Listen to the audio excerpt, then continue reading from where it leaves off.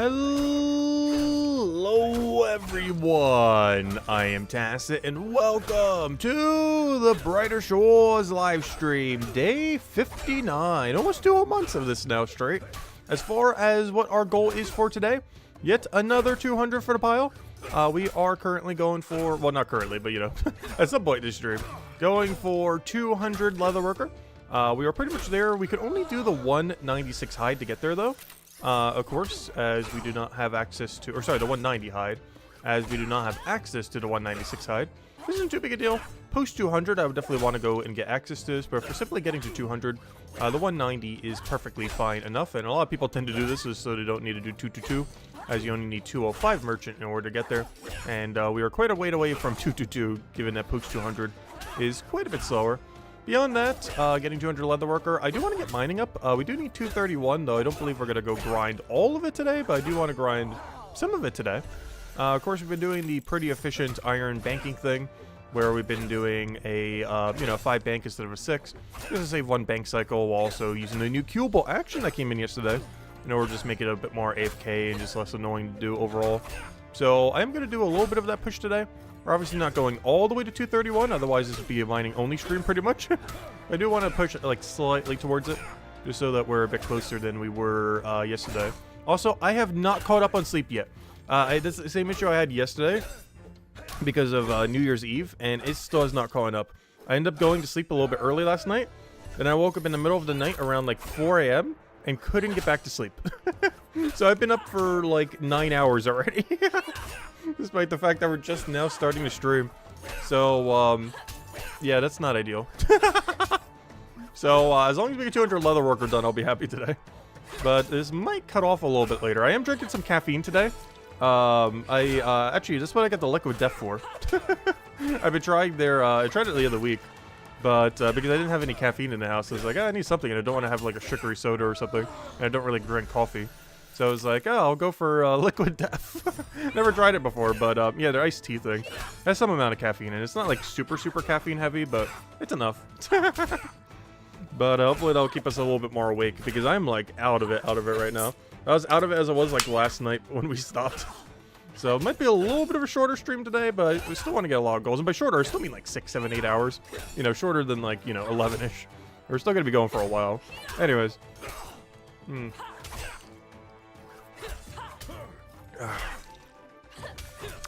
Yeah, iced tea's not bad. It's pretty light. That is what it needs to do.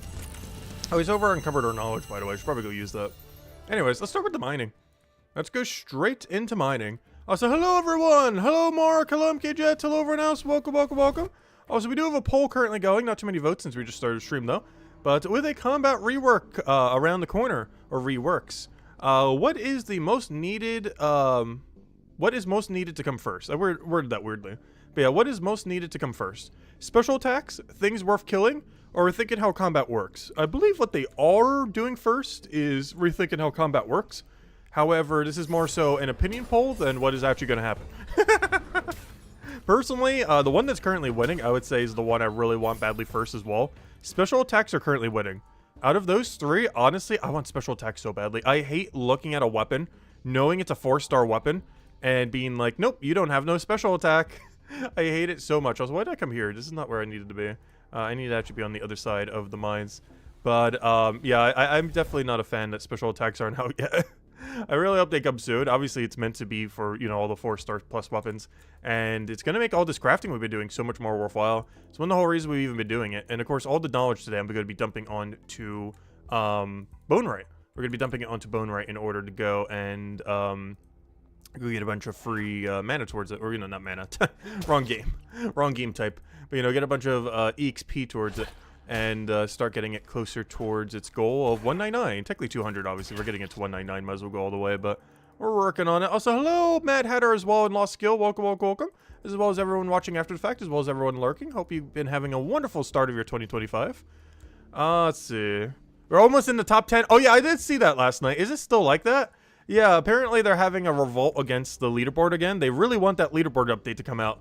But yeah, like 6 people, 7 people are like hidden here. Maybe even 10, 20. Who knows these days. But yeah, we're currently 12th place. Look at us climb. We've been grinding. Look at how much we've been grinding. I just slept and Wait, why does it say no current live stream? Wait, 1 second. There we go. I'm not sure why it just bugs out sometimes. There we go. Anyways, but what was I saying? But yeah, we're top 12 right now. Look at that. Look at that. We're absolutely climbing. We've been non-stop grinding every second. Went up like 6 ranks overnight by doing nothing. Let's see. Go to bone rate. Go to bone rate. Alright, anyways, let's go back to our cycle. Oh, do I not have cubal action on right now? Let me go change that. Let me go make sure I do the first hit now. Because all spawns are based on your first spawn. So as long as your first spawn is in time, all your other spawns will be in time, which I really, really like that change. There's some really broken things you could do with it. But for now, we're going to use it so all these respond at the same time, even though I'm about to go change my menu. Alright, open settings, left click, Q first. Boom, boom, boom. Alright, there we go. Alright, let's go get this iron queued up. Oh, look at how nice this is. Boom, boom, boom, boom, boom, boom. Gosh. Gonna finish this whole drink in like the next half an hour at this rate with how much downtime we have. Whereas before we'd have to keep going over and over again. Hey, more zombies is here. Oh, is that the more zombies? He's been in chat quite a few times.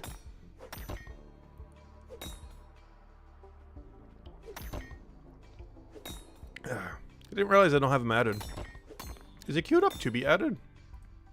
Because I always thought I had him added, but apparently not. This is just some guy also named More Zombies, which would be funny. Not too many people out there called More Zombies, though. Alright, what am I doing? Checking... How do you even check friends list thing? No, it's actually not on the queue. Oh, no, Creamy is. I need to go get them added. Gosh, there's like a whole backlog of things I need to go do in this friends list. It's just with the 200 limit, it's hard to keep juggling it over and over again. Really need to soon, though, again. But anyways, yeah, we're going to be power mining a bit today. We're still going to be banking them all, because not banking them is about 50 gold per hour in effective value, so it is definitely worth banking them. It'd be kind of crazy to drop all of them rather than bank. For how little time it takes to go bank them due to how close it is. Yeah, we went 6 ranks in under 24 hours. We've been climbing. We've been going all the way up. But yeah, does anyone know why they're hiding? I assume it's because of wanting leaderboard changes. So they're all hiding themselves until leaderboard changes comes. I just assume. I'm not sure if that's actually correct. Can't think of any other reason they would all mass hide. Other than to make a statement of, hey, go fix the leaderboard.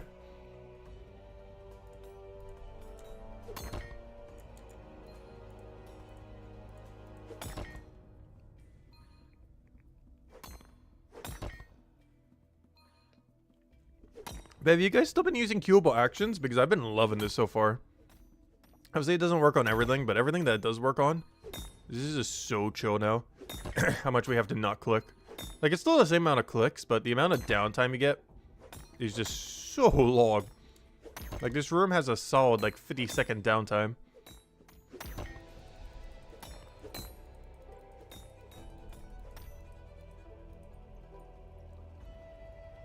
So when we're doing it actively, I guess it's a little bit less, but it's like 30-second. Not counting respawn, I guess, because we're taking the other two. It's like a 30-second downtime. If you're doing the AFK method, it's like 55-second. It's still really solid compared to what we were doing before with it. Where like every few seconds you'd have to click on something.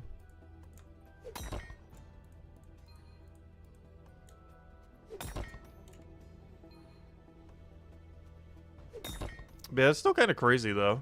Obviously, we're not actually ranked 12 right now, though. Hey, we're ranked 10 man to Matubin, too. Now, that didn't go nearly as high. Oh, we're almost past Chino. I know he ended up doing the 200 mine fighter grind when we were doing leagues that 1 week. What else does he have in mines of Matubin that makes him so high right now? Oh, he has 251 stonemason. That's actually really, really solid. I think that's top 20 stonemason in the game.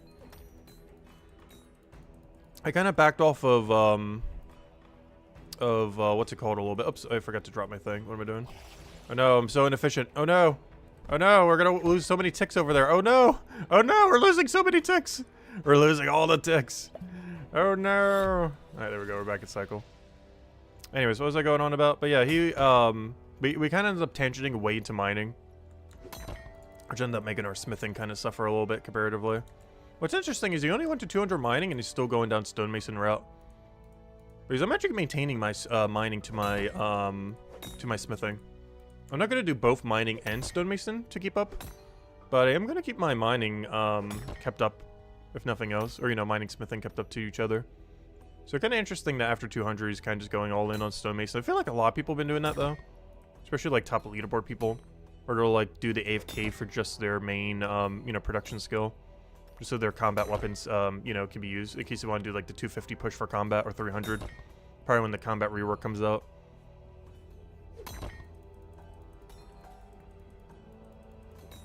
But I'm not sure why they're all hidden. I just assume it's a leaderboard rework. They still haven't gone around to it. They haven't really been making much word of it.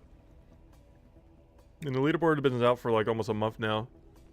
It's one of the major features that's going to be, you know, for launch. Or, you know, one of the major features that they wanted to get done before launch.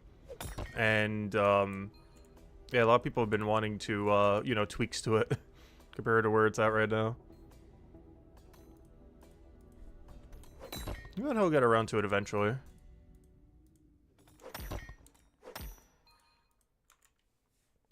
You got to record for Lost and Found. You're doing it this weekend. Nice, huge congrats. Yeah, it's a great quest to get done, and I highly advise everyone try getting it done before special attacks come out. Unfortunately, special attacks come out this month. My 2 alts will not have it done by then, but they'll get pretty close. I think they're getting it done in the first week of February, but we don't know what day he's going to release special attacks. For all we know, it could be next week, could be next month, could be next year. No, it won't be next year. But you know, it could be any week now, but also next month. We don't really have an official date. He was also supposed to, unless I'm going crazy, wasn't he supposed to release a video at one point on special attacks that never came out? I wonder whatever happened to that. Because there's a distinct lack of video currently going over it.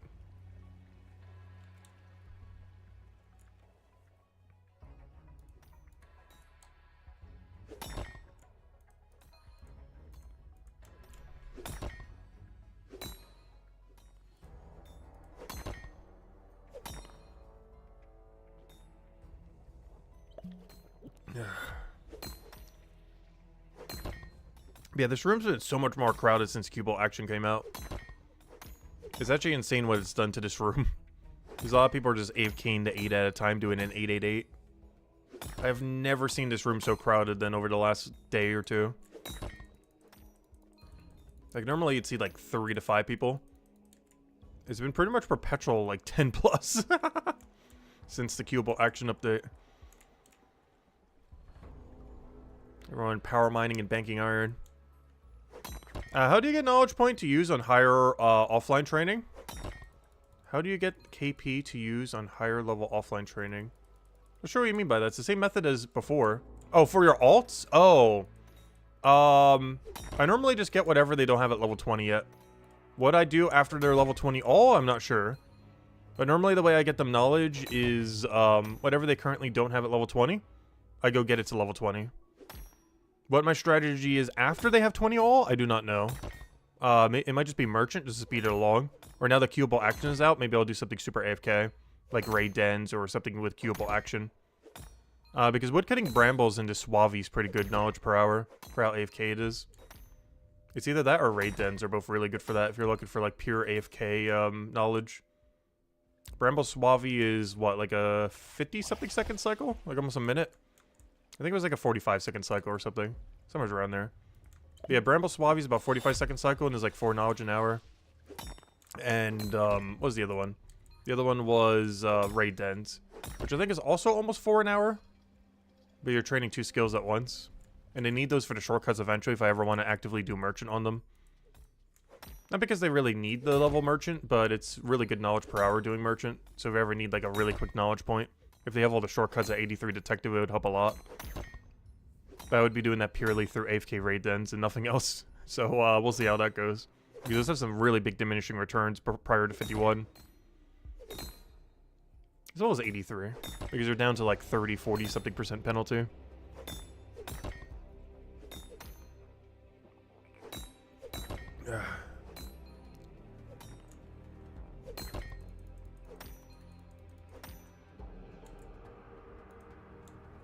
But yeah, the biggest issue for the alts is mostly getting them weapons.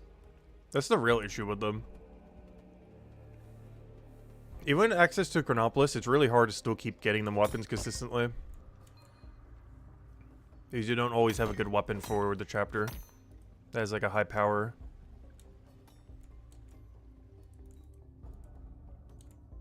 Because the weapon's way harder to source for the AFK combat than it is the knowledge. Because knowledge you can just do whatever. The weapon you just gotta get lucky. Either from their shop or from drops.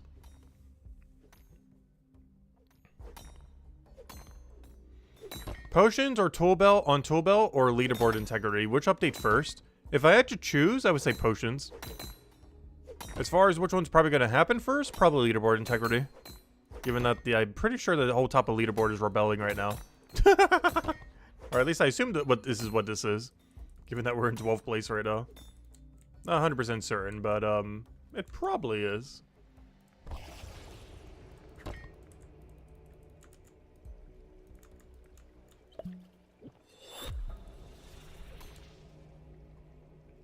I still wish you could queue up a walk. The fact that you can't make some things kind of clunky. Because if you try walking, it will like cancel your thing. Viva la revolution. Was that Sanaka? Welcome, welcome.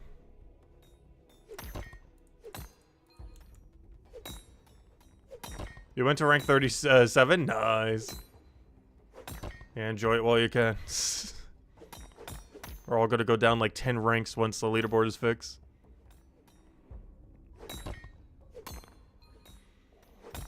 Yeah, being able to click a little bit ahead in rooms would be nice. I'm not sure what the limit should be, though. Because 1 was too little. 2 still feels like too little. But I feel like 5 is too many? It's hard to tell. There definitely has to be a cap on it. It really comes down to what should that cap be.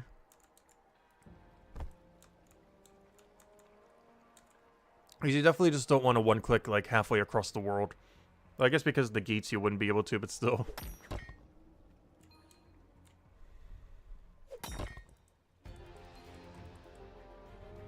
But I feel like 3 is a good middle ground. Maybe even 4. There is definitely a number that you can get up to that would be too big, though. Yeah, not all rooms are made equal. Sometimes you click what looks like a few tiles away, and it's like a billion rooms away. Like right over there is 1, 2, 3, 4 rooms. Let's see. Even though it looks like it's barely any distance at all.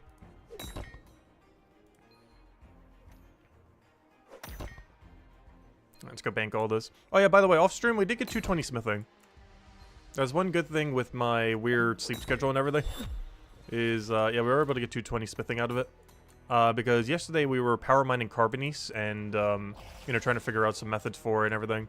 And it's about 10% worse than doing iron after everything that we did mathematically. But long story short, I still got like 480 of it. But I wasn't able to smith it yesterday because I didn't realize I didn't have the level for it. I just kind of assumed I did. But no, you actually need 220 smithing. But guess what we have today? 220 smithing. So we can go do that if we want to at some point. Because I haven't actually done the smithing AFK on the other one yet. Or not the AFK, but what would you call it? The cubable action. I haven't used cubable action on the other furnace yet. It's the only one of the ones I haven't done. I assume it works the same way as it does on the other one though. But I haven't actually messed with it yet, so we'll find out when we get there. We can technically do it at any point, just don't want to do it quite right now yet. But we will get around to it. But right now it's power mining time. Or whatever you call what we're doing right now.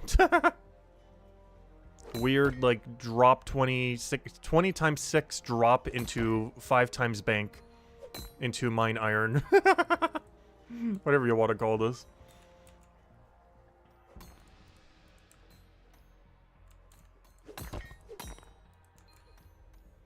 The entrance to the sewer in Chronopolis is the most deceptive amount of rooms. Is it? The entrance to the sewer in Chronopolis. I guess because the ladders make it a lot longer. Doesn't it have like a double ladder? Yeah, like right here looks like it's a really short distance. But isn't there like a double ladder there or something? Which stalls you like crazy. I think it's like the highest density of ladders in an area. Because I'm pretty sure you go down and then you go down again. Or is only one ladder? I don't remember. I haven't been down there in a while. The next enemy I need to kill there is still a while away at 284. I have been doing some AFK combat off stream though, or even at the beginning of the stream as you saw. We're at 233 right now, but 284 is still a little while away. Especially since they only gain like a level or 2 per day off stream normally. I said, hello, more zombies. Welcome, welcome. I think we just saw you in game. Are you called more zombies in game? Because we did see you earlier. But you might still be in here. Yep, there you are. More zombies.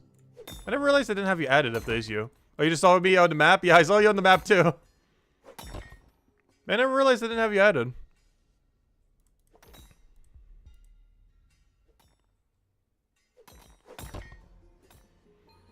They fixed today that cubicle actions close the map. Now you can prep your next room. Oh, nice. Yeah, I did see that. I didn't actually go over that at the beginning of the stream. Let me go do that real quick, I guess. Let me go bring that up. Oh, wait, but then I have to do the timer of the thing. You have no friends? Okay, I'll go get you added. Let's see. Oh, yeah, I don't have it in my inventory right now. Perfect. Okay, I'm going to go do a quick tangent on our iron ore mining. Let me go do the AFK mining thing real quick so I can go show the changelog for today. I did read over this, but I didn't realize that's what that one change was. They all seemed irrelevant, except that one. But I didn't realize that one was that. So let me go over it real quick. I know it's a little bit later into the stream at this point, but better late than never. It's a really small patch notes, though. But there was technically a mini update today. Let me go over it real quick. The reason I'm going all the way over here is it's not on Steam, so I got to use the main page one. He forgot to update it on Steam, and he also didn't update it on Twitter. But he did update it in-game, so let me go show the in-game one. So if you go to settings or news, down here, there's a little thing. Bug fixes the 3rd of January, which is today. Queued actions no longer close drawer interfaces. I didn't realize what drawer interfaces mean, but I guess that means like all the little extra maps you have. So whenever you go into a menu or menu into a menu, end up messing with queuable actions. Right now, apparently it doesn't. Haven't actually tested this yet, but we'll go try it when we go back in. Requesting a non-queued action now clears the queue correctly in more places. Fix console error in Apothecary. Fix error when... Oh yeah, that was that one issue we kept getting yesterday whenever we went into the Apothecary room. Fix error when certain high-level investigation clues were present at the same time. Improve drag sensitivity if the corresponding mouse button has no click action bound to it. And fixed various typos. But yeah, we had a little mini patch today. It's all bug fix though. No actual like content. Yeah, I almost forgot to mention that earlier. Or technically did. It just seemed kind of small, but yeah, there you go. That's the patch he did today. It's a really mini patch, but just a bunch of bug fix stuff. Anyways, let me go stop. There you go. You got your mining done. Let me go get one more node while we're here, I guess. And then go bank all this and go head back. Any moment now. You got this. You're almost there. We're going to need this for the smithing AFK. You need this for 226 smithing. So we'll actually be able to use this material pretty soon. I think I have like 50, 60 of it banked. Oh, I forgot there's a tentacle right there. Keep forgetting you have to go through the top north one, not the south one.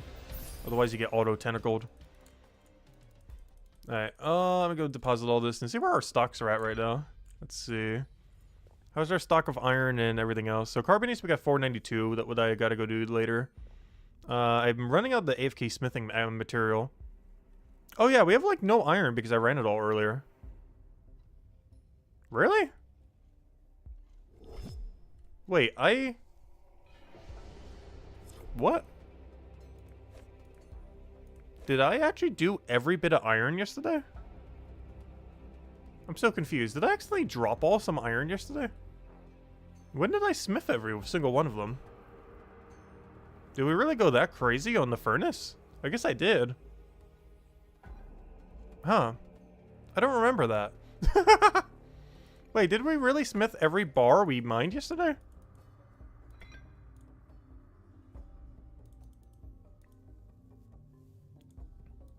Why do I forget that happening? I know we did smithing yesterday. I didn't realize we did that much smithing.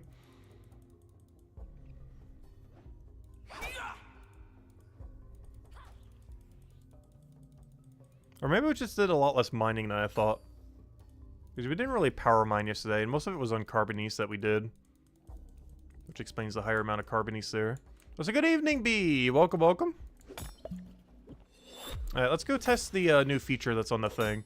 So if I double enter a menu, will it stall me? Let's go check how this works now. Alright, so I'm gonna queue up everything in here. Alright, what happens here? So I open up a menu and it's not doing anything. However, what about the other menu? I opened a menu and a menu. It still stalls you, though. So what changed? It just doesn't cancel your menu anymore? I guess it just doesn't cancel your menu. Like when you have your map open or something. But opening a menu inside a menu still stalls you, though. Like this. He won't do anything now. He's stuck. He won't move. But yeah, does that mean knowledge still stalls you too? Probably.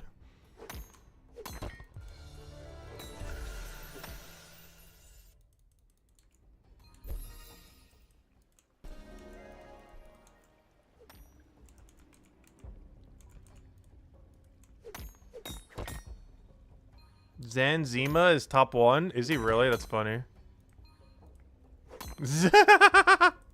Did he change his name to that? Well, Zizima is finally back to rank 1. He's back. After 24 years, or however long it's been since he had a rank 1. But yeah, Zizima's back.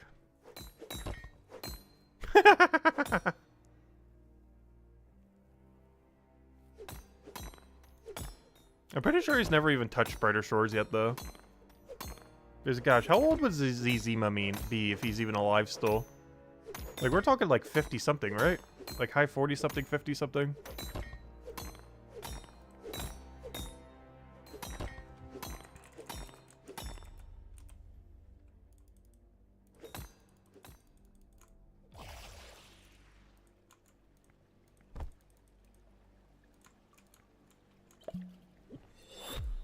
He's alive and well and following all the girls on Twitter. I was joking that he was probably married the other month. Like, married with kids and wouldn't even be bothering to be playing.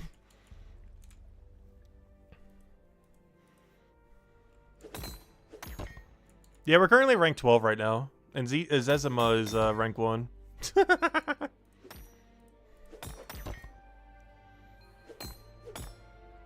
And look, Miles ES is rank 4. And Chino is rank 5. I hope one of them stop by today so I can congratulate them on their hard work and grinding so hard to nearly rank 1.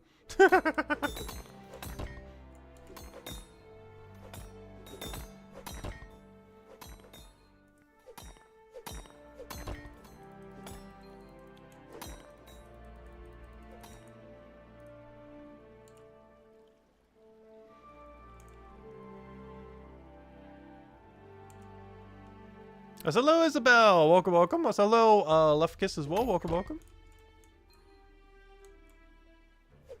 He's still a gamer. He just hasn't been playing RuneScape or other MMOs. That makes sense. Yeah, MMOs are a big time investment. I actually stopped playing MMOs for about 7-8 years straight. I only got back into them 2 years ago with old school RuneScape and then with this. And I guess technically Palia. Palia is technically an MMO. I didn't get like really deep into that game though. I did play it, but only a couple hundred hours. Like, you know, a sane amount of time. Unlike what I normally put into the game, where it's like a 5-digit number.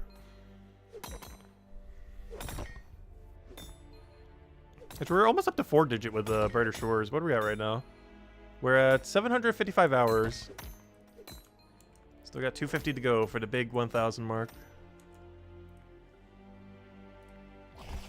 What's crazy is even at 1,000 hours, we're only going to be like 15% done with the game. If you count 500 all as done.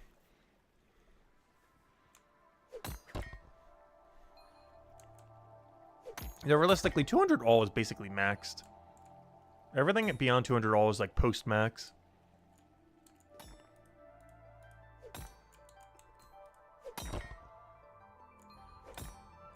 Alright, this one's the thing I really like about the respawn all at the same time. If you accidentally misclick or do something in a wrong sequence, you're not forced to have to keep doing it over and over again. They all respawn at basically the same time, so the next time you come back into this room, I'll be able to go do the rotation correctly. Even though I did it incorrectly there. The way I just did it isn't any slower, but it's weirder. But that's one really nice thing about this update. Is now that things spawn at rapid succession. If you ever make a mistake in the order that you collect your resources, you could fix it by your next rotation. Whereas before, you'd have to wait like 5-10 seconds or so in order to get fixed, but now you simply just get it fixed automatically without wasting any time. It's a really nice quality of life that way. And technically increases XP per hour. There's a lot of things with it that, even though he said it doesn't increase XP per hour, do effectively increase XP per hour. Especially the double spawning that you could do. These all spawns basically go off the first one you could do. So, as you can see right there, that just got fixed right there. So now we can go back to normal rotation. But since all spawns are attached to the first spawn rather than the last spawn, allows you to do some interesting thing with Forager and a few other skills. Because if you take even one node in the room, you basically set a timer for all of them in the entire room to respawn. So you can take one and then basically take it again. Like you take two in like a little corner and then take them immediately again, pretty much. Because they're going to respawn like immediately. Due to them being off the first spawn rather than the last spawn timer. There's a lot of weird things you can do with it. Not sure how much meta is already formed around it, but there's a lot of stuff you could do. I haven't utilized it too much yet, though. Also because I don't really have a need to do Forager or other skills that need like a weird spawn thing like that. It only really works good if you're wide farming an area, rather than just camping one resource like we're doing right now. And Forager is pretty notorious for wide farming an area. Whereas Gather and a few others don't really do it as much. And woodcutting, you can literally do most woodcutting just stuck in one room now. Especially with the Q action. Because trees respawn so quick. You find that Unbi is hiding himself after giving others so much grief over it? Was he? I personally never cared. I know he was like going pretty heavy on the leaderboard. But I really honestly don't care at all what they do with the leaderboard. Like obviously fixing it's better than not fixing it. But, you know, it's just like a fun thing to look at. Like, you know, we've kind of been going for top 20 and being like, oh yeah, let's go grind for top 20, stuff like that. But honestly, I don't care if we drop to like rank 45. Like, if we're at rank 10 or 45, it means, like, pretty much no difference. This is a cool little fun thing to go for occasionally. Like, you know, if we're close to a rank, it's like, oh yeah, let's go right to rank 20. Or, you know, if we're really low in something, it's like, oh yeah, let's go for, like, rank 100 if we're at, like, you know, 151 or something. Yeah, just like a little small little mini goal. But otherwise, I don't really care where the numbers are. Because we're always going through this adventure at our own pace regardless. I just happen to be playing a lot. So we're also pretty progressed everywhere. But I'm not really in a rush if it takes us like a week or two longer to get somewhere. Like there's already people who are 200 all, but you know, we won't be 200 all till like a month or two from now. But they'll still be before Chapter 5, and that's pretty much my aim. As long as we're 200 all before Chapter 5, it doesn't really matter when it happens.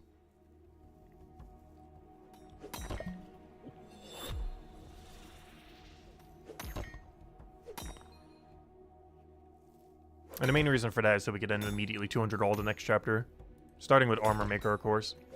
The first thing I'm doing after I do every quest in Chapter 5 is 200 Armor Maker. Initially, we're going to go do the entire storyline and explore everything there is to do. Then after that, we're going to get whatever the requirement is for every quest in the region. Then go do every quest in the region. And then after that, 200 Builder immediately. The only exception to that is if you super need Worm Wrangler in order to get it up. Or whatever the Gather skill is called. I still keep calling it Worm Wrangler. It has no official name yet still. But whatever they're going to call that skill. I wish I would have showed it in that one teaser. Because I really want to know what that worm catching skill is. Or the worm gathering. But, yeah, we might have to 200 that before doing 200 Armor Maker. We don't know if it has a tie to Armor Maker. I assume it has a tie to Builder, but not Armor Maker, but we don't currently know for sure. I'm hoping its tie-in is only to Builder, though. Well, obviously Builder and Alchemy and like a few other things like that. Obviously Bone Right to some degree, because of the cement. But I'm hoping it doesn't have much of a tie-in with Builder. I mean, with Armor Maker, I mean. Because if it doesn't, we're definitely rushing 200 Armor Maker first. Otherwise, we have to do 200 Gatherer thing first. Doesn't really matter either way, though. The problem with the Gatherer one is it's going to require a lot of gold. Because if it's anything like any other gathering skill, it's going to require like 2 or 3 tools. And that's a lot of things to go upgrade. Even just 2 is already, what? Like 36 gold or so? That's a lot of gold. Trading will exist by then, though, so I guess 36 gold is not as much gold. Because trading will exist before Chapter 5 comes out, pretty much guaranteed at this point.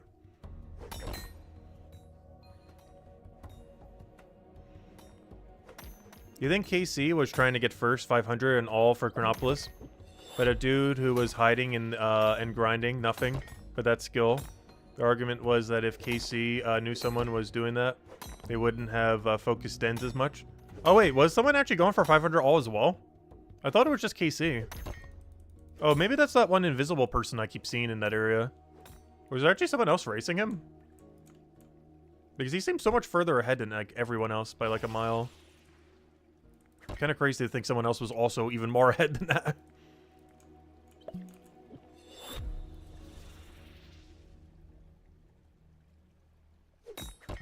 Oh, you mean the 500 detective guy. Oh, I see what you mean. Yeah, he was doing the raid dens to get more value, but then someone sniped him on 500 detective. I see what you mean.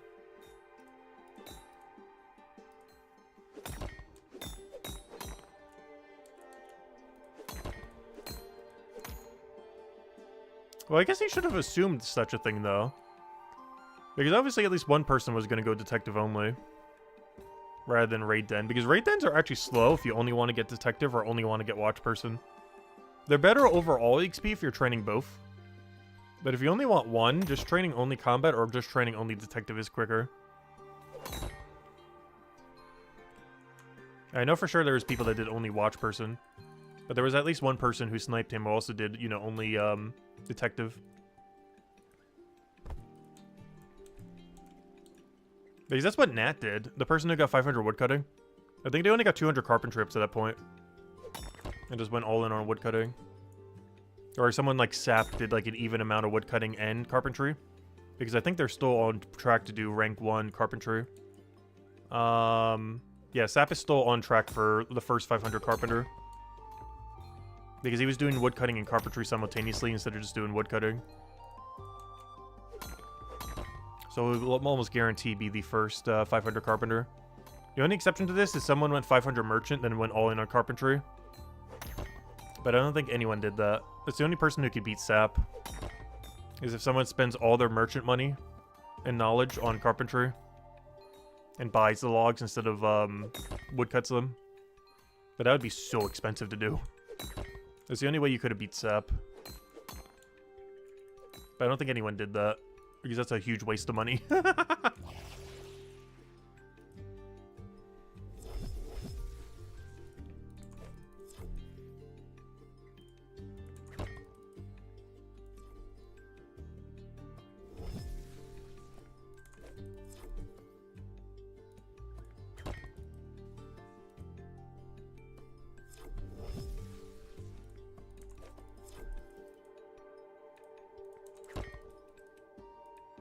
Also, I still find it really funny that Andrew Gower does 2 games in a row where iron ore are meta. He just loves his iron ore. He just couldn't not include it and make it good. Every time. It's like 10% better than Carbonese. Assuming you're banking. Obviously, power mining Carbonese is better. But banking Carbonese is actually 10% worse overall value and XP per hour than doing iron. At least at tier 5. I haven't tested that at every level, but at tier 5 it's about 10% worse. Despite being a higher tier ore. Are we going to do iron all the way to 500? No. The blue one does become better once we get it. As well as the one granite one, or the one andesite ore, whatever that thing is called. The problem with that one andesite is I don't need stonemason material. I don't plan to do post 200 stonemason. So I'm still not sure what I'm doing with this necessarily. I might just save it for player trading if I do mine it. Because it should be more mining XP per hour than iron. But I don't really need it. So I might just skip andesite as well. Just bank like a few hundred. Maybe even less than that. I'm still not sure yet. But yeah, I might legitimately be doing iron ore all the way to 262. Not all right now, obviously. I'm not even sure if we'll hit 231 this stream. Not even sure if I'm going for 231 this stream. But, yeah, I'm still not sure. I need to go double check what the XP difference is. Because I do want to bank it if I'm mining it, though.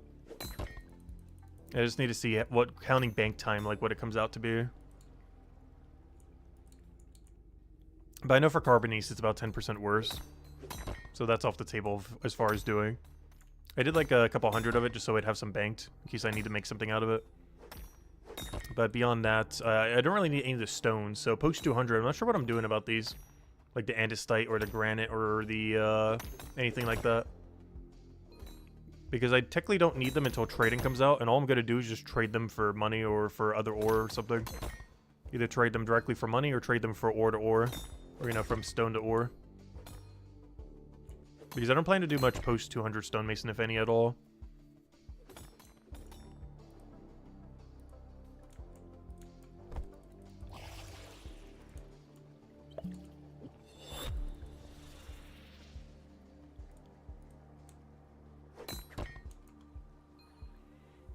Panning for gold should give opals for passives. That would be funny.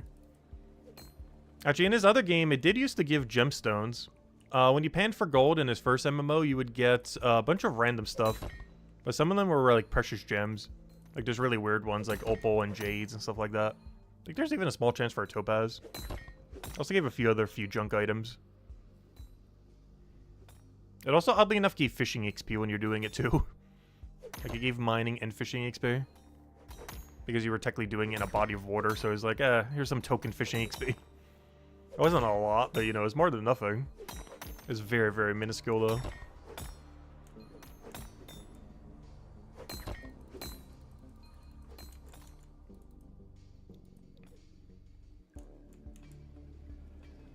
Did you hear about the new meme that people made about Andrew roasting Oda with what he said about playing Brighter Shores? Wait, what did he say about playing Brighter Shores? Pipe Alley with the dude, you gotta make a potion of hero recovery to make his hero grow back. Wait, was there actually a dialogue in there that referenced Oda, or are you just talking about like the joke of the thing? Because I do know the quest. Where you gotta make like the hero growth potion thingy. I don't think it ever mentioned him by name though. No, you were just talking about the joke. Okay, I was gonna say. People calling the NPC Oda. He is Oda from the block. That is correct. Block, alley, same difference.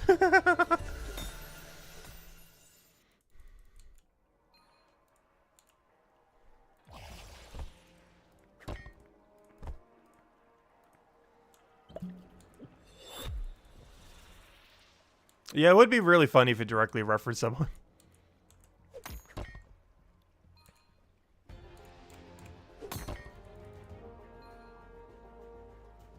Pipe Alley is Oda's block.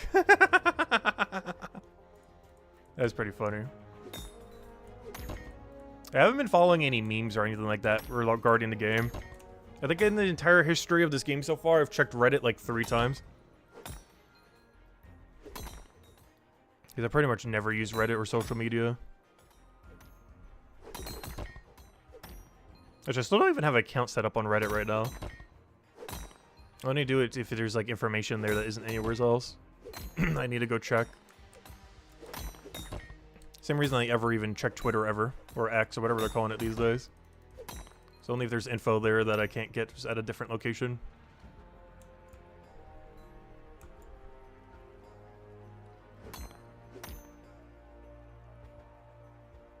You're allergic to hearing their complaints? I could only imagine what Reddit was like for the first few weeks of the game there. Like all the people complaining about the combat system. Multiple times a day.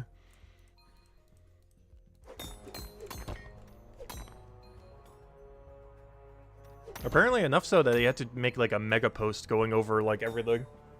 I still never bothered reading through the whole thing, by the way. It didn't really seem like he needed to explain why the systems were the way they were. But he did. Probably because there were so many people just talking about it. Like, you know, the whole, like, chapter combat separation and everything.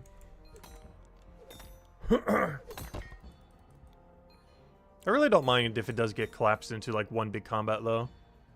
Either way, it works. Though, oddly enough, you know one thing I still hope he keeps, though? The gear separation between chapters. I kind of like that whole system with the obelisk and everything. It's rather unique. I still feel like there should be a quest that lets you unlock untuning for some kind of cost, though. Like being able to untune an item. Not for free, but, you know, at some small cost. Every time you untune something. But, I do like the fact that gear is basically locked to a chapter to some degree. It's because it requires needing to get more gear. You just don't get one item and then it's like, okay, well, I'm good to go forever now. Like, you actually need to get multiple sets or untune it to retune it to another chapter if they add a feature. Like, you can't just be one and done when it comes to an item. Which makes duplicates of items or crafting in general a lot more worthwhile. Because in a lot of games, once you get one of something, it's like, okay, you're done. Like, you know, you got it. You don't need more of it. But if there's like a really good boss drop, but you need it for like 4 different chapters, Like, you know, that starts to add a lot more value to it compared to if you only need one and then you just never need more.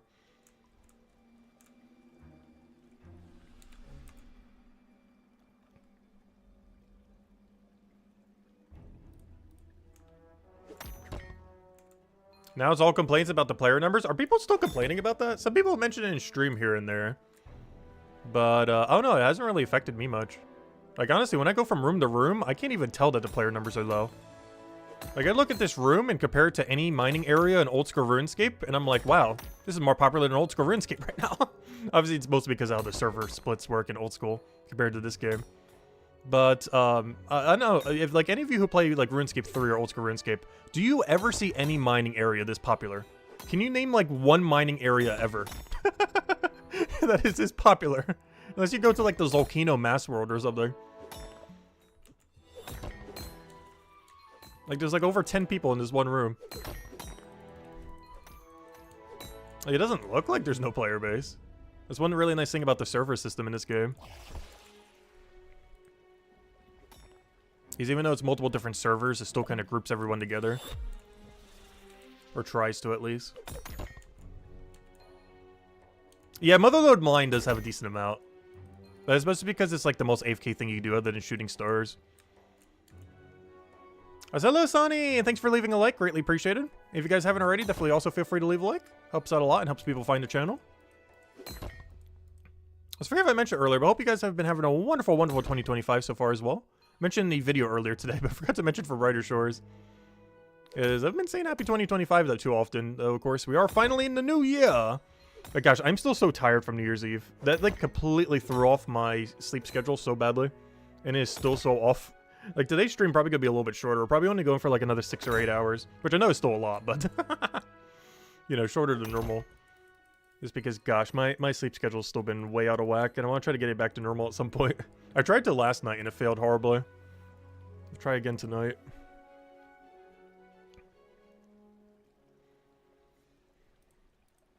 I'm in denial that it's still 2024.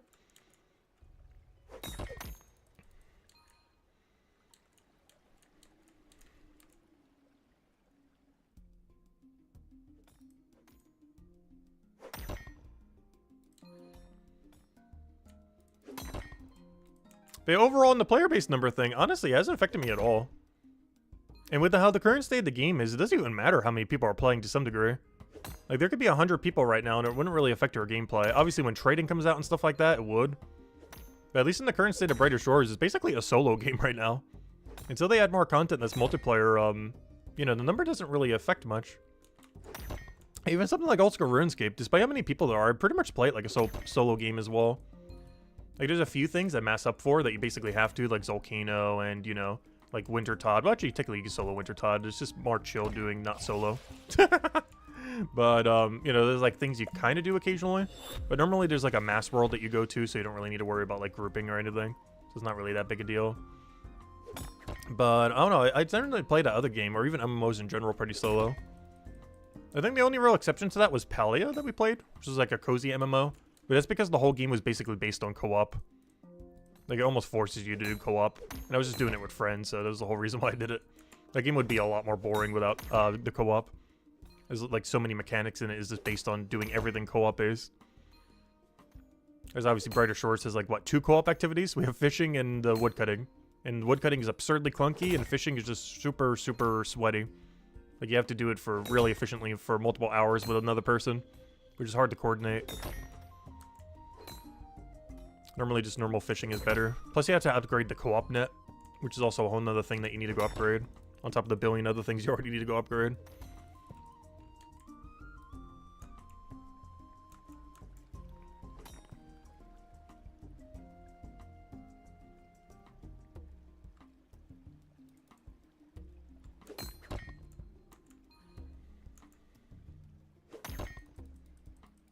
If you had 5 people on your tile, it'd be too many.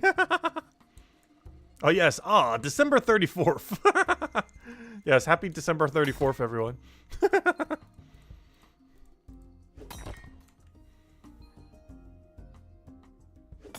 You downloaded Palia strictly to play the jump quest? Really? That's funny.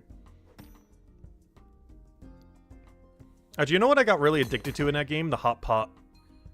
That was like the first thing that hooked me when my friend showed it to me. Because I really like card games.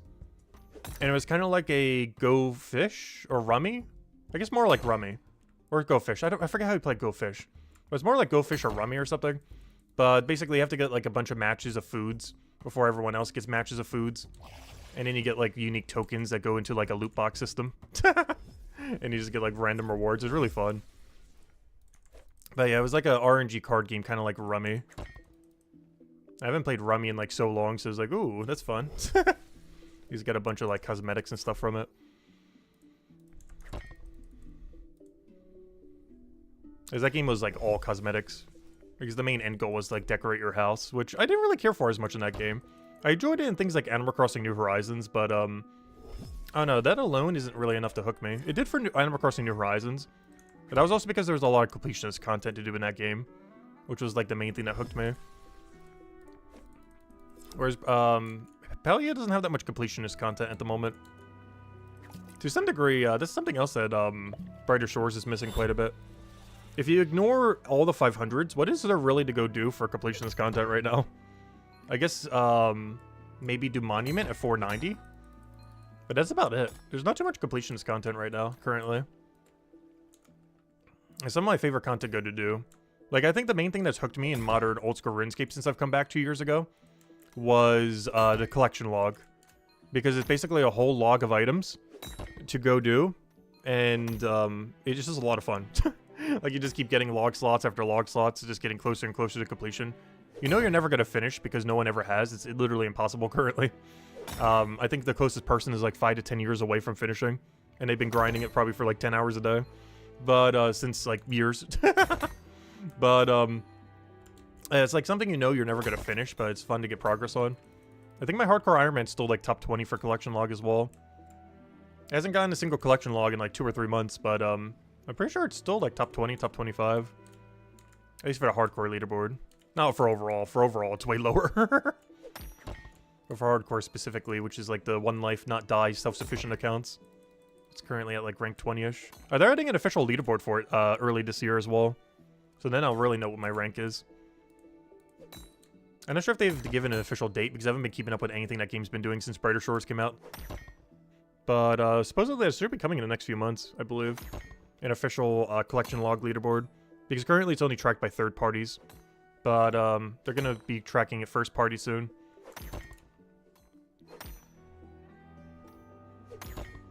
Then I'm going to need to go get the Dragon Staff. I think you need like 1,200 collection logs for it. And I'm currently at like 904. So I'm still like 300 short. Still got a little ways to go. Wait, did I done my ore despawn or something? Am I going crazy? Why is there no ore there? Oh yeah, I just banked it. Never mind. I did just bank it, right? I'm going crazy. This is what happens when I'm playing while I'm tired. Same thing happened last night. By the time we ended. I really need to catch up on sleep at some point. I slept plenty today, but it was kind of staggered. Which is worse than just getting consecutive sleep. Or at least for me anyways.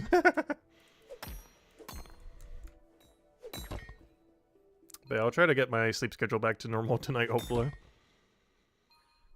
This has been a mess since New Year's.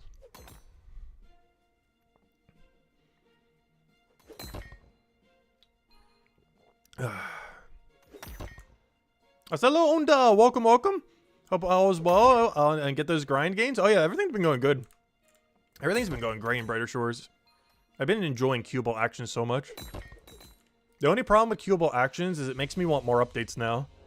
They gave us a taste of more updates, and now I need all of them. Now, all they did was tease us with something good. But now I need all the other amazing ones to start hitting the game.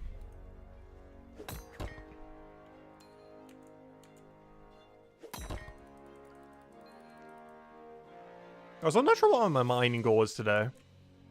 I kind of want to say 231, but we will be here literally all day if we say that. I don't think I'm doing the whole 231 push today. I think 226 is a good stopping point or something. I'm not sure. I easily could do this all day just because this is so free with queuable action now. But, I don't know. We'll see. I highly doubt it, though. Probably just a few hours and see how far that gets us. Because in like 2 or 3 hours from now, we should be 226. Because I also want to go make sure I smelt all the ore and everything I get, just so I don't fall behind. Not to mention, I think I'm behind on the bones right now, which is a problem. Because at some point, I should actually go dunk all my bones before we go too crazy on knowledging everything else. Just so we can get a little bit better value from it. I don't think I have that many banked. But I have enough banked that I should really be doing them at some point soon.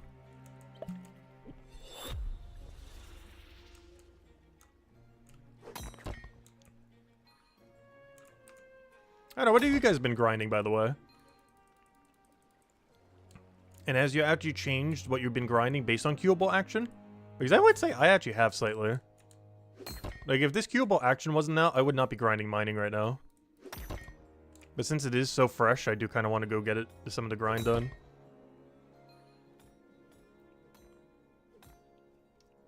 Main goal today is 200 Leatherworker, though. As long as that gets done, I'm happy. I don't really care what else gets done today. It's like my only goal today.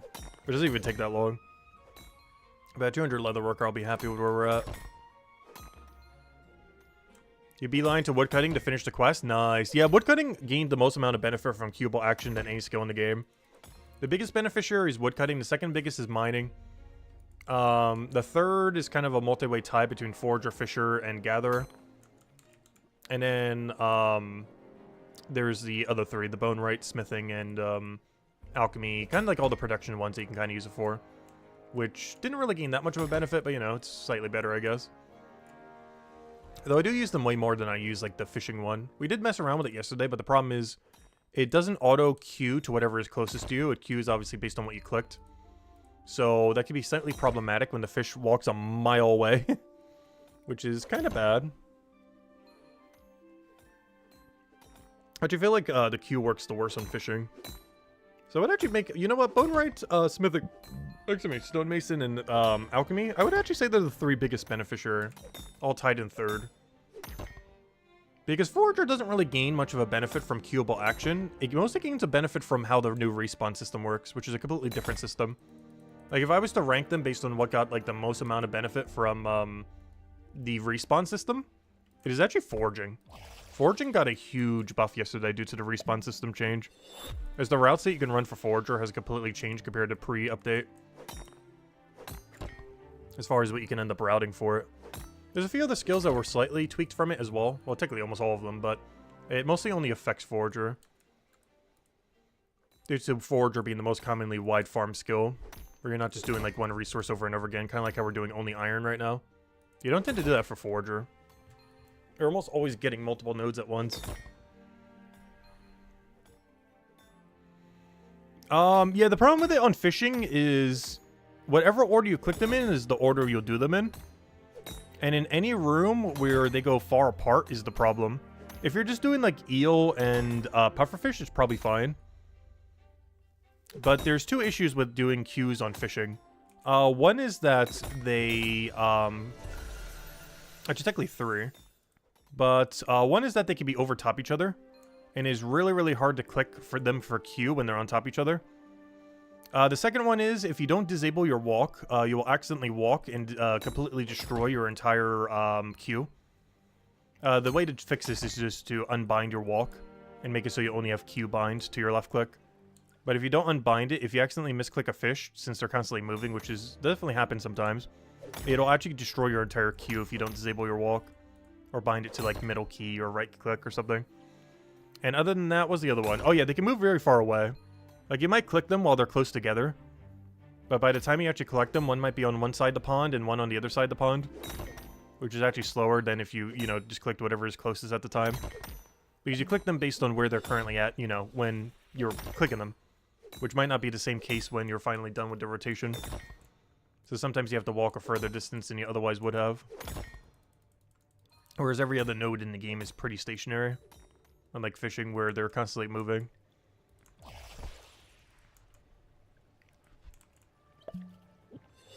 Yeah, there's a lot of instances with it with fishing where it's not ideal. It's still helpful for making it more AFK. But, it definitely hurts your XP rate.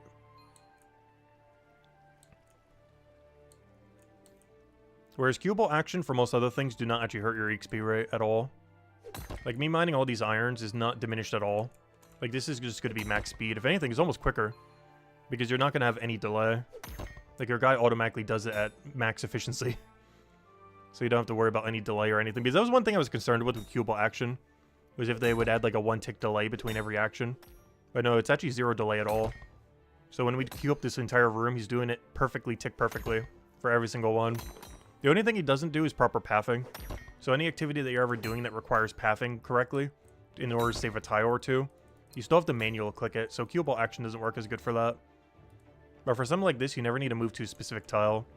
Or the ones that you do need to move, you know, you can just do between cycle, like this would. So this is an activity that actually benefits a huge amount from it. Any of the 10 ores, as well as the Bramble Suave, are probably the 2 biggest beneficiaries of queuable action. There's a lot of other things as well. These are just the bigger 2.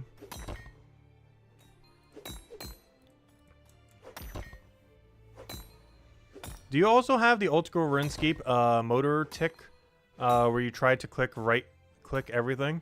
You've collapsed all my queues so many times due to that. Oh yeah, the right-click thing. Oh no, I don't really right-click stuff that much. But yeah, that does kill your entire queue when you do that like that.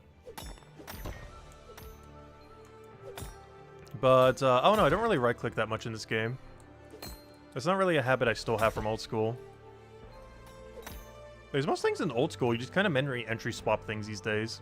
So you tend to just left-click most things. There's very few activities in old school these days with RuneLite that you actually need to right-click for. Because you can almost menu entry swap or everything.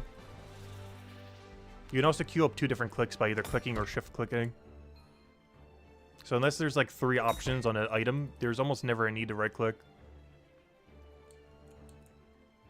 Unless you're picking up like a partial loot stack or something similar. It's like a few instances you still would. But generally, the only times you need to right-click something in old school RuneScape these days, with all the plugins they have, is if a stack has, or if anything that you're clicking on has 3 actions that you need. If it has like 3 or more actions that you need to switch between, then you need to right-click. Because you can just set left-click to whatever you need, and shift left-click to the other thing you need.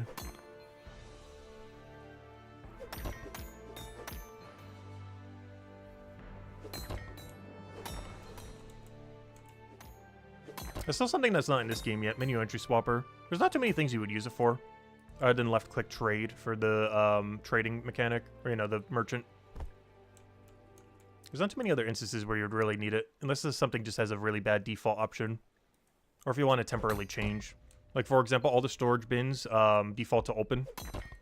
But there are some situations where you'd actually want it to default to store all. But currently it's defaulted only to open. Same as when storage rifts get a rework. Your default is probably going to be open to storage rift rather than deposit all. Whereas normally you'd want them to be deposit all.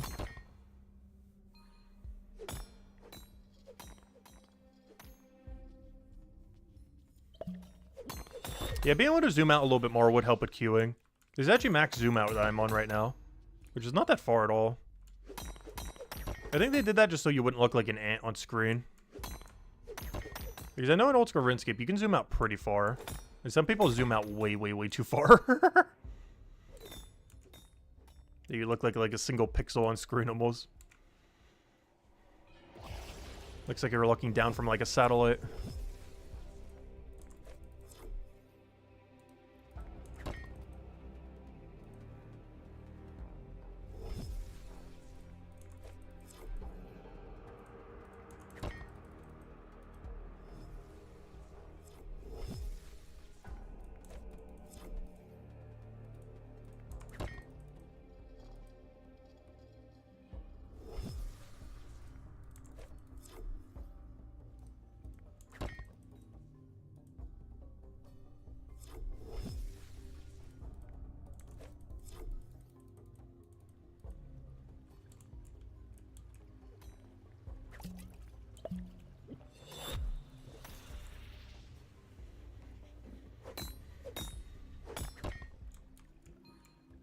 I almost got our first mining level.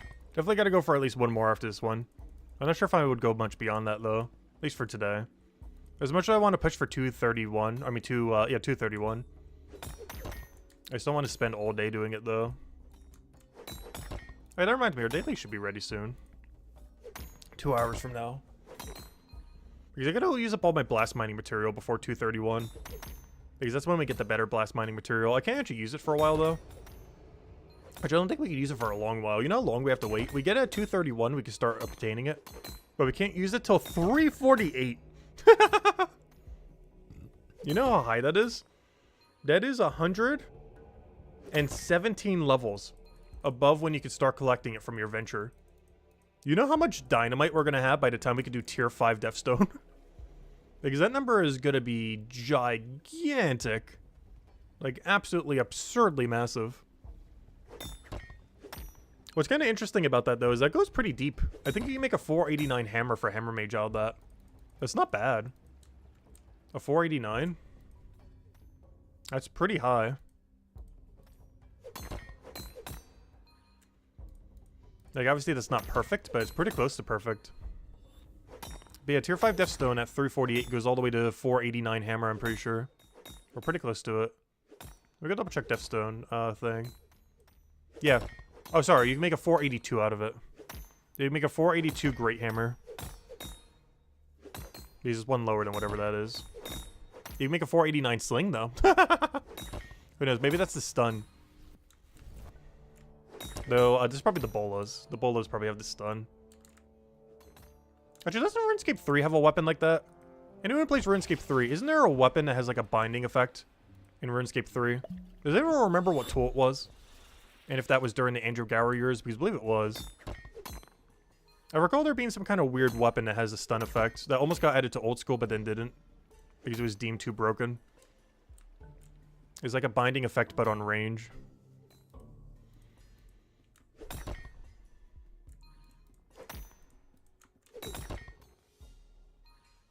I can't remember what weapon they put it on, though.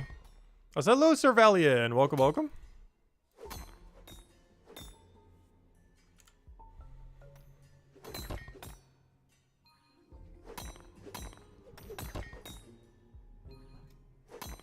After you start mining, after you're done with all quests, you do the highest level thing or stay on iron like you... Oh, no, you should always be in the highest level thing. Another reason we're doing this post 200 is the gap in between just isn't worth it. But no, you generally want to be doing the highest thing and just power mining. I would even drop all tier 2 and 3. I personally kept all tier 2 and 3s. But until you get to at least tier 4, it's not really worth keeping them. I still did, which is pretty inefficient. But, oh no. There's not that good of value. When you get like tier 4 and plus, they start getting good. And it's one of the reasons why we're doing iron rather than carbonice. Because banking carbonice is just a nightmare still. Whereas banking iron is pretty free. It only requires like 4 or 5 minutes per hour to bank all the iron that we're mining. And for effective hour that we bank it, it's about 50 gold worth of iron. Obviously, we're only doing like 4 to 5 minutes per hour. But it comes out to, you know, if you add all those up to an hour, it's slightly under 50 gold an hour. So it's definitely worth banking. Just because how quick banking is. It's like about 50 gold per effective hour of banking. Which is absurdly high, whereas Carbonice is only around at tier 5, only like 10 gold an hour. For effective hour of banking, just because the bank is so far. Oh, I forgot to drink the XP pot. I guess it's better late than never. As long as I tick the first node first and then do it. Now drink it. That's one nice thing with the update. You can actually do actions in between. It doesn't really hurt your cycle too much. So like right there, I drank the potion, but it doesn't actually penalize you like it used to. Because now they all spawn based on the first ore. So as long as you take one and then drink or then use your knowledge point, you'll be perfectly fine. What's your cash stack looking like? Oh, we are loaded. We are at 77 silver. We have more money than we ever know what to do with.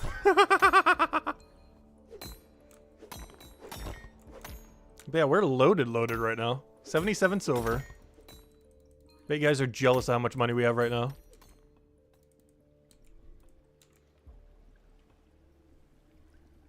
I know, so don't spend it all at once. I know, right?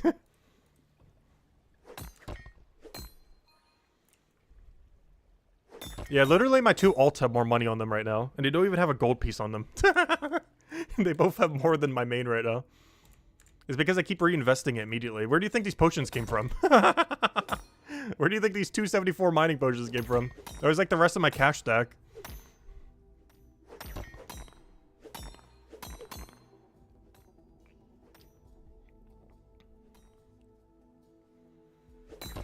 Yeah, the main thing burning my money right now is upgrading all the tools. Yesterday we upgraded to a 25 hatchet. Now I'm working on a 25 handsaw. But it's mostly the tools that keep eating all my money, if you're wondering where it keeps going. Obviously potions slightly, but it's mostly the tools that are eating it. I do burn some while doing the smithing AFK, but it's not a lot. But it does start to add up.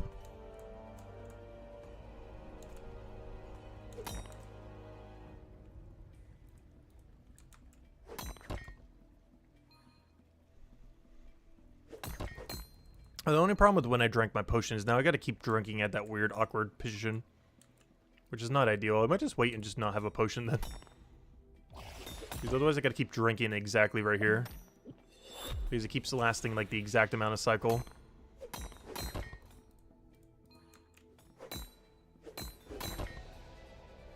I know, we're nearing 1 platinum, I know, right? We're so close. Yeah, there's one thing that's gonna be nice when trading comes out. I can go sell all my spare junk. And actually have more than like 0 gold. Like our perpetual 0 gold. We have like a gambler amount of money. It just keeps going down to 0 or negative. Even though we never gamble. Even when the duel arena comes out, I'm not going to be gambling. I'll do it a little bit for fun, like maybe up to a gold piece or something, but we're not going to like gamble our whole cash deck away. I'm just going to be playing it for fun, not for the resources that you get. I will play it if there's any uniques, though. If there's, like, unique cosmetics or unique unlocks. If it's purely just for gambling, I probably won't be messing with it too much. You'll give you some? Thank you. Yeah, I definitely need some. I'll reinvest it into everything we can. Because there's still so many things we need gold for. Mostly tools. But I guess technically better potions down the line. Like 7% and 10%. Mostly for knowledge points. I don't think I would chug them like we would 5%, but whenever you do like a knowledge upgrade, having like a 7 or 10% would be so nice. Whenever I get to 200 alchemy grind, we'll have a ton of 7% for mines of Matubin that we can start using on bone rate, which will be nice. Or for post 200 smithing.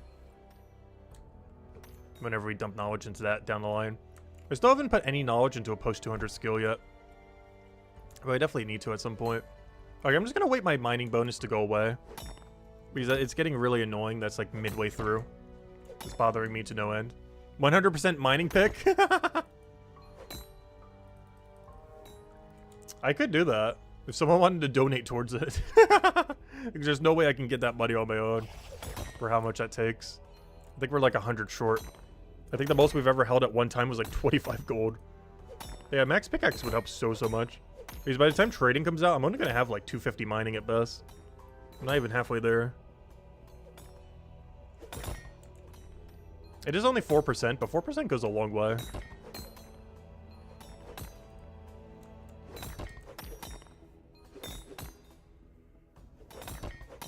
Isn't it 3 gold only? What, a level 50 pick? Is a level 50 pick I think is 118 gold total. I've spent like 26 towards it, I think, or something like that.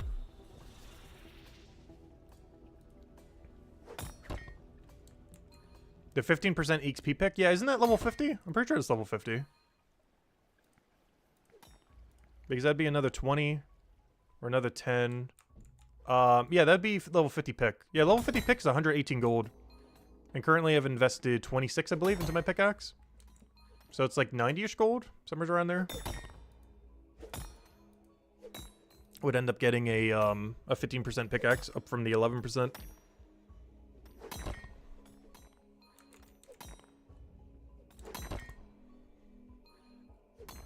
It's really expensive. That's why I haven't done it. Even that technically isn't max, but for all intents and purposes, a level 50 tool is max. Because anything beyond that is just absurd. As far as its cost relative to what you get.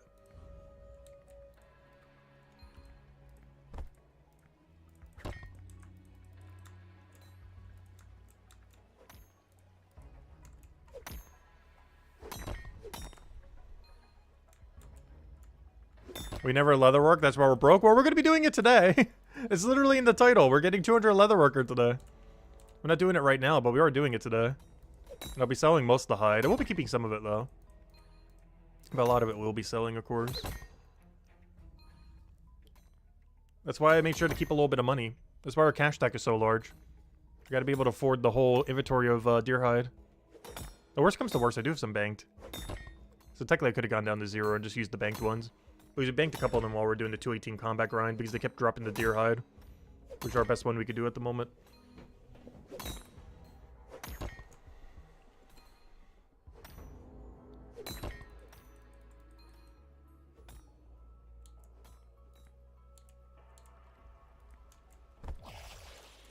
$333 is like 6 gold an hour. I know. It's like almost nothing. But I don't know. We're already getting it while we're doing combat. So I was like, I'll bank it. But each one I think was only worth like 2.5 silver. Well, I wasn't just going to leave it on the ground. I just couldn't do it.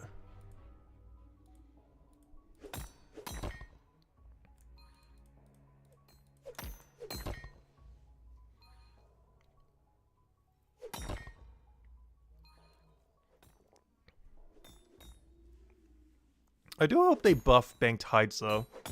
Banked hides are so far away compared to buying them. I really hope they tweak that at some point so it's not as annoying to go get out your banked hides. Because you lose so many tiles going to the bank.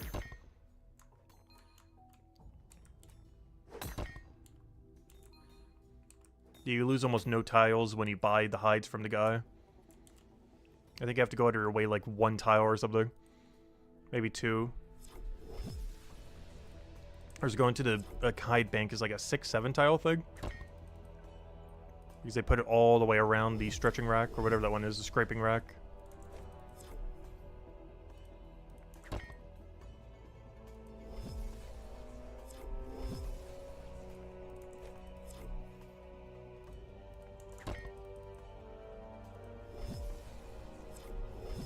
So much iron.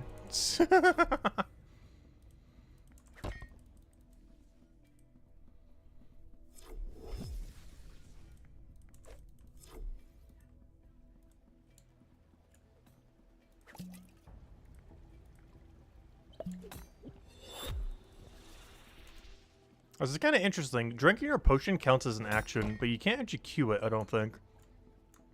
But it counts as one of your queued actions, which is kind of funny. You can't queue the drink, but the drink itself animation is so long that it counts within your queue. That's how much of a delay there is with a potion. Is it actually counts it when you start queuing up items because it's taken so long. I really hope potion drink is a little quicker in the future. I don't think it needs to be instant, but gosh, it needs to be quicker than it is now. It takes so long, it literally accounts for your queue. There's just so much downtime between the drinking.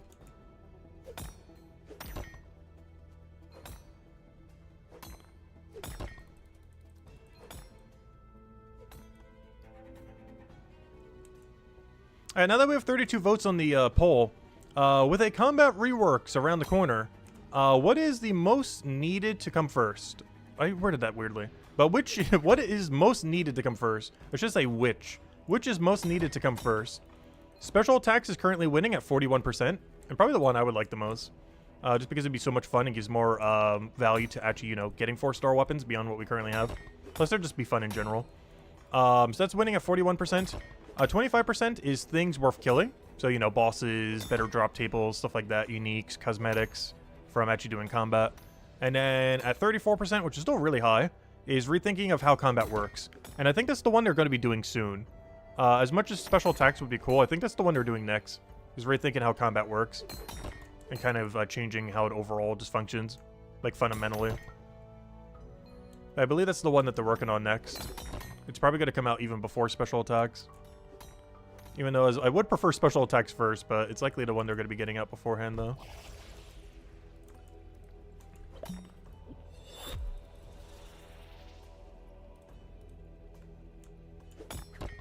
But we'll see what happens. Obviously, we're going to be getting all 3. We just don't know what order he's going to be doing all 3 in.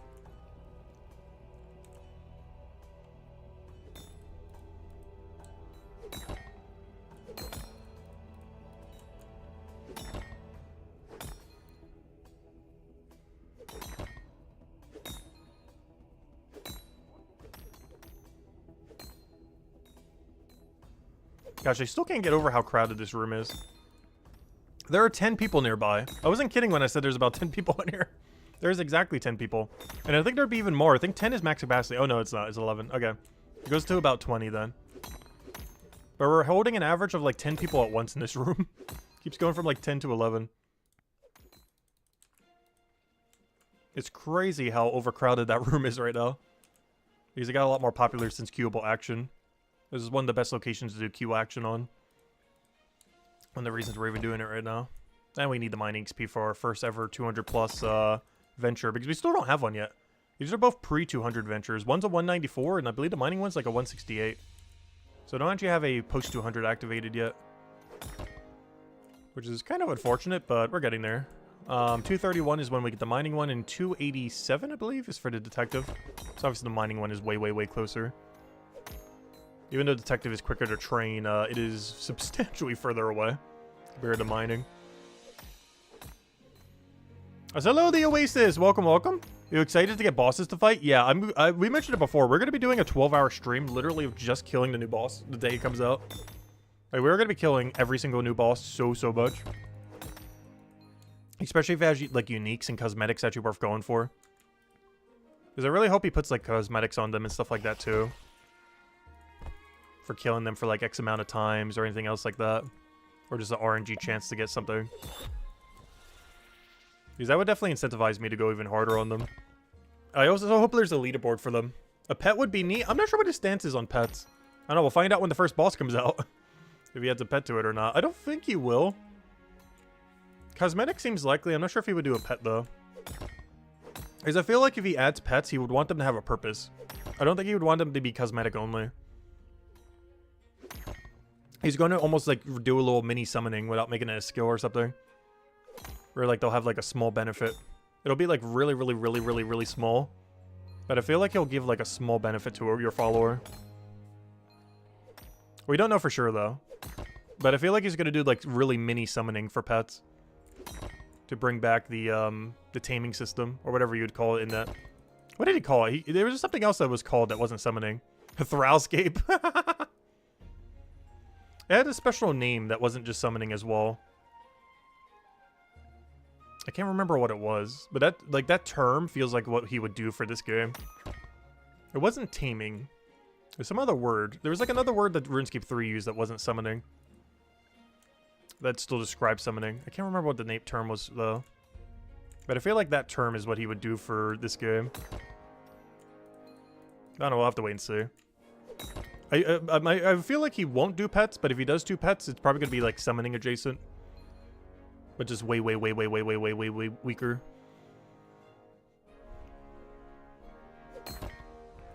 Because summoning was kind of like absurd power creep. I think he would have learned to not make it that strong again.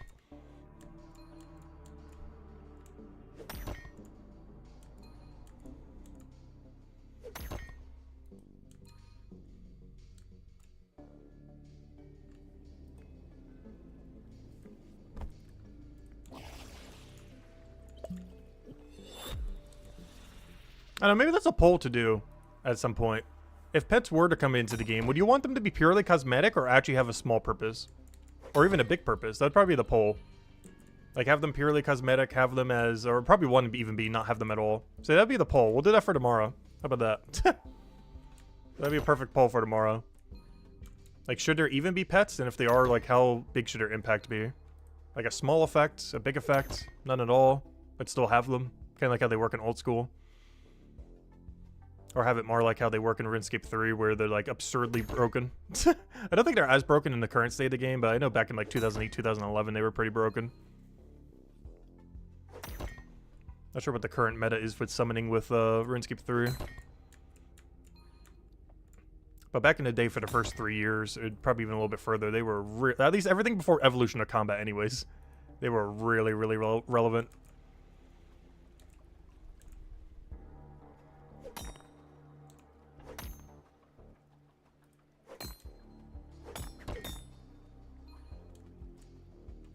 They should have an inventory system for potions? No, I think they already said they're going to be putting on Toll Belt.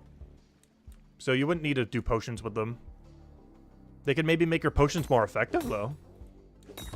Like, imagine there was an alchemy pet that made your potions 1% better XP rate or something. Like, it makes every potion you drink, like, 10% more effective.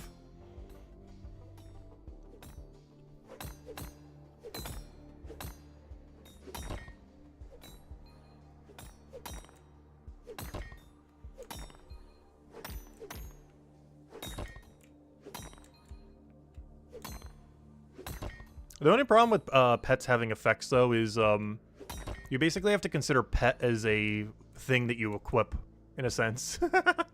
Instead of just like a cosmetic follower. You actually have to gear based on your pet.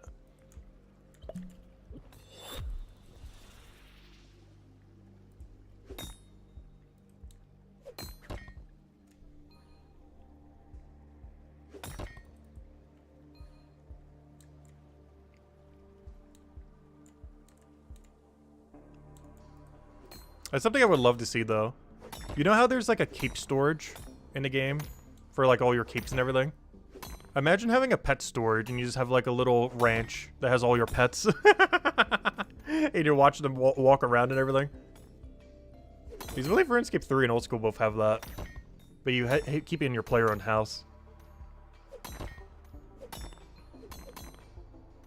I know that's something that Pokemon Legends Arceus actually did as well. It was pretty cool. Just seeing your Pokemon kind of roam around you.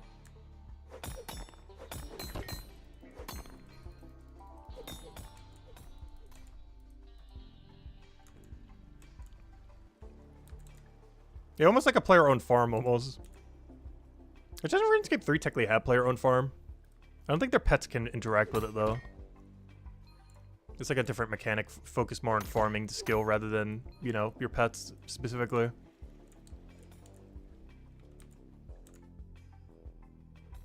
That was actually something that Old School RuneScape was considering adding, and it kind of failed, but I actually really love the concept in various games. When you basically have a pet that has, like, stats that still help you, where the whole game isn't based on it, but you still do it as a supplementary thing. I think the best game that I've ever played that did it was Sonic Adventure 2. If any of you guys have ever played that way back when, like 20 years ago. I think it's still on Steam for pretty cheap. But Sonic Adventure 2 did it really, really well. Where it wasn't the core mechanic of the game, but you had like these little pets that you could keep upgrading over time, gradually. And to give you some small benefits. It was a really fun system, and I really like games that have a mechanic like that. Where the pet isn't like the core mechanic of the game, but you can still like fine-tune it and min-max it and stuff like that. It's kind of like an extra little side hobby you can do in the game. I really like that mechanic. Or it's not the whole point of the game, but it's like a side thing that you can kind of keep working towards to keep improving them. Because that's what taming was going to be in Old School RuneScape, but it failed the poll. In favor of sailing.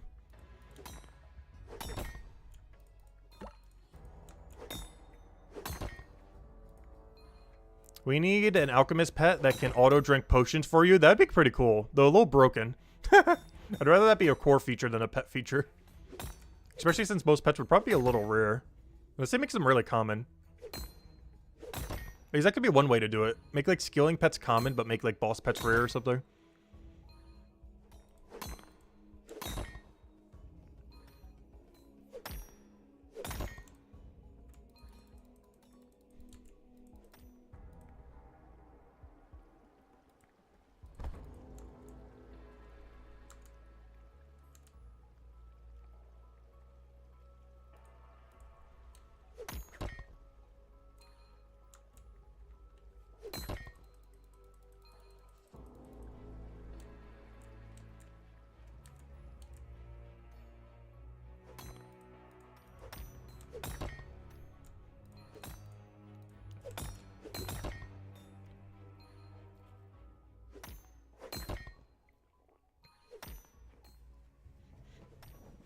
You would love to have shamanism or taming above sailing. Oh no, the only problem with shamanism in Old School RuneScape, I wouldn't mind an equivalence of that in Brighter Shores. My concern with that in RuneScape is RuneScape really properly telegraphs the kind of armor that everyone has. And being able to enhance your armor in Old School RuneScape just feels kind of weird. Like in something like Brighter Shores, it's already confirmed that it's coming.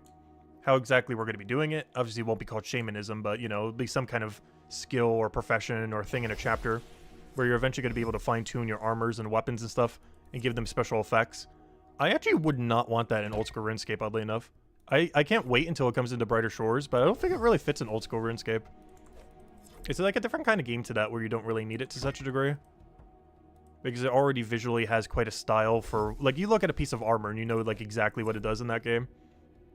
And having a bunch of enhancements and everything will kind of ruin that. Whereas in Brighter Shores, since it has, like, the transmog thing and everything, it doesn't really matter as much if it does add it.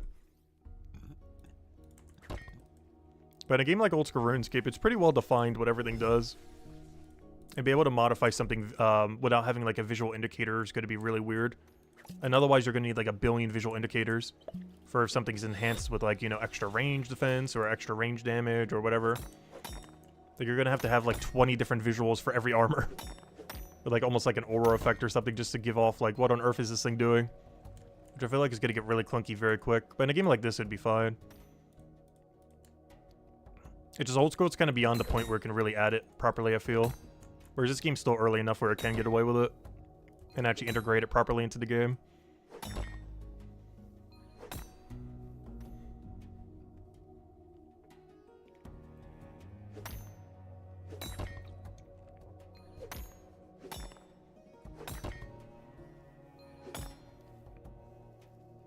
Also, I love that doing this in the wrong order doesn't matter anymore. If someone does for pathing, like that's bad pathing, that's inefficient. But my next cycle, I don't have to wait like 5 seconds for it to be reset. It'll just do it on its own. It's really nice. Ah, another bone rate level. Get in there. Slowly but surely, we will hit 200 bone rate. Without ever barely training bone rate. In all fairness, I have been training some bone rate. After training like 40 to 50 manual bone rate levels, we'll have 200 bone rate. Total, not, you know, not next. Just total. After manually training about 50 or so bone rate levels total, we will have 200 bone rate. Just because of knowledge. I love knowledge in this game. It's like one of the top few things that this game did really absurdly well. That and the sense bar. Every game needs a sense bar. I was literally clicking this in old school RuneScape when I was doing leagues in Mauritania because I needed to get some tasks done for leagues. And I was trying to find like some kind of door. And I didn't have it marked with like rune light. So I didn't know where the door was. And I kept clicking spacebar like, where is it? And I forgot, oh yeah, wrong game. That's only in Brighter Shores. I was literally clicking spacebar to try to find a door. And then it kind of clicked on me like, oh yeah, that's the wrong game. I really love how it just shows all the hitboxes and everything. It's so convenient. And not having it just feels so bad. It's one of the few mechanics that's so absurdly good in the game. That I wish like every game would start using. And it tells you the level and everything too. Like if we didn't know what level we needed for this ore, it says, you know, 197. As well as any other node around us. It's just so convenient.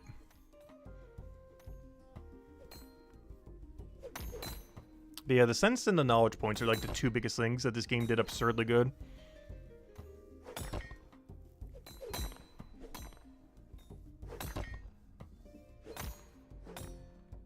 Because my complaints with knowledge is not the knowledge system, it's just how clunky it is when it interrupts your activities.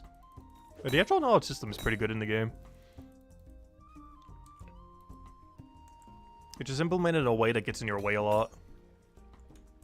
Because whenever I'm complaining about knowledge, I'm mostly complaining about its clunkiness, not its actual purpose. Its actual purpose is absurdly good. Allows you to train anything without... It allows you to train anything while training anything. So you can train whatever your least favorite skill is, or whatever you want to currently grind, or allocate it towards like an AFK, so whenever you go offline, you can get, you know, better XP for it. Like, there's so many different ways you can use it, depending on what your current goals are, or how you want to, you know, end up going about it. There's no one way to end up doing it, and it covers pretty much everything in the game. The things I hate about it is just the clunkiness of how it keeps stalling you and stuff like that, but those are small things that can be fixed. Like, the fundamental of what it is really good. This is like a lot of small tweaks that it needs. Oh, we got Bone added? I never realized that. We got the guy literally just called Bone. I think what's funnier is he's not a Guardian. He's actually a Hammer Mage. I guess he calls his big hammer the Bone. The Bone Hammer.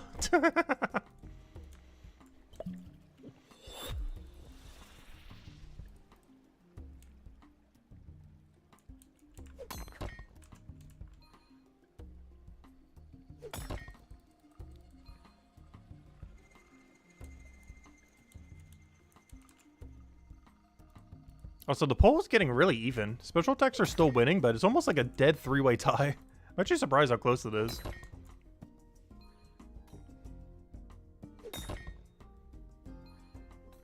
All three of them are already confirmed to be happening, though.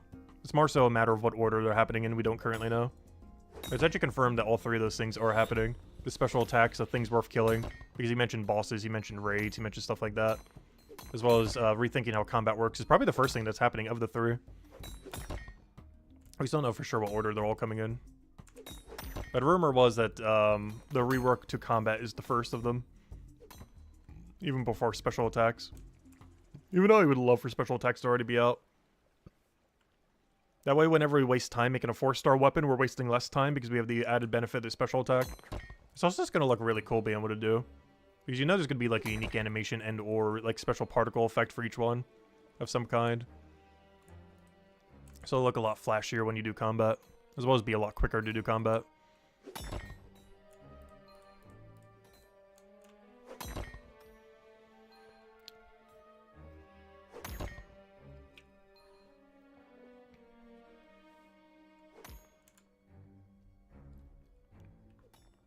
That's one of the reasons why it's not out yet. Because every single one's probably going to have slightly its own custom animation, as well as some kind of effect. Like if it's a burning weapon, you know, it might have a little bit of a fiery effect kind of thing. You know, visually.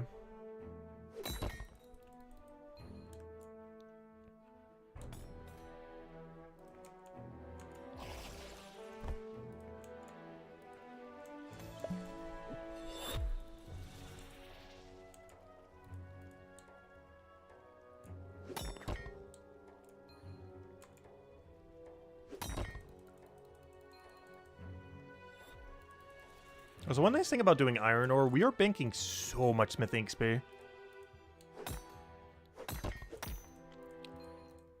Also, it's not too bad doing the final step of iron processing. If we make these things into an item right now... Oh, then again, the higher rarity, though. It's going to be kind of awkward. But we were making 199s. We were making about 1.3 gold an hour. If you just count the final step. Obviously, you have to ignore the mining time, and you have to ignore the smithing time. But if you count just the final step, it's 1.3 gold an hour. Like, once you actually have the tier 5 bar and make it into a 199. I'm not sure at what level range it starts to become better to do post 200, though. I don't think we're quite at it yet. I don't think 220 is high enough. I want to say by, like, 240, 250? I was saying 250 earlier, but I have no clue. Like, what the threshold is where, making a, you know, 200 whatever is higher than a 199. Because 199 is where the rarity cutoff is. Well, 200 is. 199 is the final one before the rarity cutoff. But then you're getting 4 times less rarity. Which is quite a fall off. But eventually the base value will catch up enough where it's worthwhile taking that 4 times hit.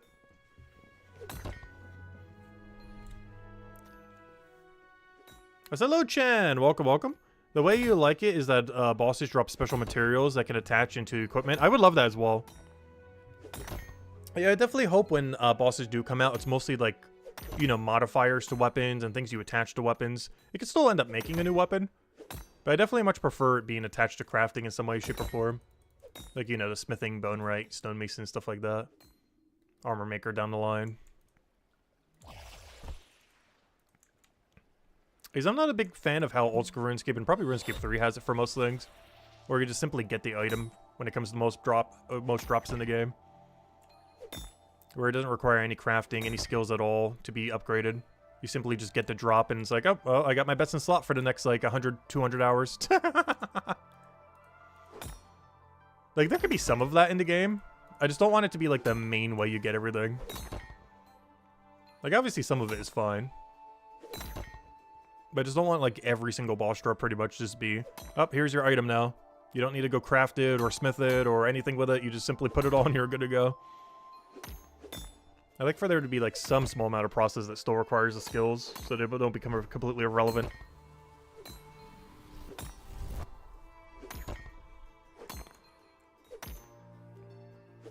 Also, RuneScape's been getting a little bit better at that recently.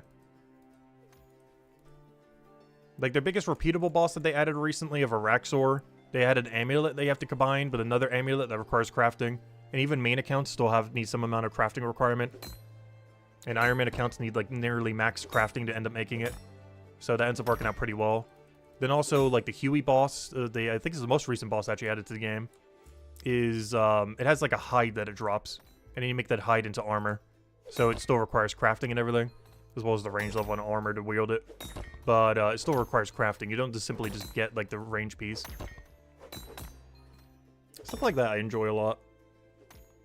So there's still a skilling component to it, even if it's not like a big part of it.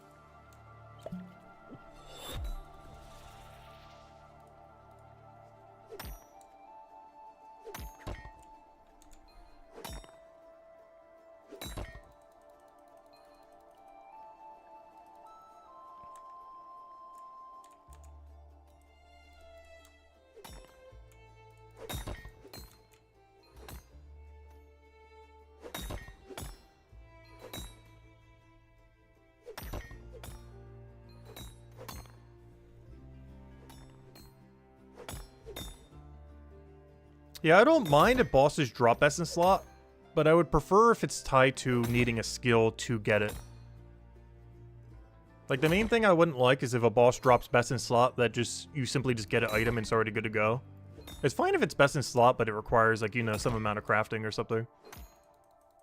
Like, oh, you need, like, you know, 200 something smithing to go combine it into something or whatever. Or depending on what its tier is. That's something else I still really hope. I really hope every single boss is 6-tiered. But how the game works, I really, really hope it does that instead of static numbers. Like, I don't want a boss that's just, like, level 250 and it's only 250. I really hope that bosses come out in 6 different tiers. Where the lowest tier is, you know, like a, you know, 50. The second tier is, like, you know, maybe a 120, so on and so forth. For the final tier being, like, you know, like a 480, a 450, a 500, you know, around that area. Because with how the scale works in this game, I'm not sure how that would really work if they make static leveled bosses. Maybe after the combat rework, that would make more sense if they do. But at least with how the game is currently structured, I really hope every boss has 6 tiers, which would also be 6 tiers of material drop. So, you know, so you'd still be able to get, like, an early game version at, like, level 50-ish, with, like, level 50 craftings. But, you know, then there'll also be, like, a high variant one that'll require, like, almost 400 something smithing or something. While also, you know, requiring, like, 450 combat, stuff like that.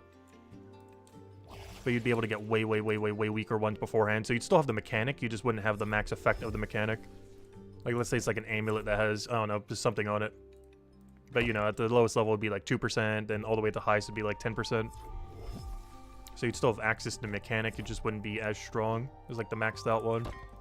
But you'd get access to it really early on in the game.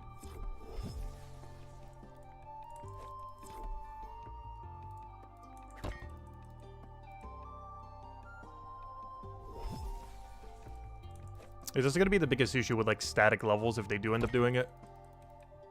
Because what is someone with 500 combat supposed to do with, like, a level 200 boss? They'll just obliterate it. Plus the drops might barely even be worth it to them. And then the other way around. Like, how does someone who just started the game at, like, level 20 or 50 or something, or even 100, take out, like, a level 200 boss? Like, you're pretty much not killing a solo 200 boss at level 100. That is not happening. There's, like, a level 200 Minds of Matubin boss. We are not killing that at level 100 right now. Even if we had, like, best in slot, you're not going to get that kill.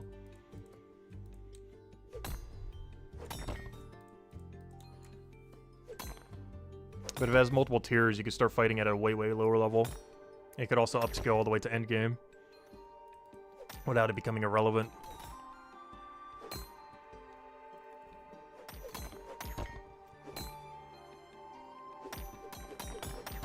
Yeah, basically it would just be like regular mobs, but different. Or they keep tiering up based on your level range. And of course you can queue action, so you can still fight the weaker ones. Like if you're level 500 and you still want to fight like the 350 for the tier 4 or 5 piece, you still would be able to with pass action. So you wouldn't be locked out of it at a higher level range. You just have like an HP penalty.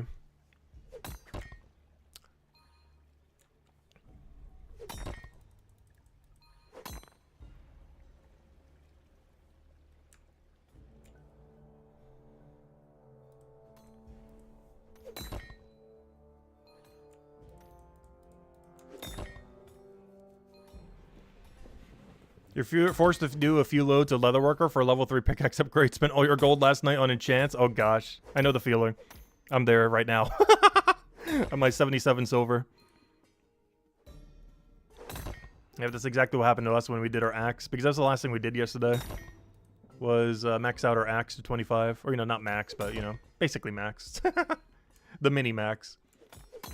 I feel like there's 3 level ranges that you tend to go for tools, or at least I do. Not sure if everyone does. But there's like 3 level ranges I always try to go for. 10, 25, and technically 50. 10 is like, you are using the tool, but, you don't really have the money to be going and maxing it. 25 is like effectively maxing it. And then 50 is like true what actual max is. Which most people don't bother going for, but there's like the 3 categories of upgrading weapons, I feel like. 10 is you're using it some, but you don't want to commit to it. 25 is like, yeah, you pretty much maxed it for all realistic purposes. And 50 is when trading comes out, you're just absolutely loaded on cash and you just really want a max tool. If I had the money for it, I would get a 50 pickaxe. I don't think I would for any other tool in the near future. But if we had the gold, I would do a 50 pickaxe.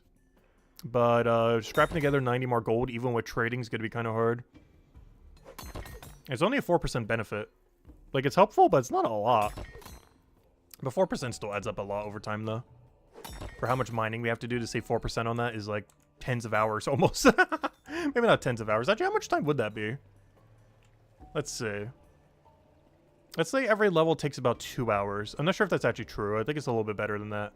But let's say, hypothetically, it takes 2 hours to get 1 level. We need 250.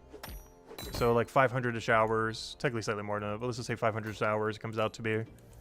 So what does, like, 4% even help us with, then, from that point? So, 4% of that is, what, 20? It saves 20 hours. Oh, no, is that much gold worth saving 20 hours over? But yeah, it would save about 20 hours having a max pickaxe compared to where we're at right now at 30. I would save 20 hours comparatively. Maybe slightly more, but at least 20 hours it would save if we had it by the time trading comes out. Or, around that time if we trade for it. Like, that's a lot of time, but also that's a lot of money to spend to save that much time. It's like 80 more gold to save 20 hours. It's basically 4 gold an hour saved. Oh, no, I meant to drink the potion. That probably wasn't worth it, but I don't want the potion to be off-cycle because it annoys me so much. Even if it's a waste to do it that way. Just gotta make sure I got the potion buff at the right time. He's doing it midway through is kind of clunky.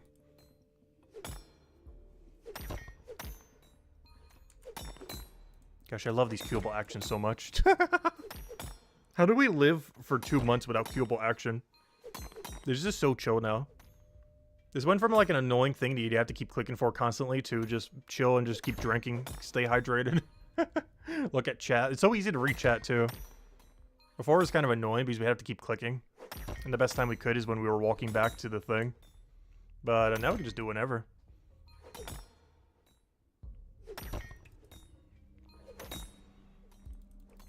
As before, this was like the only downtime right here. But now almost the entire activity is downtime.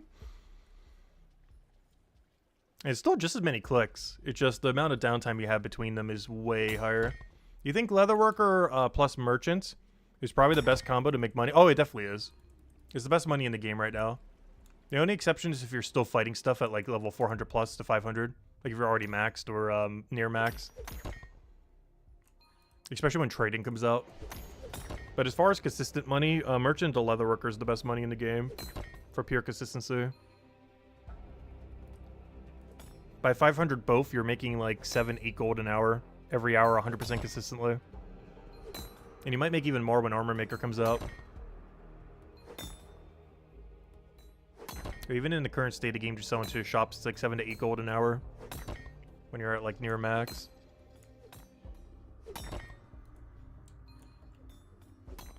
And unlike combat, it's 100% consistent. You'll always make that every hour. Like it's not, it doesn't have any like variableness to it. Like what combat does. Where you might go like days without getting like a 4-star.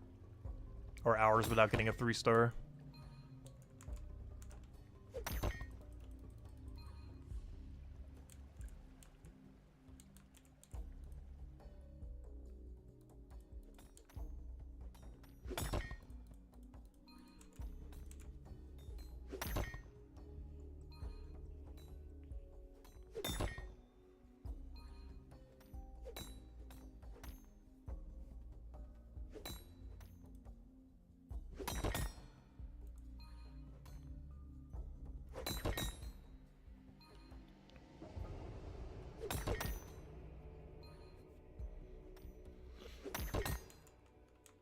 That's how much time has been going for. Wow, it's already been 2 hours. Gosh. It always happens every time. It does not feel like we've been going that long. Yeah, I think we're going to go for 226 mining for now. But honestly, I'm kind of in the zone for mining right now. I might keep going. I don't know. What do you guys think? Should we go all the way for 231 today? I still want to leave enough time to go do Leatherworker, though. Not sure if I want to stop at like 226 or go all the way to 231.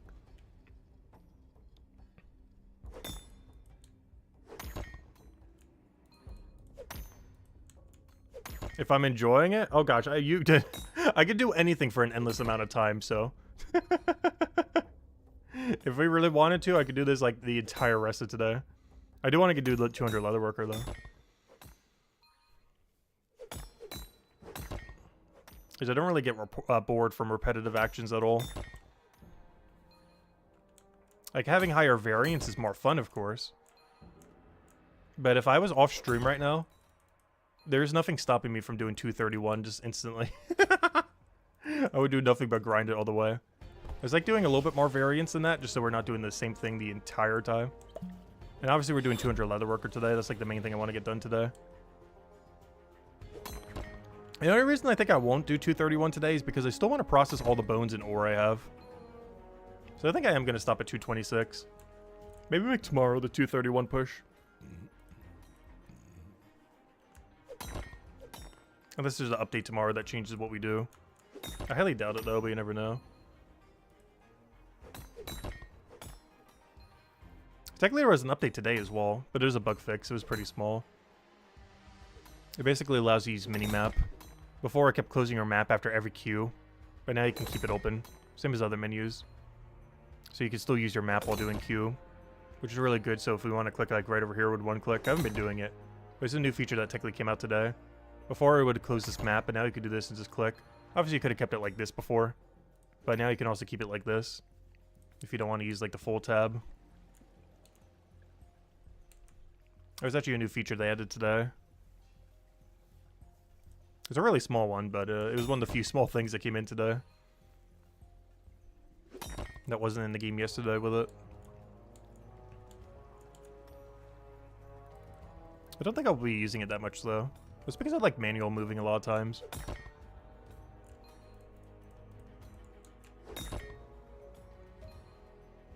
I just don't feel like I use the mini-map that often. I like to move through the environment more so, which is why I tend to not click it as much.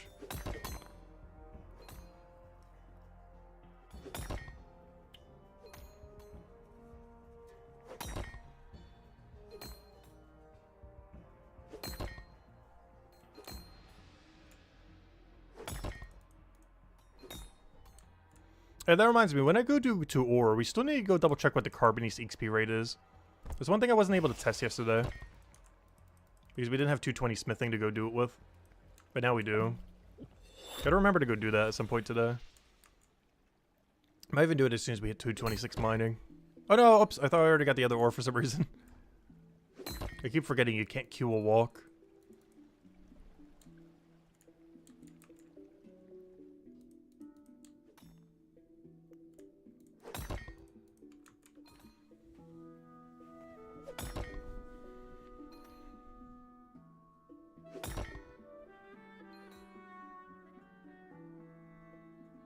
So what grinds are you guys going for, by the way? Are any of you doing anything new with the queuable action?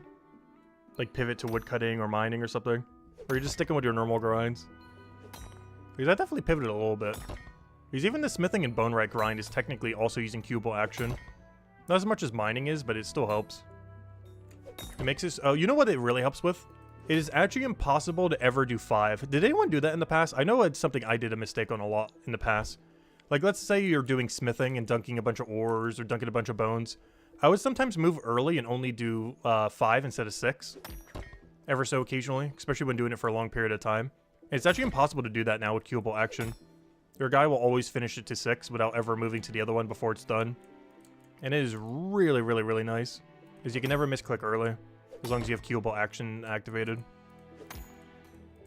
As he will always dunk all 6 before moving on to the next activity. Or, you know, doing the crane or doing the button or doing the whatever. You're also mining, nice. Yeah, mining and woodcutting is the way to go if you want to directly use it. Though a few other activities still help a lot.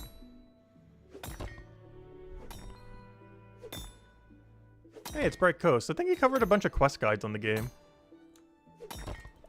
Because I recall seeing a couple of them, I think. Not sure if that's him or not. I think it is. Now, let's go bank all these.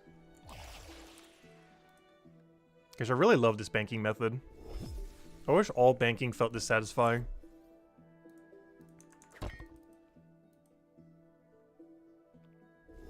I can't think of a single activity that has as satisfying as a bank as this thing.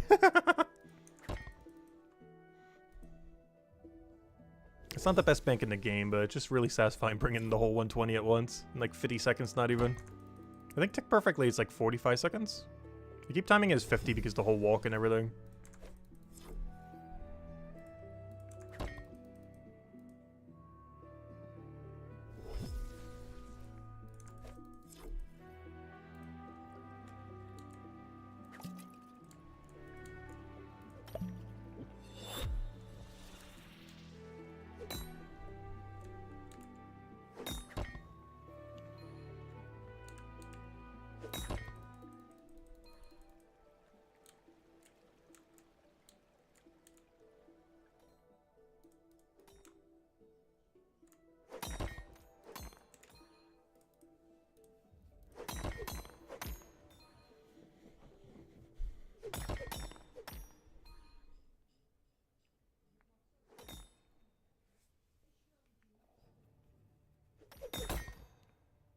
Ooh, someone else with a 200 mining keep. Conqueror has good taste. Honestly, the 200 mining keep has definitely grown on me as like one of my favorite keeps in the game. I really love the reflective surface on it. I think that's the main thing that's doing it for me. Compared to the smithing keep, it just feels so flat now. I'm really glad I didn't go for the 200 smithing cape. These 200 mining actually does look pretty clean. Though I'm probably pivoting to 200 armor keep when it comes out. 200 armor maker. We don't currently know what it will look like, but I have a feeling it will look better with full plate armor. We just don't know what colors it's going to be. Or design or anything, really. We know what symbol will be. But I feel like it's going to go really good with Cryonite armor. And we'll hold that one until we get 500 watch person. Or who knows, maybe even go all the way for 500 armor maker. I'm not sure if I'm going to like hard pivot to 500 armor maker when it comes out. I'm definitely not going to be the first person to ever get it max. But I might be leveling in a way where it'd be the first 5 or 10 to get it max. I'm definitely not going to try for number 1 though. But I do plan to go pretty heavy on it.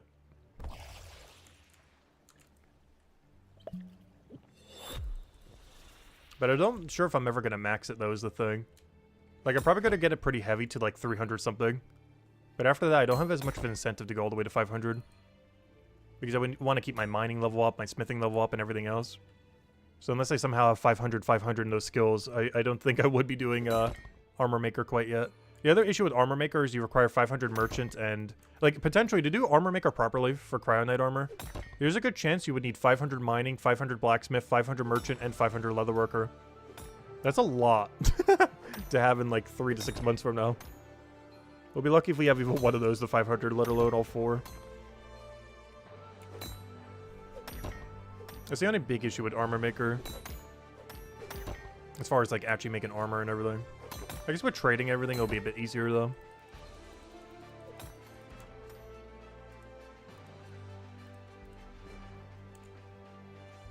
Because technically you can skip the Leatherworker grind. Technically all the grind if you buy for everything from everyone else.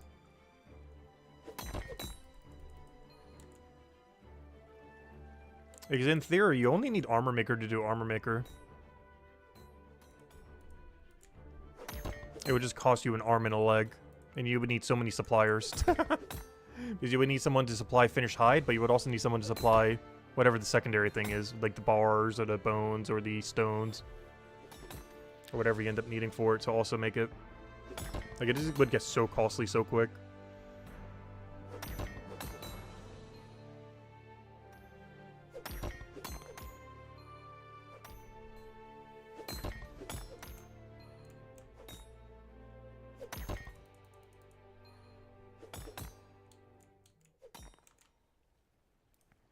But at least we're loaded, right? We got fat stacks right now. We got 77 silver. We'll definitely be able to afford it. With our huge 77 silver stack. Oi! Oh, wait. I gotta congratulate them. Congrats on,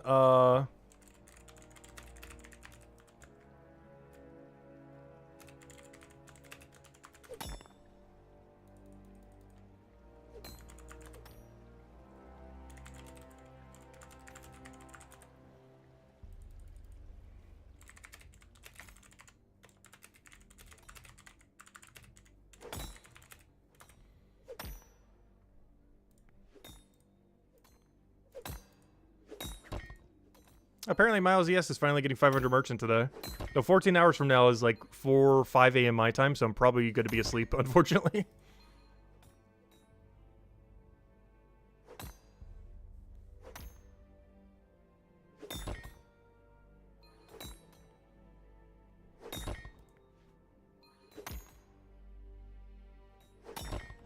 Also, this set is kind of like all desynced now.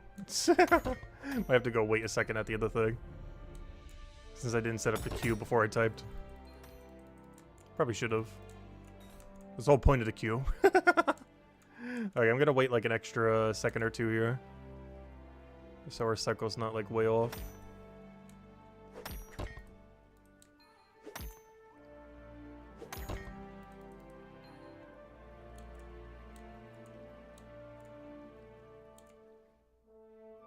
That's still slightly off, oh no.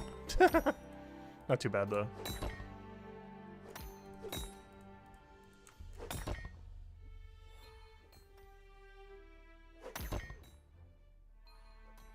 The rift storage looks like a sewer cover. It kind of does.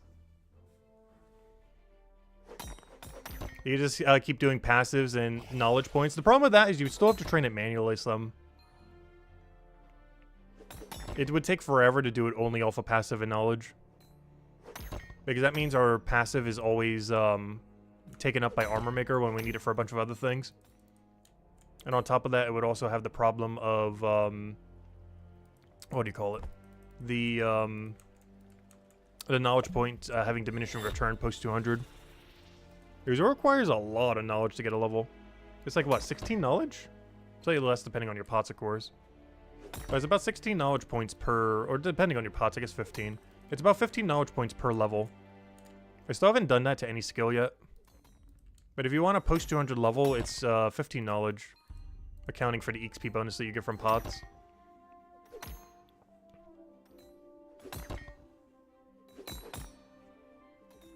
Which is a lot. It's definitely worth it when you're near a threshold, though. So much so, if we're doing a 231 push for mining tomorrow, I might actually put it into mining instead of bone rate.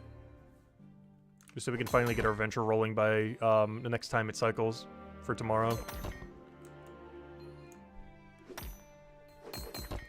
It also means I'm going to be doing a bunch of blast mining tomorrow. Not a bunch, but like an hour or two of it. And the reason for that is I would want to use every last dynamite we have over the lower tier before we start getting the higher tier stuff.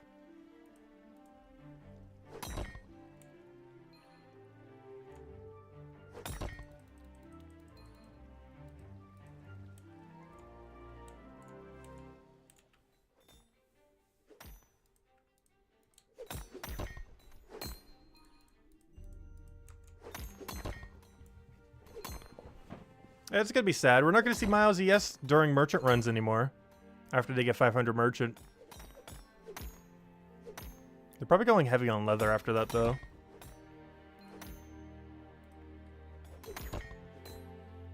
Because our Leatherworker's only at 222 right now. They're still higher than us. I say that as we're about to get 200 today. Only. It's still really high. But, you know, relative to merchant level, it's low. Relative to levels, it's high. But compared to merchant level, it's quite a bit lower.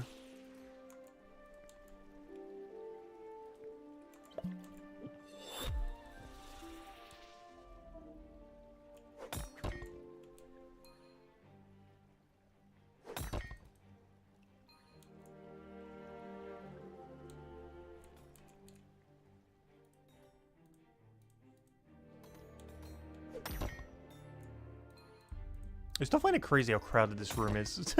Did everyone have the same idea today? There's 13 people here right now. Gosh, I love when an update makes an area so much more crowded. It's one thing that's really fun, especially in like pretty much any MMO. I remember when Volumore released this year in March for Old School RuneScape. The feeling of going through like a new area with everyone crowded there was so cool. Because areas that would never be crowded by any other means had like 10, 20, 30, 40 people all in one area. And that's what it feels like with this room today. Because everyone's using the new queuable action to go do iron. Well, not everyone, but you know, a lot more people than would normally be there. Including herself. It just makes areas that otherwise wouldn't be that crowded just completely like wall-to-wall everyone.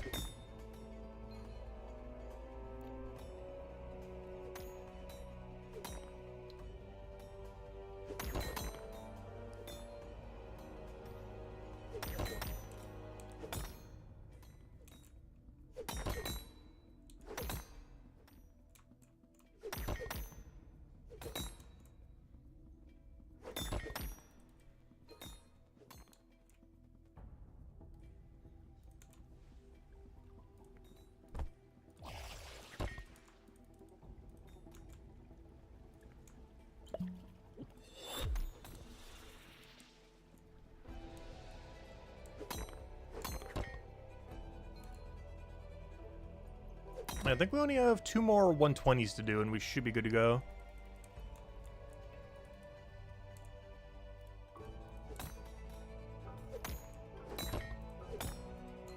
And then we'll focus on the bones and the bars. I'll probably do the bones first. I still have bones from when we did like the 135 gatherer grind the other day. I still haven't ran them yet. I need to go do that so we can get some better bone rate XP. Gotta dunk them eventually anyways.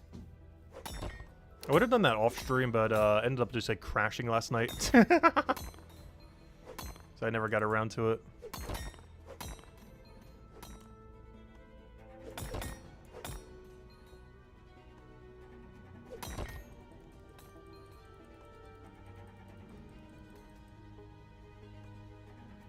Yeah, I gotta drop the potion. There we go.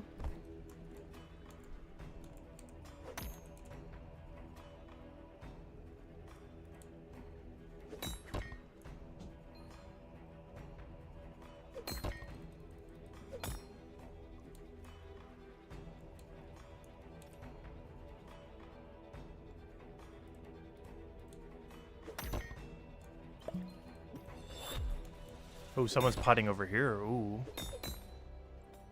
I find it interesting because I see people doing like 3 different cycles. Like some people start at the outside, some people start here, and some people start here. I always start on the outside too. I think they're all the same amount of tiles, so it doesn't really matter. I don't think any is that much different. I just always do the outer 2, then the wall over there, then the wall over here. That's slightly better now just because the respawn as well. I was already doing this, but you want to hit your first respawn in every room as quickly as possible. Just so your cycle is quicker on them. Or, you know, as far as when they respawn. Because everything's off a timer off the very first node you take. So in any given room, you normally want to take the first node possible. Even more so now than compared to before.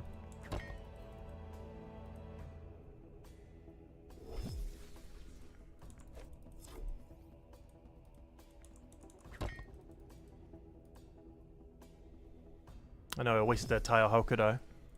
I walked a whole extra tile.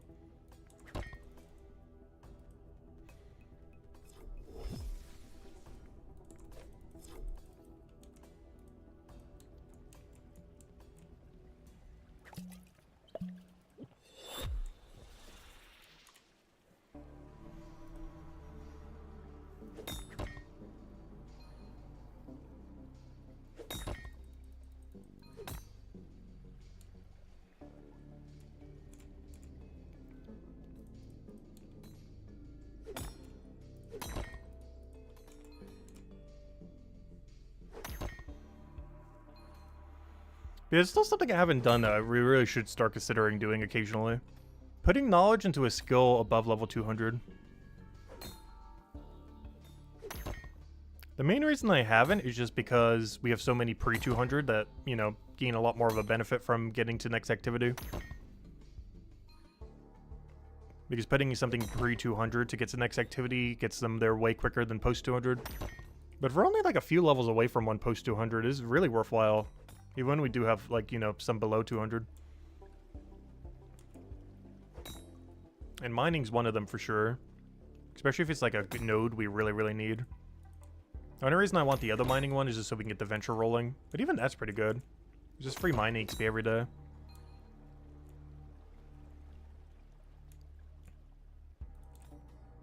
Even if we're not doing mining on a given day.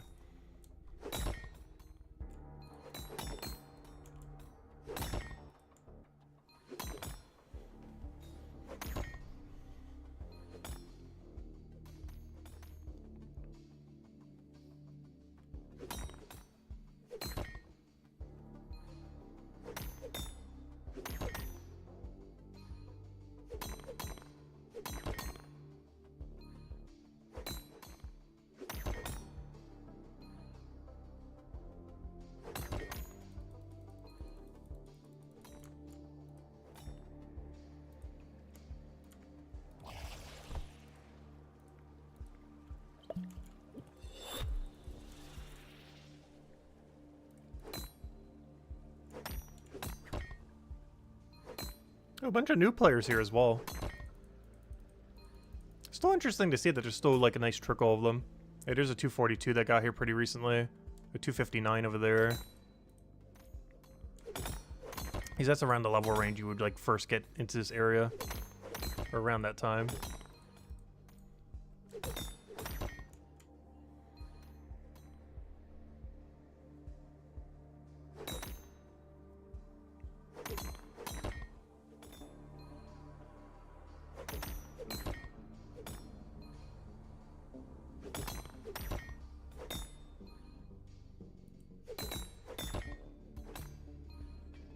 Oh, I forgot one. How did that happen?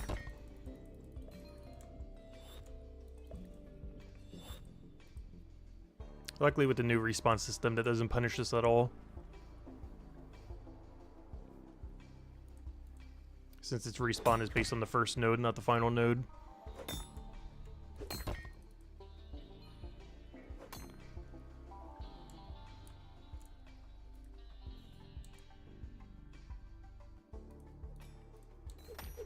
And it's already respawned.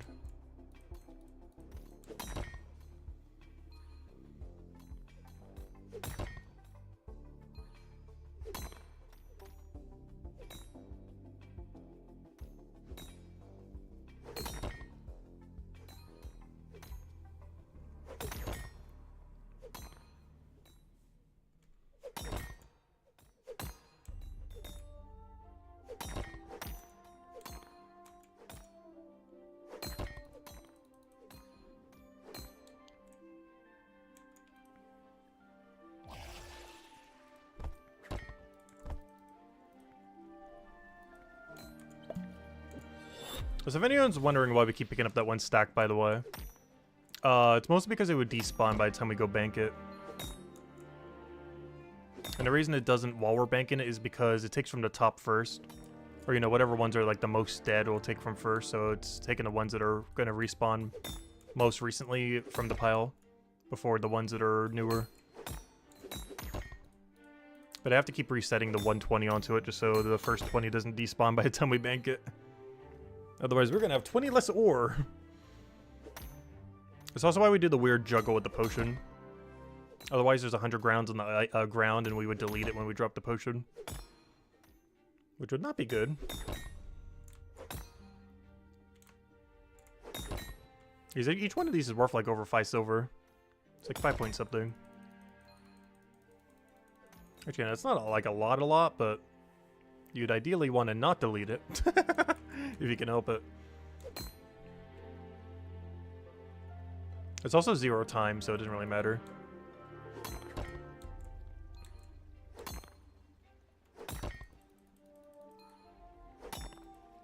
That's why we're even able to do this as well. And bring it like all the way over there. It doesn't actually require any time to do it.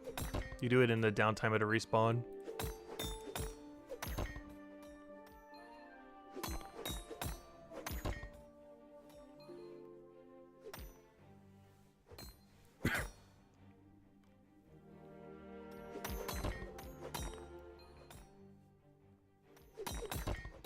But yeah, the 120 after this 120 I think gets us to 226, I'm pretty sure.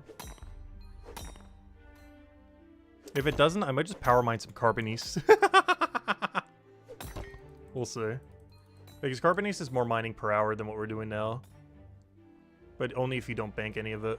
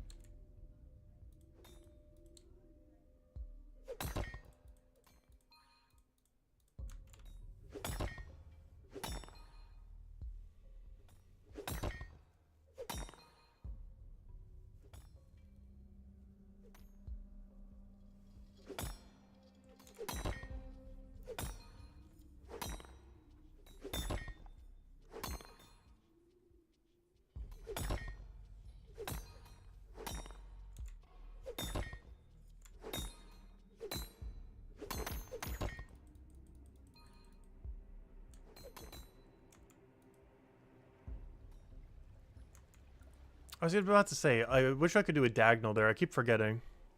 The reason why it forces you up the stairs like that instead of a diagonal is you actually can't diagonal up a stair. There's a weird movement mechanic in this game. You cannot diagonal a stair. Which means you always got to do like a weird curve when going through that area.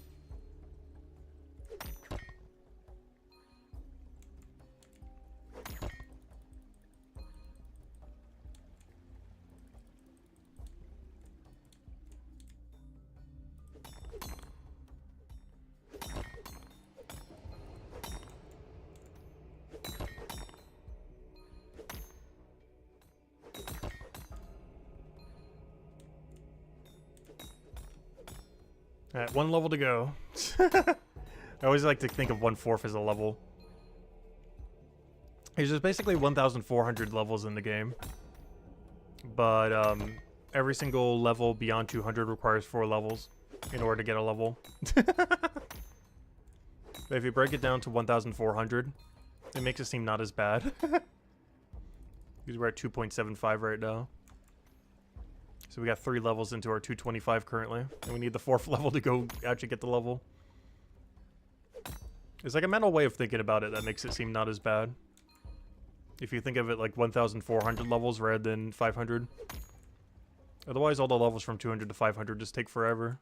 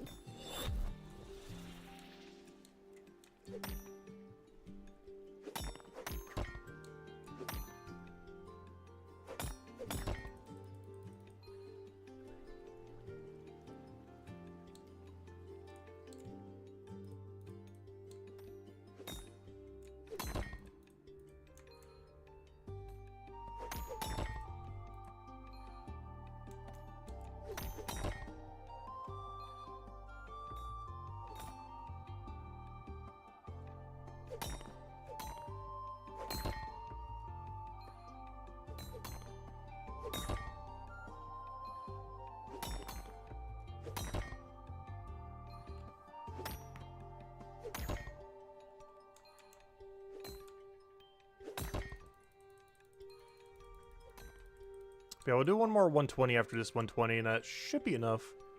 If it's not, I'm just gonna power mine some carbonice real quick.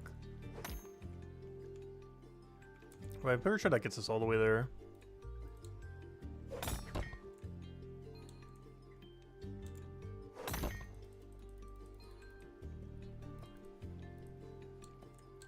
Might even overkill a little.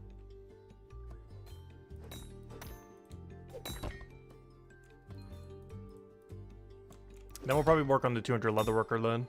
Because that's the main goal for today. Anything else we get done today is literally just extra. That's like the main and only goal I really want to get done. Everything else is just because we can.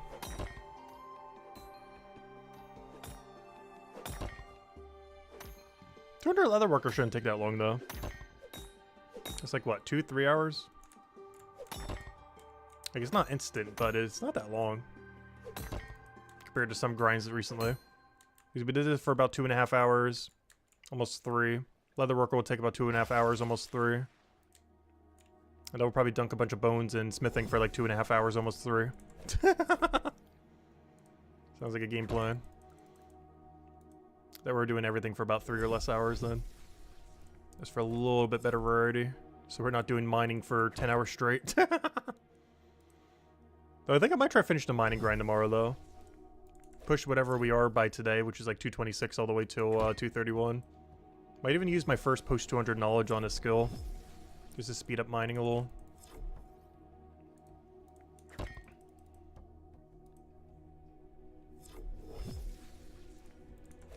I wish I had 7% pots to do for that though.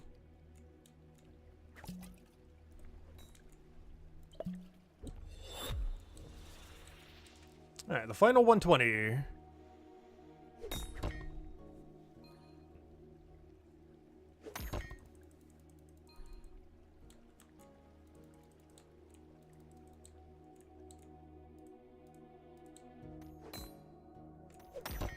I have no clue how many I banked. I think we got about 1,000 today. It's hard to tell. It's something I really wish they would still add.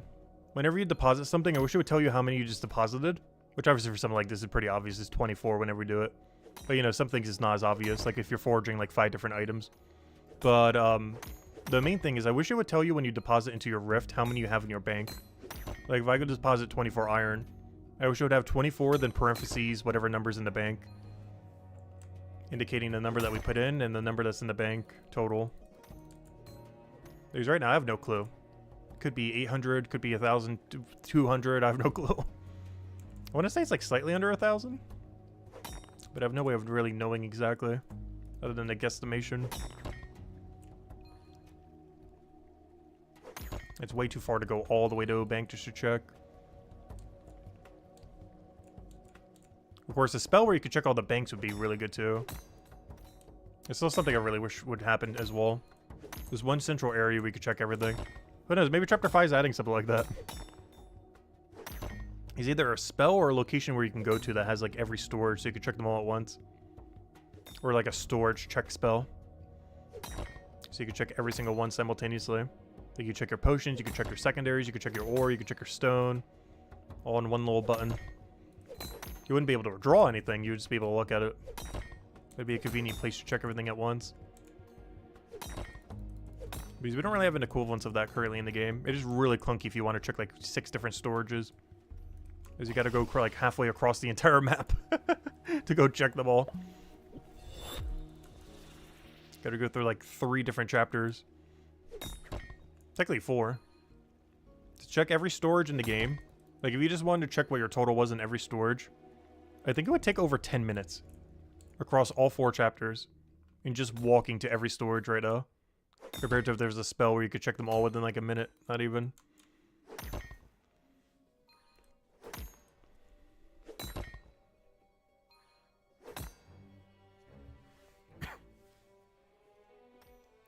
Worst comes to worst, they're technically adding that when trading comes out. Because if you can trade your bank to someone else's bank, you should be able to see a full interface that has all of them in it. So that'll be the first instance where we get it. But hopefully it'll be an actual spell you can use rather than having to go to Chapter 4 trading. Because that'll probably be the first instance where you can properly see everything. Is in the trade menu for Chapter 4.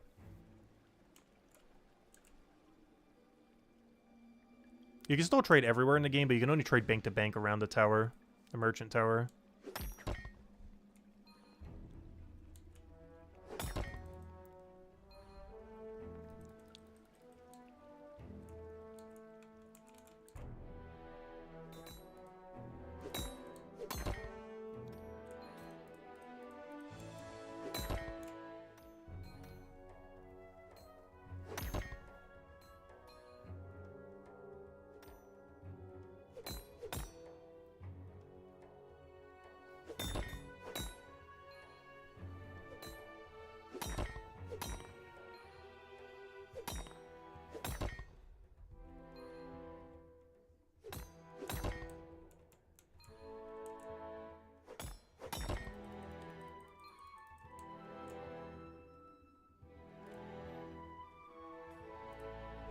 Oh, that's not the right tile. I hate when I do that.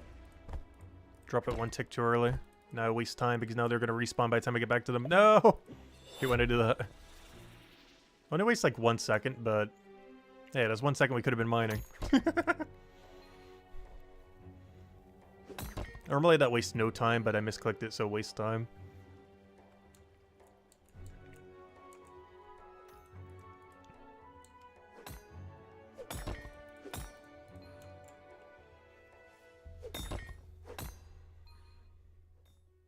One thing that doesn't waste time, though, is queuable actions. Gosh, I love these things. There are some activities where you lose time on it because it doesn't go to the perfect tile. But any activity where it's already perfect tile just from clicking on them is so nice.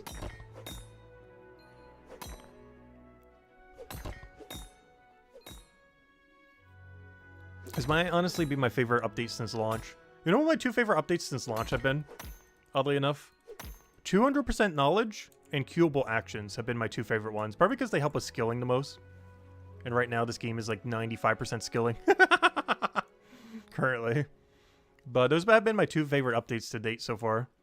Queuable actions. Well, I guess technically left click and a bunch of the quality of life options in that regard for clicking. But the 2 big ones are 200% knowledge and queuable action for sure. I just always consider left click as something that should have been there at launch. I'm not sure why it wasn't. It's one of those things where it really felt like it should have just already been the default.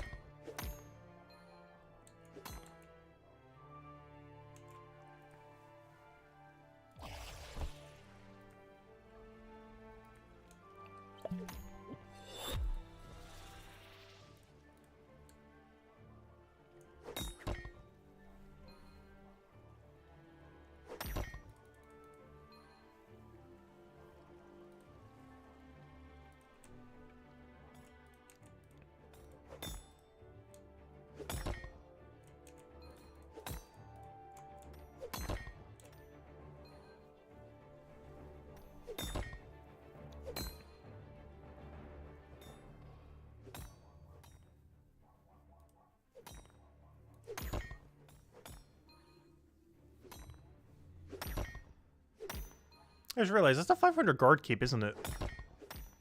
I've been seeing them a lot doing mining. It makes sense because they're a Cryonite, so they're probably going for like the 200 plus smithing grind right now. But they've been here a lot recently. Like, they were still here like a week ago. They've really been on that mining grind since getting 500 guard.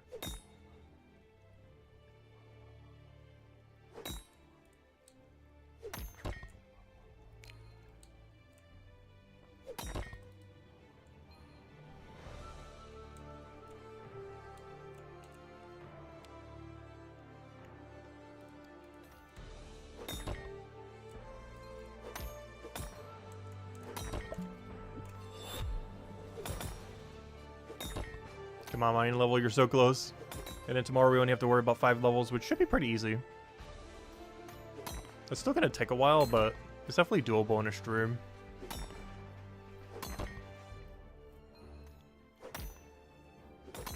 Because we technically got 2 levels today.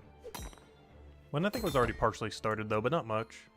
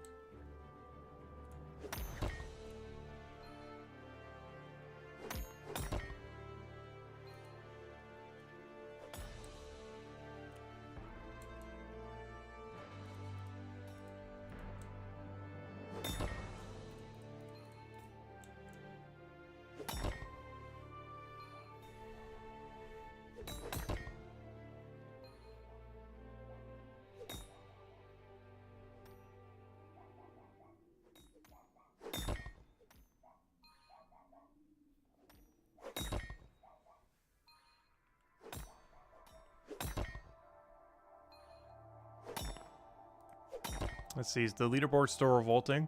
So Zima is still #1, as he has been for the last like 20-something years.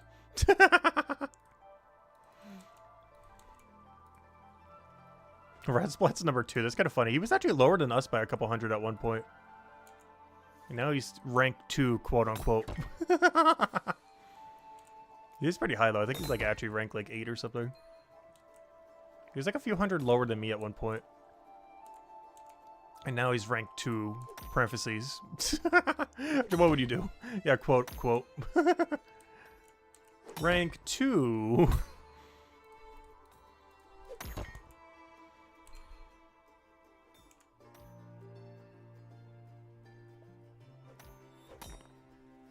Yeah, some people really power grinded. I've been playing a little bit less the last few weeks though. Particularly the last 2 weeks. Most because of the holidays. And most recently because my sleep schedule has been so weird since New Year's. Which has been making me play a little bit less. Just because I've been like so tired during the day, including right now. I'm still like so tired right now. That's why we're probably only going for about 8 or 9 hours again today. Still going for quite a bit longer though. We're going for about another 6 or so.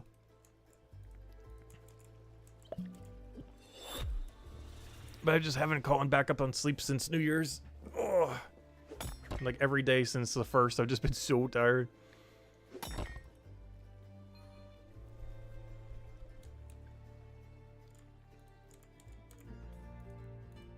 We're still going for the rest of our goals though. I want to go get Leatherworker to 200, which is... Hey, we got our 226 mining. Okay, so we finished our mining goal. It took about 2.5 hours. I still want to finish this current iron cycle we're on though, of course.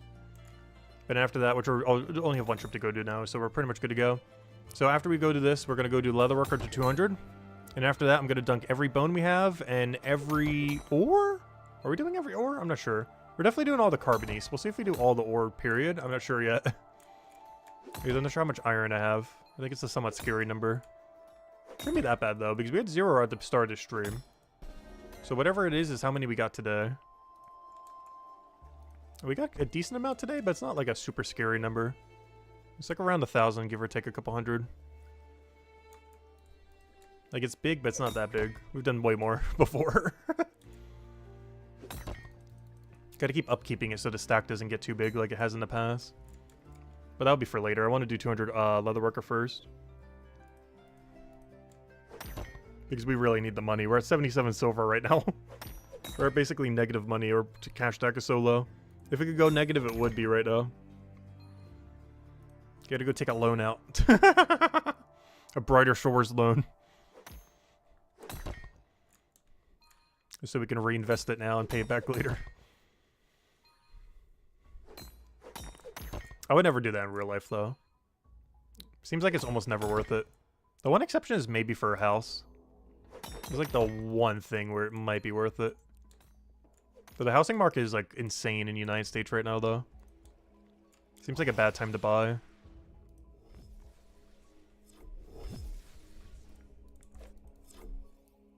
Gotta wait for the next market crash.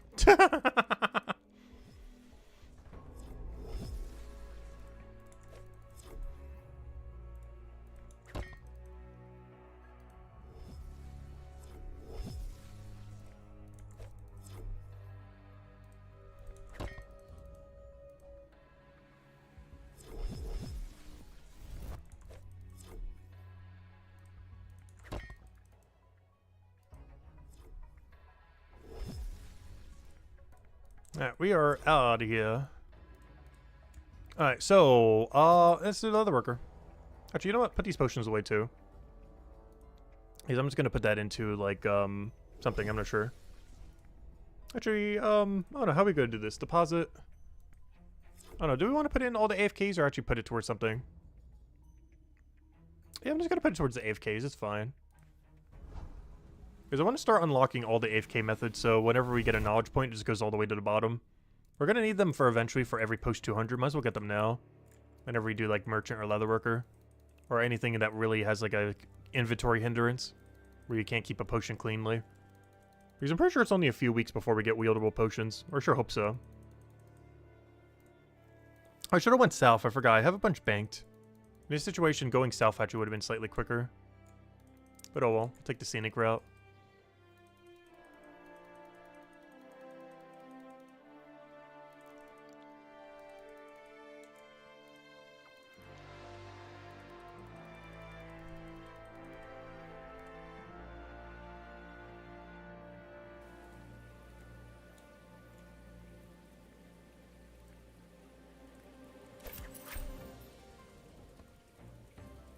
And now we're really poor. We're at 39 silver. Yeah, let's go fix that some.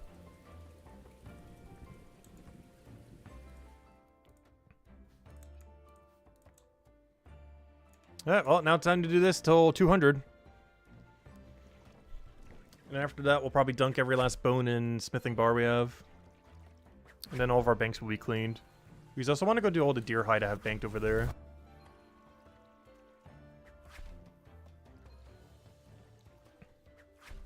Actually, that's something to consider too. Is it worthwhile? No, it wouldn't be. I was gonna say, is it worthwhile to keep tanning, and then bank? But you don't gain any benefit from it since you're doing 24 at a time. It'd be better just to bank instantly. I really wish getting hides from here was more relevant. Because even with the hides already banked, it's so hard to actually use them. There's just no good way to get rid of this inventory while then also using that bank.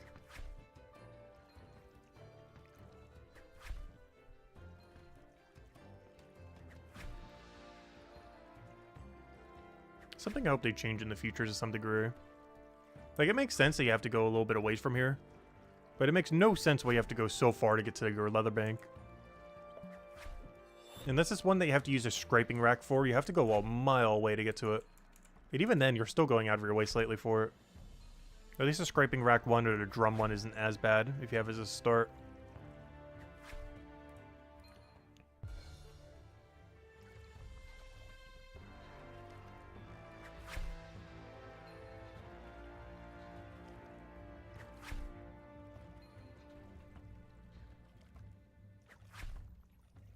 So I think my AFK tonight is still smithing. I want to get to 226 so I can start using the good stuff. Because we have so much of this banked. I think we have like a week's worth of this banked without even needing to buy any. Which we can cash out into quite a bit of money. Because you burn money when you do it without mining it, but when you do mine it, it actually isn't that bad money. I think at that level it's like 20 silver an hour or something. Which, you know, that's not crazy, but, you know, it's more than nothing. 20 silver an hour doing nothing but getting good XP that we actually need. Instead of burning it. It's better than burning it. It's better to have a positive number than a negative number. Like, making 20 per hour doesn't sound like a lot. But when the alternative is burning, like 20-something an hour, it's kind of decent. Because then it's almost like 40-something silver an hour, comparatively.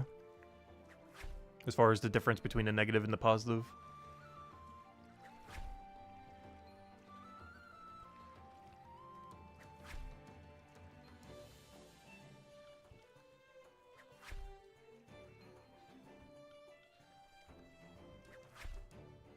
And of course, what we're doing right now is like 1.7 gold per hour. Which we can double check the wiki. I think it was 1.8 actually. Let me double check. Leatherworker. Deer hide. I'm not sure how tick perfect it considers this run though.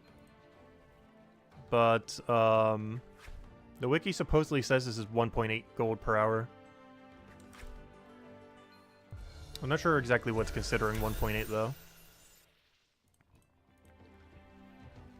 I'm not sure how much tick efficiency they're counting that for. Is that like tick perfect? Is that like 5% less than perfect? He doesn't really say the margin of error.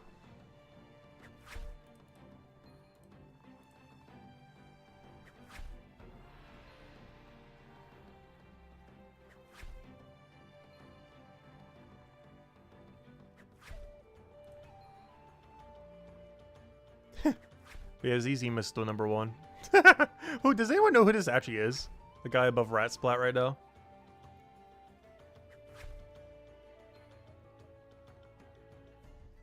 Obviously he's not actually number 1 right now. But it's really funny they changed his name. Oh, is it Zan?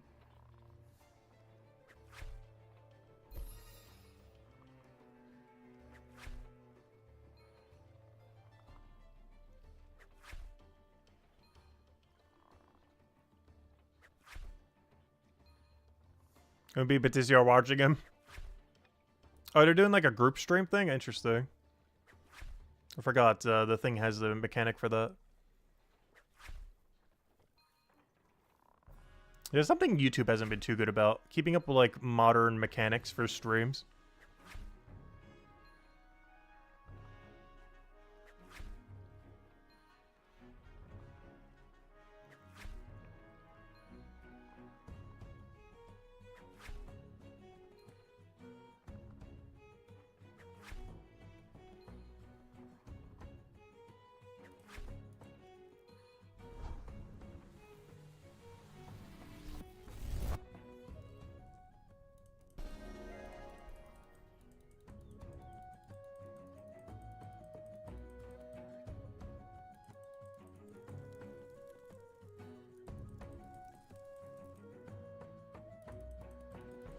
Yeah, I had a feeling they were protesting it. That's what I was mentioning earlier.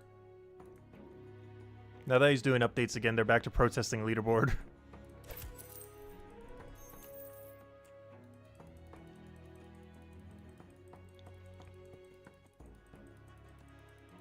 I hope after he's done with his stream, he opts out, and then we can get a whole opt-out chain.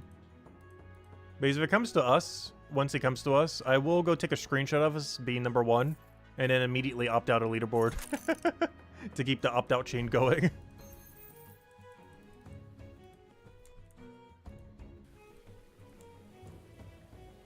Oh, we still need 11 more people to opt out.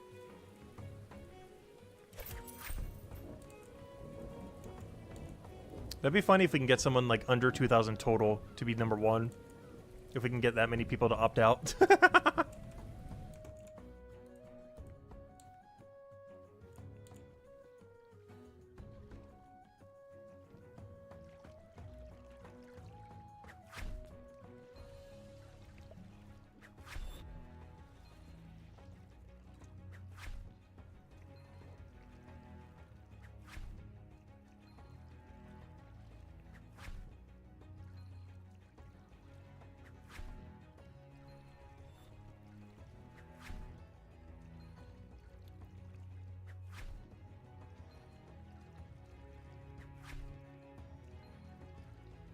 Because I'm still kind of sad that you can't queue up leather.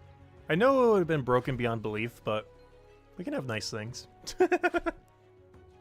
4-minute AFK would have been so insane. I think they didn't want to do that just because of how absurdly high it would be. It would instantly become like one of the best methods in the entire game. For like anything. Like the click value to what you get in return. Like the number of clicks relative to return on investment would be so absurdly high. It's already like the best moneymaker. Imagine it being 4-minute AFK while also doing the best moneymaker.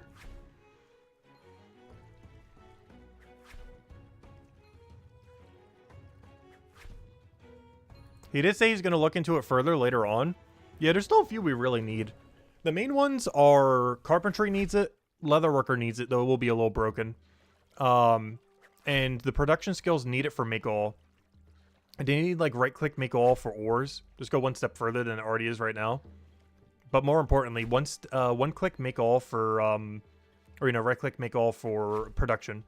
Just so you don't have to input the number each time. Because nothing is more annoying right now than when you're a higher level and you need like a very specific number. Like if I'm at 220 smithing and I want to make a 199, you have to manually put in 199 every single time, like up to 7 times. You have to input it. And same as if you want like a specific number. Like let's say I need to craft a, I don't know, something. And I need like a 167 stonemason item. Every single time I want that, I have to manually put in every single time 167. Because there's not a make all button. You have to do it one and then do another one, then do another one. It's even worse for stonemason because some of them only require 3. Which means you have to do it 8 times sometimes for one inventory.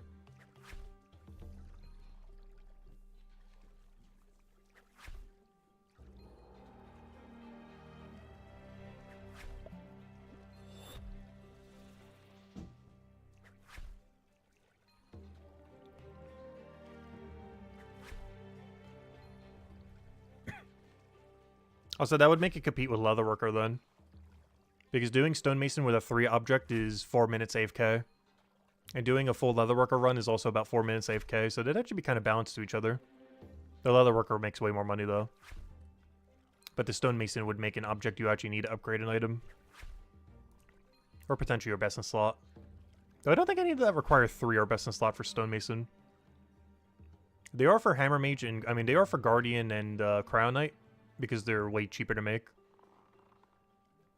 But I don't think Hammer Mage actually uses any of the 3 material items. Because both of them are a ranged weapon, I believe are irrelevant to them.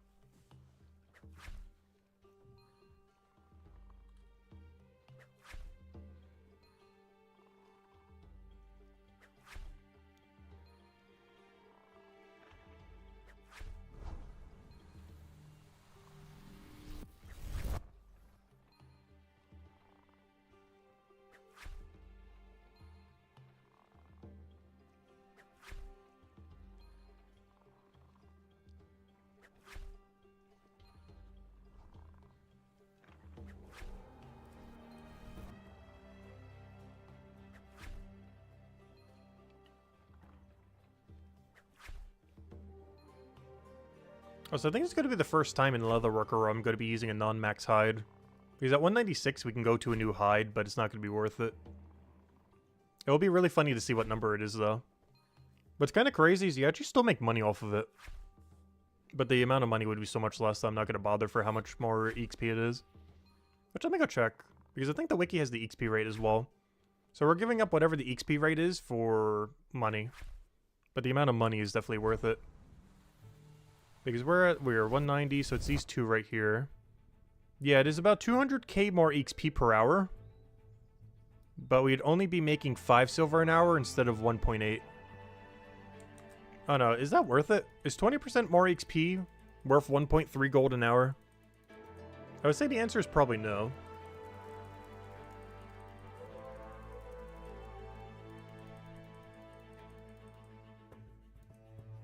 I might do one inventory just for the first time bonus, though.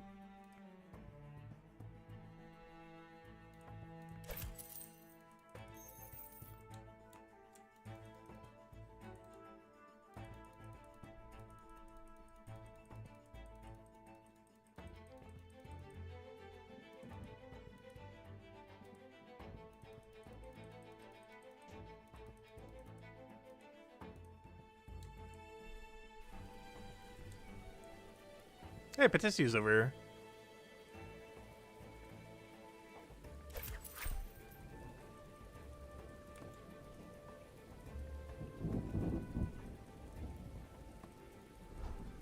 Oh, he's doing merchant. He's still on that merchant grind. He's going all the way to 500, I'm pretty sure. Last I checked his levels, he was doing the super efficient thing. Where he's doing merchant as his active activity. Raid dens is his active AFK activity, and AFKing stonemason as his passive, which is like the most efficient trifecta you could be doing in the current state of the game. There's just merchant every second you're on. Anytime you have to go away, you just go do a raid den since you're right next to the merchant tower anyways. And then when you're offline, you put your knowledge, or you do your AFK activity for whatever your main production skill is. So, Bone Right for Guardian, Blacksmith for Cryo Knight, and Stonemason for Hammer Mage. It's like the max efficiency route right now. And you do that all the way until you have 500 merchant.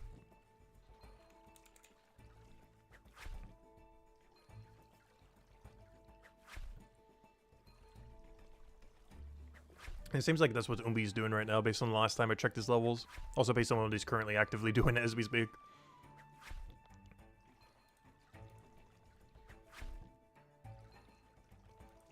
Yeah, it's pretty much Chronopolis only. Though I'm pretty sure he's doing a Stonemason AFK, but there's not an AFK really worth doing here. Because brute force power grinding is better than doing any of the AFKs in this area. And he's the time to be brute force power grinding.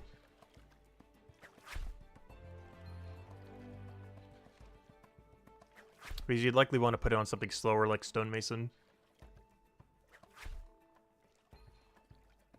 Because all these skills are really quick to train out of than Leatherworker.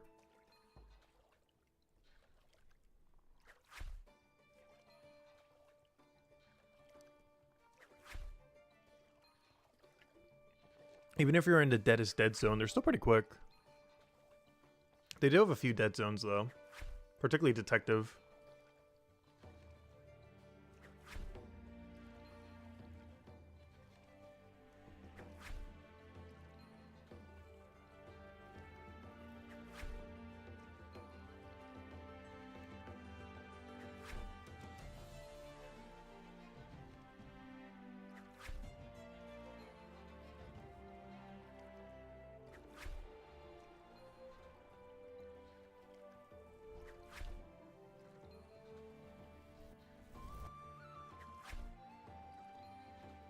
I'm still not sure what skill I wanted to make my first 500.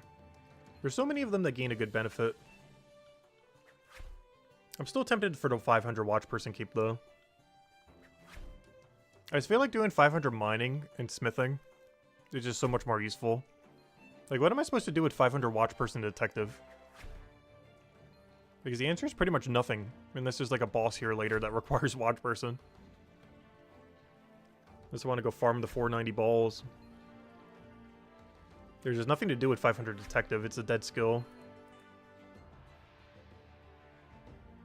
My Leatherworker would probably make more. Honestly, my Leatherworker at 250 probably makes more than detective at 470, which is the final activity you get that makes money. That's the final investigation.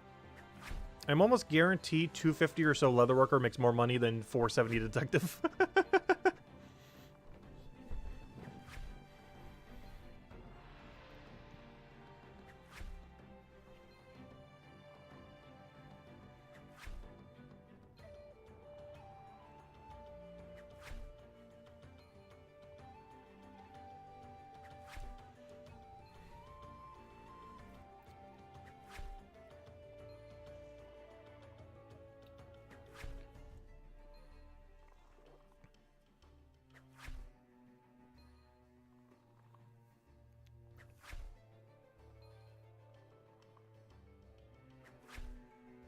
Oh, 226 alchemy, that's pretty nice. Yeah, I still really need to go do the 200 alchemy grind already.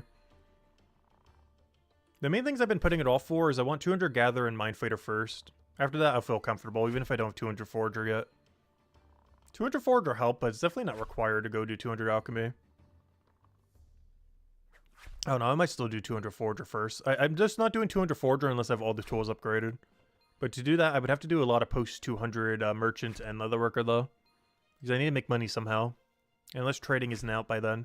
Because that's the other thing. I might just wait till trading's out to really go power grind it. It becomes way easier to train after trading.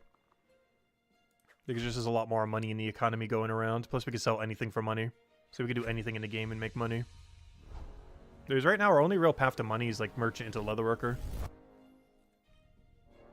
Because after trading comes out, I could just simply just mine. And just keep mining and get all the money we need.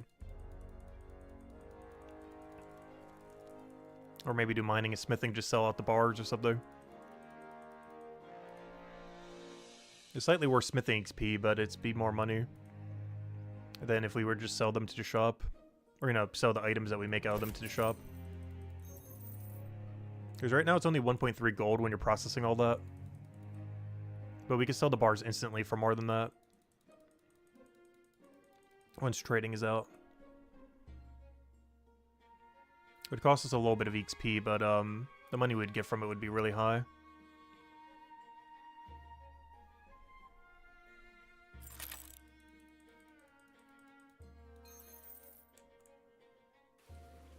And we'd still be getting smithing XP, just not as much smithing XP.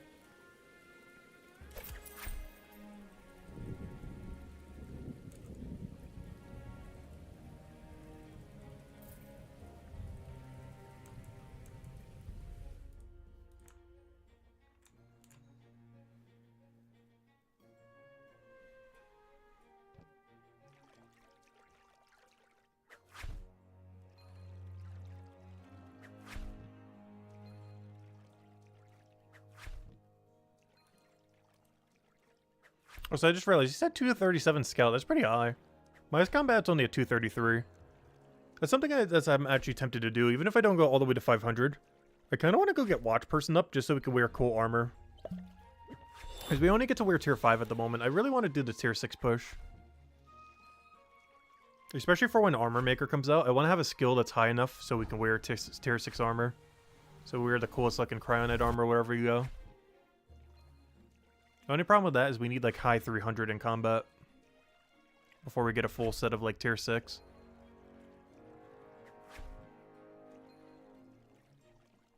And we're only at 233, which is quite a while away. After we break it down, let's see, what's our true level? So we need, let's say we need level 350. It might be a little bit higher than that, but let's say hypothetically at 350 we would get it. Does anyone actually know? Is there like a cutoff where you just start getting all the tier 6 armor? Or is it weird like the weapons? Oh, my 2 passives already. Should probably go do them after next cycle. I'll hopefully remember and not forget to do them for like 3 hours. Also, have they always showed a number saying how many you were missing? Is that a newer feature? I could have sworn it didn't say that earlier. Alright, let me go do some math real quick. What was I going to go do math on again? Oh yeah, let's say hypothetically it's 350. How many more levels would I have to do if I break down every level post 200 as in 4? So if I take 33 times 4 plus 200... We are currently at level 332 watch person. But to be able to go to where we need to be, we need level 800 watch person. So what was the other number I had? Wait, why is it not showing my number in the calculator? Oh, I'm looking at the wrong spot. So minus 332 divided by 4. Well, actually we don't need divided by 4. But yeah, I need effectively 468 more levels to be able to have 350, to be able to get to the armor. If we divide that by 4, you know, it's 117 more levels.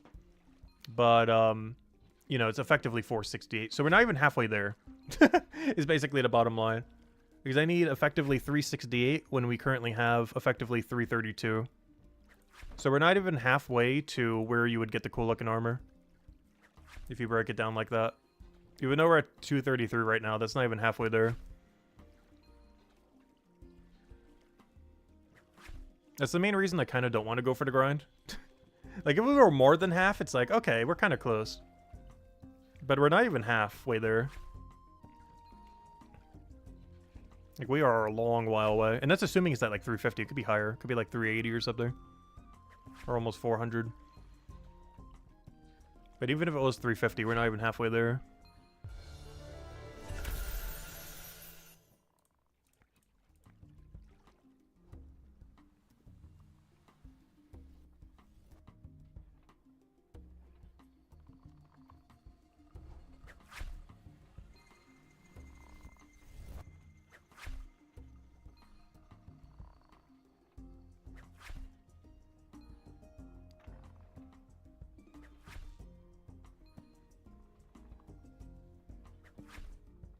So one thing that's kind of crazy is we actually still die in raid dens, by the way. You know those 219s with our 218 3-star armor and everything? We still die to the raid dens. They still kill me. Not always, obviously. But they still can kill me. Like, I think like every 5 raid dens, it just dies. Doing like full AFK from when I was doing it earlier. Even at level 233. Which is 14 levels above them. And an almost full tier 3 armor. Well, maybe not full, but partial tier 3 armor at their level range. Like 2 out of 4 pieces, or 2 out of 5. Yeah, they do currently have penalty. I think they're only at like 5-6% penalty right now. But they're so good that even at like 30% penalty, they're still worth it. So only when it gets close to 50% penalty where it starts to get not as worth it. But even at 30%, I would still be doing them. 40% is kind of iffy. 50% or higher, you definitely should stop.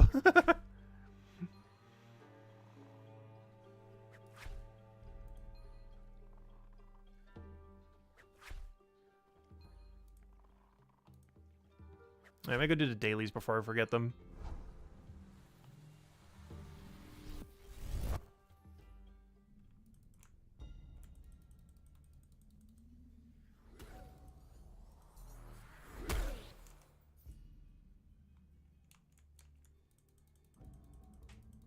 I guess I could have just dropped the hides, but we'll go to the bank. Bank some of them. We don't have to sell all of them. Gonna eventually need them for when that glorious armor making skill comes out.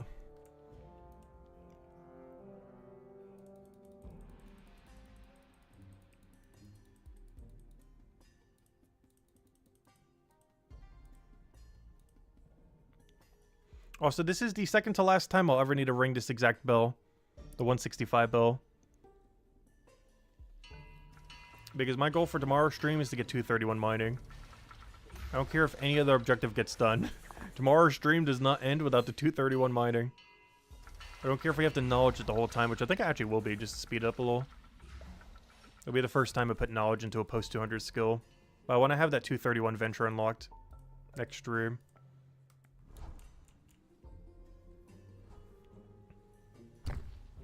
Also means I want to use all the dynamite that's in here. After we take this venture like 2 more times. That doesn't mean if we do get 231, I actually won't be able to take the venture immediately. Even if I get it tomorrow, we'd still have to go and finish it the following day. Yeah, I'm going to have 24 more than this, so we're going to have a little over 200 blast mining we have to do tomorrow. It only takes like 2 hours, it's not too bad. And then the rest will be normal mining. Alright, let me go do the other daily, and then back to hides we go.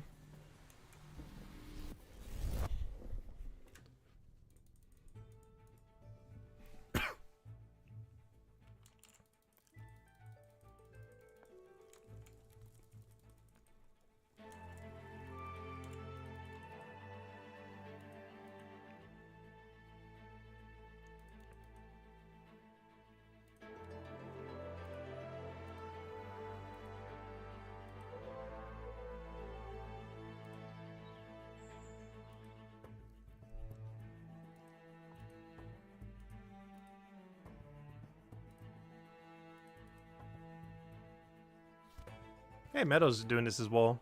He's on the merchant grind. Is every high-level player just doing merchant only now? I feel like it. They all got their 200 all, and now they're just going all into 500 merchant. Which is definitely the efficient thing to do. Good evening, Harry GM. Welcome, welcome. Hope all's been well. Hope you've been having a wonderful new year so far.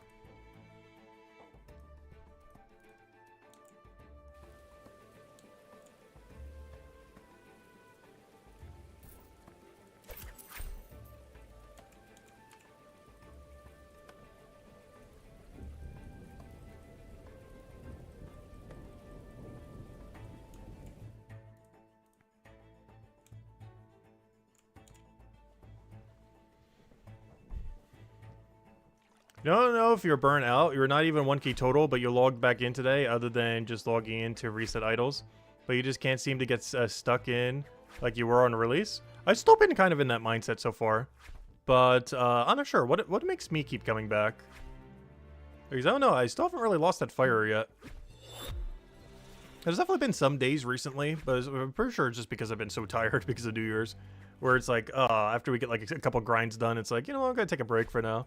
And it might even be a pattern where we start making our streams close to like 8 or 9 hours rather than going for like 11 and a half. Because it's just more realistic to get more life stuff done in that time. But, oh no, I've still been enjoying it as much as day one. I've definitely been slowing down like ever so little. But it's mostly because every grind I have just is like a behemoth amount of time. Pretty much. As far as like the main goals we want. Like right now we're doing like 200 Leatherworker. Which, you know, that's not a small grind. And tomorrow's going to be a 231 mining, which doesn't sound like a lot of levels. But, you know, anything post 200 starts taking a long while. But, oh no, I like making small goals and just doing them. This is definitely a game that in its current state, you gotta be, you gotta really like setting a lot of small goals. Because the bigger goals take like insane time. Like go get a 500. Like that's not something you could just like do. Like that's like a multi-hundred step goal plan. To get something from like 20 to a 500 or 0 to 500. But no, I personally haven't burnt out yet. As long as he keeps updating and everything. Because even just with queuable actions, I've been having so much fun with that, using it for mining, woodcutting. We did a little bit for fishing, as a couple other things the other day. Woodcutting and mining is definitely my favorite too. It's why I'm trying to currently use all my gold for. I currently upgraded the hatchet to max yesterday. And now all the gold that we're doing from Leatherworker as we speak right now is going into upgrading the handsaw. We need 17 more gold. We're at almost 1 gold piece right now. From 0 from earlier. But, yeah, one of the reasons we're even doing the 200 Leatherworker grind is I gotta get this handsaw upgraded. So I can start doing woodcutting properly. Doesn't mean we're gonna go immediately for 200 woodcutting, but, you know, on the list of things that, we need to start doing. Better we can get the sickle first so we can start doing that. I'm not sure. I'll start working that to 200 instead. Oh, no. Actually, didn't we determine that we weren't going to go do the other two? I think we kind of determined we were skipping it. Oh, yeah. I was going to knowledge it. I forgot about that. I need to start knowledging it to 148. I completely forgot. Ooh. Oh, I could do that while I'm doing woodcutting. Ah, I kind of knowledge past woodcutting, too. I need to start putting knowledge into those. Whenever I do merchant or something, or maybe AFKing off stream, instead of putting it to bone right, I need to start putting it to gather and woodcutting. Because we're in a really dead area right now. I gotta go knowledge gather to 148 as our, like, first priority. And then also worry about doing it to woodcutting to some degree, at least to 71. Because right now we're only in tier 2 for woodcutting. We're not even at tier 3 yet. And it doesn't even get good until tier 4. We're in like a really dead area for both of them right now. But yeah, I need to start doing that when I AFK the raid dens. I need to stop putting into bone right and start putting into gather. So we can get to the next tier of bone. You just read the poll and think all of them? Oh yeah, our current poll. 45 votes are in. With the combat reworks around the corner, what is the most needed to come first? All 3 of these are confirmed to happen, based on the AMA and everything. Special attacks is currently number 1 at 36%, which is definitely the one I would find the most fun.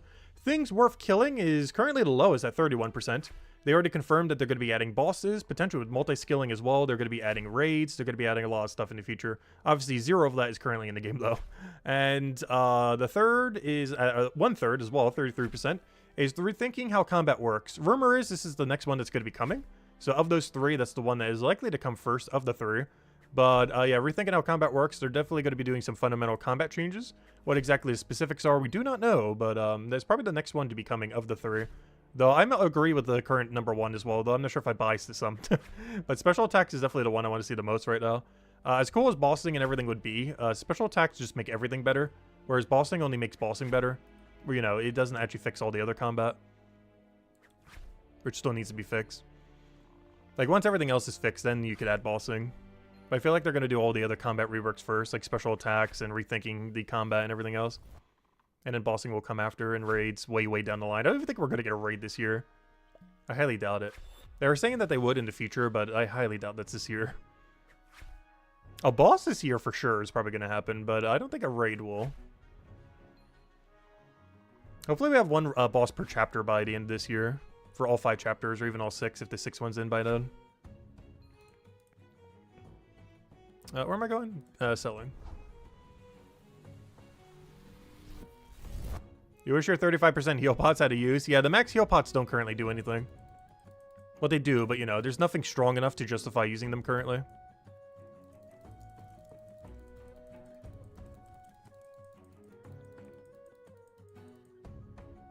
We need a cooking boss?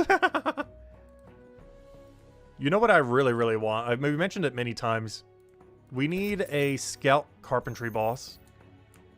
You know how fun it would be if you could repeat the boss that was in Chapter 2, but a way harder version, but gain free carpentry XP while we were doing it at the cost of planks? So you would still need woodcutting to go get the planks, or buy it from players. You would then get carpentry XP when you're using the planks to repair the boat. And you would get uniques and scout XP while also getting, you know, all the free carpentry. But technically not free, but you're still spending the planks and everything while getting uniques and everything else. I want that so badly. Obviously, the boss needs to be made way harder than what it was during the quest. But, you know, they could easily do that. And if you're doing a 6-tiered system, they just add a new mechanic every tier. Where the tier 1 is as basic pretty much as what was during the quest. And then by tier 6, it has like 5 extra mechanics.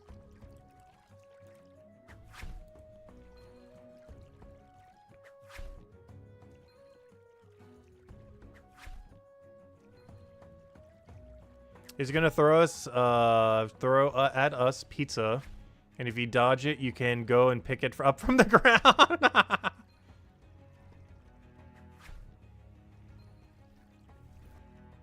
By tier 6 is an Echo Boss. Yeah, those Echo Bosses were pretty fun.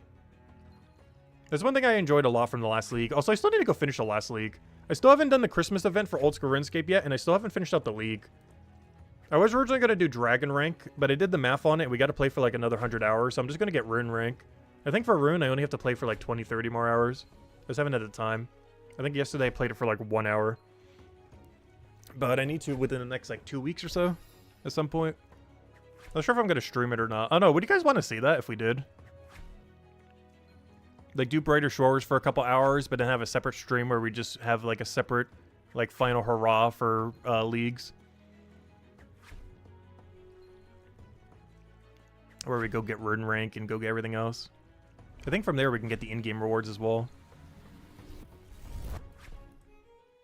Because I might occasionally start streaming Old School RuneScape. Last year I think I streamed it only like 30 days. Like total across the entire year.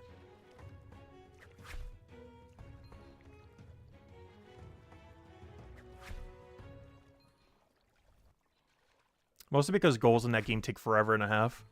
To put in perspective, we are still going for Beaver. I've been doing this for 3 months for one collection log. He's still going. Wait, is this showing properly? Wait, let me see. Yeah, we are still going. He's at 64.5 million woodcutting XP. We have not gotten the Beaver pet. You're supposed to get it by like 20-something million or so. He still does not have it. It's been going for 3 months for one item. And this is why it's generally hard to stream that game. It's we're on that 3-month grind for one item and we still don't have it.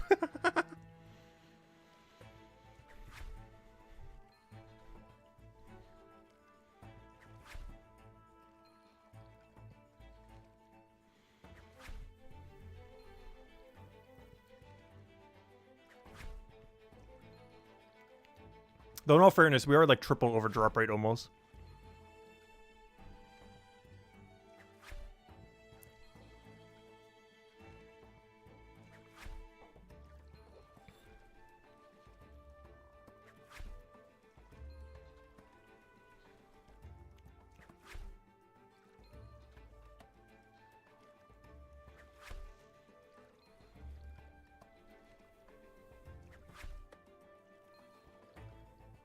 I really hope this game has dryness protection, though. Nothing feels worse than going like 4 times, 5 times, 10 times over drop rate or something.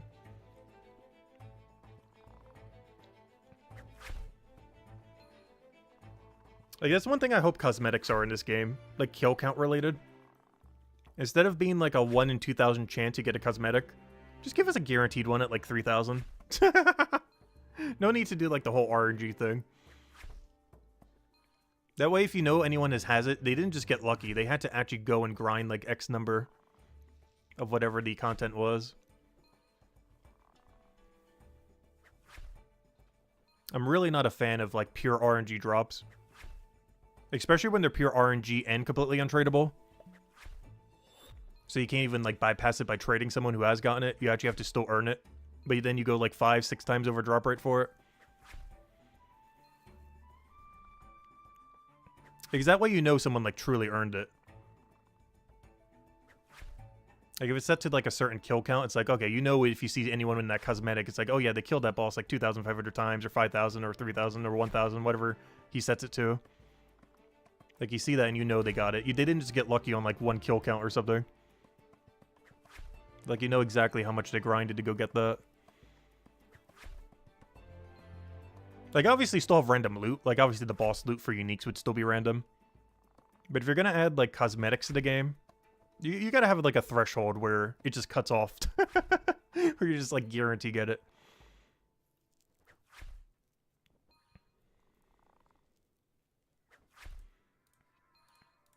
Or at least I prefer it that way, anyways.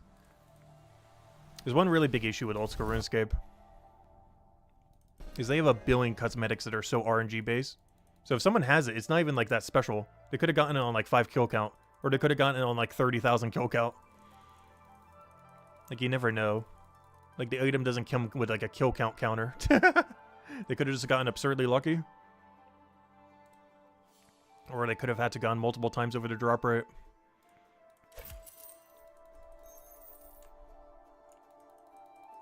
Hey, I finally got 1 gold again. Yay, we're not poor, kind of. Oh no, is 1 gold considered not poor?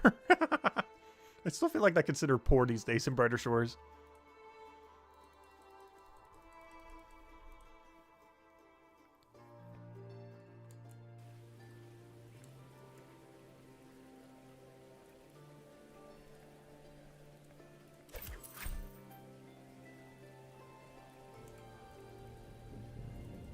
You find to get 0 dopamine from a forced drop rate? Oh no, I don't quite feel the same. As long as the forced drop rate is a cosmetic. If the forced drop rate's a non-cosmetic, then yeah, I wouldn't feel anything. But I don't mind it for cosmetics. Like, actual drops that you trade and everything, those are fine to be not have any pity system, I feel like. Because if you just get bad RNG, just buy it from someone. It's the ones that are untradeable, that are locked to your account, that I prefer being, you know, just like a static number, personally. Or for doing some kind of achievement, like how the achievement diaries work and combat achievements work in old school RuneScape. Because you don't need any RNG, you simply just do the task and you get the item. Like, there's no RNG to it. You just simply get it from just doing X.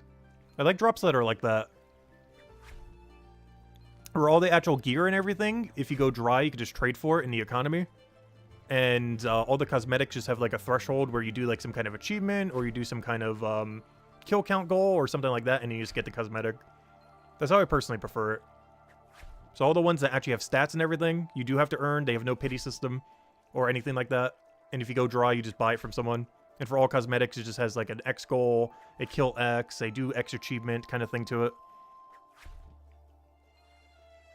That would be my ideal situation, personally. But I understand, like, the kind of sentiment against it, though. But, I don't know, I kind of like guaranteed drops to some degree. As long as the whole drop table isn't guaranteed. As long as it's, like, a mix of both.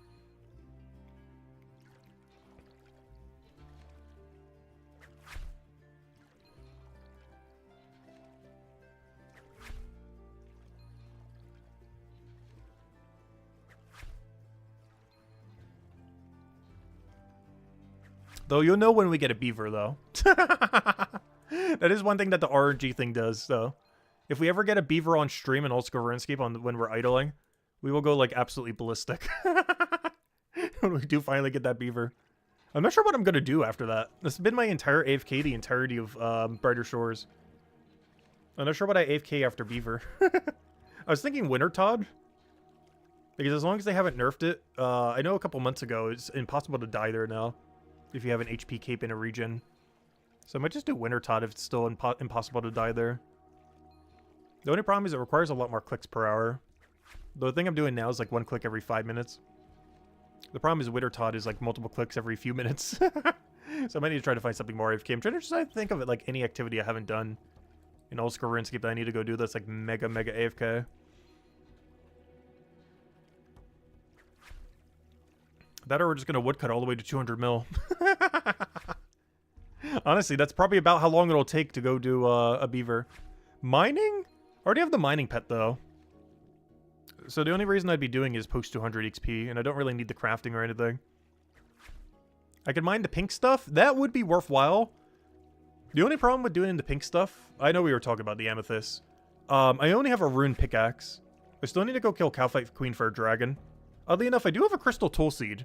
But a crystal tool seed you can't make a crystal pickaxe out of, which is the best pickaxe in the game, unless you have a dragon pickaxe. And the safest way to get a dragon pickaxe on a hardcore is to kill Cowfight Queen. I just do the walk under a safe spot method. There's a little bit worse damage per hour, but you can camp it for like an hour or two on end. Without any risk of dying, pretty much. It's like 20% slower than fighting it normally, but you can camp it for an hour or two instead of having to bank like every 10 minutes. Not even. Like every 5 minutes almost. Like every 2 kills you basically have to bank if you take it normally.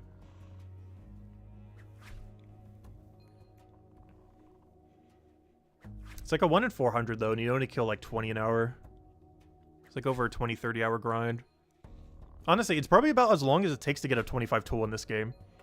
About as long as it takes to get a 25 tool in Brighter Shores is about how long it takes to go get a dragon pickaxe. I just haven't had the time to go do it. I really need it though, because I'm gonna have the best in slot pickaxe in the game.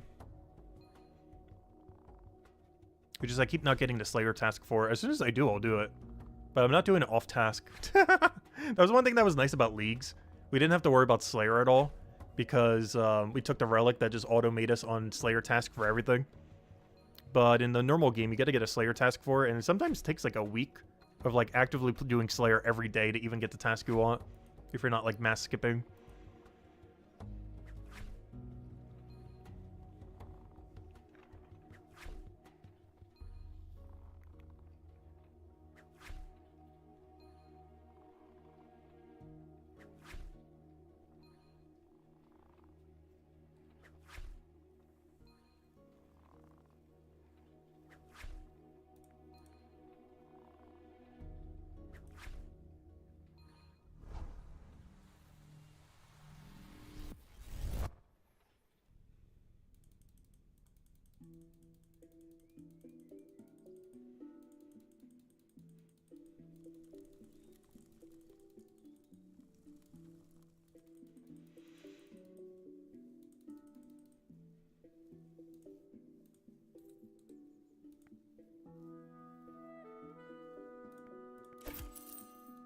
Hey, we're back to 1 gold again. It's kind of funny, we actually dipped because of how much the hides cost. We should probably start using some of the free ones I already have banked. I believe we save about almost 50 silver each time we do, compared to the cost of the hide. We could do that up to 10 times, so it's like half a gold just sitting there. In banked hides that we can go grab. Should probably start grabbing some of them. It's not a lot, but, you know, half a gold, that adds up.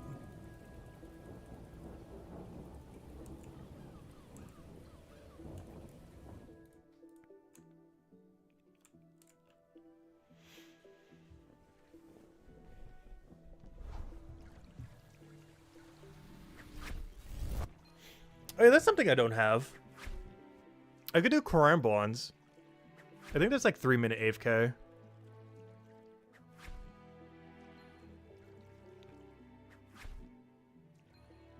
Oh, they haven't added stackable clues to the main game yet, though. I wonder if they're going to finally do that yet. It's one of those controversial things in old school RuneScape that I really wish they would do already. RuneScape 3 already has it. And old school RuneScape only has it during Leagues. But I really hope they just announce that soon. Or maybe they already have, I don't know. I haven't been keeping up with the game. I really hate that clues don't stack in that game. Basically, they're like a little treasure thing that you can do and then get a chest at the end. There's a lot of good stuff that you need to get from them, or as well as collection logs in general. But you can only hold one of each currently in the game. I think in RuneScape 3 there's like a limit of like 10 to 50 or something. And in Leagues it's infinite when you play old school RuneScape Leagues. But currently there's a 1 limit in the game right now, which is so annoying. It's actually something I'm missing a lot. Gosh, I cannot speak right now. It's actually something I'm missing a lot of right now, because all my woodcutting grind I've been doing in old school, I haven't been getting any clues. Because it's so non-AFK to gather them all. But I really hope they fix that in the main game at some point. Because we've probably passed up on like hundreds of clue scrolls we could have been doing if they were actually stackable. You want a Xanaris server of Settle's 1 HP account where anything def... Oh, that would actually be a lot of fun. I'm overall against Project Xanaris, but there are a few servers where I feel like would be a lot of fun. Like if someone made like a Gillen or Games equivalent of that one basically TV show for the game. As well as basically like Survivor, but in old school RuneScape, almost, kind of. It's like a mix between game show and like Survivor. But an old school RuneScape rather than a, you know, as a video series on YouTube.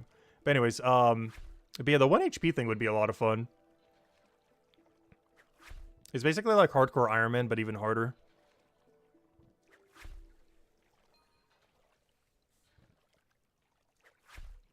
It'd be really funny getting Darox on an account like that, though. If it, like, forced your HP to 1. Because on a server like that, you probably could do that. Because he can't actually do that on his account, because if he takes any damage, he'll die.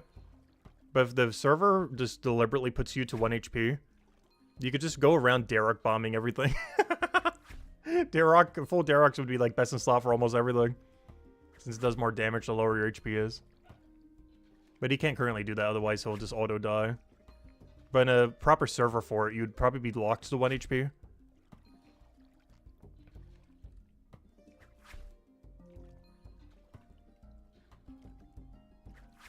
You could probably make money with Xanaris. Yeah, that was my big concern with Xanaris too. It's actually the reason I will probably never go back to the main game. Is the best moneymaker in old school RuneScape is just going to be to play private servers. Like, whatever the most popular private server is going to be more money than killing the endgame content. Like, you could be an absolute best in slot, killing the hardest boss in old school RuneScape and make less money than playing the most popular private server in old school. That's the main reason why I will never make a main account ever again in old school RuneScape. As the second private servers come out, they are literally more money than fighting a boss with best in slot. Or at least pretty close to it. With no requirement at all.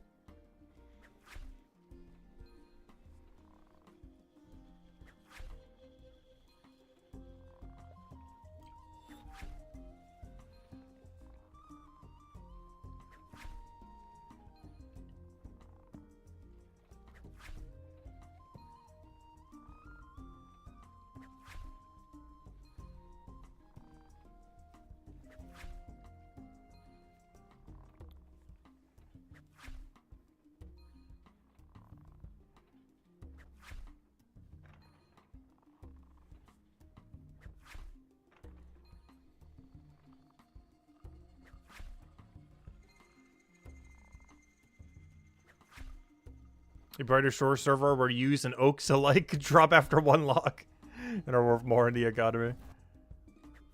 Technically, it's pretty much already is a private server with its current player base numbers. It's like a super active private server. This is the private server when the main dev of RuneScape makes his own game. For the second time.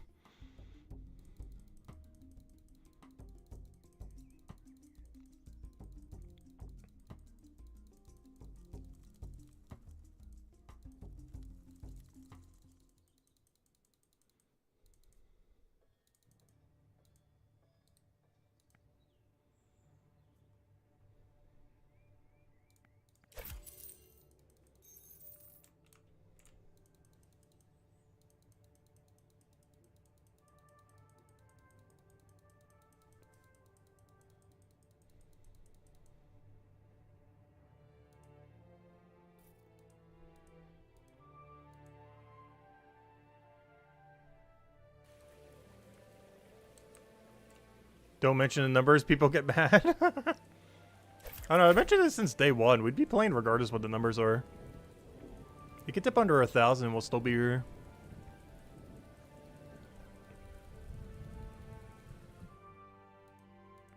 Actually, what is it at right now? Let's go see. Because it's like peak hours right now. Or actually maybe like an hour past. Where it's 1,719. So yeah, it's literally just a RuneScape server. Like, I can go see how many are in my world right now. Let me see. World switcher. Oh wait, this is a bad example because I'm in a total level world. Actually, a lot of worlds don't have that much population right now. Oh wow, this is actually bigger than a RuneScape world right now. There's currently only 4 old school RuneScape worlds with a higher population than the entirety of Brighter Shores right now.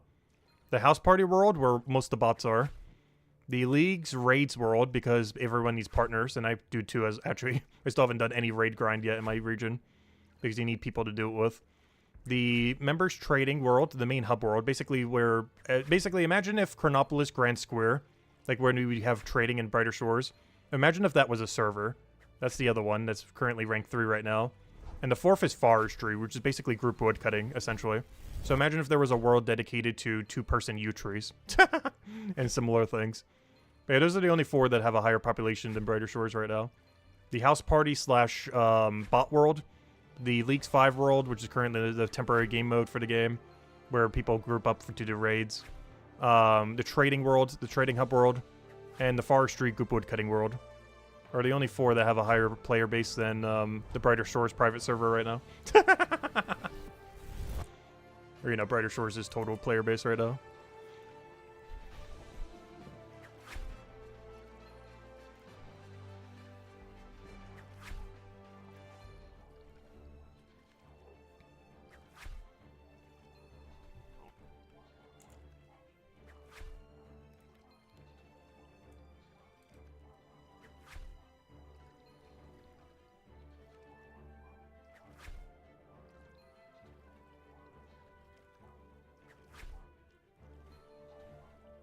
Yeah, there's something else I still haven't done yet. I still haven't finished forestry. I could technically go AFK that. The only thing I need is the whistle. And since I don't have beaver pet yet, honestly, maybe I should just be doing that instead of redwoods. The problem is the AFK time on a yew tree is only like 2-something minutes, like 2.5. Because that would be the thing I would have to do it on. Is do it in the mass world on yew trees. But it cuts the AFK time in half. But I don't know, maybe I should consider it because, for one, I'm running out of material to keep this axe running. Because you gotta do like a weird process in order to give you more XP. And the main thing I use for that is yew leaves. So I'm actually running out of the material I need because I've been running it so much over the last 2 months. I thought I had like infinite, but I'm so dry on beaver that I didn't actually have infinite. We're actually really close to running out. But yeah, fox whistle's the only thing I'm missing. I have every other forestry unlocked except for whistle. The problem is it's a pure RNG drop with no pity system. And I'm like 3-4 times over drop rate. So I just gave up on it.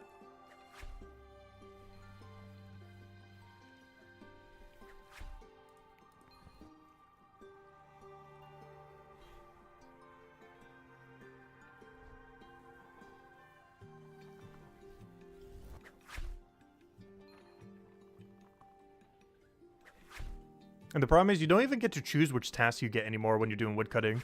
They actually removed that when they were trying to fix nerf buff woodcutting or forestry. When they were nerfing into the ground 10 times over, they actually made it so you can't choose what events you get. And there's only one event I need. And every single hour, it takes about like 3 to 4 hours to get one fox event. And I need to get it like 25 times. It's like a 100-hour grind for one on drop rate. In the current state of the game. And we're currently like 3-4 times over.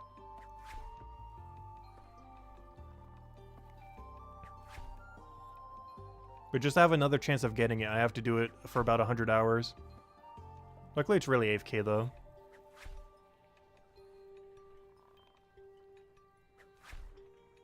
But it's less XP per hour than doing redwood. There's also lower pet chance per hour than redwood.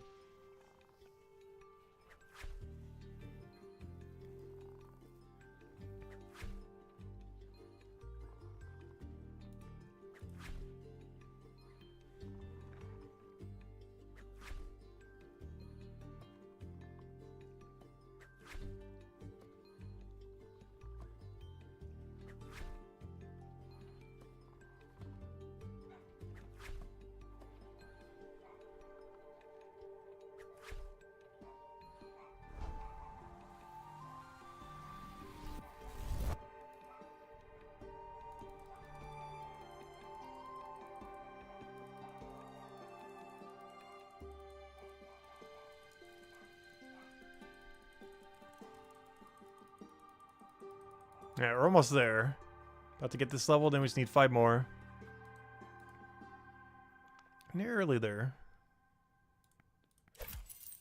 There's one of the main goals I want to get done today. Honestly, if it's the only goal we get done, I'd be happy. We got our 226 mining, and then we can finish 231 tomorrow. We'll have our 200 Leatherworker. The only thing I'll probably still do a little bit today is dunk the bones and do the smithing a little bit. Just to get rid of our backlog that we have from everything we gathered recently. Because I want to still keep those banks clean whenever we can. Just so they don't overpile like they did in the past. Also, look, we got to 1.5 gold. We're getting there. It's not a lot, but it is going up.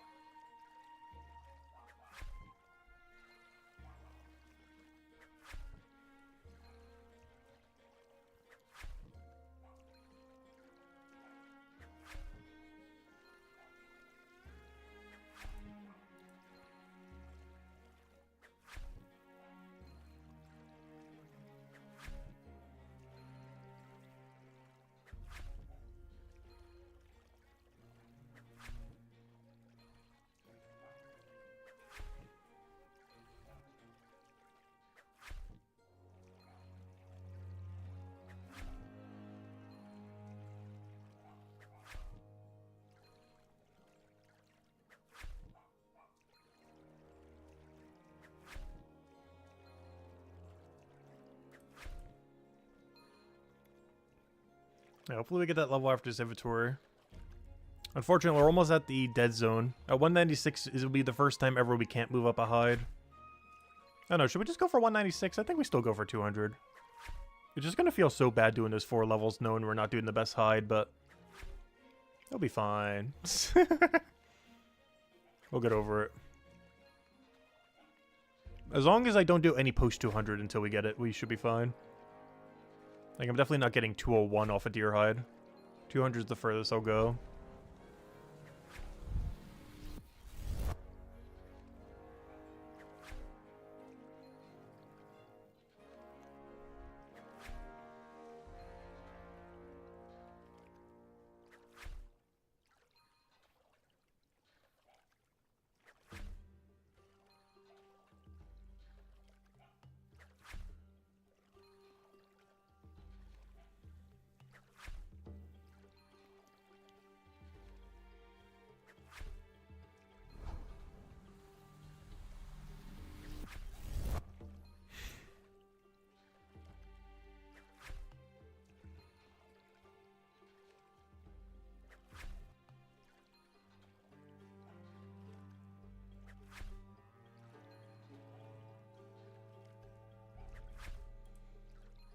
Oh, rethinking how combat works is taking a lead on the poll. Ooh.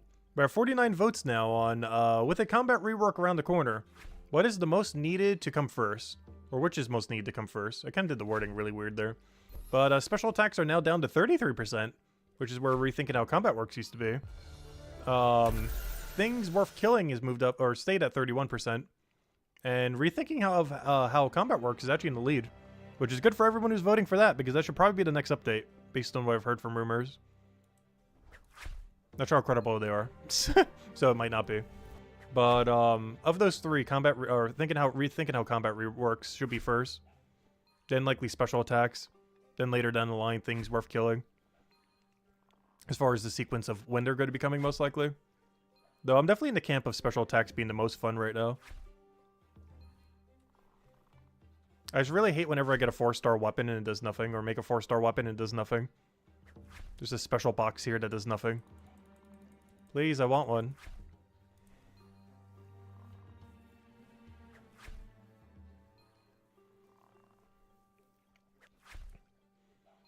It was interesting that it has a special box, almost as if you can have like different specials there. I wonder if every weapon is going to get multiple instead of just one. I always just assumed they would only do one at first. But I wonder if they are planning to launch with like 2 or 3 specials per weapon. And then you get to choose which one you like the most or is most relevant to what you're doing. Because that'd actually be really, really cool. My assumption is that each one would only have 1, but that might not actually be the case. They could have like 2 or 3. Could be why it's taking so long as well. Especially if each is getting a unique animation. And not just the same animation for each one. Because that'd be rather unique compared to Old School RuneScape. Old School RuneScape has a system where you're pretty much locked to only having 1 special attack per weapon. Let's say, like, really overhaul the code base.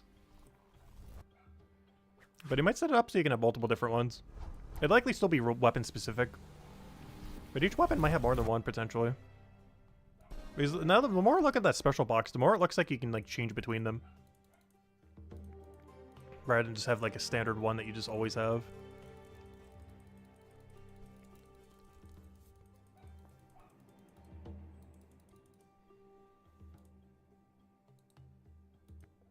They're perfectly fine with only 1 per weapon.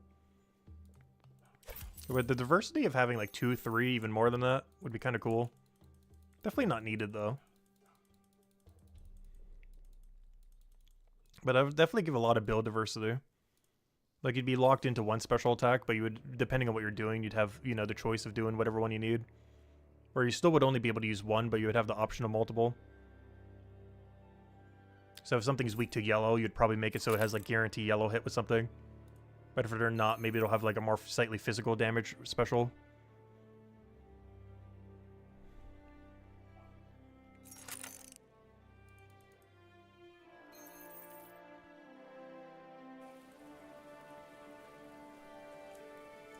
It would also make it if something has a secondary effect that you don't need, you might be able to have a different option. Like, let's say just hypothetically, this longsword has like a knockback effect. Like, it knocks back your enemy like 3 tiles or something. But what if you don't need knockback? Maybe you'll have a different special attack that's just, like, purely more damage.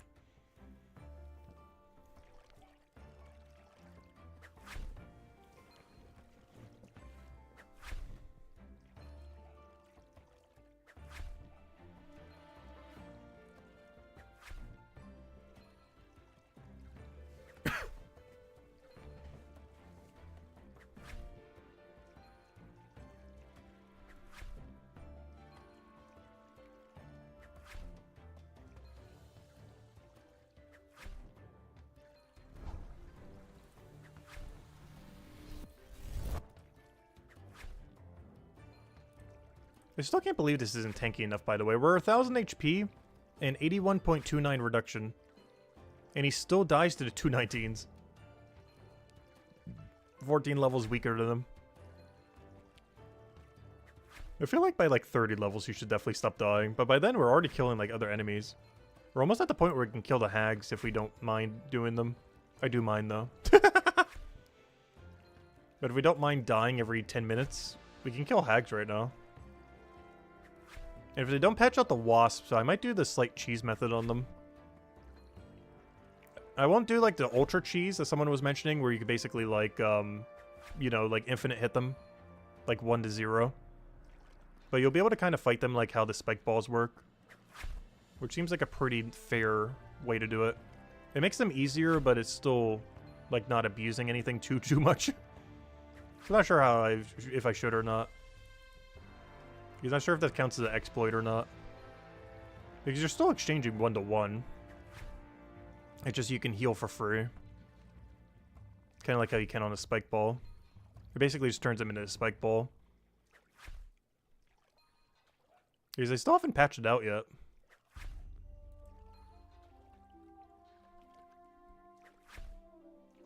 The only reason I feel like it's not intended is because you can do it in one room, but you can't do it in the other. Because if it's intended, I feel like the mechanic would be in both rooms rather than just one.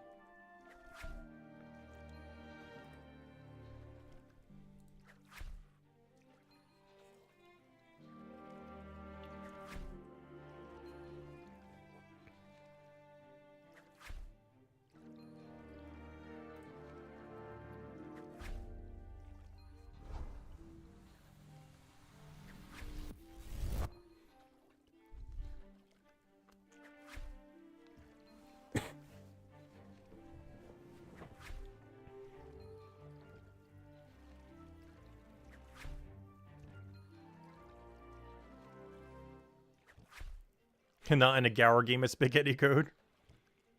I'm just not sure if he would do a rollback to people that abuse it a little bit. So far we only did it for 1 kill count. And it cost us like 6 heal pots, so we didn't really gain any value from it. Other than for the fun of seeing if it would work. I haven't actually farmed using the method yet though.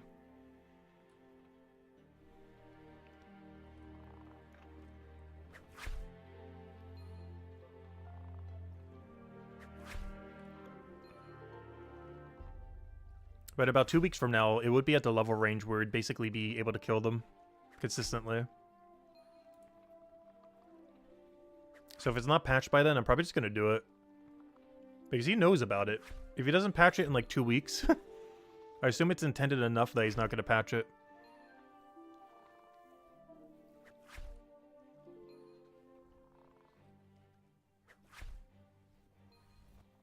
But if by the time we hit like 260 combat, it's still not patched, we're definitely doing it. It basically just turns them into a stationary unit like a spike ball. Instead of something like a maul chest or a zombie that moves towards you and then eventually hits you. That's what these normally do. But you could turn them into a spike ball by using the fence and just hiding behind the fence. And then heal behind the fence. And then hit them when you're ready. Like you would with a spike ball or any other stationary unit. It basically means there's 2 stationary units in this chapter, whereas every other chapter has 1 or 0. There's technically one in chapter 2, but it hits you back, so it doesn't count. It's stationary, but it still hits you. So it's not really properly stationary.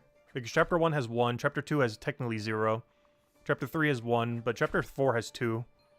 With the way that WASP currently work.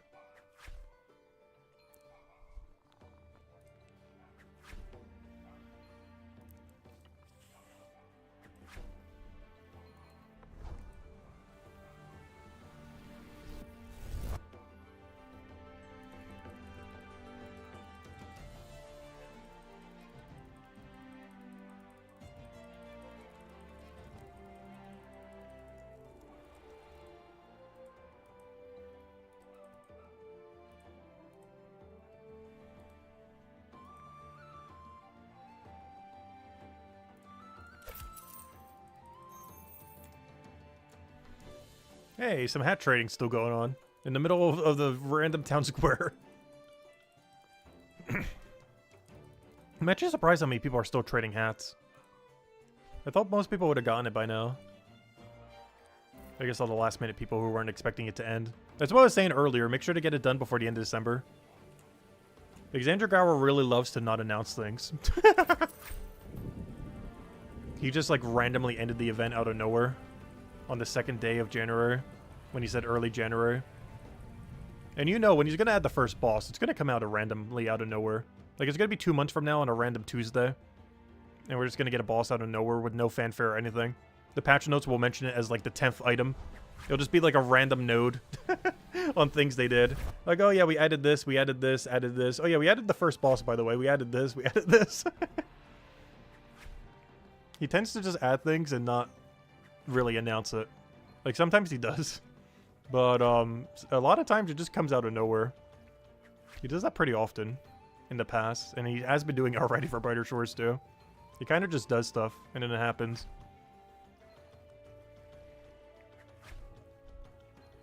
Yeah, he also mass updates, too.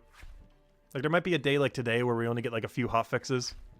And then, like, 3 days from now, we'll have a dictionary worth of text to go read for a patch note. You're looking forward to the update tomorrow? So far, we've had an update every day since he's been re-updating again. We had a decent one yesterday with cubable action and a few other things. We had one today, mostly fixing a couple bugs. The biggest one that was added today is you can now keep the map open while doing cubable action without it constantly closing. I personally won't use it, but if you do like using it that way, you can now. Of course, you could have kept it open by doing this before, but now you can do it by also doing this.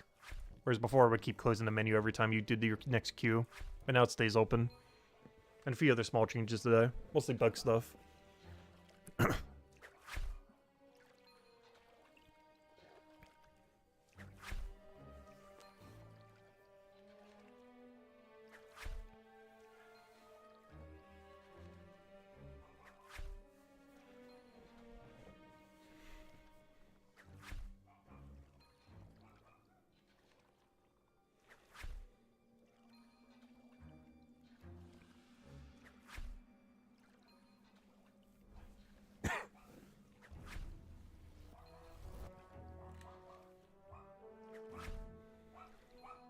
Like your map being a mouse button and the whole screen.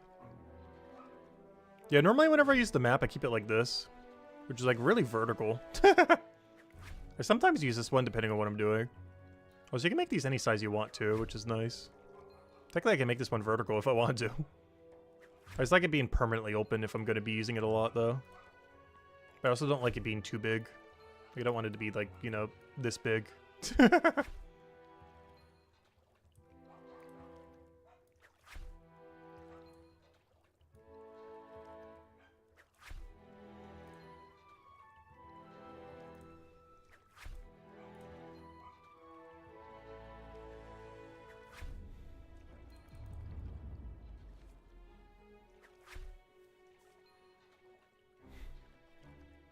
I was wondering what he's going to use for the other two buttons. He still left two open for anything. Originally, I thought one of them would be Leaderboard, but he put it under the Community tab. Hey, we're rank 12. Rank 12. Quote unquote. I think we're currently ranked 25th or something. There's just that many hidden people ahead of us right now. There's just that many hidden people on Leaderboard.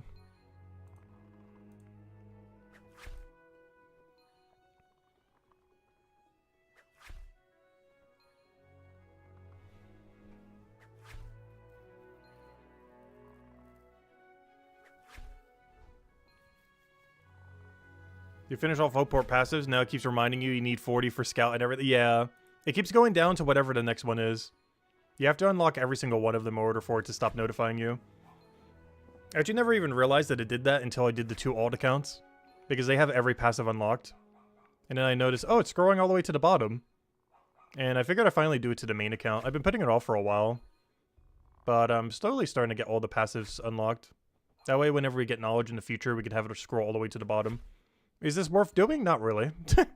But I want to do it. This makes it more convenient whenever we get a level. Yeah, the price we pay for quality of life, pretty much. It makes it so you need to click one less button every time you gain a level. Because normally you have to click a button to get all the way to the bottom. But if you have every passive unlocked, it auto brings you to the bottom. So it's one less click every time you use the knowledge point. And eventually you'll need it for 200 plus. But obviously most of these skills are not 200 plus yet. But down the line, every single skill in the entire game has a dead zone 200 plus. You could always grind through it, but you know, having the passives to offset it a little bit is nice to have. There's some really hefty dead zones in some skills. Every skill has at least one, if not multiple.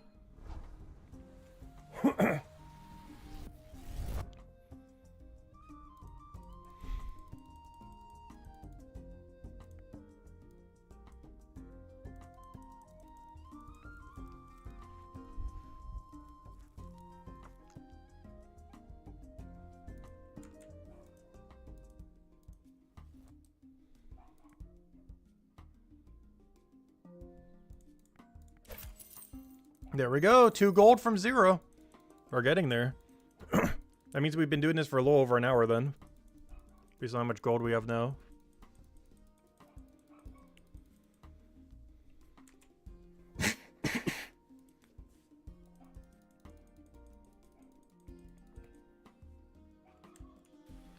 They buffed the 6-hour cooking AFK to 12 hours, so you're tempted to do the passive now. Oh, is that what that was? I was wondering what that meant in the patch notes. Because I never done the cooking AFK yet, or the fishing AFK. Actually, I don't even have the fishing rod, do I? No, I do have the fishing rod. I never did the AFK yet, though. I've done 0 for cooking or fishing. On any account. Which I think they're the only 2 I've never done. Because the foraging AFK we did as our first ever one way back when the game started. They haven't done fisher, cooker, or gatherer, or woodcutting. On any account. Every other AFK I've done at least once. But those 4 I've never done a single time. I've never done the fishing AFK, the chef AFK, the gatherer AFK, or the woodcutting AFK on any account. The guard we did on the 2 alts. Forager I did on the main account on day 1 and 2. Alchemist I did on the main account on like day 3 and 4 or something when we go use the forager supplies. Scout we did for the alts. Gatherer I haven't. Woodcutting I haven't. Carpentry I did on the alts, so they get 32 for spider nest. Scout I've done on the alts. Bone Right I've done on the main and actually the alts haven't done it, but they will soon. Miner I've done on all 3. Smithing I've done on all 3. Stonemason I've only done on the main, but the alts will need to do it eventually.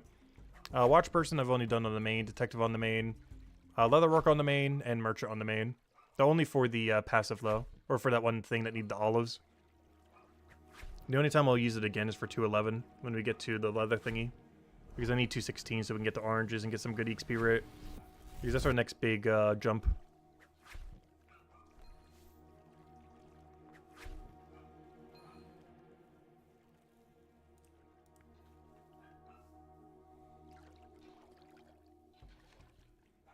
Oh yeah, isn't Telly's podcasting happening tomorrow? Wasn't one of those devs supposed to be on? Like that one community manager dev or whatever he's doing?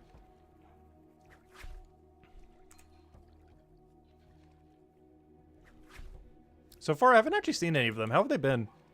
Hasn't he done like 2 or 3 of them already? I haven't actually watched a single one yet. I probably should at some point. But I still haven't checked in on any of them.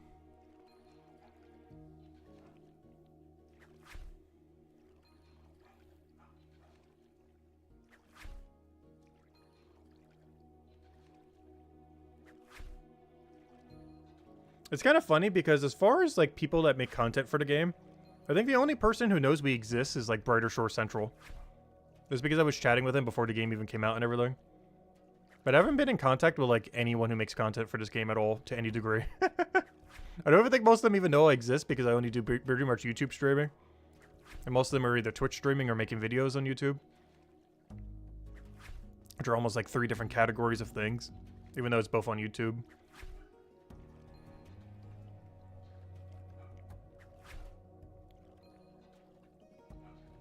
Yeah, British Shore Central has stopped by a dozen times or so. He actually stopped by yesterday too. After he posted his video on the patch.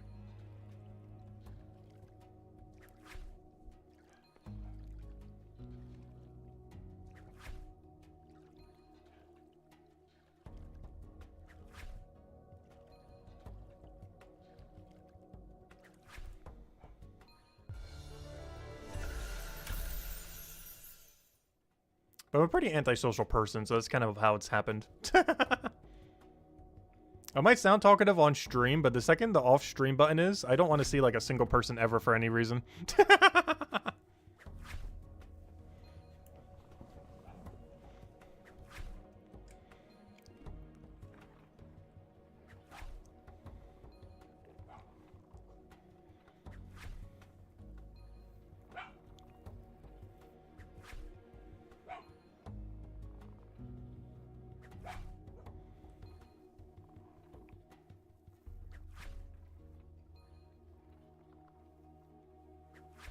Hey, we're almost at 196. It's going to feel bad not having the hide upgrade, but we'll live.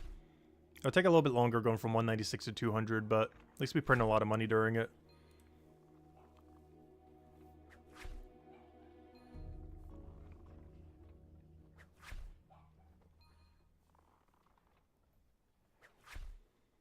Besides tools and keeps, what gold sync would you contribute towards? As far as ones that I want to see in the game, or as far as ones that I would bother doing? Because the only other sync right now is basically potions. Like the potion money sync.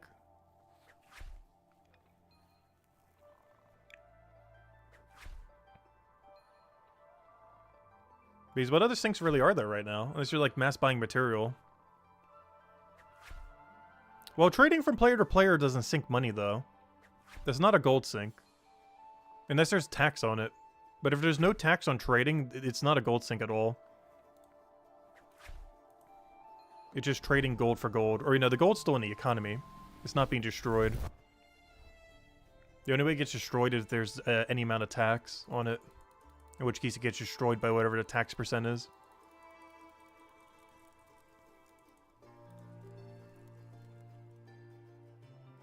Oh, as far as what I would use gold on, as far as just making it lower.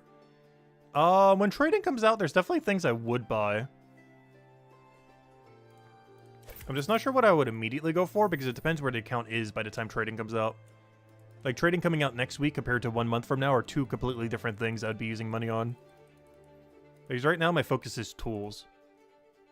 So the main thing I'd be doing if trading came out, like, next week would be selling everything I have to go upgrade my tools. So I can get, like, 25 all tool, maybe upgrade the pickaxe if we have a lot of spare money to go to, like, 50 or towards 50. Because if it came out next week, that'd be my goal. Like, consolidate and get as much gold as we can. And not even buy things, just simply sell so we can go get all the tools upgrade. But if it's like a month from now, it'd probably be on whatever we're trying to level up a little bit quicker. Probably a lot of 7% XP pots.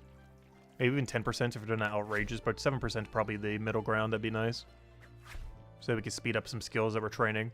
Like a bunch of 7% for Hope Forest would be pretty nice and stuff like that. I definitely wouldn't need any gear immediately, if it's like a month from now. Because most of that I can just get myself, with our current levels and everything. We'll eventually reach a combat where that won't be viable. But at least currently, we can self-sustain pretty nicely. So it's really just potions I would need from player trading if it was to come out a month from now. Whereas if it came out in a week from now, I would mostly be selling everything I have to go buy tool money.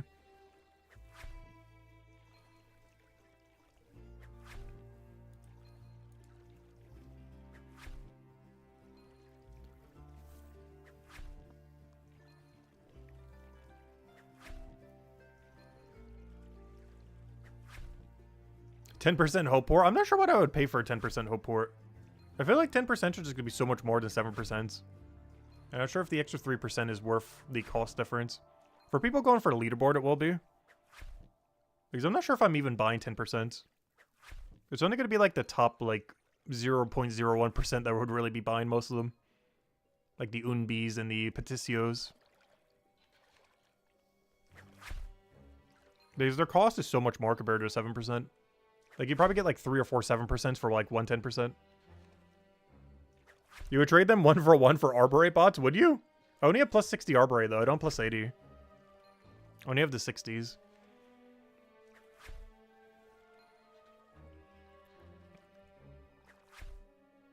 I do feel like a lot of trades initially are going to be item for item. Hey, I could do something like that then. And we're going to have a lot more by then too. Because they're the main potion I actually have to make right now. I haven't been because I don't have any banked, and I don't want to go bother buying them right now. Because we're not quite on the alchemy grind. But I need to soon, because I need the 77 plus 60s as well to make for myself. I'm keeping every last one of them so I can actually use them later. Probably saving them for bossing, though. I feel like a plus 80 is going to be overkill for bossing. I don't think I need to go that far. Eventually we will, obviously, but plus 70, plus 80 is a little overkill. The plus 70 requires Forager, which I won't even have by then, probably. Whereas I will probably have the Gathering level to go do a plus 80. But maybe not. I think it's like almost 280 Gatherer. It's pretty high.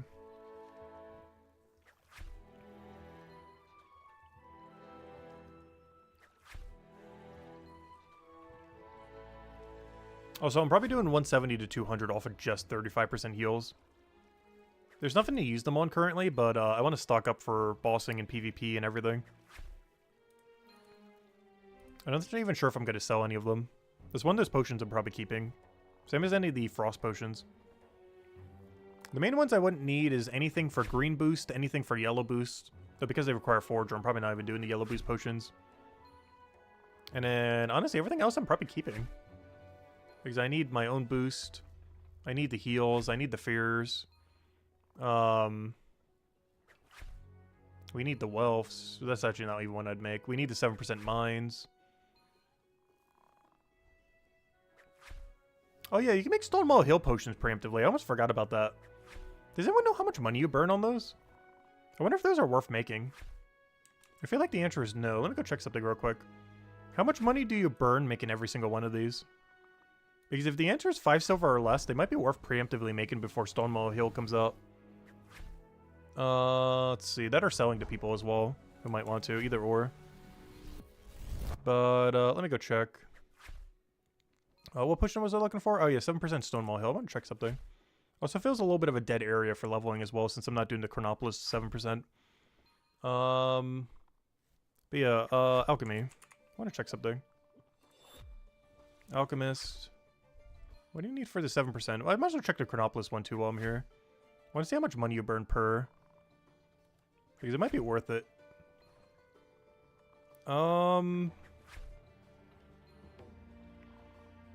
They are 6.5 per potion. Yeah, Chronopolis is so much more expensive.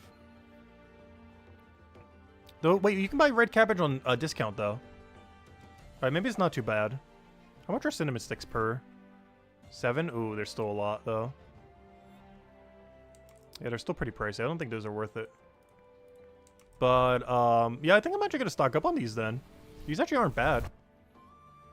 6.5 for 7%. When the 5% is already going to cost like 3 point something. Like almost 4. Just paying a few extra silver for 2 extra %. And you get alchemy XP out of it. I'm actually going to do that. I didn't even realize they're actually that good. Plus, if trading's already out, you could probably sell them for over 10 silver each, if not more. If not closer to 20. I'm not sure what people would pay for that to preemptively get it. It depends when he starts announcing when Stonewall Hill is coming. Like, if it's like 1 week until Stonewall Hill, those things are going to go for bank. Though I might just save them to use them myself. It depends what the market wants for them. If they want such a high number that it's worth selling, I would. But I plan to mostly keep them for myself unless the offer just gets so high that I just have to sell them.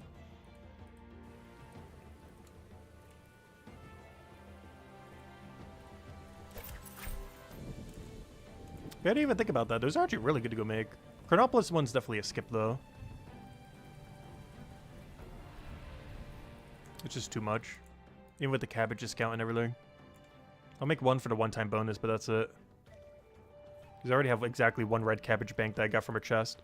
Oh yeah, you know what I got from a chest last night? I finally got a perfect brick. It was only level 250, oddly enough. Or at least for merchant. I'm not sure what its builder level is because it doesn't have one yet. But yeah, I got a perfect brick last night for the first time. We don't know what construction level it needs to be able to be made, but based on other perfects, it's like a 300-something material.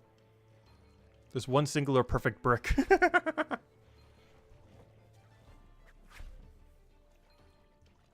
It's something I almost want to do before Chapter 5 comes out. Is if we have a level 500 skill by then, which I highly doubt we will, but if we do, I believe all the containers are based on the highest level you have in the region. So if we have a 500 watch person or 500 detective and we just spam chests, we can actually stock up on bricks before Chapter 5 comes out. How viable is that? I don't know. But you can actually stock up on them. It'll just take a while. You also get no EXP or knowledge during the duration, though. Unless you do it passively, kind of while doing other activities like detective ventures. Or not detective ventures, you know, investigations. Or if you're doing it for free while doing watch person, of course. While doing raid dens. There's a lot of things in detective where you can actually get free chests. They're not like completely free, but they're so close that it's like almost free. And currently you can get quite a few bricks from them. We just don't know how useful bricks are for next chapter.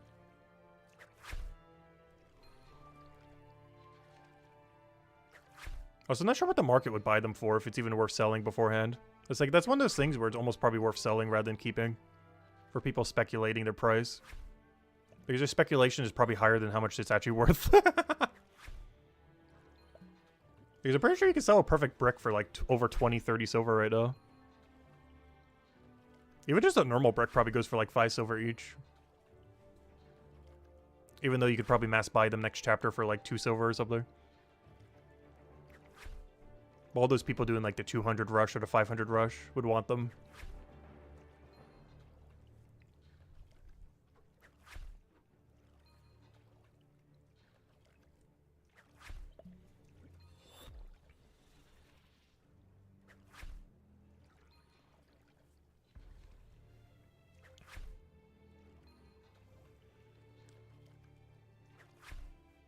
Because the reason you want to do the 200 rush is so you can get the good passives from it.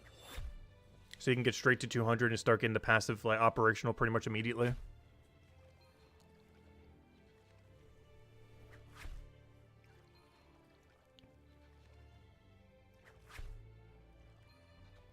And of course the 500 rush is for leaderboard, for people who care about leaderboard.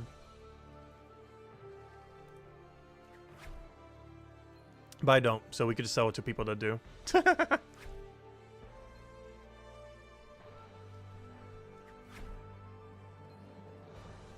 But I didn't even think about that in my calculations for potion making. But I'm definitely going to make a ton of 7% for Stonewall Hill. They're only 6.5 silver each. And bare minimum, they go for 10 if not 20.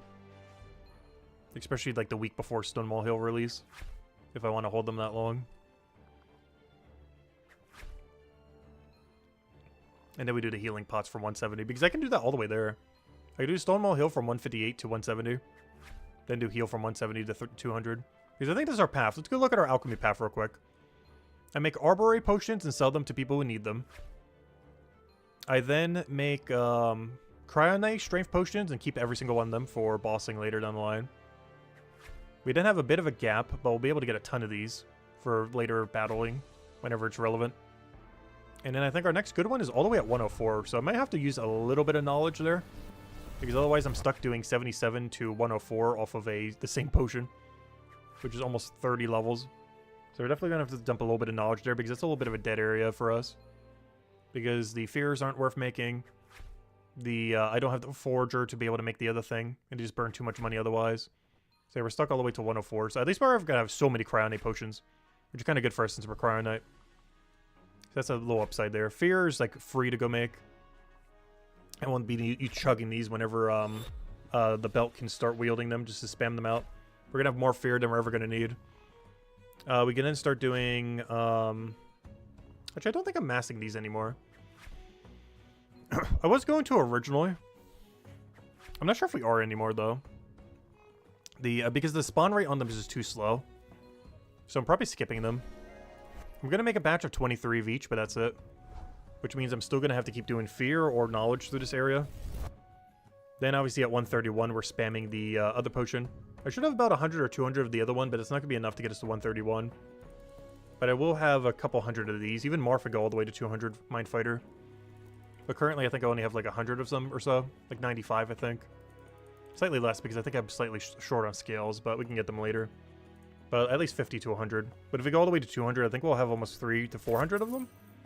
Which is a lot closer to 131, but not quite all the way. And then at 131, we make like 1 billion of these because we're going to need it for smithing. We're going to need it for mining. We're going to need it for everything. Bone rate, if we don't already have 200 in it by then.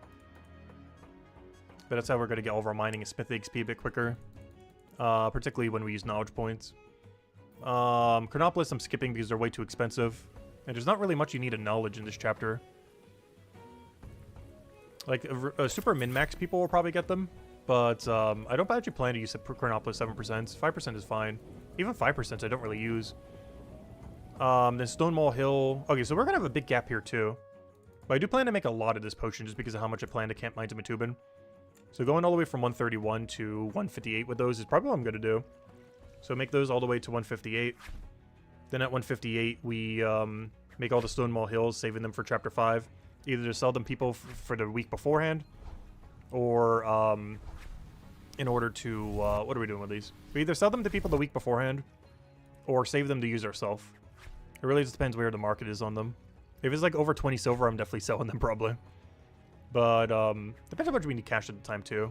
Or if we just want to speed through the chapter a bit quicker. I'll make that determination then. We don't really know until like the week before Stonewall Hill. And then we do those all the way to 170. Then we do 170 all the way to 200. And then boom. That's our path to 200. There we go. We got a plan. And no foraging needed. Not a single foraging level required to do that. We can completely ignore Forager. Though we do have to do a little bit more Mind Fighter. But yeah, we don't even need Gatherer either now that I'm looking at it. If we just get 200 Mind Fighter, we're actually ready to go get 200 Alchemist. Oh, is the pivot coming? Do I sense a pivot? I think I sense a pivot in there. If I get 200 Mind Fighter, I'm actually set up to go do 200 Alchemy. Though I do need a lot of Spare Gold, though. Like, 2 gold's not going to cut it. I need, like, at least 10, 20, 30 Spare Gold, if not more. I'm not sure how much gold it will cost, but a lot of it I'm not selling back, so all of it's pure loss. Like, the Stonewall Hill will be pure loss. Anything I don't have banked from the 200 Mind Fighter grind will be pure loss. Whenever I make, like, the Mining Boost Potion and the Healing Potion. I'm not sure how much money that would come out to, though. Oh, yeah, how much is the Healing Potion per? Those are 2 things I want to go check. How much is the Mining Potion? Alright, there are 4 silver each. 4.3. That's pretty cheap. How much is the Healing Potion? Oh, that's a little rough, though. Okay, we might have to go higher than 200 Mind Fighter. Hold. Wait. That is kind of pricey. Wait, it is actually cheaper to make... Wait. Really? No, I'm looking at the wrong number here. This has to be the wrong number. What's the first and second number? Oh, yeah, sorry, buy value. I'm looking at the wrong value. Buy value. Wait, they're even cheaper. They're 1.5 each? Wait. I'm looking at the wrong value here. Wow, they cost 0. They cost like 0. Yeah, and these are 6.5, so we're looking at the right number earlier for that one. Oh. We definitely got to get over 200 Mind Fighter. What is this number? What is this number I'm looking... Okay, anyways, Mind Fighter time at some point. What is the number I'm looking at? 25.8? Is there any potion pre-200 that costs more? I guess technically the Arbore for plus 70, but who's doing that when you can make plus 80? But, not counting the weird plus 70 Arbore potion, it is the most expensive pre-200 potion. Well, I guess they wanted the stabilized price for best heal in game. But, ouch. That's a lot of Mind Fighter, because we're definitely not buying that, that's for sure. I'm not spending 25.8 silver on a potion. Yeah, we definitely got to do post-200 Mind Fighter. I knew we'd have to do some, but I underestimated how much we have to go do. Though, not quite. I said I had to do about 220 earlier, based on the calculation. Which I think that's still true. But it's more... I meant that more than I thought I did. Because, wow, you definitely have to do Mind Fighter for that. You're not buying those from the shop. 25.8 silver each. That is so high. But it is the best heal in the entire game. Currently. There's just nothing to use them on currently, though. Those will only matter when PvP comes out, potentially, and definitely when bossing comes out.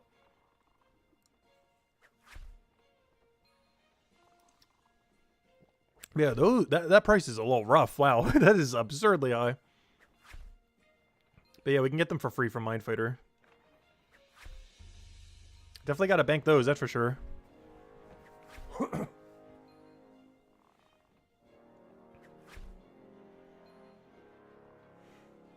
You're trying to get 25 mil and 35% heals? Wait, what do you mean by 25 mil?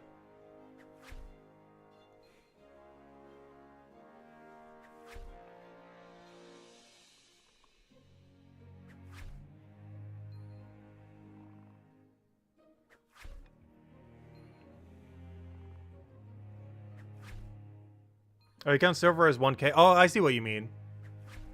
Oh, so you want like 2.5, wait, what does it come out to then? Wait, it's 25 gold worth. So that's 1,000 of them then, right? I think that's 1,000 of them. The way that number is confuses me. But I think that's 1,000. I'm gonna need way more than that. I need to go redo the math later. But, I think we have to make almost over 10,000. I think it might almost be a 5-digit number if I'm not knowledging it. We'll definitely be throwing some knowledge in it, though. This is the thing that's hard to calculate, though. Is like how much knowledge are we realistically putting into it? I'd definitely be getting at least a few thousand. The exact number is heavily dependent on how much knowledge I dump into it. Especially for the final 10 levels where the XP rate's not going to be as good. Since we're skipping Forager. There's going to be the big problem is like 190 to 200 is going to be really slow if we do it manually. There's a good chance the final 10 levels will be completely knowledge only. Just because how much slower the heal pots would be by that point. So speaking of slower, we're finally in the slow part of Leatherworker right now. We have the next hide unlocked, but I can't do it because my merchant level is not 222. And it would take too long to go get 222, so... We're just going to do it at a little bit of diminishing return. It's not too big a deal. How much gold are we up to? Almost 3. After this inventory, we'll be at 3. A little over.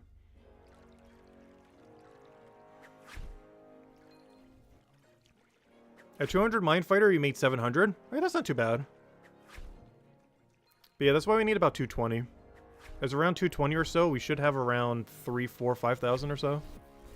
There's a lot of RNG and a couple of other factors that come into it. Plus not knowing their exact drop rate. But based on my guesstimation earlier, I can't remember the math at the moment though. But based on previous guesstimation, I need about 220 Mind Fighter to pretty much do 170 to like 190-ish alchemy off of just heal pots. Counting all the knowledge we'd be doing within that time as well as, you know, 190 to 200 with only knowledge. I don't know, how much was it for a 10% Chronopolis again? Because maybe we do make them. Oh, never mind. They're too much. They're 20 silver each. Yeah, definitely no. They're useful. They're not that useful, though. They're not 20 silver each useful. At least not to me. To some people, they might be. To me, they're not.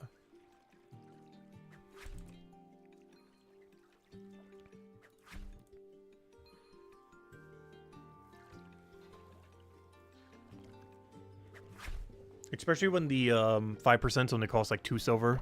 It's over like 10 times the cost for double the percent.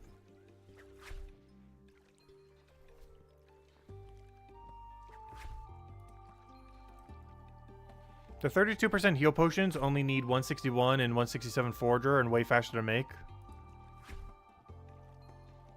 I kind of want the beefy ones though.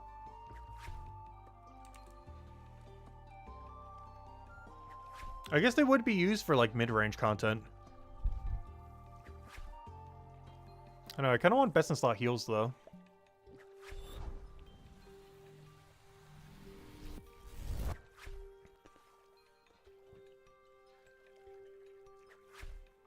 Oh, so he uses kelp. Isn't kelp kind of weird to route? Oh, no, never mind. That's kelp. I thought I was thinking something else. Never mind. Kelp's not weird to route. I was thinking the one seaweed. In the middle of nowhere, in the corner. But never mind, kelp's not that bad to route. Oh no, I'm still probably doing 200 alchemy without 200 Forager though. I'm still considering it. The only problem with that is it makes it a little bit awkward later down the line to do 200 Forager.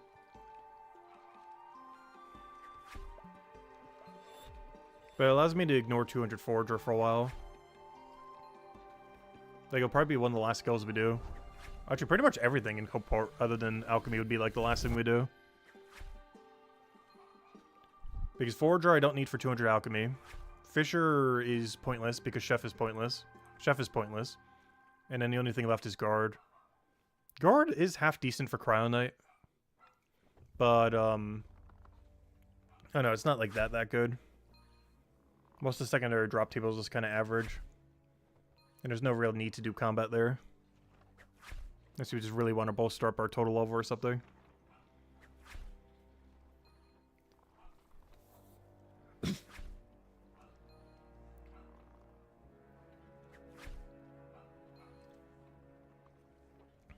Actually, the only problem with all this more AFK time with cubable action and everything, I've been drinking so much water and everything.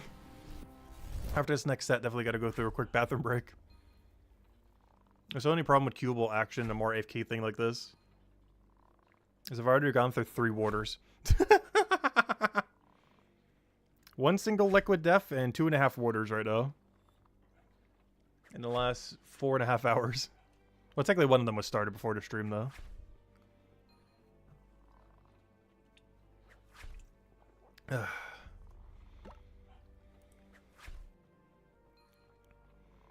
You're going with 32% heal potions, though. Your 343 alchemy, the cost and time used for 35% is too much. Wait, is the XP rate for 35% really bad? Does it have the XP rate per hour? Because that's something I wasn't really putting in consideration. It says it's more XP per hour, though. How's it worse? Like, I know it's less per hour. But it's more XP per hour. I assume this is XP. I don't think this would be any other number. Let me just double check though. I know, Wiki says it's more XP per hour though. And I like more XP per hour. Compared to less XP per hour. I know it's less potions per hour. But it's more XP per hour, and that's the thing that matters. Because I don't mind if it's less potions per hour. The market will auto-adjust.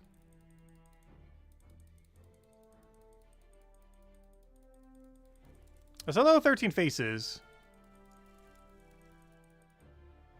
Use a bathroom? You thought I just used an external catheter? No. There have been some streams we don't take a bathroom break, but normally I do at least once or twice.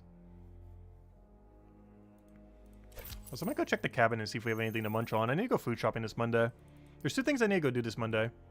Food shopping, and I need to go to the bank because I'm going to finally shimmy around some money. Oh, too high to reply finally changed the armor color from Cryonite to green. Anyways. Yeah, there's 2 main things I need to do on Monday. Food shopping, and I need to go shimmy around some money so I can go buy a Steam Deck. I've finally been convinced to go finally get one. Oh, congrats on 3,000 miles, yes, by the way. Not sure if you're here. Actually, I'll just message you just to make sure you get it. Let's see. Congrats on 3K, by the way. Actually, I could do it here, too. Oh, he'll get it.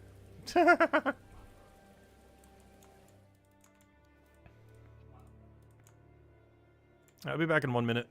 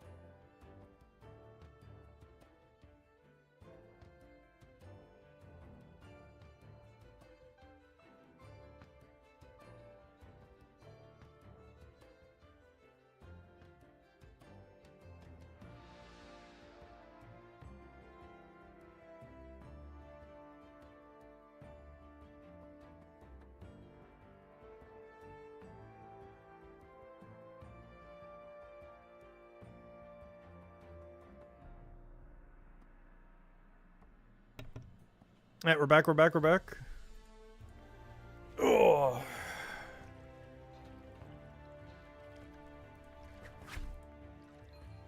Let's see. You can make way more 32% pots. I was thinking if you're going for 500 combat bossing. After level 250 alk, not thinking of that low XP anymore. That is true. Because having more to use is useful.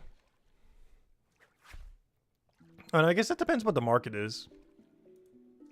Or how needed a 35% even is compared to a 32. I just figured if I really need the 32s, I could just make them down the line after I get 200 Forager. I just worry about them later and get them for free. No, we'll see. Because I'm not against selling all my heal pots. If people want like 50 silver each for them or something. Also, why is this room so empty? Why did I get the dead server? Apparently the other server is like completely active. 32 are heals are super restores, 35 are sand fuse. Well, I don't mind grinding for sand fuse. My hardcore has over like 1,000 sand fuse.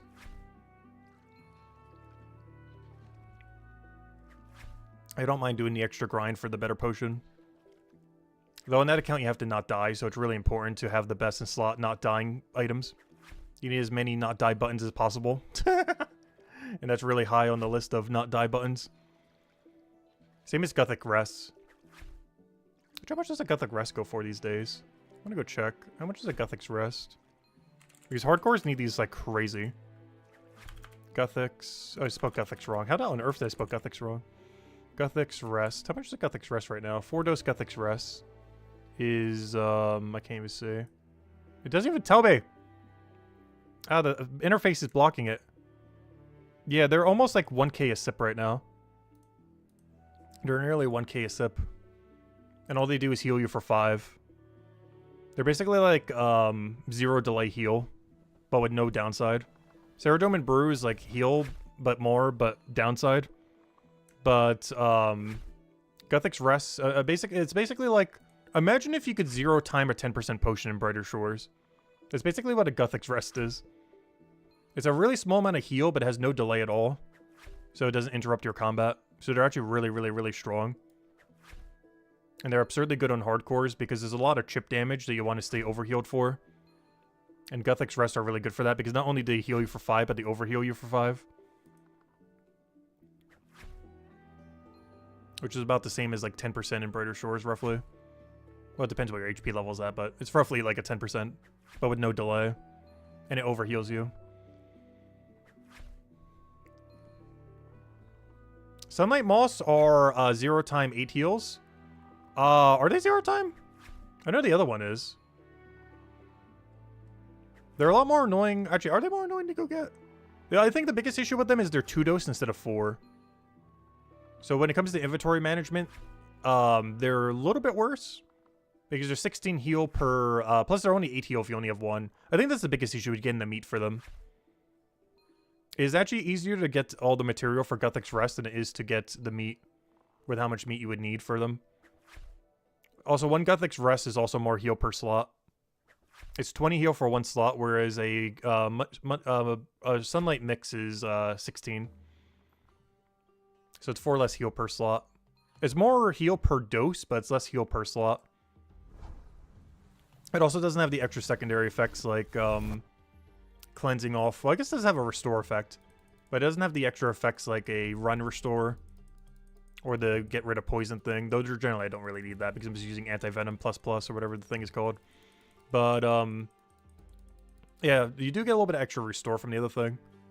But I almost forgot about those. Those are pretty good. I've just been at such a higher level that I've always considered them just a weaker restore. But yeah, I keep forgetting that they heal you slightly.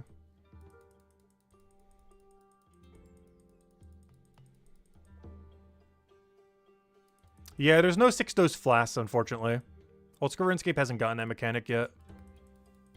Not sure if it ever will, because they're pretty broken in the current meta of Old School RuneScape. Because most management in the game is based on you having 4-dose potions. So be able to carry 6-dose kind of just completely breaks the whole balance.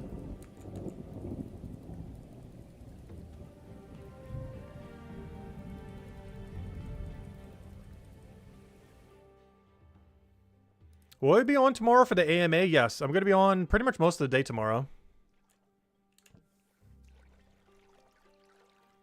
Yeah, aren't they doing something with, like, the developer? I think the community manager is talking to that one person that has the podcast, right? I still haven't watched any of them yet. But, I'm pretty sure all the important information we can relay during it. I won't be watching it during the stream, though. But if anyone wants to relay information that I can relay to everyone, that'd be great. In case anything juicy happens during it. I could do a summary live on stream. I will catch it, but I won't be watching it during the stream.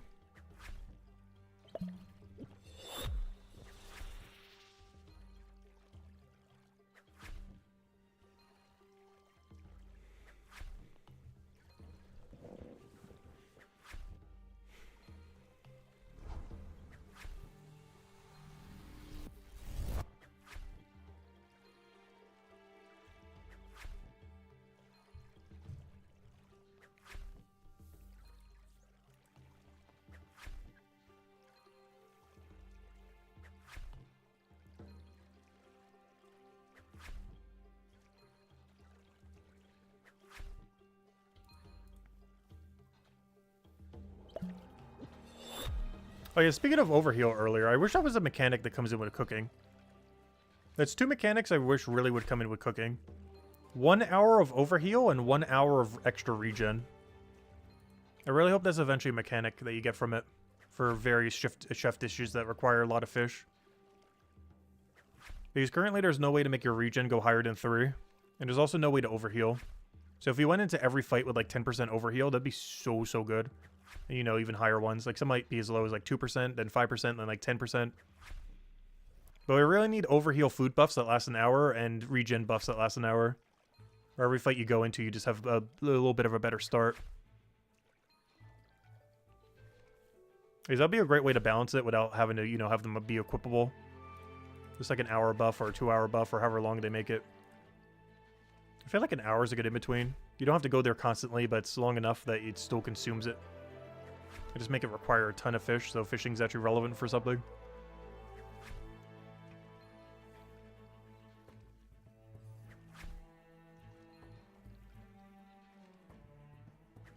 What should the dabs be used for? 1 hour passive, and then dabs. Hey, we're almost there. 3 levels to go. It only takes about an hour then. Which means our final main goal will be done pretty soon then. I think I'm still going to dunk a bunch of bones into the bars, though, just to clean up our bank. Just so we don't have to deal with them later. Oh, yeah, you can also do... Oh, yeah, that would work even better. Because the bounties are also 1 hour timer. So you can do the 1 hour buff when you do the 1 hour bounties. Oh, yeah, look, that works out perfectly. Even more of a reason to have 1 hour buff for food. Because it lines up perfectly with the bounty board. Though I hope you can buff when you already have one going. Because a lot of buffs currently in the game, you can't rebuff if it's a partial buff. But I hope when they do add food buffs, if they're for an hour, I hope you can still rebuff it. Like, if you only have 10 minutes left, I hope you could buff it back to an hour. And not have to wait out the 10 minutes before you can. Because it's really annoying with potions right now. Because if you already have the buff, you can't rebuff it until the timer's done.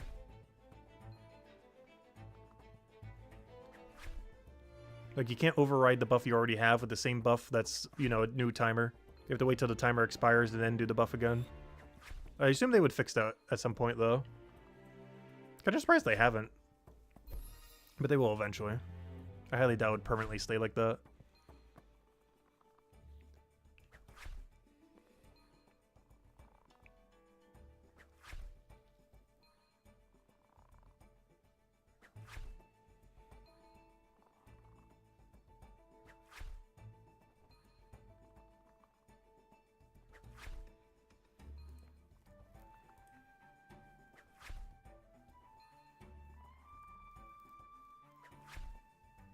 Yeah, like with the 2-minute EXP potions, like let's say you do a 2-minute pot and you wait like 1 minute and 30, but you then want to go use it again. You have to wait a whole nother 30 seconds before you can reset it. Like if you're off cycle or something similar. That'll likely be changed down the line though. But right now it's really clunky depending on what you're doing. Particularly when you're doing combat. I feel like combat happens the most. Because generally you can get about 3 kills. But then you have like a partial buff remaining. But you can't drink another potion. So by the time you do the 4th kill, your potion will expire and you have no way to drink another. Because you weren't able to drink the other potion preemptively. I feel like combat suffers the most from it currently. Because it almost never perfectly aligns. Like with other skills that are really consistent. Just because the combat's so random. So I'm going to start banking a couple of these. Just because I have a bunch stored, I want to start using a couple of them. I think I still have like 300 banked. We're going to start banking a few. Because these are going to be needed for the 199 armors as well. It's at the level range where it's definitely a 199. We don't know which 199 it will make. But it will definitely make a 199. And I think we have like 280 something? Somewhere around there. About to find out. How many do I have left? We have 288. Hey, right on the money. I knew it was somewhere around there.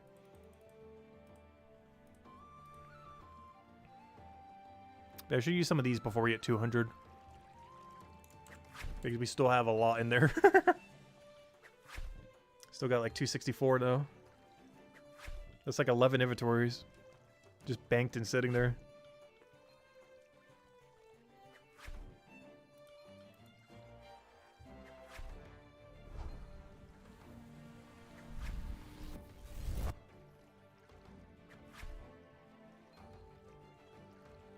Oh, did they fix it so you can use it in the last 15 seconds? Really? I didn't notice that. I guess I never drank it in the last 15 seconds then. I kept doing it like the 20 or 25 second mark. Oh, that would be horrible for a long duration potion then. Like the 1 hour one. Or the, though the 1 hour one does all the repot if you're doing the activity. But, yeah, Fierce must be awful then if you can only do it the last 15 seconds. When they last for like 9 or 15 minutes.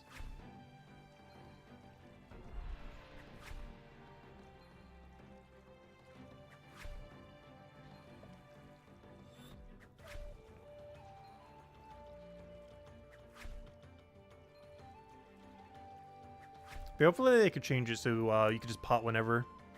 Even if you have to waste the value, it's fine.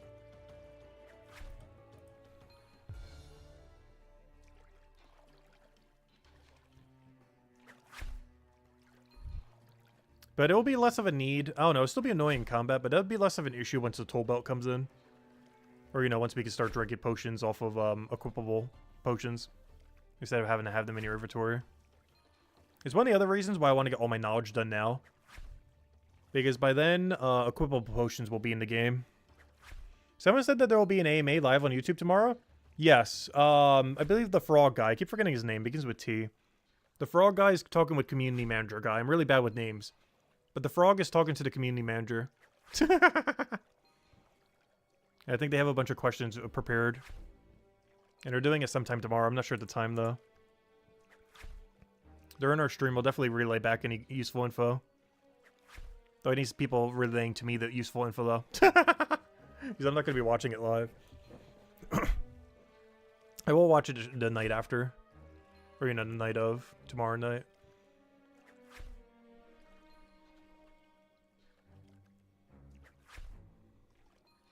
Yeah, tell that guy's name.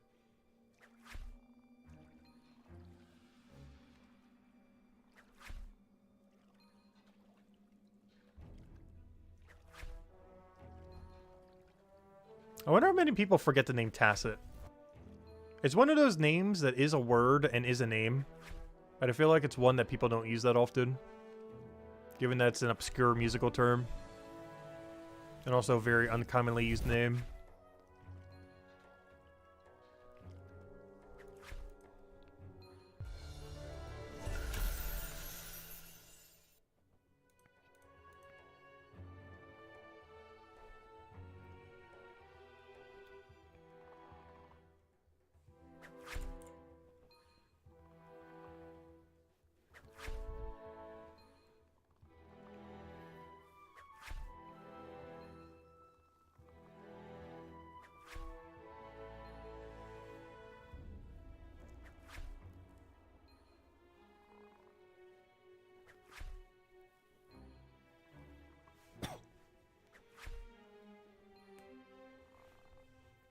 Alright, 3 levels to go. So close yet so far. And then we'll probably finish by clearing out all of our banks, other than Carpentry Bank. That doesn't count. Or the woodcutting to Carpentry Bank. Ignoring that one, we're going to clear out all of our banks.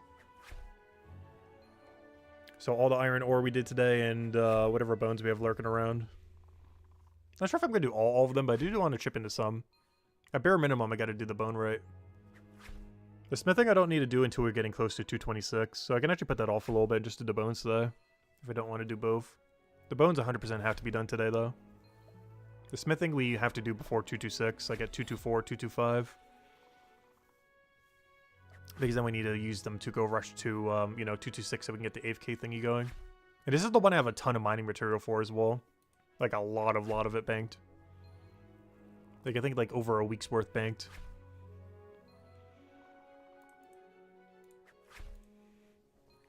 Where is most of my knowledge going at the moment? I'm putting it into all the passive activities. Because I want to get them done before wieldable potions come out.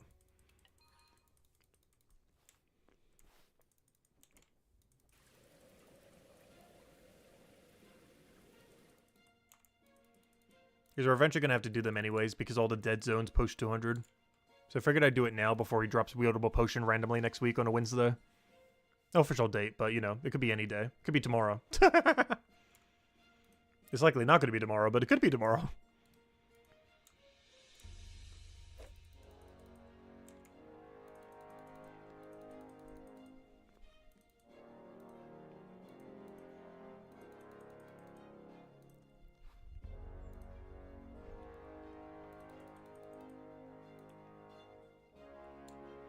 And then after that, I'm probably putting it to Gatherer and Woodcutting. I'm in a pretty dead zone for both of them. And I want to start getting them up more, especially by the time I have the tool for woodcutting.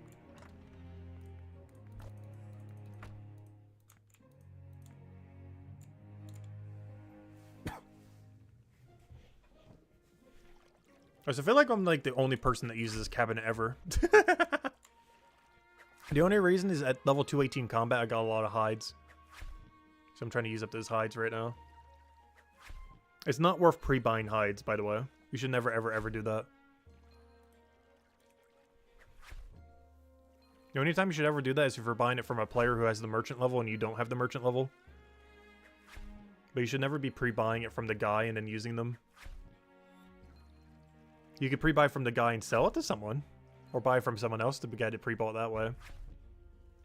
But it's not worth going to him, coming to the bank, then going to him and coming to the bank. It just has more steps. It's only worth it if you get it for free somehow. Either through combat or through trading someone.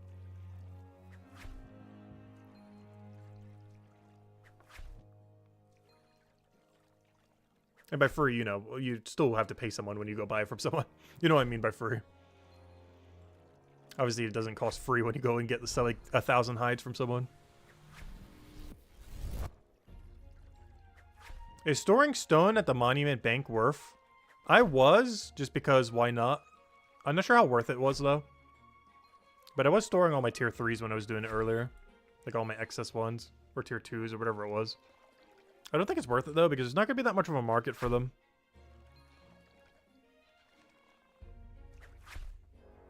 I still banked them, though, instead of dropping them. Some of them initially because there wasn't a drop-off feature, but even when there was drop-off, I was still banking them. Like any excess ones. It's probably not worth it, though. Maybe like the super high tier ones that are actually worth something. But like the first 6 are probably not worth banking, even though I am doing that. Obviously, you know, you turn in what you need to turn in for the thing. But beyond that, they're pretty pointless. I'm not sure at what point they would become good. Probably around like tier 8, 9 and above, maybe. Because that's like a 15 tier system. Anything post 200 would probably start to be a little bit more worth, I guess. Because there might be a market for them. Especially when you need like thousands of them for one upgrade.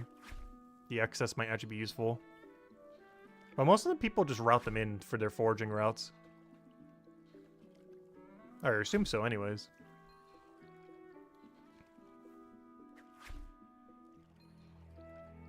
There's not going to be too many people with like 500 forager but an uncompleted monument who'd be buying the monument pieces that you'd be selling. Like most people would have the monument done by 500.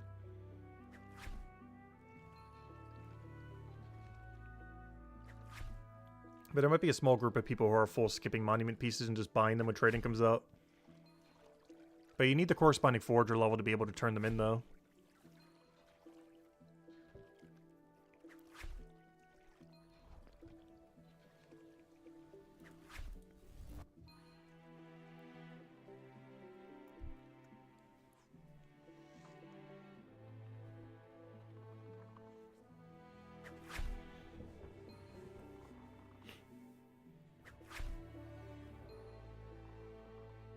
Hello, Savage Shores! Welcome, welcome, husband wall. Yeah, we're getting there on Chapter 5. Right now I'm trying to get 200 Leatherworker, which will finally get us base 200s. Actually, I didn't even put that in the title, but that's another thing that happens from it. We actually have base 200s Chronopolis today. Also, hello, Chino! Oh yeah, also Chino! Congrats on getting rank 5. You worked really hard for it. No, actually you have, but... Congrats on what is definitely rank 5. And Miles got 4. Oh, yeah, also 3,000? Miles, yes, on 3,000. Yeah, huge congrats on rank 5. That is a very solid number. Almost all the top players dropped all their pieces on the way to 200. Yeah, it's really not worth it. I was banking them just because it was kind of there. Might be worth banking them to sell. Yeah, I was keeping them in case there's a market for them. Like, people who want to buy, like, a whole set.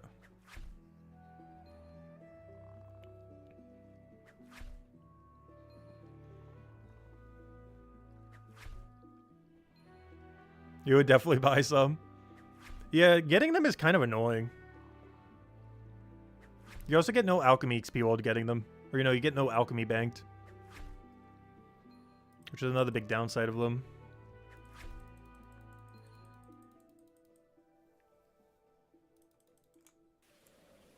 But after we go get 200 all for Chronopolis, I think we're going back to Mines of Matubin. We're going to go run all the bones we have. And if we have some spare time or still feel like going by then, I'll probably do all the bars too. I was not sure because I'm still really tired from New Year's Eve. My sleep schedule has not been repaired yet. And I feel like last night made it even worse. Not better.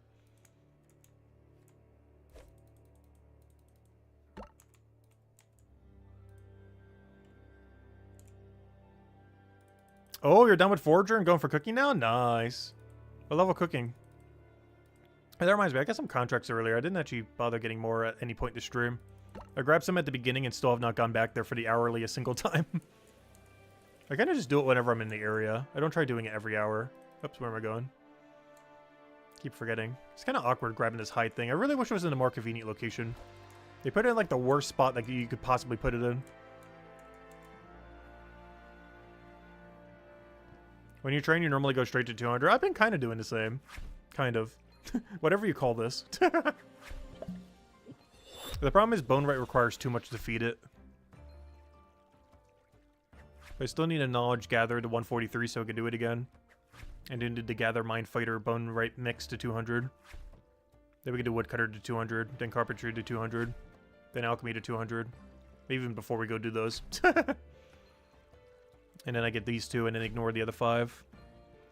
Because these two I'm waiting on combat rework. Fish and cooking I'm waiting on anything. Please just update them to be not useless. And forager I'm just putting off because I actually don't need it for my plan for 200 alchemy. It would help a little bit, but it's not needed. You don't need the forager level to hand in the higher level monument pieces. Wait, really? Are you sure about that? Wait, is that a thing? Are you trying to say that you only need level 0 forager in order to go get monument to max? When trading comes out? I always thought each next tier was required the level.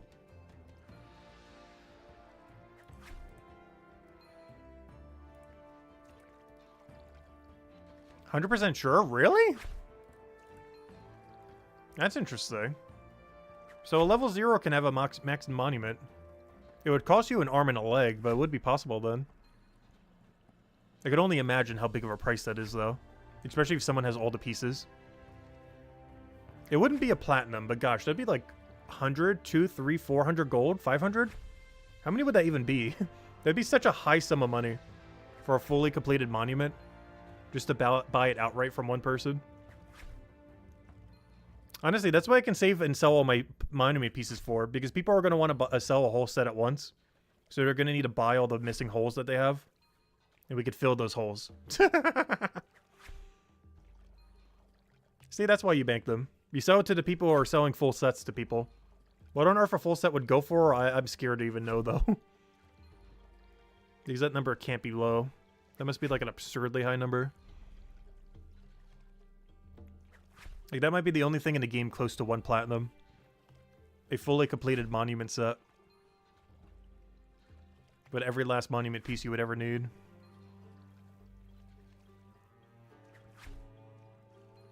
It's probably not that much, though, but it would be a lot.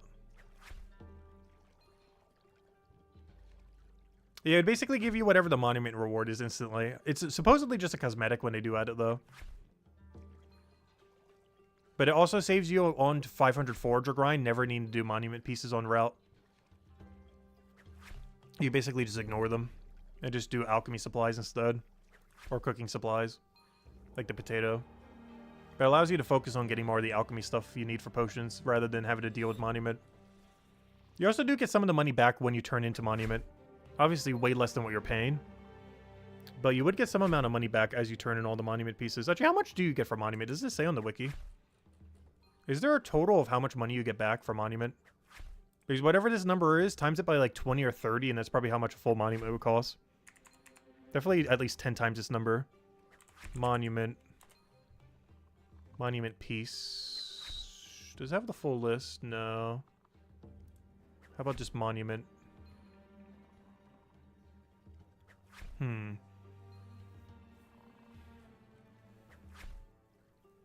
there's nowhere on the wiki that shows the full breakdown, is there? Is there anywhere on the wiki that has a page for everything you need? The Fallen Monument. Here we go. No, that's not it. I don't think there's a wiki page for it yet. I was trying to find a full breakdown of the total amount of pieces with the cash turn in for each set. Like how many pieces you needed for each one. And then the amount of gold per turn in or silver.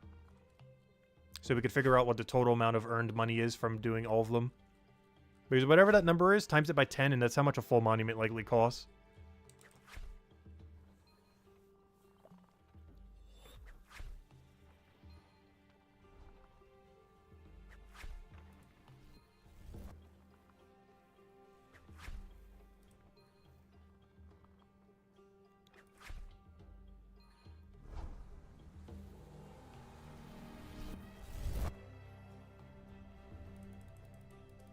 If you were to buy from someone.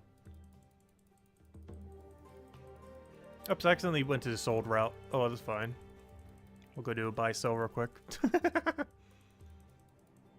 I went the wrong way.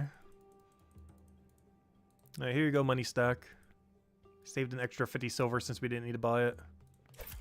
There we go. 3.5 gold. We're getting there. Slowly but surely.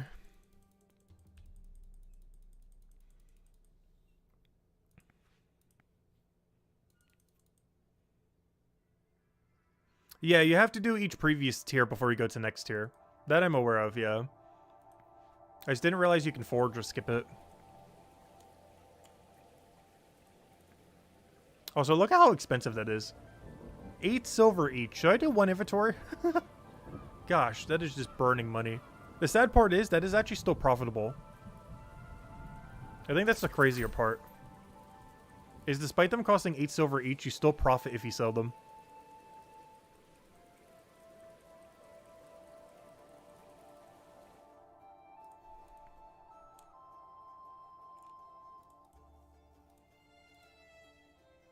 I might do 1 inventory just for the first time bonus. I said that earlier and still never did. Just end up getting a little bit of extra XP there.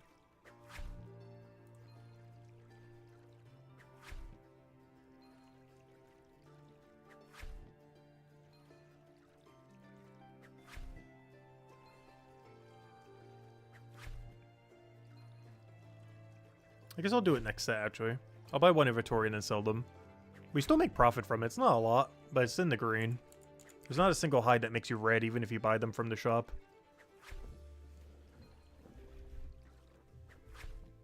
With no discount. But it's kind of crazy then. Having the full monument piece done at like level 0 forager. I wonder what the market would be on them though. They're going to be way too expensive. Like, I should go check. Let me go check like the heist monument piece, for example. Did it say anywhere's here? Yeah, you get 4.5 for the heist piece each. Not sure how many you need though. Oh yeah, you need 3,912. That's not that many. Alright, what's this times 5? Or actually 4.5 technically. Actually, I'll get the exact number. Yeah, let me go check something real quick. What is that number times that number? Let's see.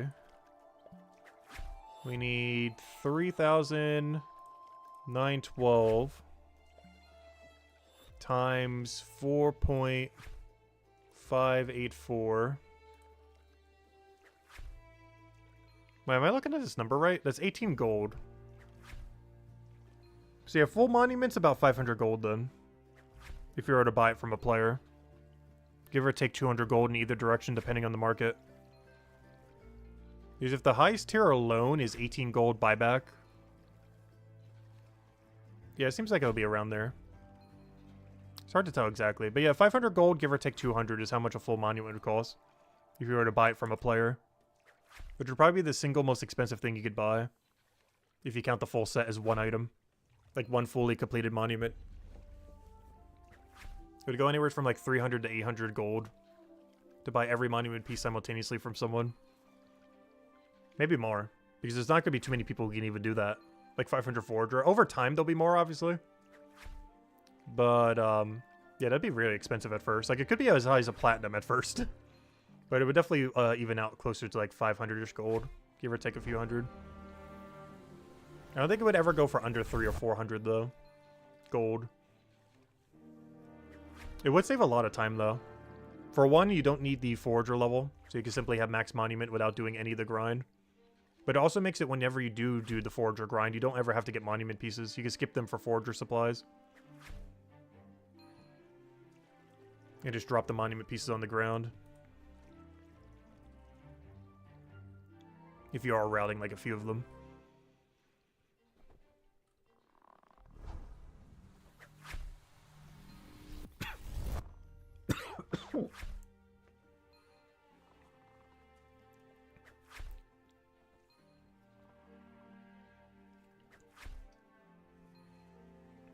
Monument's purely cosmetic, though. It depends how much you want that cosmetic. It'll be one of the priciest cosmetics in the game, that's for sure. At least in the early days of the game, whenever they finally add it. It'd be the single most expensive cosmetic. And assuming you can't trade the cosmetic, is likely locked to your account.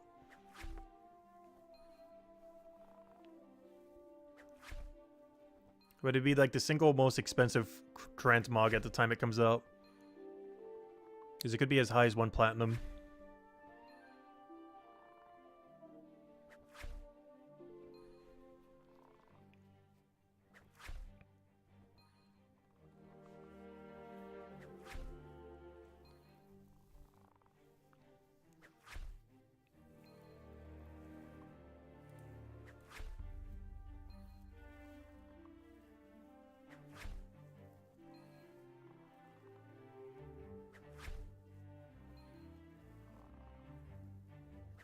Alright, let me go do the one really good inventory. That will get us to 198. And we just got to do 2 more sets of deer hide and we'll be good to go. Alright, let me go sell these then. And then we'll start banking them again after next inventory.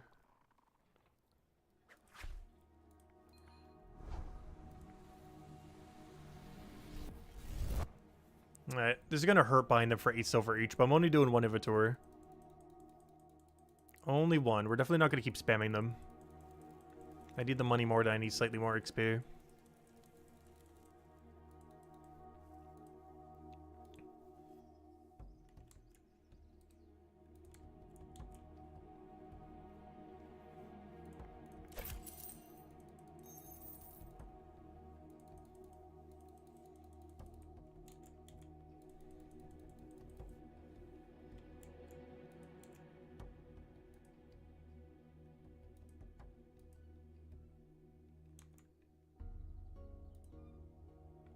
Speaking of which.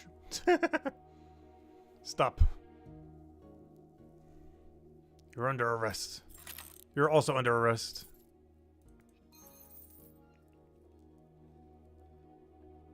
Can we get a triple? Ah, there's no one nearby.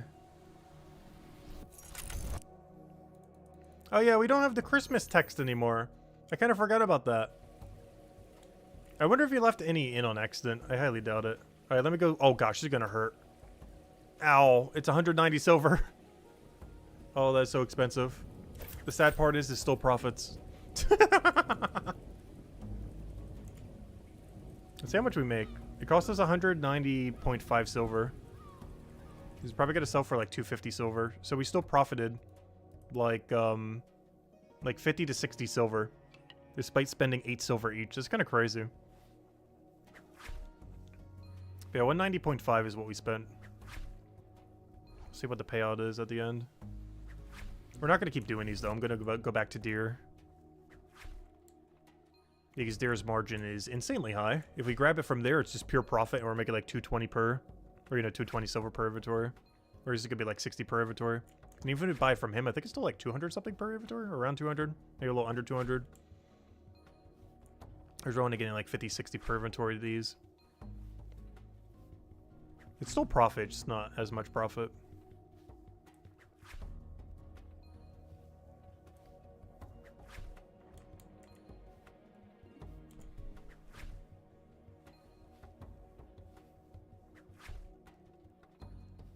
Hey, how's the poll doing? So, with 58 votes, with a combat reworks around the corner, which is the most needed to come first? Special attacks are at 31%, and has actually dipped a little bit. Things worth killing, like bosses, raids, stuff like that, is at 28%. And in first place, and likely also the first one coming in the near future, based on what I've heard, is rethinking of how combat works, which is at 41%. And it's also likely the first one to come of those three, oddly enough. I still really want special attacks, though.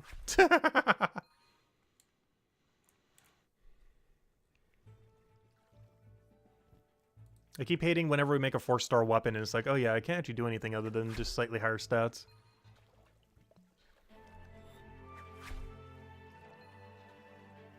Like this 2-hand we made earlier. Like, yeah, it's better, but it has no special, though. This feels like every weapon I ever make that's a 4-star is just like auto-nerfed. Since they don't have their main core mechanic yet.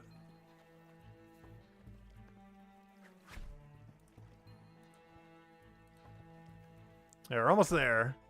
2 more levels to go. Oh, we should begin the first time bonus on whenever we turn these in that.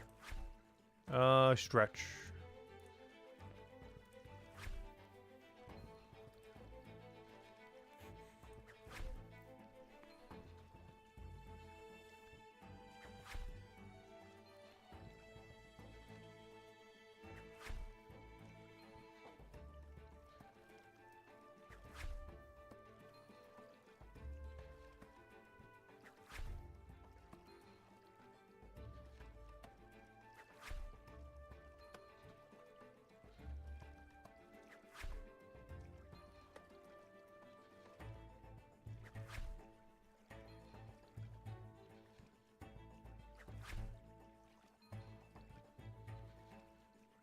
Yeah, by the time we finish all the deer hides we have banked, I think we're going to be ready to go. We're good to go.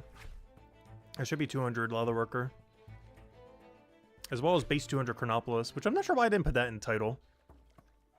That would have been less scary than saying we're going to be doing a Leatherworker for like 3 hours straight. They're almost done. We have less than an hour left. Yeah, that will be base 200 Chronopolis, finally. I kind of forgot that that would be. Obviously, because it's the only one we have left. I always keep thinking there's like a 5th skill, and it's like, oh yeah, there's only 4. That's one thing I am disappointed with Chapter 5. Chapter 5 only has 4 skills. It'll drive me crazy that Chapter 5 only has 4 instead of 5. I'm fine if every chapter their 4th only had 4. But Chapter 5 only having 4 is going to drive me crazy for the rest of the time. You gotta make 5 have 5. It's not going to, but you gotta do it. It's not going to have it, and that's going to drive me crazy forever. I don't mind if every chapter after 5 has exactly 4 forever. But come on, chapter 5 has to have 5. It's going to look so uneven. Gotta at least have one small set of 5, 4, 5, 4, 5. And then having 5 on chapter 5. And now we're going to have a 5, 4, 5, 4, 4. With only 4 on chapter 5. I understand that they won't be able to do like the 5, 4 forever. But come on, you gotta at least do it for chapter 5. There's no way they're gonna undo it at this point though. I was just kind of hoping like, oh, maybe there will be a 5th skill, but no. Based on what we've seen from earlier, there's not a 5th skill for chapter 5.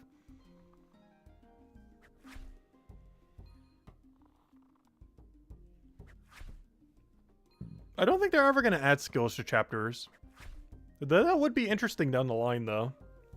I'm just not sure how you would incorporate it based on how the game's set up. Unless you let like a lot of area to the area. It'd be kind of hard to just integrate and just throw into an already existing area. Like an entire new skill. Without it taking up just like a really small amount of space.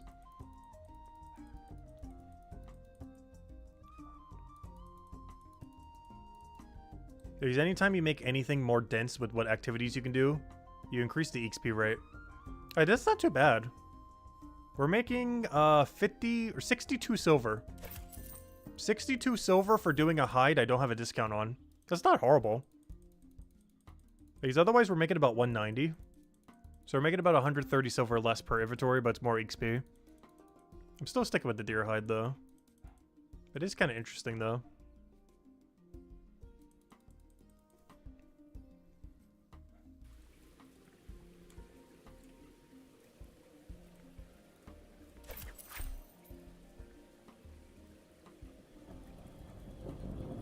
What about chapters with repeating skills? No clue if that would work.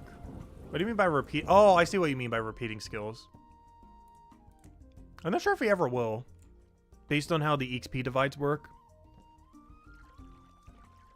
I would actually be fine if that's never a mechanic. I know some people really want that, but I'm fine with that being only bossing or mini games and stuff. Reserve those for the multi-skilling between chapters. I'm perfectly fine with every single chapter being its own isolated thing. And just leave the bosses that can multi-skill, the mini-games that can multi-skill, and stuff like that as like the main things. To give more incentive to go to the mini-games. Like, you can multi-skill within a chapter, of course, like raid dens and stuff, but I don't think you should be mixing things.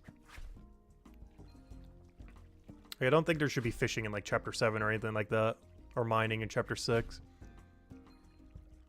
Perfectly fine with each just staying in their chapter. But still in activities later down the line. That would still do it. Just not like in the region itself.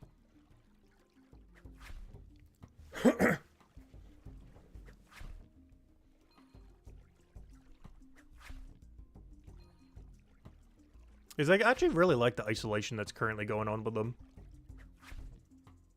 Because it gives you a nice tight focus that you could do for any one chapter without being overwhelmed by everything that comes before or after. Like, there's still synergy before and after. But you don't have to worry about it. Like, when you're immediately in the chapter itself.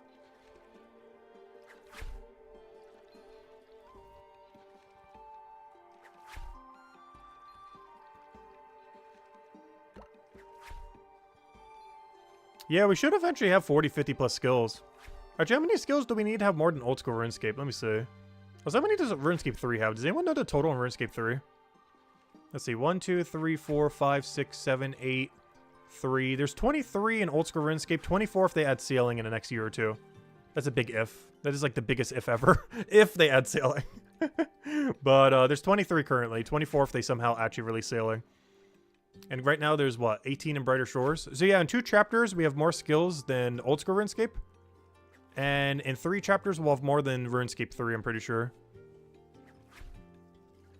But you only have to add 2 more chapters. By chapter 6 we'll have more skills than old school. Within the game's first year of being out. And old school has had 20 something years. Though even if you compare old school all the way back. Old school got what it currently has after 5 years. From 2001 to 2006 is when it got its final skill that's currently in the game. Has not gotten a new skill since 2006. So even then, it took 5 years. Brighter Shores will be there in 1 year. Because we're almost guaranteed getting Chapter 6 by the end of next year. Here's Chapter 5's in like, what, 3 to 6 months? And then Chapter 6 is probably right before the end of the year if we can push it out by then. So within 1 year time, that'd be more than Old School RuneScape in 6 years. Or 20-something years, depending on how you look at it.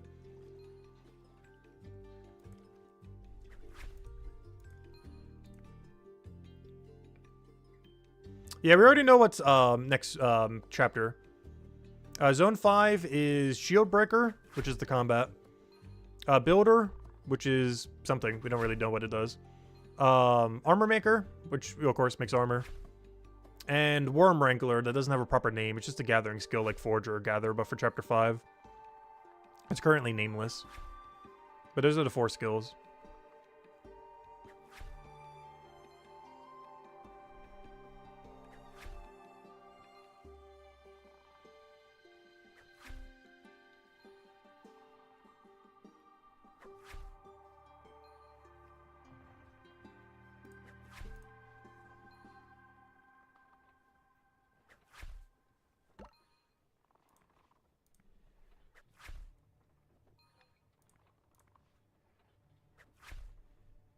But unless they, like, magically add one at the end. Because the last screenshot we've seen from a couple days ago showed only 4. So unless they're just hiding it and keeping it really secret. Worm Wrangler should absolutely officially be its official name. I wish. I am very curious what they're going to call it. There's no way they're going to call it Worm Wrangler.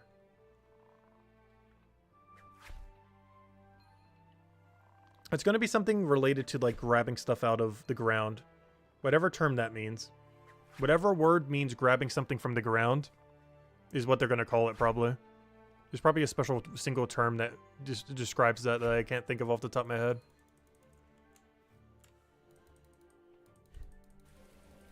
It seems like it's a lot of ground items, like with pretty much any gathering thing. But, you know, you got worms, you got, like, bones in the ground. Not in, like, an archaeology way, but, you know. They definitely won't be called archaeologists. But, it's very, like, muddy ground-based. We got ground bones, we got worms. Got, like, a few other things like that. It's a very ground-based, gathering. Even more so than the other gatherings. Like, it's a lot less plant-based compared to the other ones.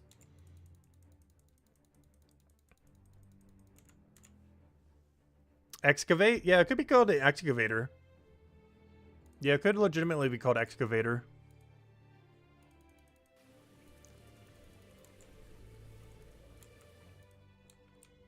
But 110% more points for them if it's actually called Worm Wrangler. Honestly, excavator sounds pretty accurate.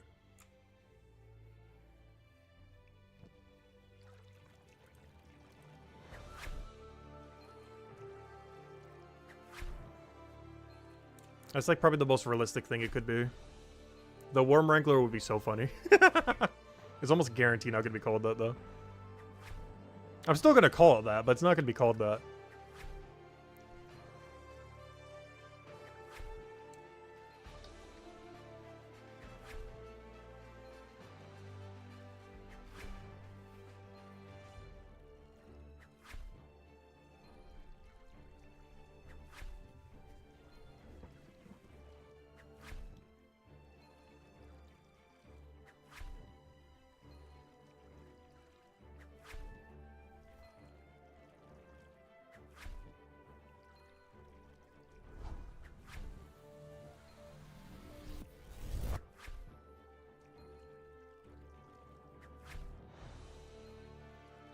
So hello, Stefan, if I didn't say hello earlier, by the way, and Servalian, welcome, welcome.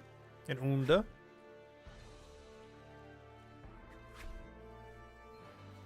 As well as anyone lurking in the background out there. Alright, 1.5 levels to go. And then I'll probably dunk every bone. And if we still feel up to it, we might go to the bars as well, but I'm happy if we just end on all bones. I forgot how many we have. I know it's enough to be more than an hour. I think it's like an hour and 20 minutes? Hour and a half. But I need it so I can start putting XP back into Bone Right again. Though, honestly, I need to be putting into Gatherer, though. And then we can start doing Bone Right again. Actually, that reminds me, what do I need for Goat Horn? I didn't even bother double checking this earlier. I'm not going to have that many, but how much do I need for a 148 Smooth Goat Horn? Wiki, I need you. Smooth Goat Horn. We gotta double check. It requires 140. We're almost there. What's our thing at right now? 135 and almost 6. Yeah, that'd be easy to get later. Plus, after we do all of our bones, that pretty much on its own gets there. Just the bones we have banked is like 137. Not even counting any knowledge we put into it later. But we need 140 for the next tier of bone. But first I gotta go knowledge gather to 148. Then we need a knowledge bone rate to 140. Or whatever we don't have by today. Which should be like 137. Maybe 138. I'm not sure how much XP we'll get from it. It is the highest tier bone we can dunk, so it should be pretty good XP rate.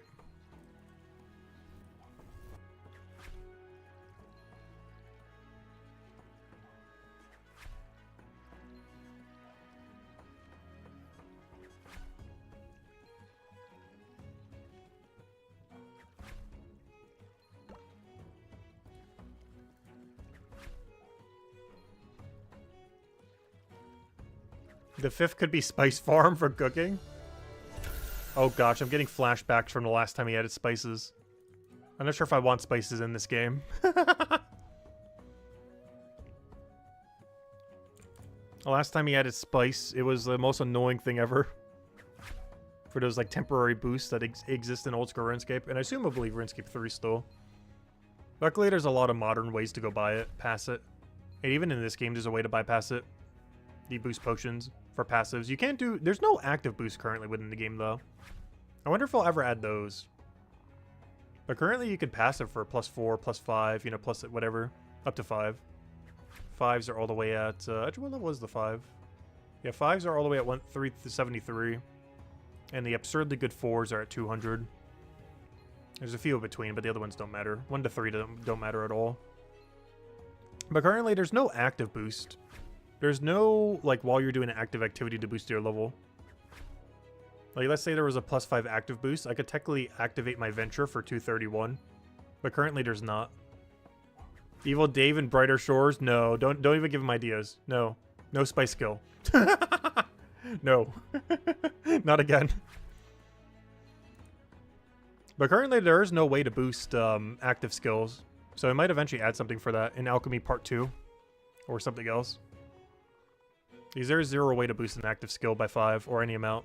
Because it might eventually add an active boost +1, +2, +3, +4, and +5. And there are so many things you can do for that.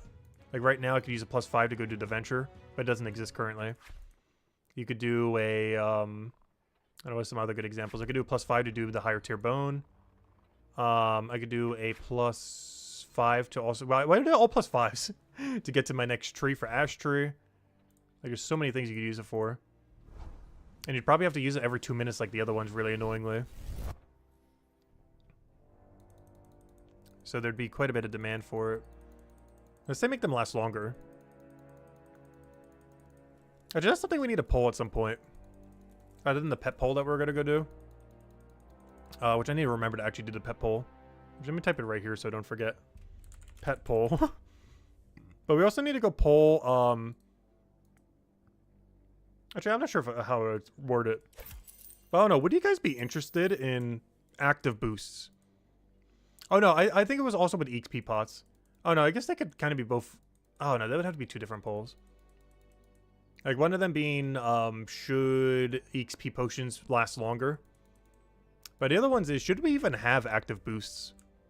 Like, be able to actively boost by +1, +2, +3, 4, 5. Because currently you can for passives, but there's no way to do it for active.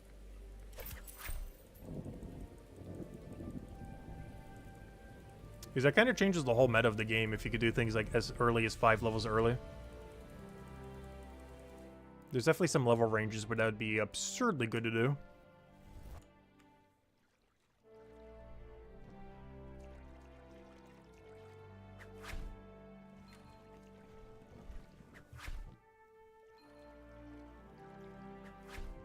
Oh yeah, Digger and Sifter could actually work as well.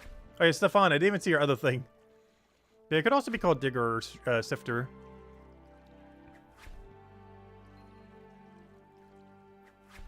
I'm still calling it Worm Wrangler, though. I don't care what it's ultimately called. I will forever know it as Worm Wrangler.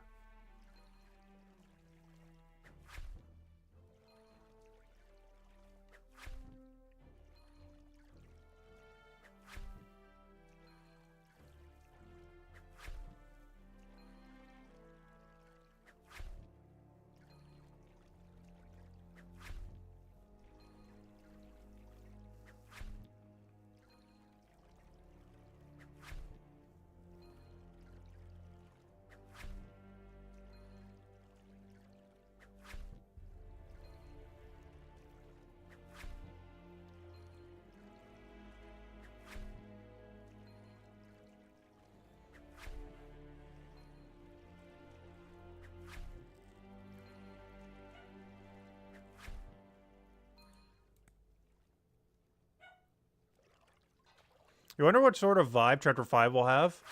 Maybe really high up with clouds, since it's on a hill. I'm not sure, based on the current backgrounds. I'm not sure if he's ever going to make a skybox. Because he's going for more of, like, the board game kind of aesthetic. Which means similar to old school RuneScape, or, you know, RuneScape back in the day as well. But, I think he's just going to ignore that skyboxes exist. To go for the board game kind of aesthetic kind of thing. So we might have clouds, but we wouldn't have a skybox.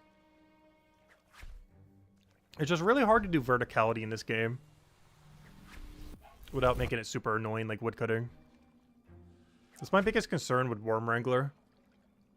Is it's going to be woodcutting but worse. And how much up-down you have to do.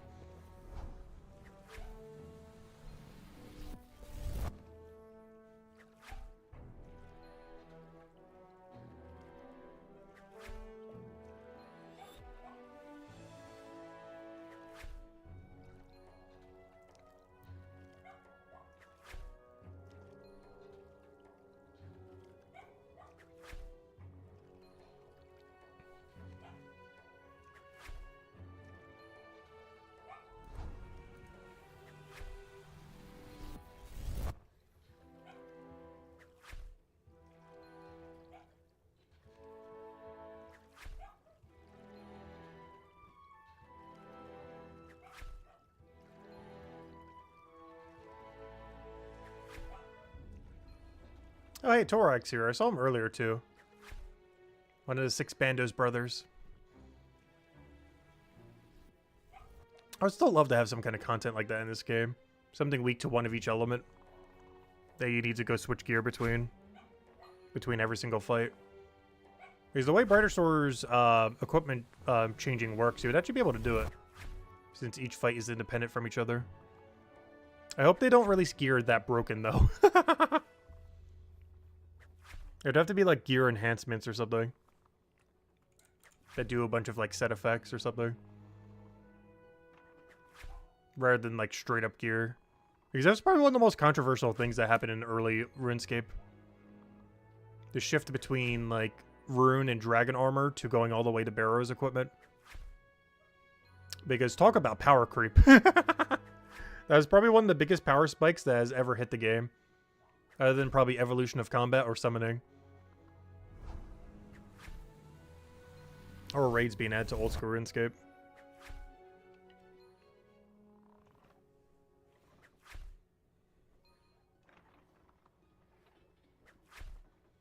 An enchantment ticket? I don't think they could ever release that.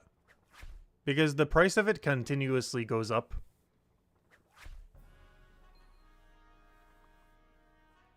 I wouldn't mind an enchantment voucher, though. Like 10 golds towards an enchant from like a boss or a raid. That way you can't actually convert it into gold, but it can save you gold. Not as like a common drop, but you know, something that could happen. They can't do a whole level, though. There's a whole level starts to get really, really, really pricey.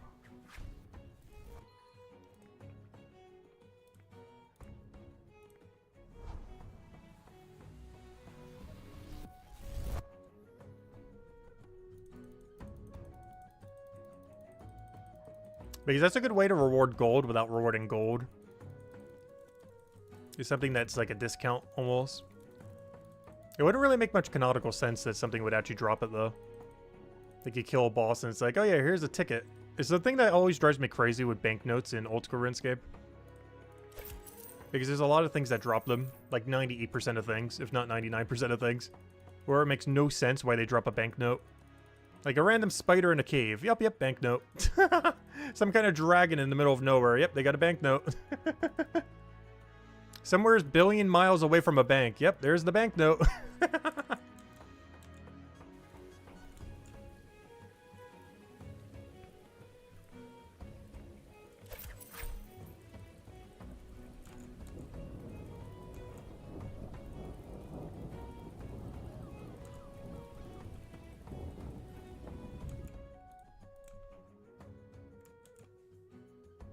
What does it max out at? I think speculation was 100. But no one on the wiki has made it go any higher than 50. I can go check though. Yeah, no one has gone higher than 50. Because the diminishing return after is a lot. Like we're already up to 6.3 gold here. And it just keeps going and going and going. So it's gonna hit like 15 gold for one upgrade, if not even more. But yeah, I have no clue what the cap is. I think some people earlier were saying 100. But the wiki's not updated anything beyond 50. As you can see 51 at 50. You really shouldn't ever upgrade a tool beyond 50. There'd be diminishing return when you're going down to percent. There's no reason why I keep doing 25 is that you get 0.5% per level. Then after 25 it's 0.2 all the way to 50.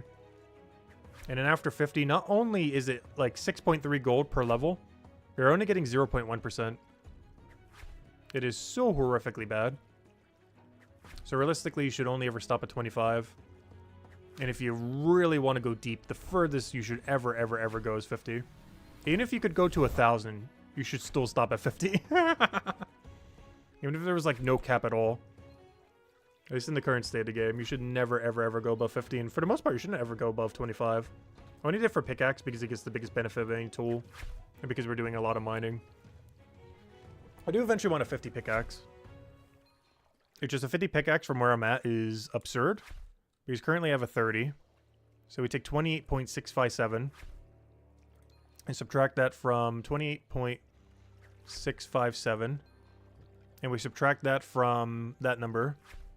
Subtracted by 118.867. For me to get, yeah, it's 90 gold. So when I say 90 gold earlier, it's pretty accurate. It's 90.21 gold. So 90 gold and 210 silver is how much we would need to upgrade this already 30 pickaxe to 50. Just for the benefit of 4% extra XP. And that's the highest you would ever want to go. Because it only gets even more absurd after that. But yeah, we would need 90 gold. That's a lot. Yeah, that's why you should never go above 50. Or even above 25. Like, I can finish getting every single tool I need to 25 with that money. For what it would cost to get a 50 pickaxe.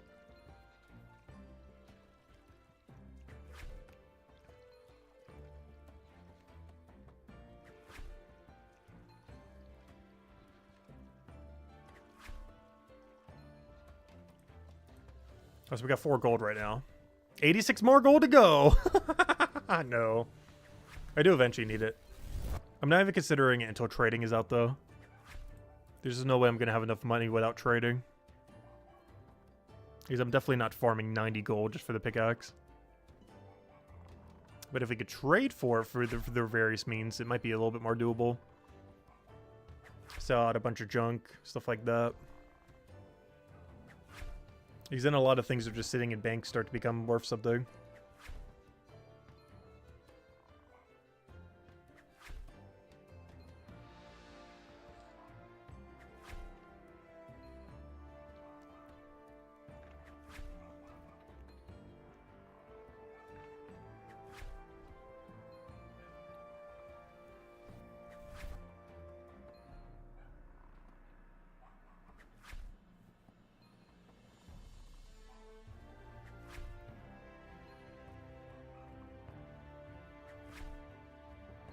Yep, the level is about to roll in. Now we just need one more for base 200 Chronopolis. And then you know what that means. Base 200 Mines of Matubin. You're next.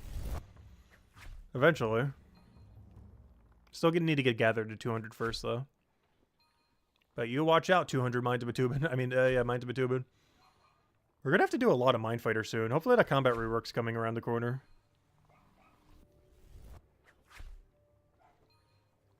Because after I had 200 Gatherer and dunk all the bones related to it, we're doing Mine Fighter. Potentially to 220, but definitely to 200.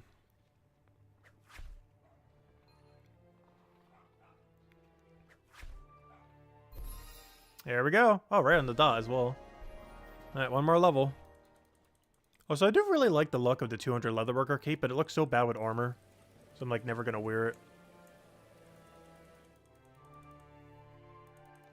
That's why I want the 200 Armor Maker cape. Like, there's no way the Armor Maker cape looks bad with armor. They'd have to really fail the design for that to happen. You can't make the armor making cape look bad with full armor on. Especially with how the icon literally already looks like the plate body we're pretty much wearing. Not the chainmail, but the better one. Like the better Cryonite armor plate body is basically what the Armor Maker sign looks like. So the rest of the cape should probably match it pretty well.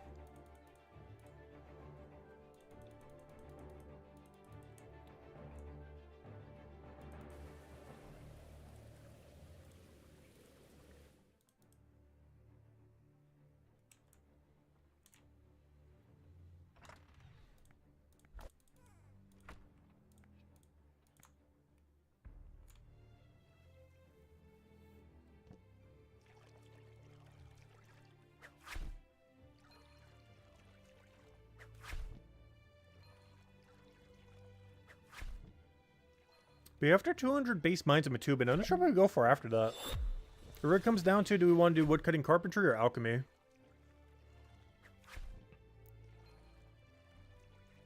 I feel like I would lean towards alchemy. For multiple reasons. One, is only one skill instead of two. Two is it's not carpentry. Three, I don't need any tools for it, though I will need spare money to actually buy some stuff. And four, I'm also not doing carpentry. No, it's actually, four is actually because of trading.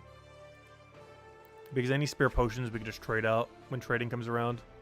And by the time we do 200 alchemy, like by the time we have 200 Mines of Matubin, and we do earn 200 alchemy, trading should be out by then. Like midway through our alchemy grind. Or like directly after. Because that's like a good couple weeks from now. Oh, maybe less. I'm not sure. Because we're getting 200 Gather, 200 Bone Right, 200 Mine Fighter, maybe slightly more.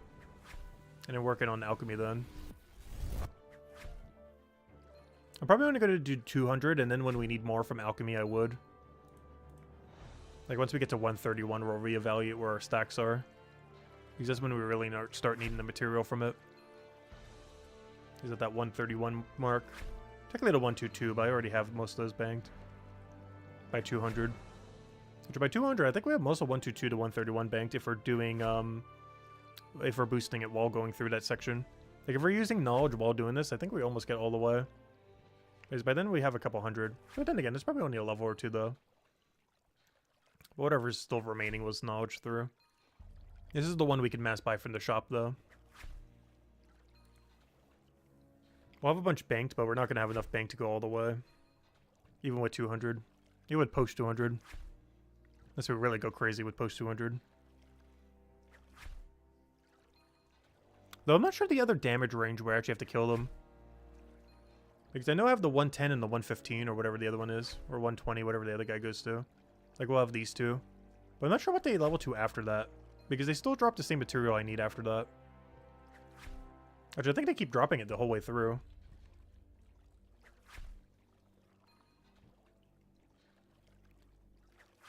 It's one of the reasons why their material looks like it's so valuable. Is I'm pretty sure they just keep dropping it just at higher quantity, more consistently at higher level range. They never really stop dropping the tier that they do right now. Like, I think these are dropping best in slot material that they're ever going to do. Same as these two.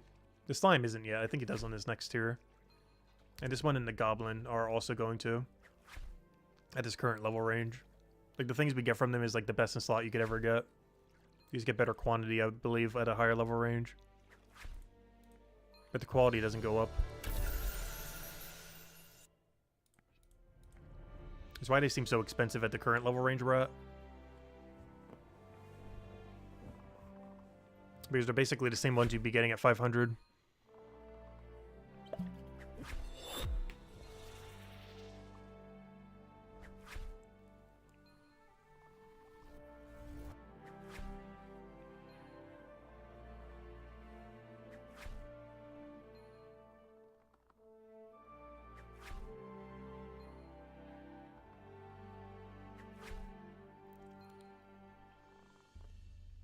Oh no, I just got 6 hour logged in old school. Well, it's that time again. I just realized there's not a 6 hour log in Brighter Shores, is there? There's no hour log. It does log you out for inactivity after like 10 minutes of AFK, or you know, if you're not touching anything. Though even scrolling over the game with your mouse counts as activity. Even if the window's not active. Just simply scrolling past it ends up triggering it.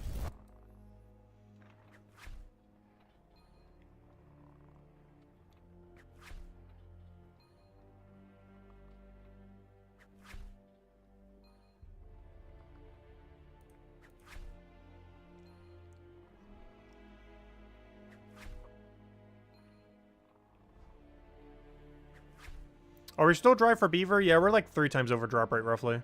2.5, 3 times. Hard to tell. Forget exactly what beaver drop rate is, but we're bare minimum over 2 times, that's for sure. We're at 65 million XP. I believe the average is like 20 million something. And I'm doing something that's good for pet as well. It's not the absolute best one, but its AFK ratio relative to pet chance is really good. We were talking about it earlier. We might be switching to forestry soon on it and just doing yew trees. It's a little bit worse for pet, but we still need the whistle for the pet. I got the egg, but not the whistle. That or close to 4 times over drop rate on. And you get like 1 chance every 100 hours or so. Not 1 roll, but every on drop rate is about 100 hours or so. Only problem is it's like half as AFK is what we're doing now. But supposedly they're adding some new fletching activity next year that I haven't looked into. Or, I mean, this year. Because I haven't been following much that's been happening in the last 2 months. But supposedly they're adding some fletching activity. Those yew logs might actually be useful, because I don't think you can use redwood for it. But you will be able to use yews. So maybe I will pivot to yew trees at some point. Maybe starting tomorrow. It should still be pretty AFK. I just have to click like twice as many times. And pay attention if there's a Fox event. Because that's the only one I'm going to bother doing. Every other event I'm just going to ignore.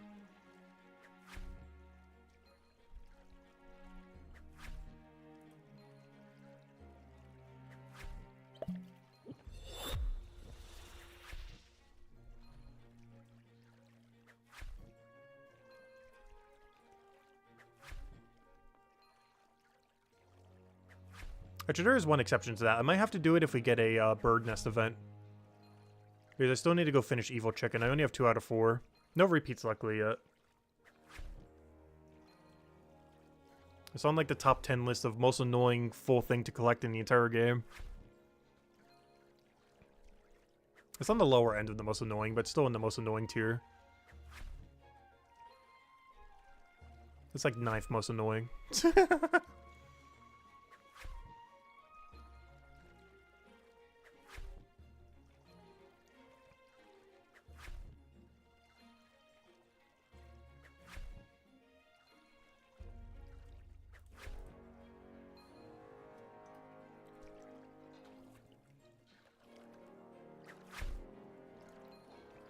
Most annoying is definitely full 3rd age. It's so annoying that 0 people have ever done it. And I think the closest person is like 5 years away from completing it. If they play about 10 hours every day.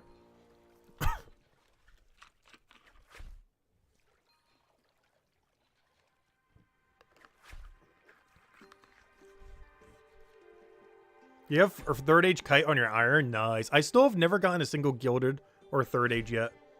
But it's mostly because any main account I've ever had, I haven't really done that many clue scrolls. On the Iron, I think I've done like 1,000 something.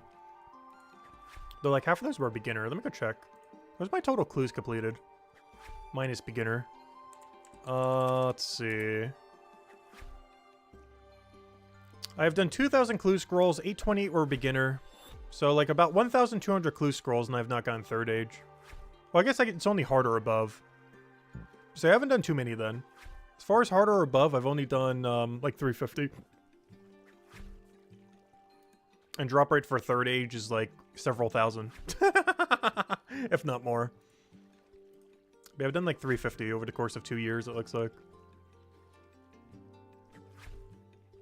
It's not quite 2 years yet, but we're almost there. And you have to do anywhere from like 5 to 10,000 to get one. And there's like 30 something pieces of it. And the ones in Master Clues are even rarer. And I've done about 350 in 2 years.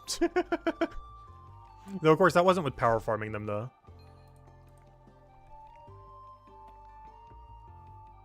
Also, it's way slower to get them on a Iron Man than it is on a main account.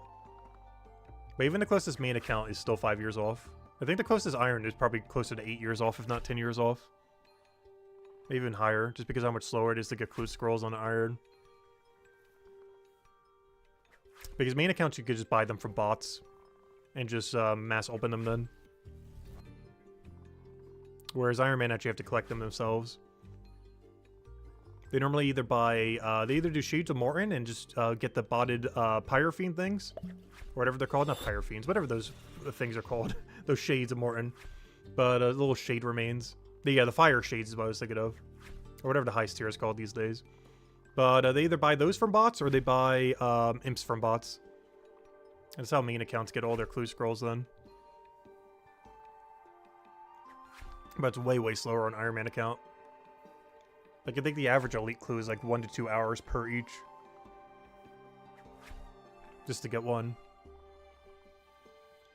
Whereas a main can get it in like 5 minutes? Just by buying it from bots.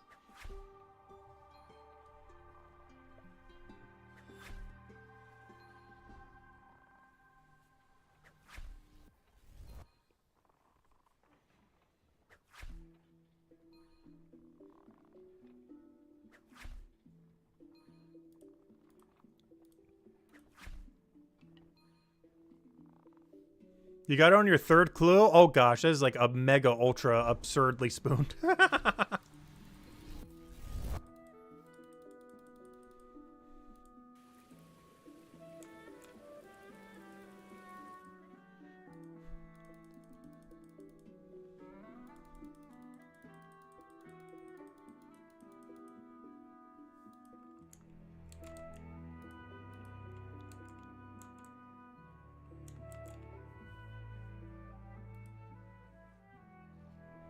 So why is this place so crowded? Oops, I meant to click deposit all, not that. Why is there 3 people in there? One's doing one AFK, one's doing the other AFK, some other guy's looking at the thing, I'm putting my things in the thing. It's like 4 people. That's like double the capacity I've ever seen in that room. Like every activity you could be doing in that room, someone was doing. Yeah, I will definitely grind for every rare item in this game. And even if we can trade for it, I still want to earn it at least once myself. That might be my parameter for if I will trade for something. When it comes to like a boss drop or something like that. I must earn it at least once myself. We're going to be like a mid-range Iron Man. I think I am going to be still enabling trading. But there are still quite a few things I still want to do on my own. And when it comes to uniques from things, I kind of want to earn at least one before we start doing anything with them. Like, I'm not going to just like day one buy the item. I'm simply going to go earn the item, and then any spears we'll just sell or give away to chat.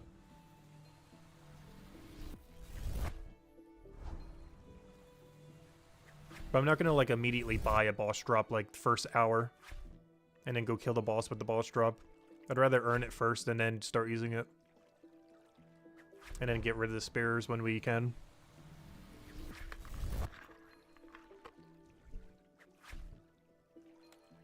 It's almost going to be like Bronze Man mode. Except without the PvP element. Where we kind of have to earn it like once ourselves, kind of. At least for uniques. For resources, that doesn't matter. But for uniques, I kind of want to earn it once myself before I start trading or doing anything with them.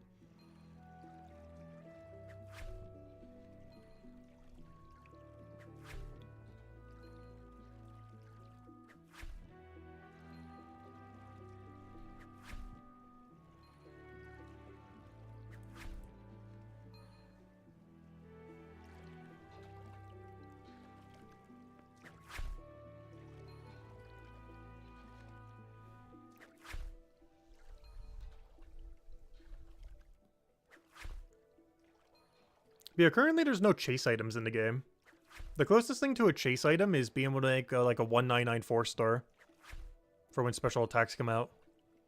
But beyond that, there's not really any chase items in the game, other than make the best 4-star weapon you can for before special attacks get released.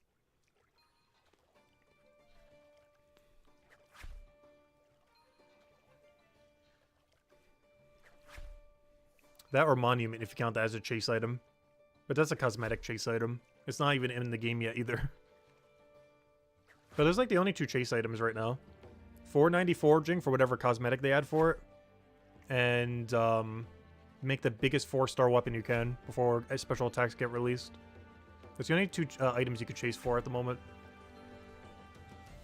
And both of them are guaranteed once you do it. One you just have to finish the monument for. And the other one, which currently isn't released yet, but you know, will eventually.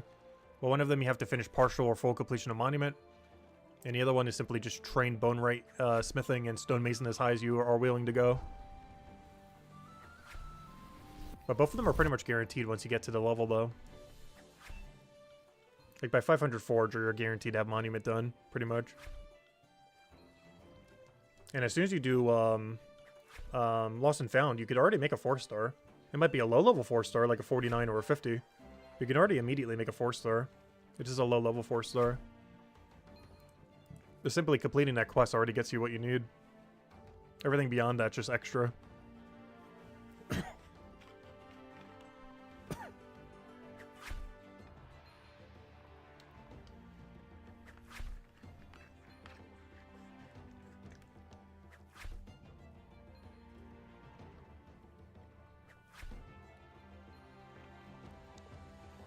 Alright, we're halfway there for our final level.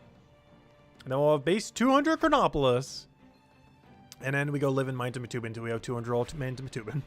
The only time we go for fresh air is to go do Gather to 200. But we basically live in Mine to Matubin after today. Not like we weren't already, but even more so. Until we have like 200 all there. Though we will take Gatherer breaks and other things though. We'll eventually go to the forest for some fresh air.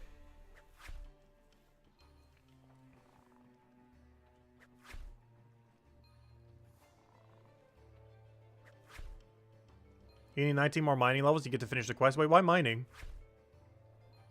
There's no mining requirement.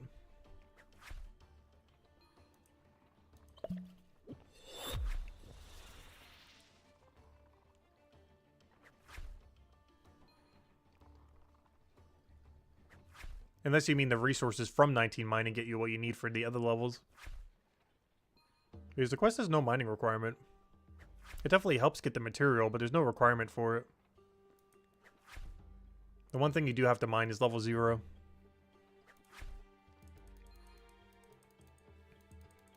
Because I think you need like the coarse flint or whatever it's called.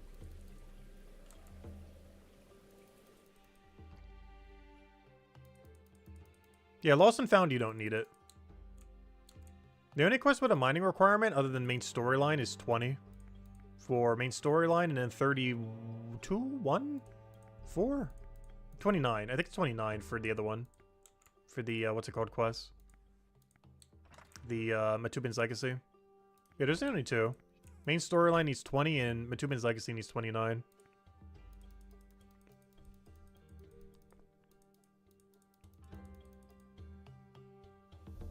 In YouTube, it says you need 60 mining. If you want to get the material for free, you do. You can just buy it for the shop. It's pretty cheap. It's like 20 silver or so. But the smithing material you need, you just can buy at level 56. You don't need the mining level for it. You only need 56 smithing to be able to buy it from the shop. Though you need 58 to be able to use it with a +2. Or 60 to do it with no boost.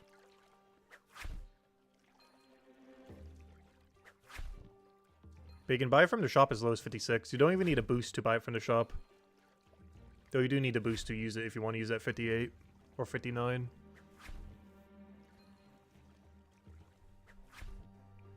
And you do need a boost to be able to buy it from the shop for the other two.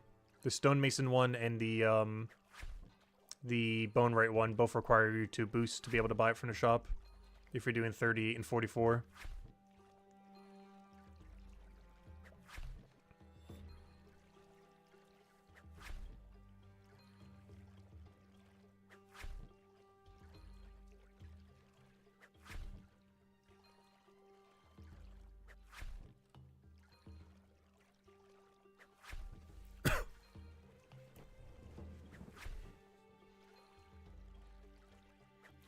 Yeah, you're eventually going to need mining levels, so it's going to get up.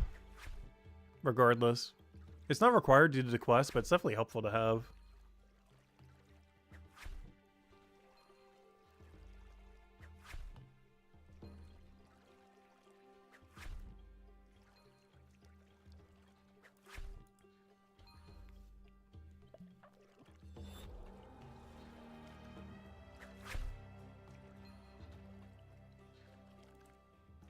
Oh, we haven't gotten any higher yet.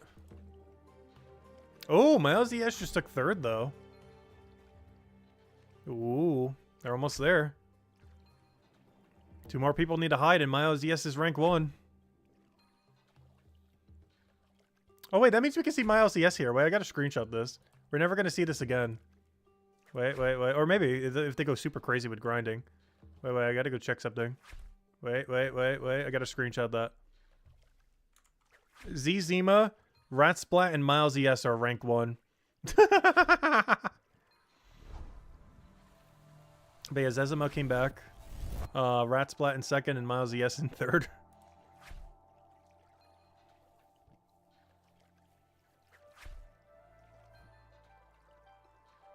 Yeah, mining's pretty chill. Especially with queuable action, though.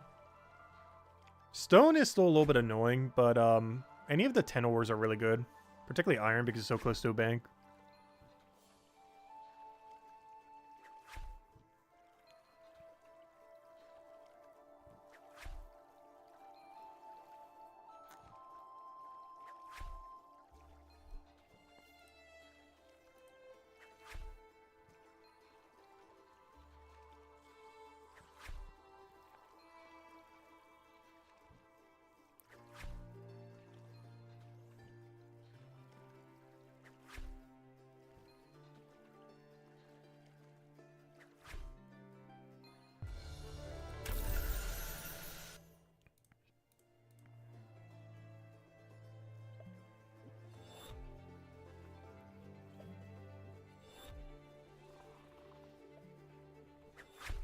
Oh, 3 people just use a potion back to back to back. I don't normally see too many people using potions here. I'm not sure if they're really that worth it. Mostly because they consume time.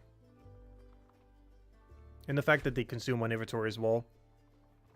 Not only do they consume like 3 seconds to drink, but they also consume 1 inventory per trip.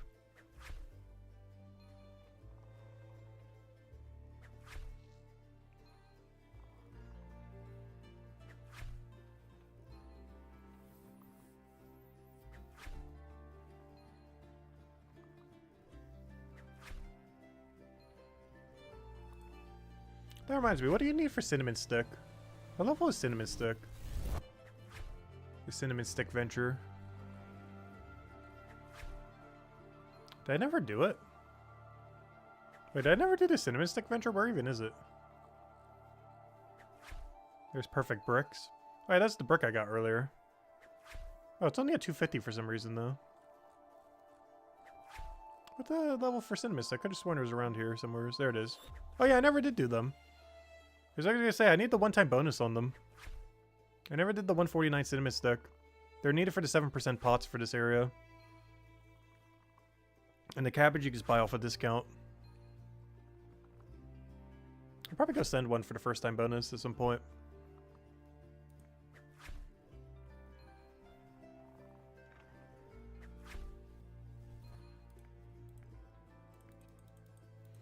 Alright, 1 or 2 more inventories and that should be it. How much gold do we have right now? 4 is kind of nice for now. Don't need to be greedy. 4's enough. They'll hold us over. We'll keep banking these. Ooh, Dr. Kush on his merchant run. He should be pretty close to 500 as well. I really should go get my first 500 already, though. I feel like that might be my pivot after, also, why do I keep doing it this way instead of just right-click deposit all? But, I think that might be slightly our pivot after 200 all mines in Matubin. Instead of doing, like, alchemy or woodcutting, I kind of almost want to focus on a 500. I was not sure which one I would want to do. Mining, smithing's the most useful ones. Watch person has the coolest cape, and you get detective along the way. I don't know, I guess it depends how good the combat reworks are. As well as what happens to raid dens with the combat rework. Like, do they get nerfed into the ground, or do they get buffed, like, crazy high? Like, that's still something that's up in the air. We don't know if raid dens are going to get better or worse, or about the same. These combat reworks could either completely nuke them, or make them, like, the best thing ever in the entire game. We don't currently know.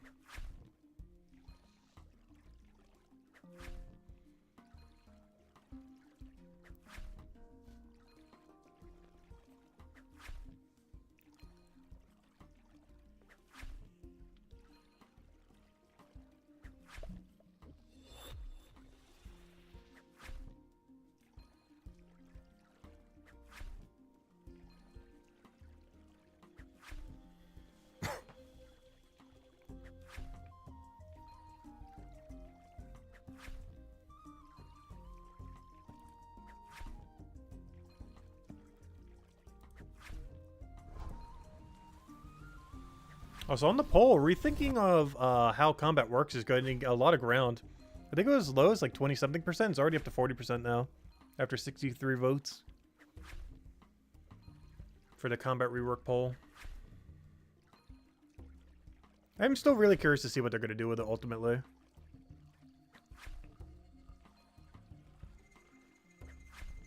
We need a raid den in every chapter. Actually, we were talking about it earlier. Someone was bringing something up, and then it made me think of Shades of Morton in Old School RuneScape that he did back in like 2004 or something, or 3. But basically, I was talking like almost making like a tower defense thing, where you combine Builder with Shield Breaker.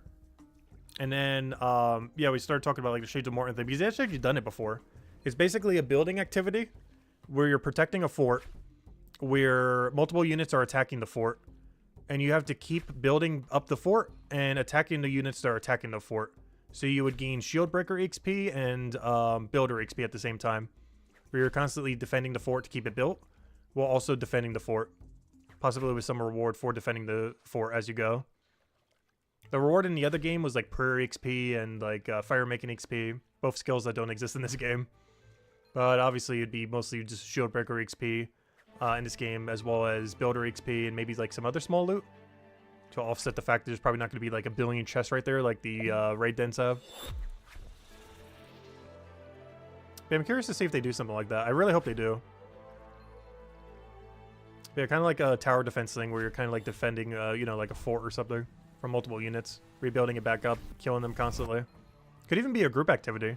Instead of having it in an instance, it would be a bunch of people. And the amount of spawns is based on how many people are there.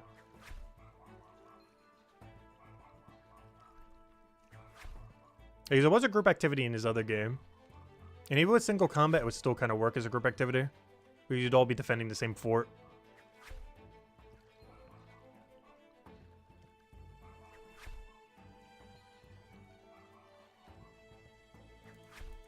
So even without multi-combat, it would still kind of work. Because some would be doing building, some would be one-on-oneing, you know, the shades. Or not the shades, but, you know, whatever's fighting it. I feel like it has a lot of potential.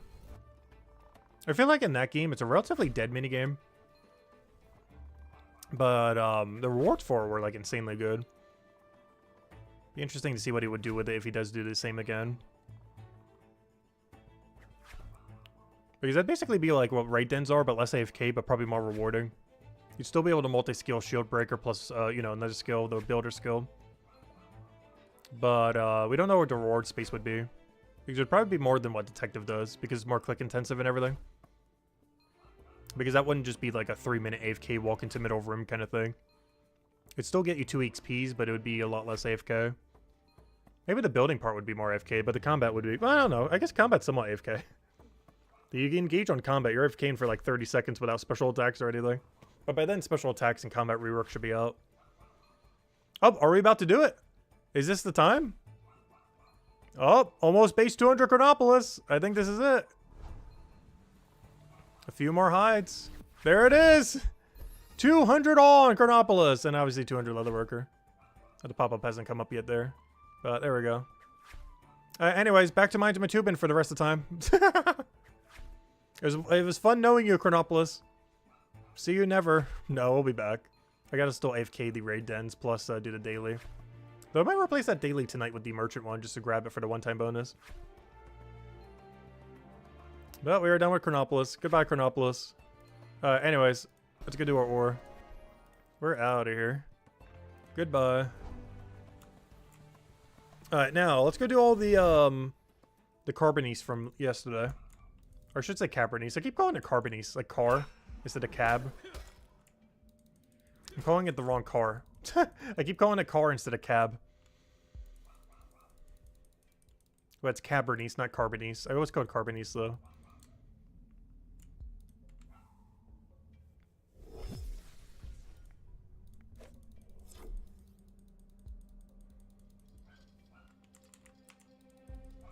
But yeah, we ended up doing this yesterday, and then we didn't have the smithing level for it, but now we do.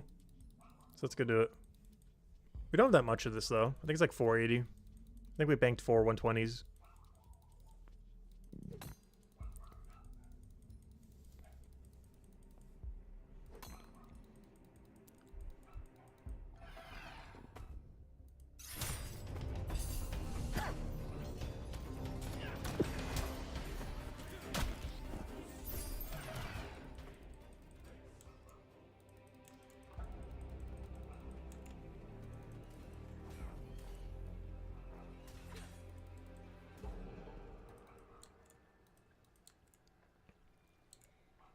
Jose Lopez, welcome, welcome. How do I feel about the lack of continuous progression?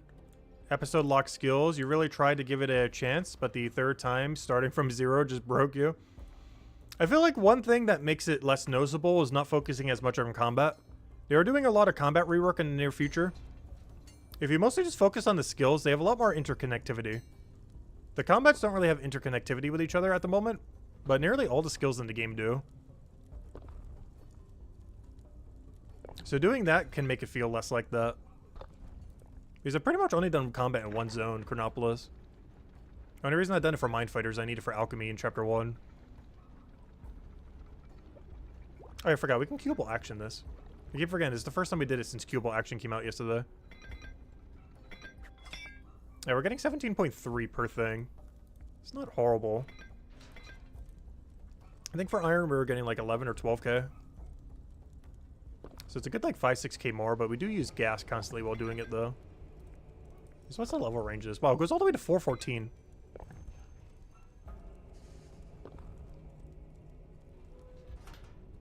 Yeah, they are considering reworking all the combat. We don't know exactly what they're doing with it, but they have mentioned in like AMAs and stuff recently that they're considering a bunch of reworks to the combat and everything, as well as special attacks. Actually, we have it as a poll right now too. The with a combat reworks around the corner, what is needed to be done first? And special attacks are currently at 31%. All these are confirmed to happen, by the way. But special attacks are at 31%. Things not, worth killing, like bosses raids, are at 29%. And rethinking how combat works is at 40%. Because that's something that they're doing so they have less of a dependency on having to have a combat skill in each chapter. Is they're considering making one overall arcing combat to kind of fix the whole combat system in the game right now. I don't know exactly when that's happening, but they're making some changes to it pretty soon.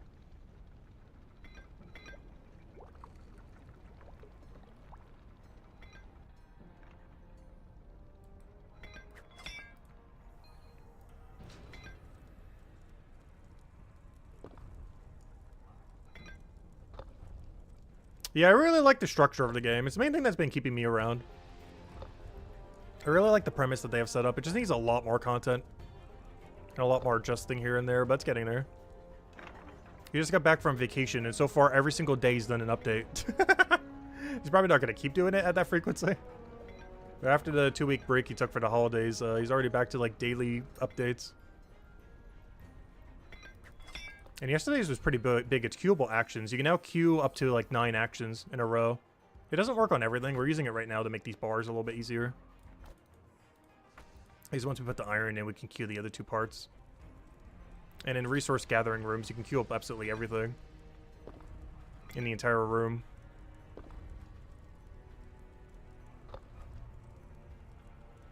That's what these little numbers are.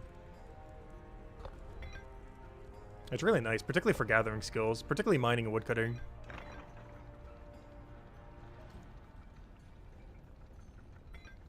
Because now there are a lot more AFKs as well, which is also a huge plus compared to before.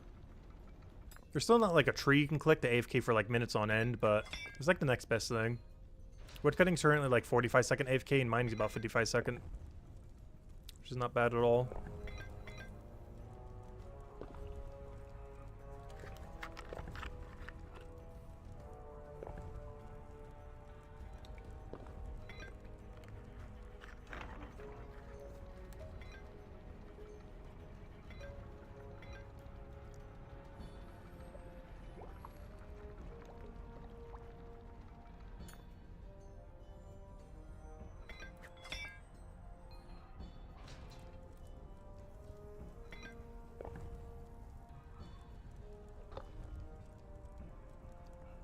And after these carbonates, we'll probably go head over to the bones from our good old gatherer grind.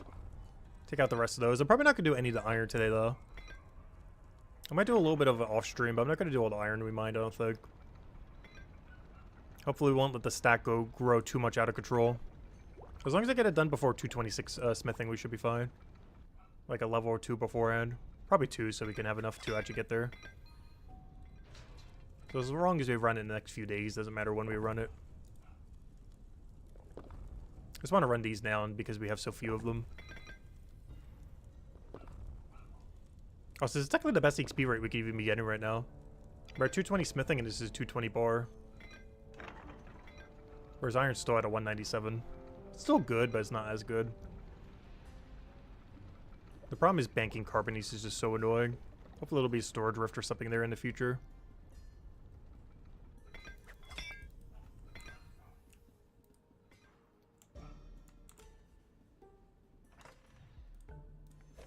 How's our power looking for all the carbonace ones? Let me go check. Yeah, this is going to be lower than how much we got with the other 2, but it's fine. I didn't plan on getting a lot of it.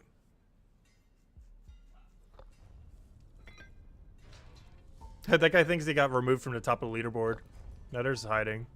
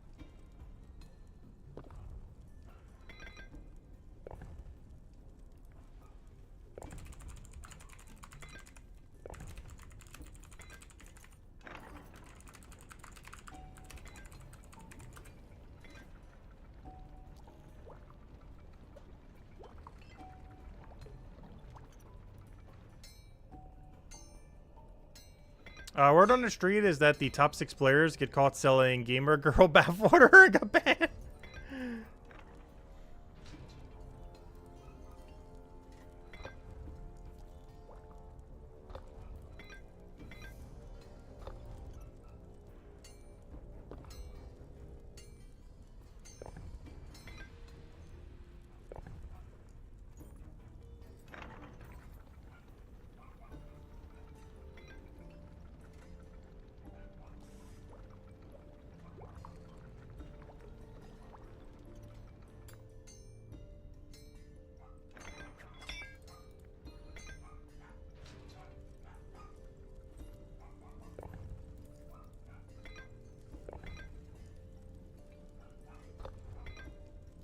I just realized Conqueror's here as well. We've seen him a lot today.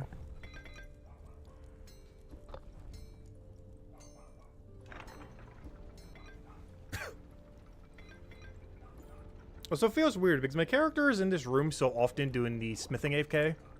But I feel like I'm never in this room actually doing the smithing activity. I'm only ever doing the smithing AFK activity. I'm never like making gear here because everything that you make here is not best in slot for most things. It is for range, but there's no like melee best in slot here.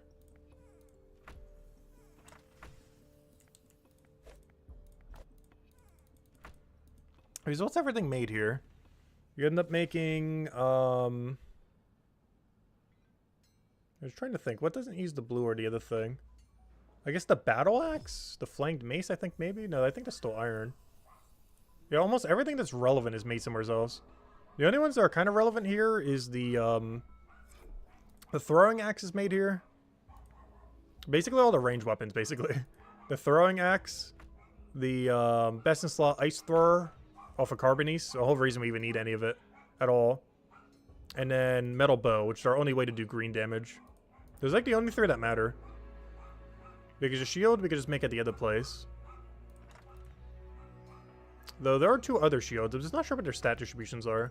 But we could easily just make this out of iron. We have so much spare iron at any given time. It's so free to get. So we're generally just going to be running metal kite shield rather than the other two. So yeah, the only thing we ever need here are throwing rings out of Carbonice. And metal bow out of green. And that special attacks make some of the other ones viable. Those are like the only two we ever need here. Why are the top players hiding? They're mostly just protesting the leaderboard. Because it doesn't show true rank currently.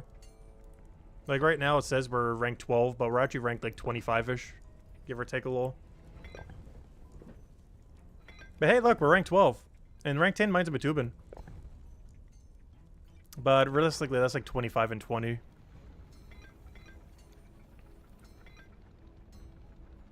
But they're mostly protesting the fact that it doesn't show true rank.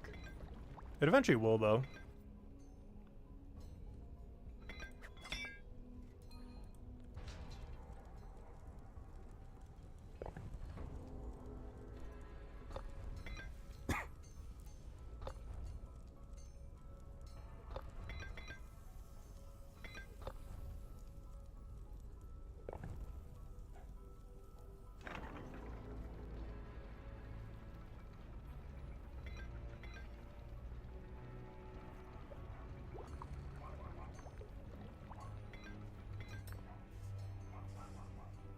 There's a little land back, by the way. Welcome, welcome.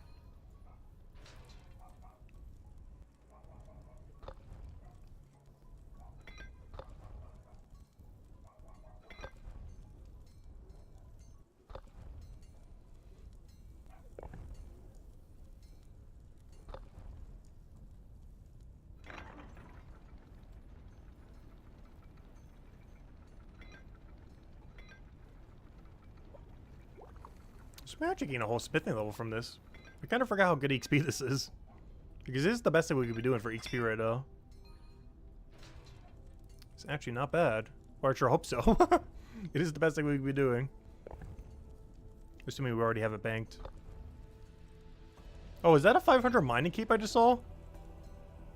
Wait, who is that then? There's only... That has to be Jester or what's his name? Did I just see a 500 mining keep? There has to be... oh no, it's actually Nadek. Oh, that's a name I didn't know of. Oh, only Jester and what's his name had the Rita Ore guy. Apparently there's even more. Oh, he's hidden on Leaderboard. That's why I didn't know about him. Oh, no, he's not. Oh, wait, he was actually the second person to get 500. Unless he beat, what's his name? It's hard to tell because Rita Ore is hidden. I'm not sure if Rita Ore got first or second. But yeah, look at that. He actually sniped Jester. Because he was hidden earlier. But that's why I didn't know about him. Because he was one of those leaderboard hiders. Because Jester was in the lead for the longest, but I knew Rita Ore was ahead of him. But I'm not sure if Rita Ore beat Nadek or not. Because he's still not here. But either Nadek or Rita Ore is the first person to get 500 mining. I assume it's Rita Ore. I think Nadek was second. But since we don't have true leaderboard, I have no way of knowing right now. I know they're both ahead of Jester.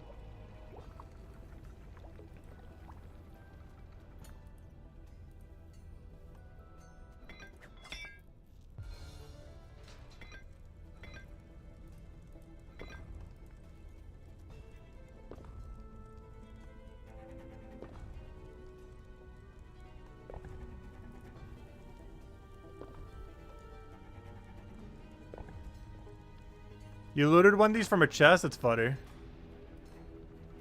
Yeah, these things are worth about 6 silver each. Maybe even more when trading comes out. Because these are far, far, far, far, far more annoying to bank than iron ore. So people actually, cryonites that actually need gear out of this, are these are going to go for a pretty penny if special attacks are good on these weapons. Like if any of these weapons get a good special attack, Carbony's price is going to skyrocket. Because it's so annoying to get.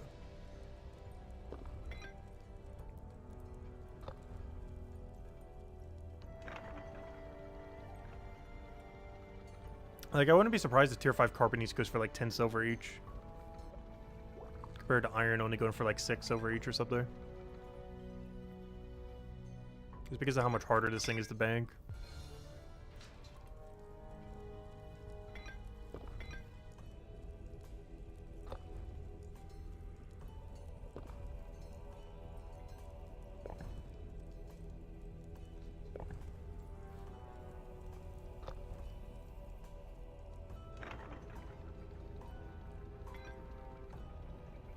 Great, let me double check. What is everything for Carbonies? I know Ice Ring is the biggest one. I think you have Fire Knives out of it too, but Fire Knives are not relevant until special attacks come out.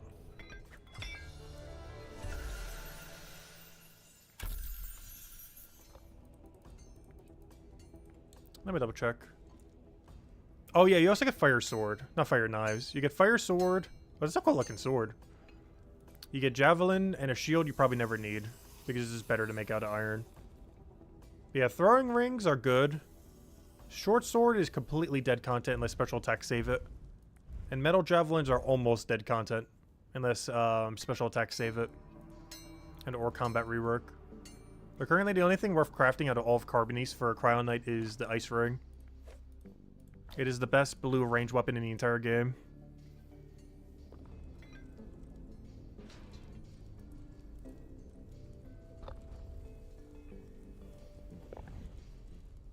But that's like the only thing worthwhile there.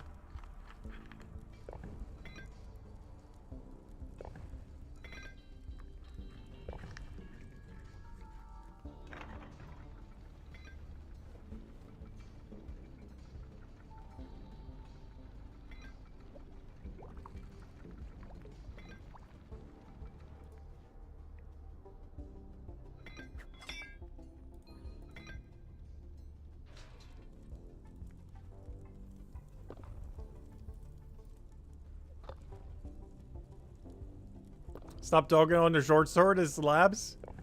Yeah, there seems to be some kind of weird ratio thing with slower attack speed that I'm not aware of. Generally speaking, lower attack speed is worse still, though. Because the interval between attacks and the frequency of your attacks if you get bad RNG is more sporadic. It has higher highs, but has lower lows is the problem. Like, bigger number... Like, the amount that you're going to hit looks bigger. But it has a lot more chance to be very RNG based if you get a lot of unlucky hits in a row. Whereas higher attack speed weapons are always going to be more consistent, plus your next hit will always come out slightly quicker. They're pretty good against if you're walk undering though. Like if the enemy you're fighting is slower than you, and trading 1-to-1 is perfectly fine. And in those situations it can be pretty good.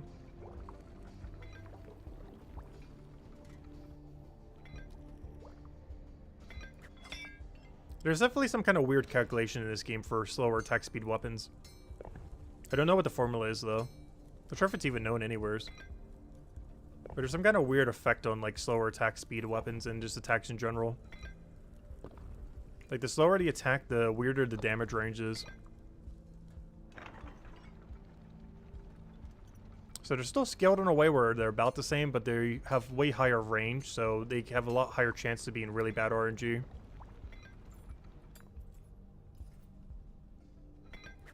But when they do good, they do, like, really, really good. If you're hitting like the higher 20% of each hit. But if you're hitting like the lower 20%, they look even worse. Which is generally you want consistency in fights rather than just burst damage. Which is why they're going to be a lot better when special attacks come out.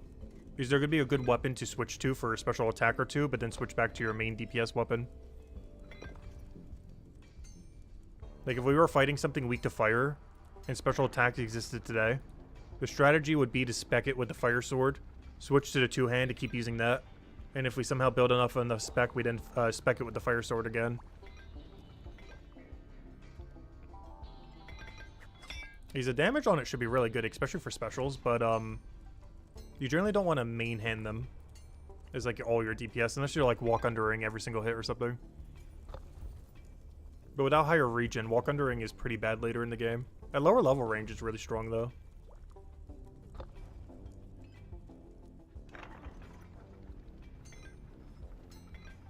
Well, the main benefit of using Rapier is you can cryopod it though. The whole benefit of Rapier is not like the default Rapier, but rather the fact that you can plus 40 boost it or plus 60 boost it.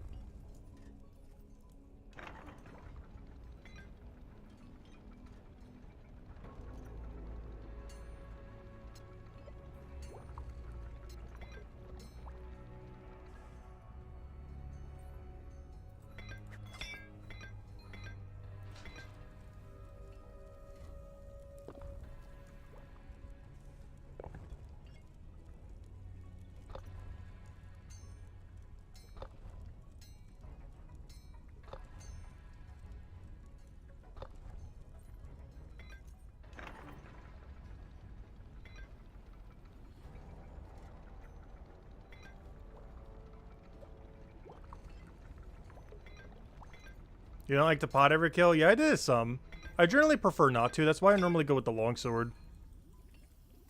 Because it has higher base damage to make up for the fact that you can't potion with it. Even when special attacks come out, if it's not horrible to do so, I would probably do longsword with glaive against almost everything. Because you never need to switch your gear. Though post 200, you need to start switching your gear for like every enemy you fight though. But kind of like I'll switch from the 206 sword to the 218 def one when we need to go kill the 265s weak to def.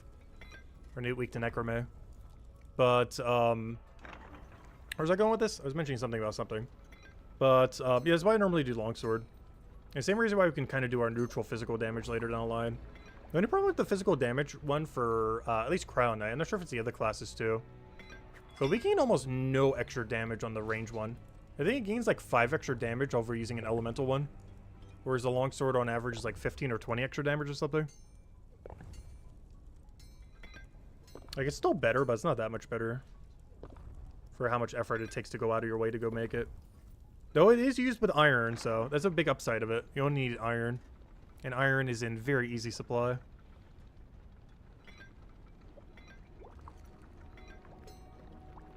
But longsword should definitely be better against enemies than short sword. Because the base damage on it is higher. Even if they're scaled for attack speed, it should always be quicker. Or it should always be better. Unless the enemy you're fighting is weak to fire.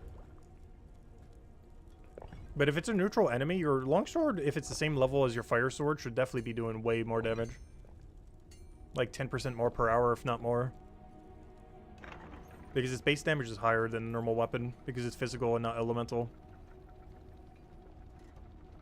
Generally, all the weapons that are two hands are scaled slightly higher. Means you can't use a shield with them. But the physical ones in particular, because they're two-hand and they're physical only, rather than elemental.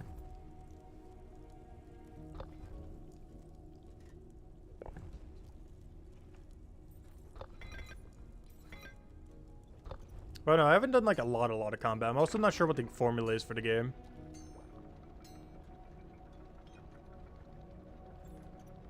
But assuming you're just like, you know, hitting an enemy and they're just standing there, Generally, quicker attack speed should be better unless you're walk undering every hit.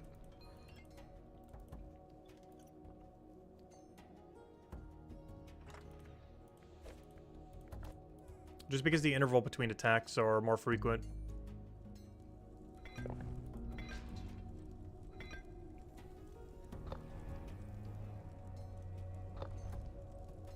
Yeah, you take more damage when you use a longsword, but you also do more damage.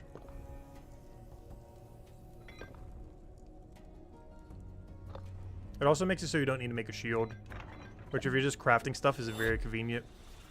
You just ignore your shield and just make better DPS weapon. So you only have to craft one instead of two.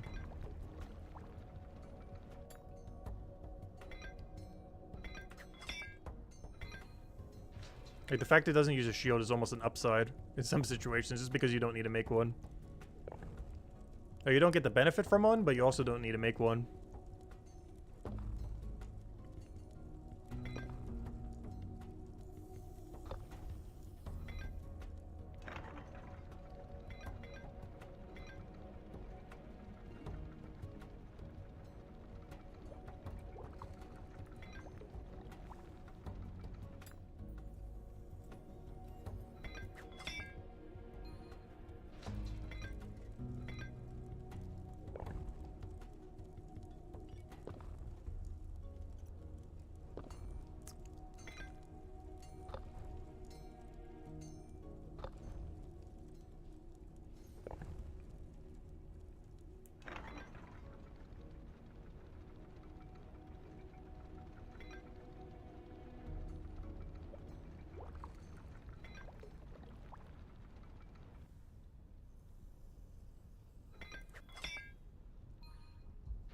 I think we're like halfway done with the Cabernice. And then we'll go dunk all of our bones, and we'll probably end it on the bones.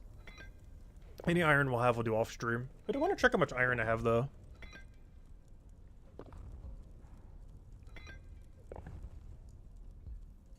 The more damage doesn't make up for the damage taken. Oh no, it doesn't matter too much with 25% pots later in the game. I guess early on, it's probably a bit of a waste. But I feel like against a lot of things, post 200 has been pretty nice.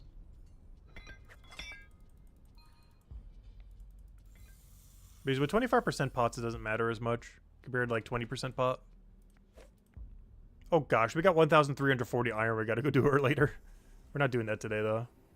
Gonna finish the Cabernice and then go do the bone zone.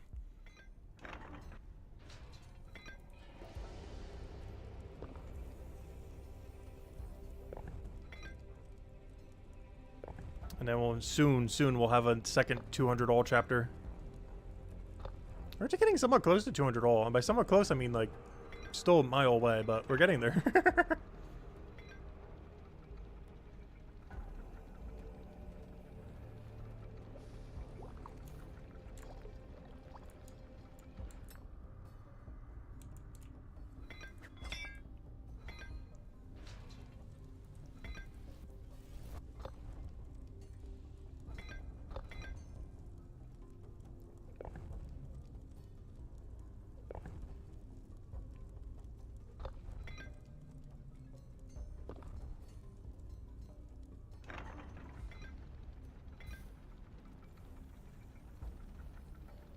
Well, I haven't used it beyond 250 yet. But I know, again, I have a 206 longsword and a 218 battle axe. The battle axe is 12 levels higher, and I'm fighting a 219 enemy. And the 206 longsword is doing more consistent damage than the 218 axe. So it's 12 levels lower, and it's the same attack speed as what a fire sword would be. Except it's a two-hand instead of a one-hand. And it's doing less damage than a 206 longsword, which is 12 levels lower than it.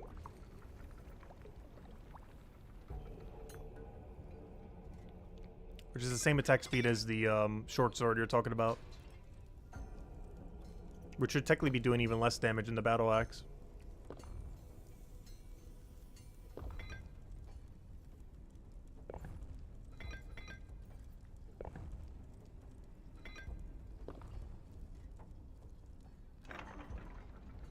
Is the only reason why the slower attack speed weapons seem like they're doing better is they have like a weird bigger hit range.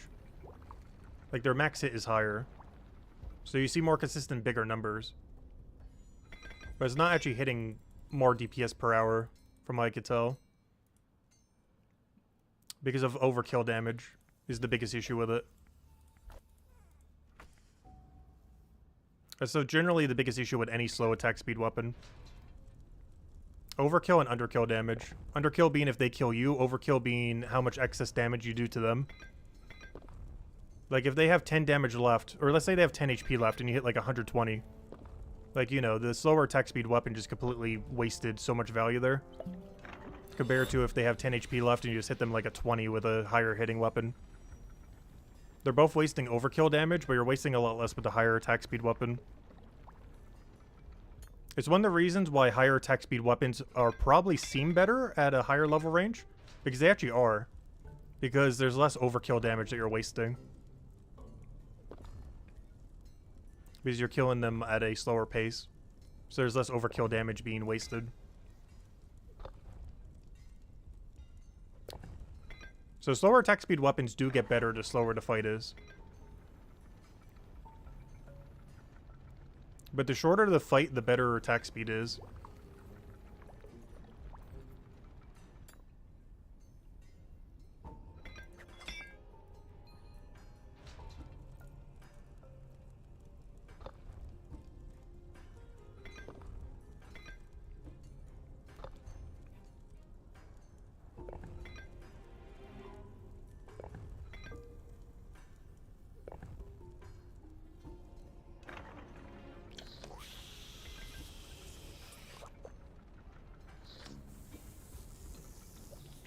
We're at the 12th closest to base 200s.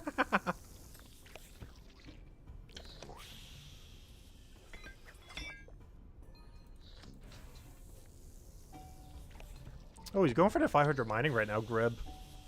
We just saw his number move.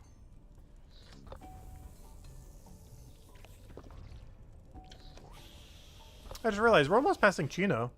He was here earlier. I'm not sure if he's still playing right now. What is his distribution right now? Oh, he still has a lot of blacksmith he can do. Oh, also a lot of bone rate too. We're basically the same bone rate level. He hasn't started blacksmith, but his main crafting is way higher than mine. But he also doesn't post 200 mining though.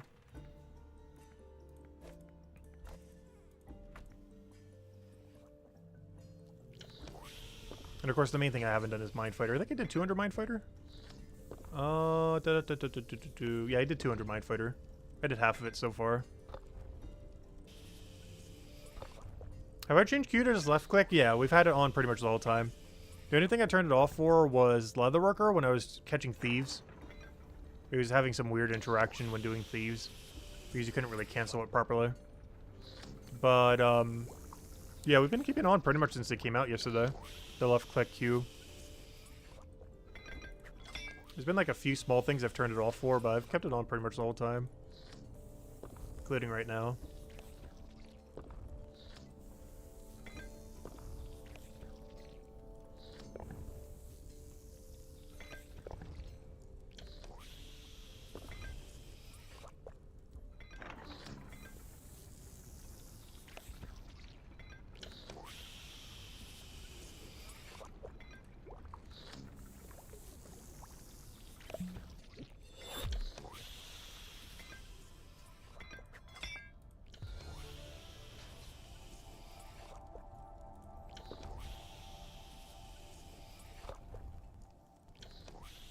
Oh, he's wearing the lobster cape.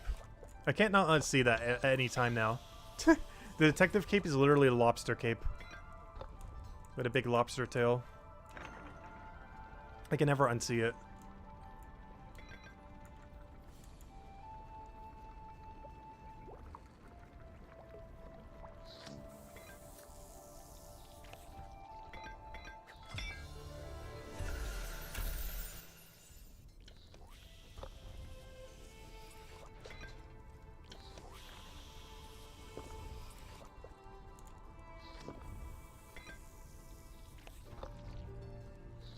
Was that the same 500 guard that we were mining with earlier? I think they finally came to smelt all their stuff. Or maybe not, because they were mining iron. Could be a different 500 guard cape. There's like 20 of them now. I think the whole leaderboard might almost be filled. There's a lot of free-to-play people who are going for it. Oh, Mightiest just, I mean not Mightiest, I mean, Malice just hid themselves. As they're going for the last merchant grind. Also, someone else get 3rd place. Oh wait, does that mean we move up our rank then? If I could get back there. Oh no, they already did it earlier. Oh no, they didn't, never mind. Wait, oh, I see, they're both competing with each other. It's not hidden, it's just they're fighting each other. And Miles is getting slower XP because they're doing post 200 merchant. Whereas the other person's probably doing something pre 200.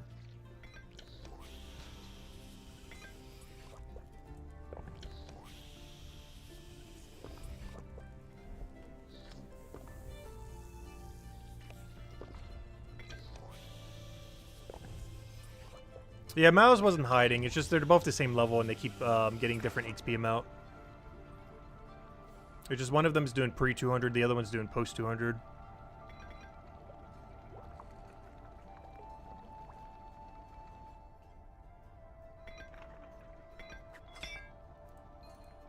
Yeah, he's been doing a lot of merchant. He said he's doing his merchant party, let's see, several hours ago he said in 14 hours. So his merchant party is probably in about 8 hours from now. I'm probably going to be sleeping then, unfortunately, though. If I am still up, I'll see if I can stop by. That's like 3, 4 a.m. my time. If not 5 a.m. if it goes longer than expected. Or, you know, him actually getting the level.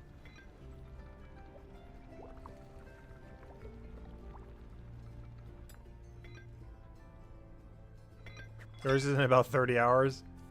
Oh, no rush. I'm not sure if I'm ever going to go for a 500. Like, for leaderboard's sake. Because by the time I get 500 watch person, I'm definitely not going to be top 20 in it.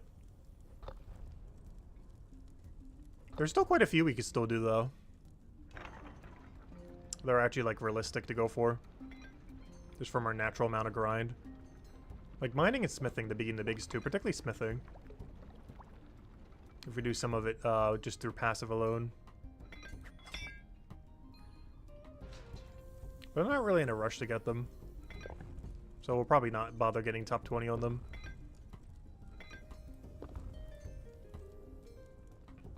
Because right now 20th is around 273 mining right now for 20th. I know it doesn't say that, but counting hidden people. It's probably around 273. So we're only like 50 levels behind on mining. Only, that's a lot of mining levels. And for smithing, what are we behind on smithing? We're a lot less behind on smithing, but smithing is also way slower. Like around 233, so we're only like 13 behind on smithing. If we use everything in our bank, we're probably only like 10 behind on smithing.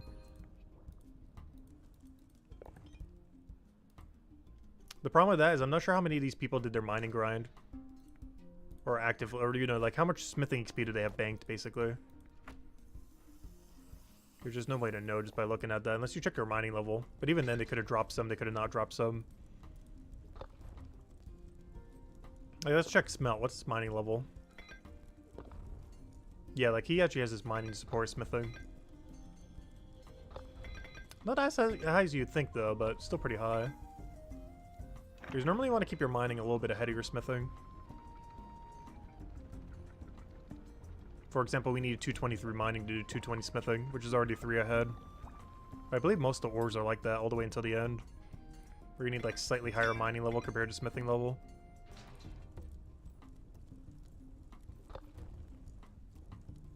For example, the next ore, let's go check.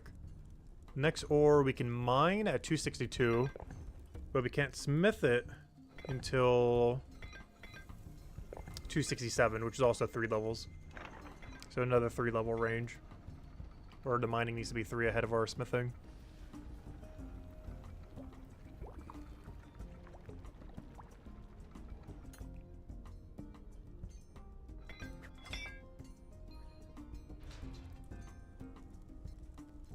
I'm really hoping they add like a really cool skill to chapter 6. I'll go for my first one though.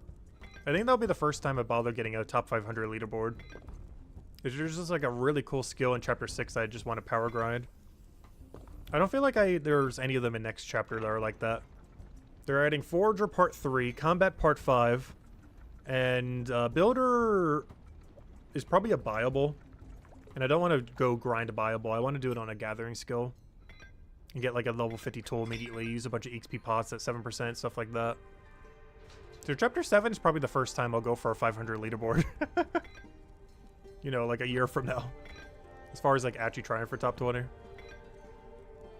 don't know, we'll see. Because I don't really care about it too much, but if it's a skill I really like, it might be good motivation to actually train it all the way.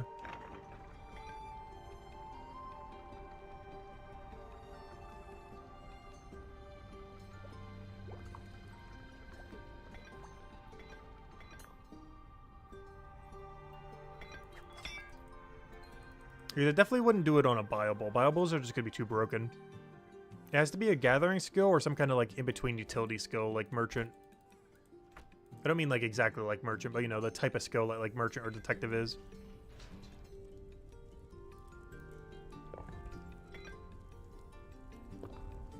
You still got to figure out what your post 500 merchant grind is? 500 Leatherworker. Good luck. At least this is the next most logical one. So you have all the money to buy all the tools later down the line. As well as when trading comes out. As well as when armor maker comes out.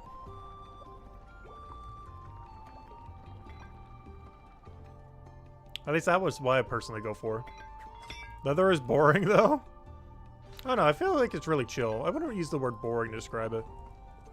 Like, it's way more chill than what we're doing now.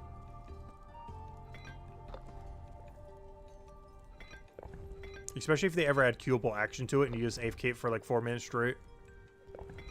Currently you can't, but you might be able to eventually.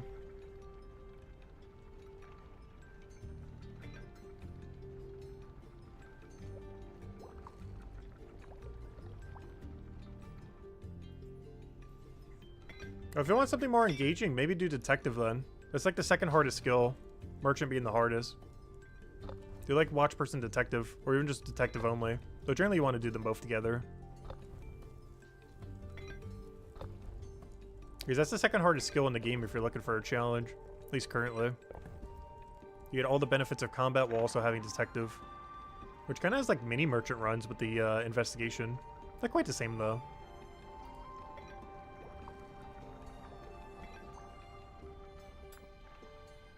Because routing's pretty straightforward because you only have to route 3 things at max.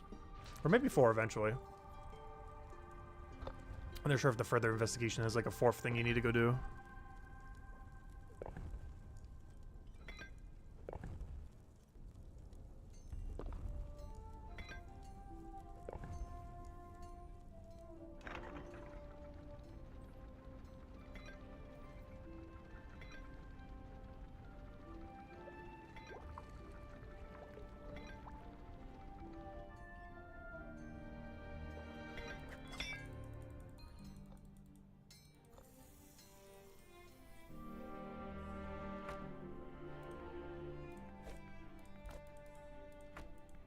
Hey, that one time we brought only 12 back. I was wondering why there's like a weird stray 12 in there.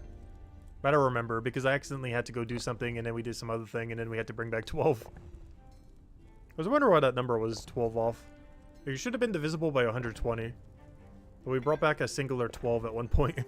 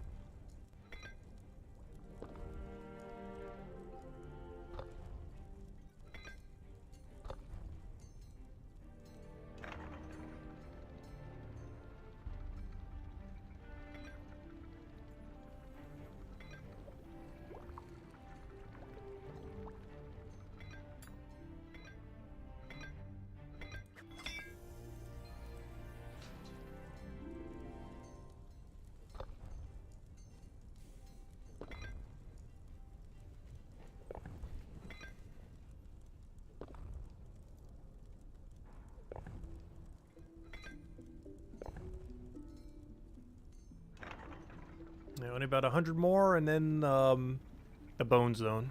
I need to double check how many bones we have. I feel like it's a way scarier number than I think.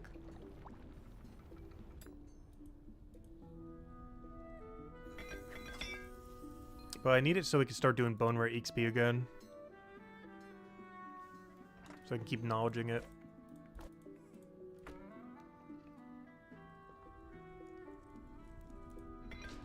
I think it's around 1,000. I don't think it's much beyond 1,000. It might even be under 1,000. I haven't checked in a while. It's however many femurs we got from level 130 to 135.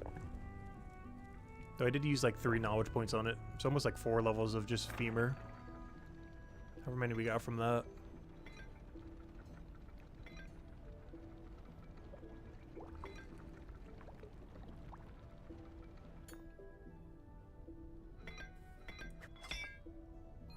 Oh, so we didn't get a smithing level from this, by the way.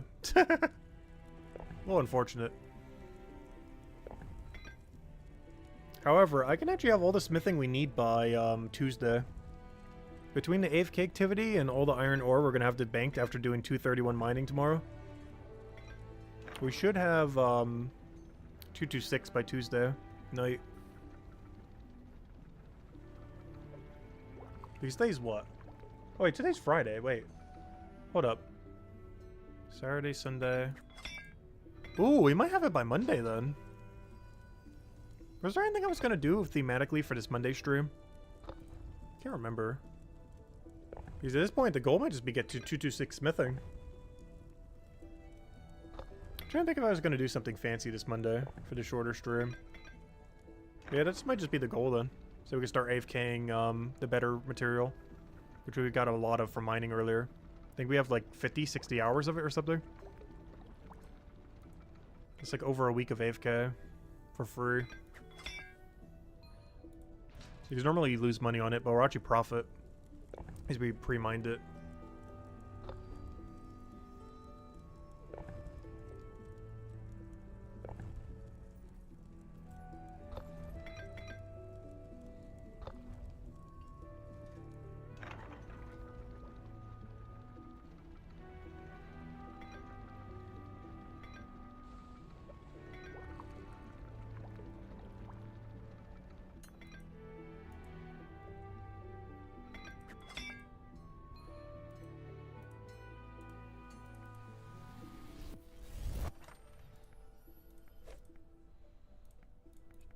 And let me go double check. We have, yeah, we have 66 hours of it. That's not bad.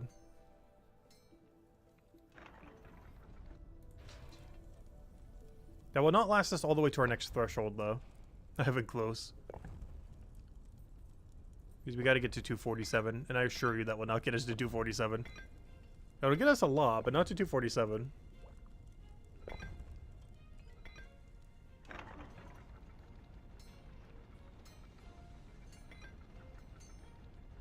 At best it gets us to like 235, which is still 12 levels short of the next one.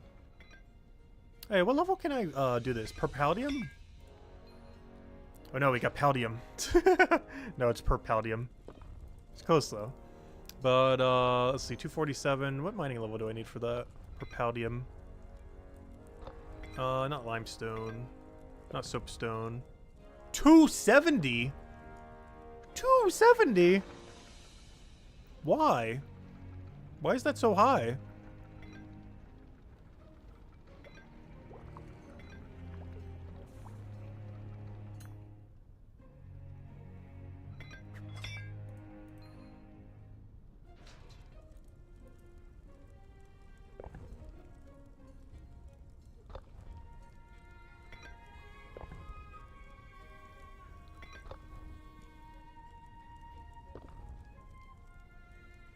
Yeah, why is that so high?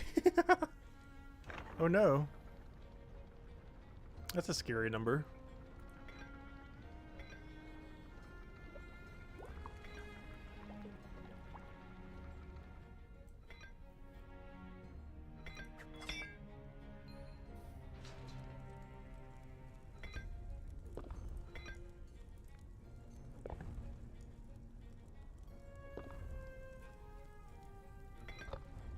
Yeah, I still haven't tried Power World since the update. I still need to at some point.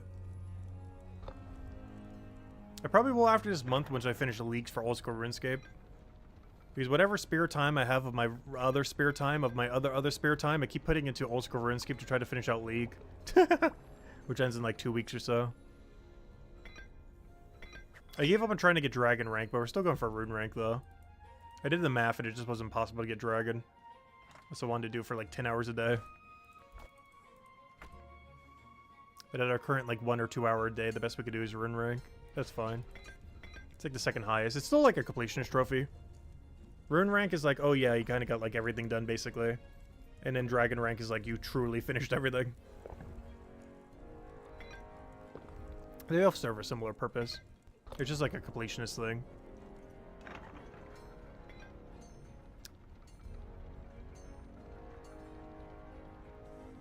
Has the update been good?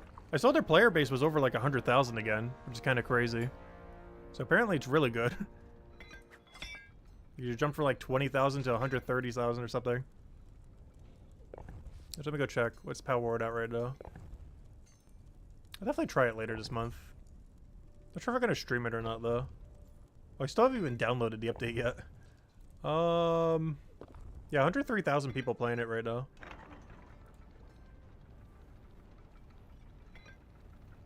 I'm not sure if we would do it as a stream or just do it off stream and just kind of chill. I'd probably just do it off stream, probably.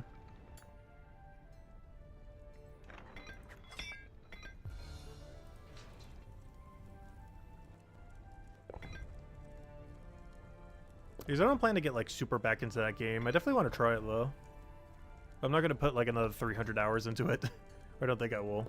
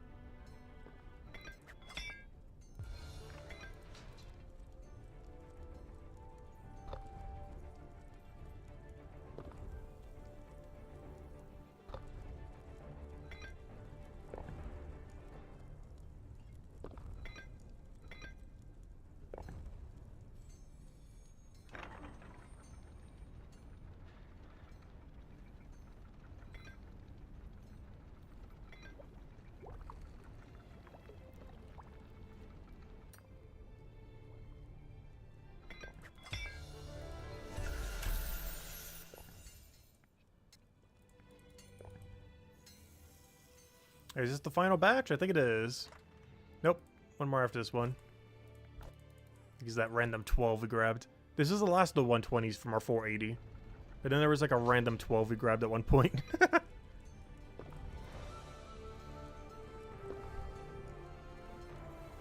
But of the 120s, this is the last batch. But then we had like another random 12. Because after this inventory, we did 480 of them.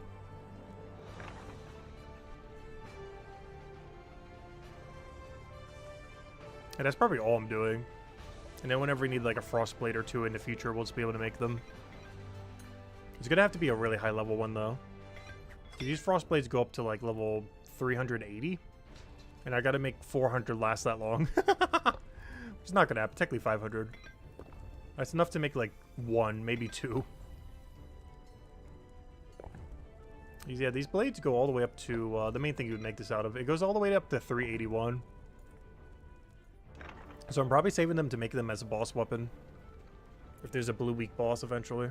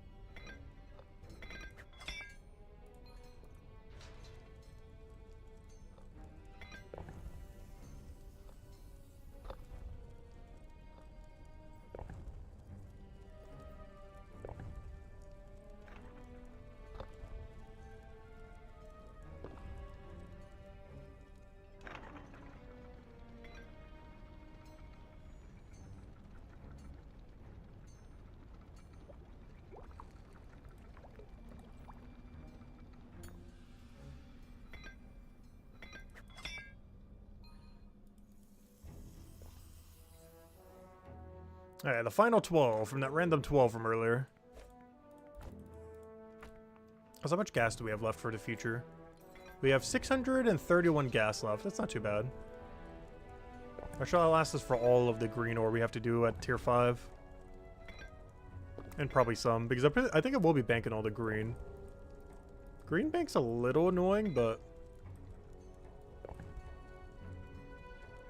Actually, I always went over here. I wonder if it's better to do forest telly. It might actually be better to forest telly. Forest telly into mine telly. It's not the worst to bank. It's not the best to bank. The main thing is it's not as bad as Carbonice. That's the big upside to it. It's not quick, but it's not as bad as Carbonice to bank.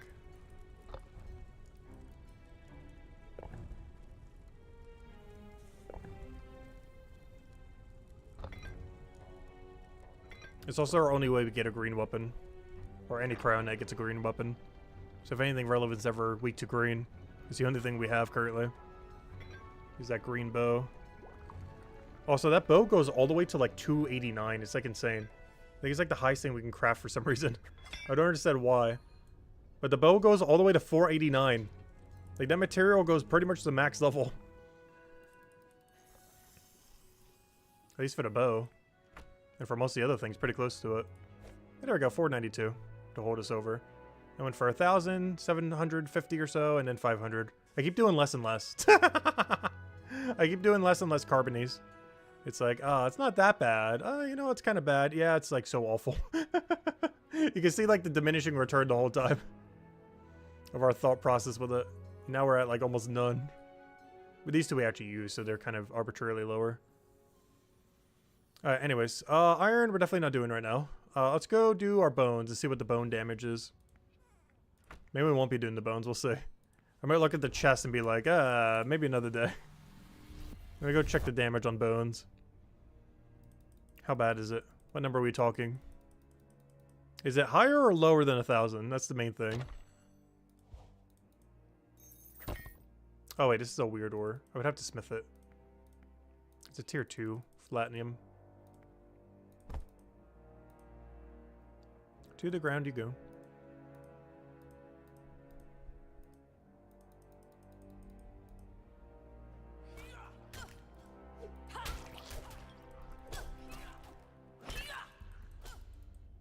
Oh, don't you worry, Andesite. We will be back for you.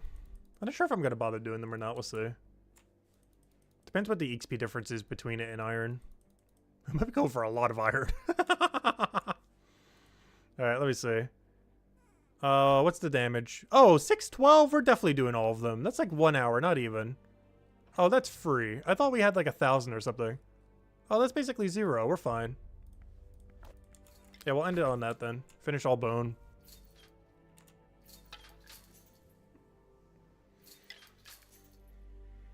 What did I eat after stream yesterday?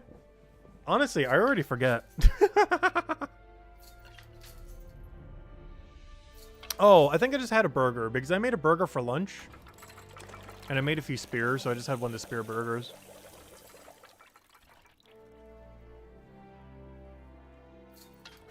Just so I wouldn't have to cook anything.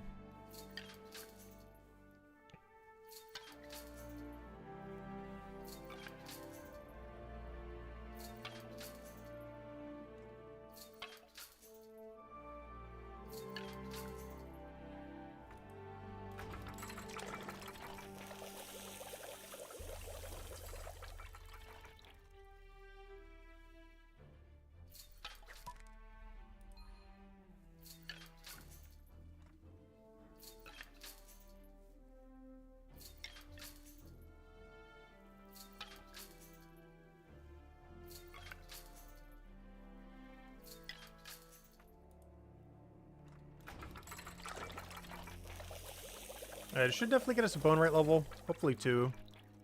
So getting to 137 is probably still accurate. Because this is the best bone we can do at this level range. And this is pre-200. So these actually make a lot more of an impact compared to the smithing bars. Which were post-200. I think every level is 4 levels at that range.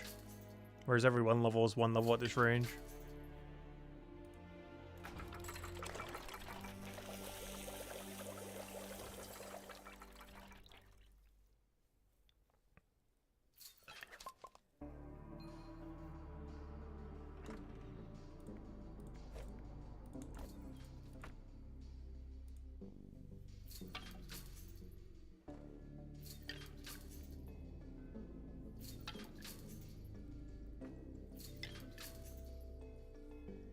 Oh, he's checking the book.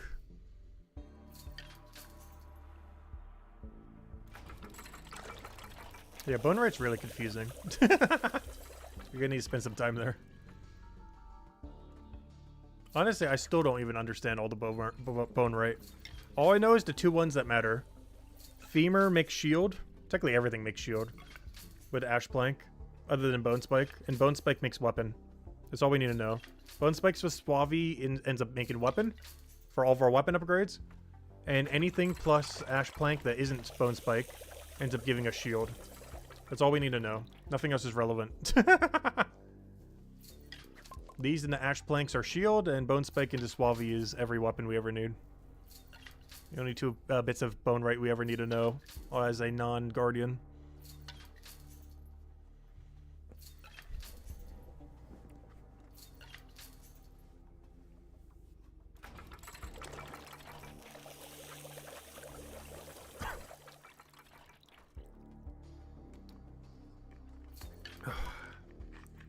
There's a level. Yeah, we got a cool looking crossbow.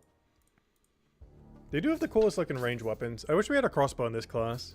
I do like the metal bow though.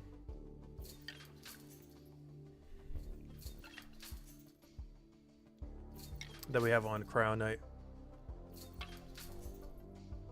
And we'll be able to mine a material that we can mass make it soon. By like 200 something.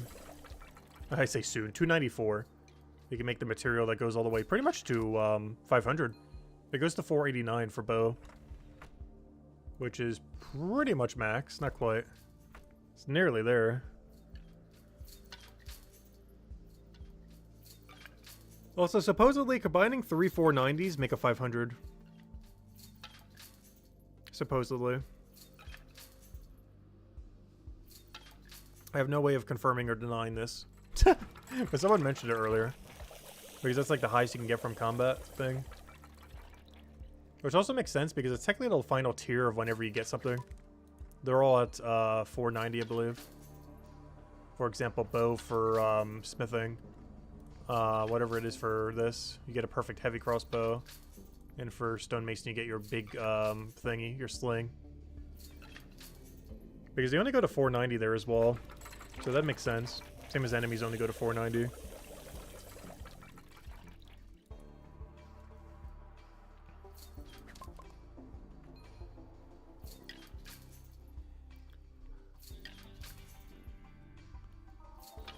Yeah, that's basically what I feel like it is for all of them. Cryo Knight has the best armor. And technically one-hand weapons. Hammer Mage has the best two hands.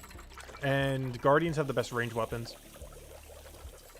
Cryo Knight definitely has the best armor. I'm not sure if they have the best one-hands. I definitely like Rapier a lot, though. They got Rapier, Fire Sword, and, I don't know, what does it have for a one-hand melee? I forget what the other one is. It's Rapier, Fire Sword, and something else. What do I forget what the something else is? I should know this. Oh yeah, Mace. Oh yeah, Mace is actually pretty good. Yeah, I'm pretty happy with what we have. The Mace almost looks more like a Hammer Mage weapon than the Hammer Mage weapon.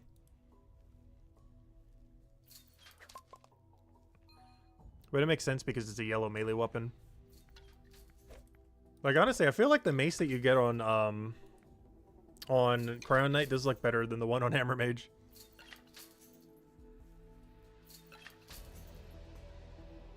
Yeah, Rapier's definitely my favorite weapon on Cryo Knight. Possibly my favorite melee weapon just in the game in general. I just wish the shield looked better on Cryo Knight. I'm not a fan of the shields. Hopefully eventually get like some kind of Dragonfire shield or something. Bring that mechanic back.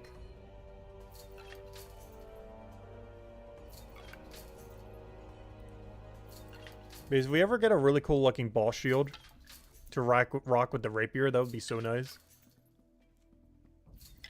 Because even though I like the armor of Cryo Knight, I'm not a big fan of the shield of it.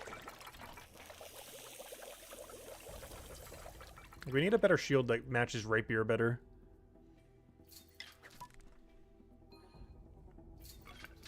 Like, my least favorite one by far is like the bucket shield as well. That like weird circular one. The buckler. It looks so small.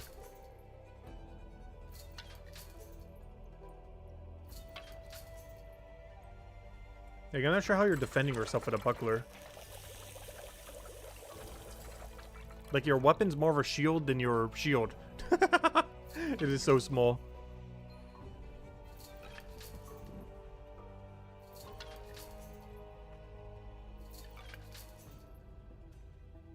And the worst part is our best looking shield is the most annoying one to make.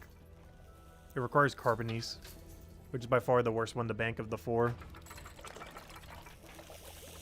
But my favorite looking shield of what Cryo Knight has is the heater shield.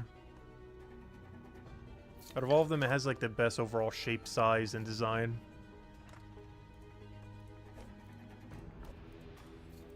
I said hello, Joey, but the easiest one to make is the metal kite shield. I was not as big of a fan of it. Not sure what it is.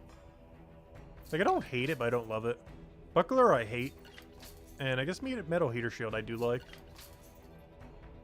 I don't think I've seen anyone wielding it yet, though. Like the tier 6 one. Which I can't even do the tier 5 one yet, either. A tier 5 is at, I don't think my other account's wearing it. Or not my other account, but my other, what do you call it? My other, you know, Cryo Knight. The, watch person.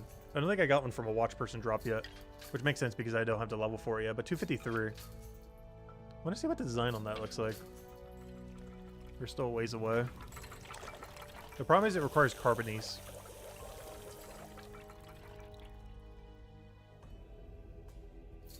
Whereas we're always going to have an excess of iron, making the kite shield the easiest one to always make.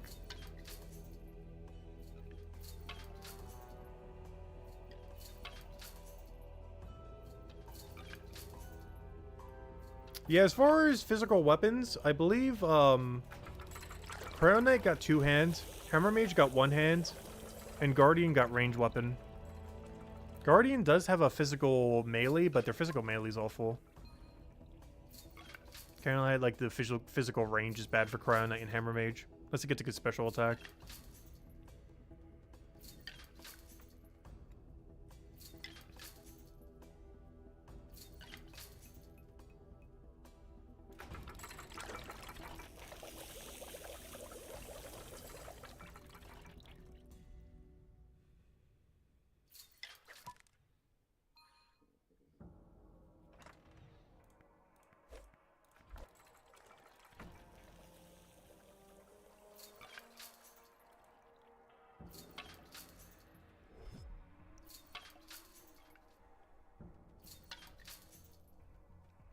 It's kind of weird because Guardian doesn't really have an equivalence of it.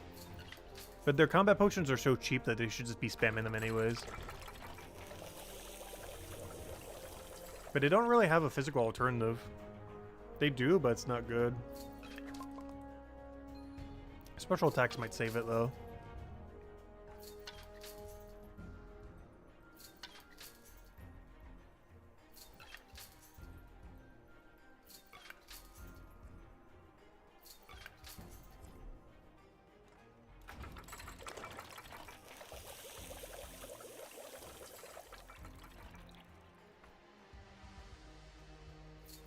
Also, this is one thing that's so nice about queuable action here, too. Remember in the past where I would always end the lever early? That's impossible to do now. No wonder why this feels like it keeps going so much quicker. I can never accidentally misclick it. Because I've done that so many times. I think like per hour I would do it like 3 to 5 times. But now it's impossible. Because it looks like it's done, like before it's done. Like right now it looks like it's done, but the bar's still not done. And there's been so many times I've done it early, but now it's actually impossible to do with queuable action. Is we'll force wait until it's completed. Which is really, really good. Because it makes it so we never put in 5 instead of 6. And it makes it so I never accidentally leave it just slightly too early.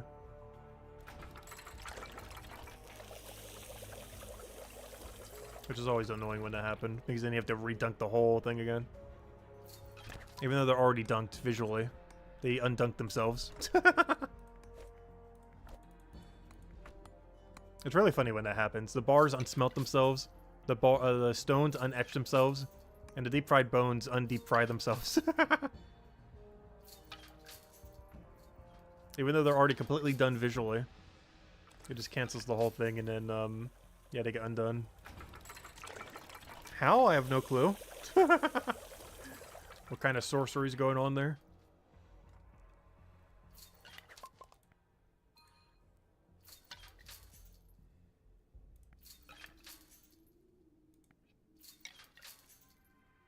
Hey, what did we say the next bone was? I think it was 140.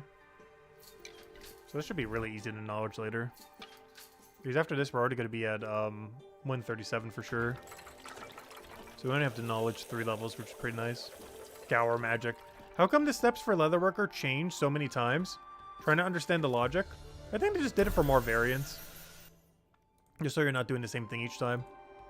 Also, it might just seem like that at first at a low level range. But when the gaps between levels are a lot further, you tend to stick with the same pattern for a very long time.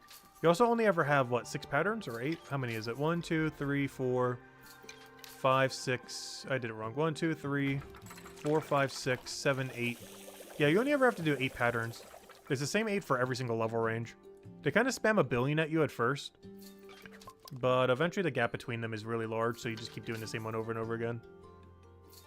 But there's only 8 patterns you ever have to do for it, because they keep repeating at higher level range. Like all white cowhide are the same pattern. All white sheep are the same pattern, so on and so forth. Regardless of tier. So there's only ever 8 patterns you have to do. I personally prefer it over carpentry. Because for carpentry, every single thing is exactly the same. And I much prefer the 8 different patterns just to keep a little bit more variance. Hey, we got 4 for 4. Okay, we'll keep going until we finish every bone then. That'll be a good stopping point for tonight, probably. Then bring our guy over to the smithing AFK. Had to get that 226. Off stream, I'll try to do some of the iron bars and or AFK mining and or AFK in the raid dens. And then I think we're stuck in the mines for a little bit.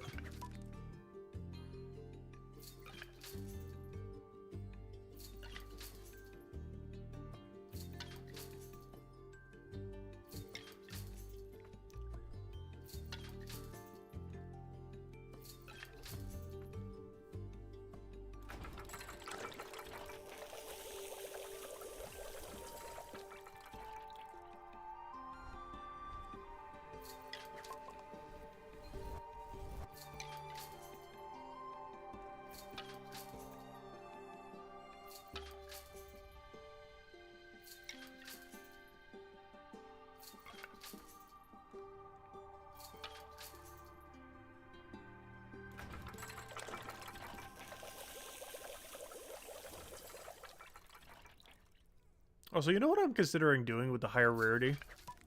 Once we go do smithing again, like if I'm actually making product out of it. Like, let's say hypothetically I'm doing iron ore all the way till 262, hypothetically. Might not be hypothetically, but hypothetically. Let's say I'm doing platinum till 262 over the course of the next couple of weeks to a month. Hypothetically. Not so hypothetical. But, with all the iron ore, I think I'm going to save some of the 220s, 221s, 230s that we end up making that are 4-star. Because they're post 200. And they're going to be worth a little bit when trading comes out. Because not that many people are going to have a bunch just laying around. But there'll be a lot of people that don't have, you know, 200 plus smithing. That might need that level range for some upgrades and stuff, such. Considering keeping a couple. Or even all of them. Because their sell price just isn't going to be that good. Whereas at least half a gold to a gold each when trading comes out.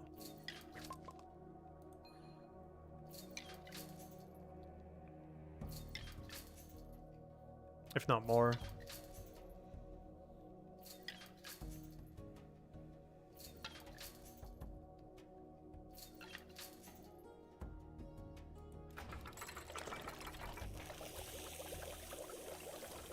Because I think if I get a 3-star 220 right now, I'm pretty sure it's only worth like 180 silver.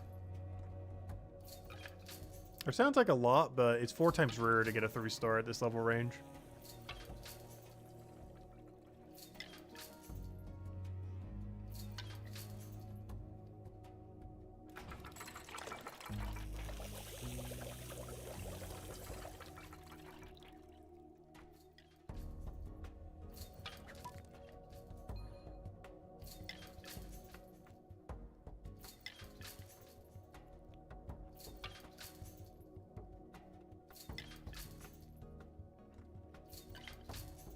Actually, we might get to 138 bone rate. We're actually getting a bit more than I thought we would. But even less bones than I thought we had. That's what happened when you run your highest tier bone. I'm still kind of thinking back to the mindset when we're running like those really puny bones earlier. But these are the beefy bones. We're not going to be getting too many of the 141 though. Because how long are we doing that gathering thing for? Yeah, only 5 levels at most. And I'm probably knowledging the whole way through. So more like 3.5 level.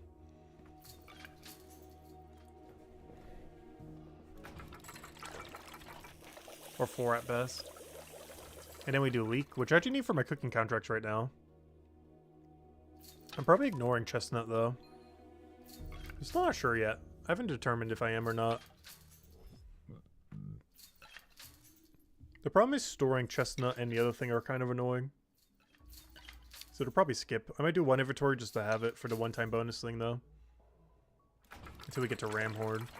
The problem with that is I would have to do leek from 153 to 161. If we were to go down that route. Better do goat horn but drop it or something. But if we want to actually bank, we have to do leek and then bank. The problem with leeks though is their cycle kind of wants you to be at the bottom, not the top. They're a little bit less efficient if you do it from the top down rather than bottom up.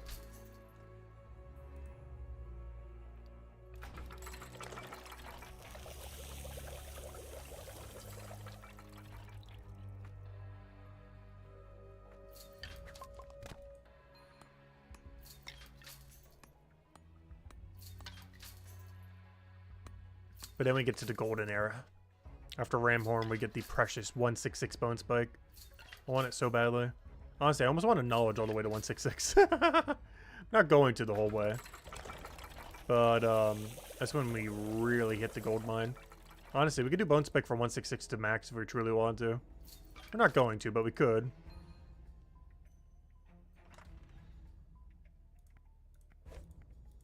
Honestly, we might. Because I don't need that many femurs. I do need some. But not like 184 to 197 some. I don't know, we'll see. I might still switch to femur.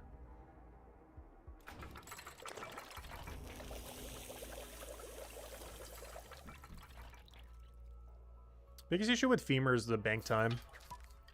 We're also going to need way more weapon upgrades than we are ever going to need shields. Because the only thing we get out of femur is a shield. Out of bone spike, we get literally any weapon to ever exist ever.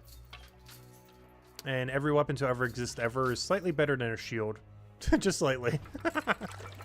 Just ever so slightly. Not to mention some of those weapons are two-handed, you can't even wield the shield. So we don't really need that many femurs. I'll probably do like 1,000 and then go all in on bone spike. Actually, you know how many bone spikes we're gonna have? It might be 5 to 10,000. Because whatever I don't knowledge, we're basically doing 166 to 200. Like 95% only bone spike and knowledge points. It's gonna be like 5 to 10,000 bone spike.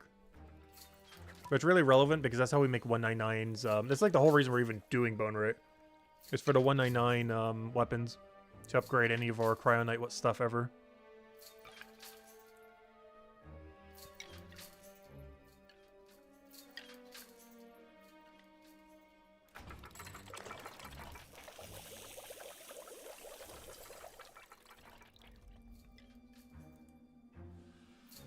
I keep forgetting you can queue up the bank as well. As long as you don't right click deposit all or something. As long as you do default click. It's kind of nice. Yeah, it's giving way more XP than I thought. We might be on track for 138, or at least 137.5. Then we only need to dump like 10 knowledge points or so into it.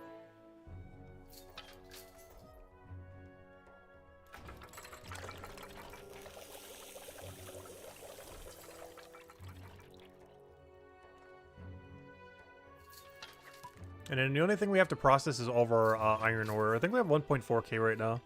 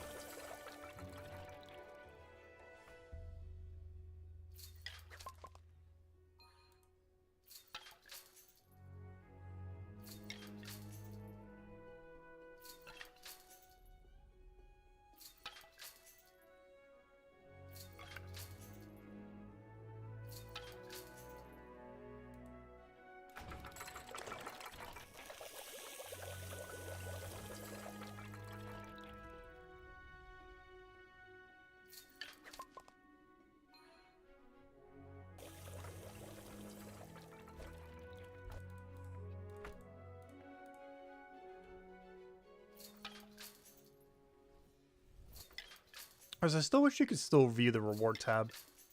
I want to see what we have for our next thing, and there's no way to check. I think it's only forager left for chapter 1. I think fishing and cooking is already at max. Knowledge, combat definitely is. Alchemy, I know for sure is. There's no way to check without ruining your current action. But if you click review reward, it'll just freeze your character in place, having him do nothing. There's a lot of menus you can check. That's not one of them, unfortunately.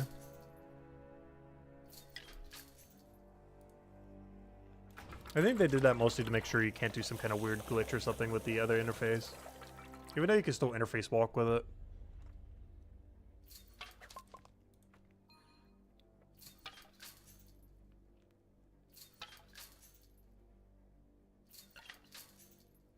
I'm surprised there hasn't been any game-breaking bug that's come around based on that. I'm really surprised there's nothing yet.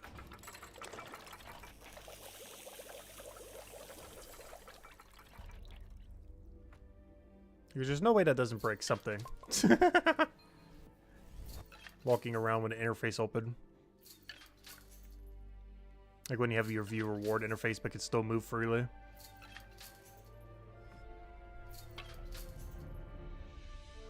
Because normally it freezes you in place to be able to not move. Like if I click it right now.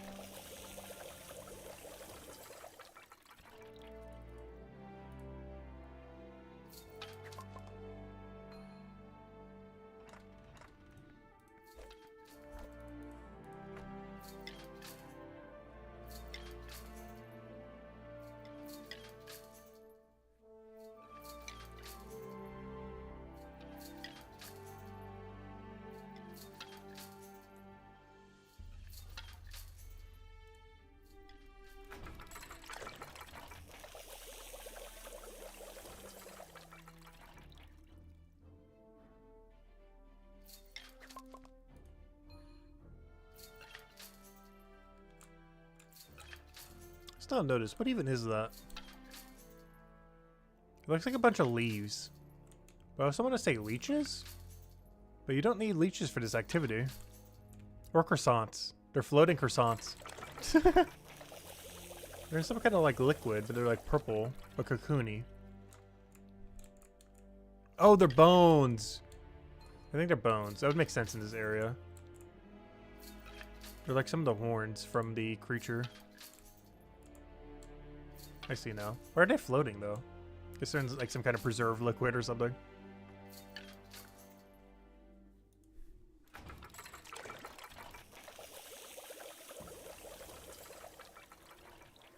Toenails? There's some big, very big toenails.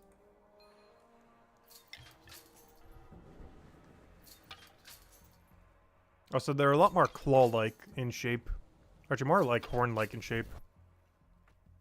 But if they were a nail, they would definitely be a claw.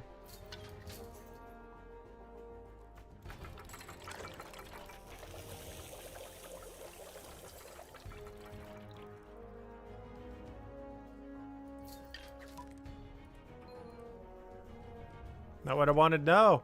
Queues are so weird to try to cancel when you're trying to cancel off of one.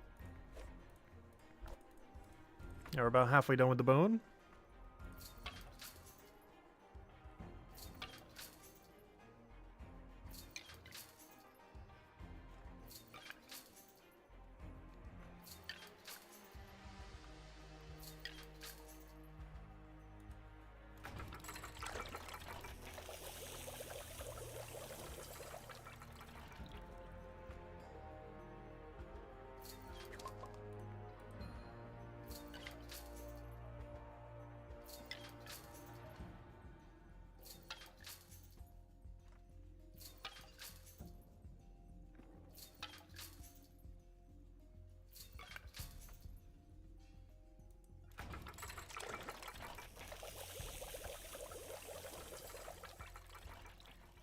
I just realized that guy's name is Potato on Fire.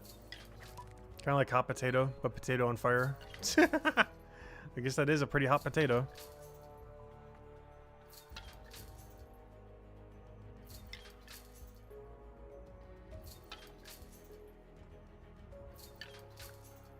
Oh, is that the 500 Leatherworker?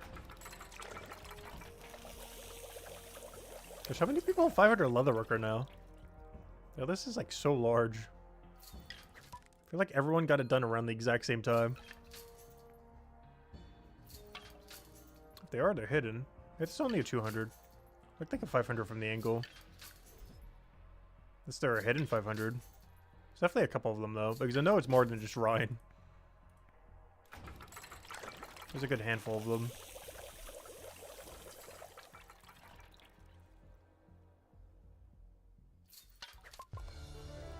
Yeah, Fortress is the only one we don't have the AFK for then. Now we gotta get all the Chapter 2 AFKs.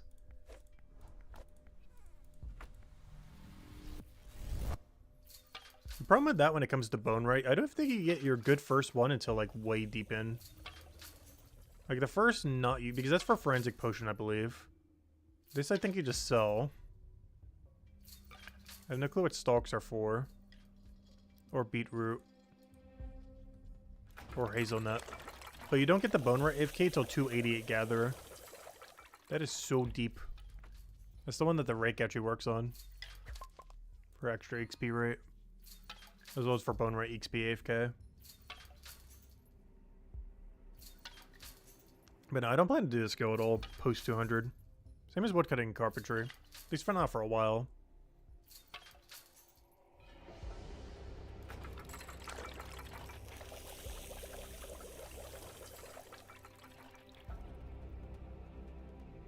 The main ones of interest are definitely Mine Fighter, Bone Right. I mean, not Bone Right. I mean, Mine Fighter, Miner, Smithing, Watch Person, Detective, Leatherworker, Merchant. So basically all of Chapter 4. And Alchemy. I think that's it. As far as post 200 that I'd care about at the current state of the game. Until Chapter 5, 6, and so forth come out. And then in Chapter 5, the only one we really care about is Armor Maker. We don't currently know if we care about Builder or not. Or how much we care about Worm Wrangler to feed into Builder. But that'll be determined when Chapter 5 comes out. All we know for sure is Armor Maker is as good as Smithing for us. But those are the only ones we're really going to need later. Mind Fighter to feed Alchemy. Alchemy for Alchemy. Or then again, post 200 Alchemy. I'm probably just going to get a lot of AFK potions though. A lot of it I'm probably not even making. So really, once we get to 200, I don't have to keep doing Mind Fighter. So I can actually scratch Mind Fighter off of that. I'll need to get like 210, 220-ish Mind Fighter. Or 200 if I don't mind spending a little bit extra. But, yeah, we might just go 200 and just buy the rest of the alchemy supplies. And just take whatever the hit is. Because at 200 plus, we just AFK'd all the way. Because when do we ever need to make a potion? It's not for a while. Like, what is our post 200 route? Post 200, we, let's go see. So post 200, we do this potion, which is one of the best in the entire game, till 219. Then we do the 219 till, Fear at, or actually, we do the 219 until 229 for the, work station. Then we do 229 till 238 so we can do Fear. Fears hopefully don't cost too much to make there. We'll double check. But I forget exactly what you need for that. But I don't think it's anything too bad. For how much XP it probably is. It'll definitely burn money, but it's probably still worth it for the best Fear potion in the game. Then you do that until the plus 80 cryo, which we need those for bossing and everything else in the future. While we can also AFK mine from the 267 to 277. Then we can get AFK Chronopolis. Then AFK Stonewall Hill. Then I guess we'll be forced into the slugs. Unless we want to offset it with some cryo or whatever pot we need by that point. And then Wealth AFK. Like almost every AFK is good. I think this is max tier Forensic. Plus 5 boost uses more expensive plus 4 boost. But you can use one level earlier. And then you're up to the 10% AFKs. Like almost all of it is good. Like there's almost not a single AFK potion that's bad in the 200 plus range. And you can just buy them from the shop. You don't actually have to do the secondary AFK. They're still worthwhile just buying it from the shop outright. The supplies you need. You do purely lose money, but you get the utility of whatever item you're making.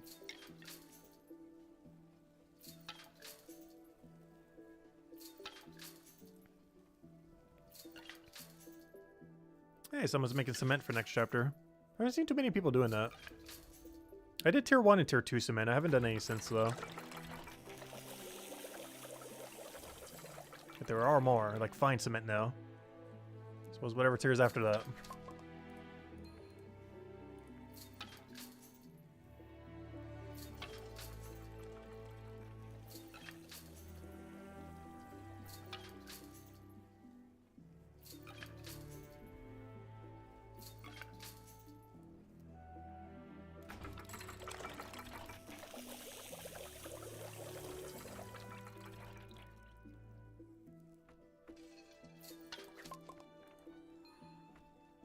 See how close we can get to 138. Whatever we get now, I don't have to AFK later. But honestly, when I do AFK something later, it's probably going to Gatherer. We really need 166. There's a couple things we'll grab along the way, but we really need 166. We're kind of in the big strait of like useless things we don't really need that much of. They're not pointless, but they're also not ideal. So as much as we can skip there would be ideal.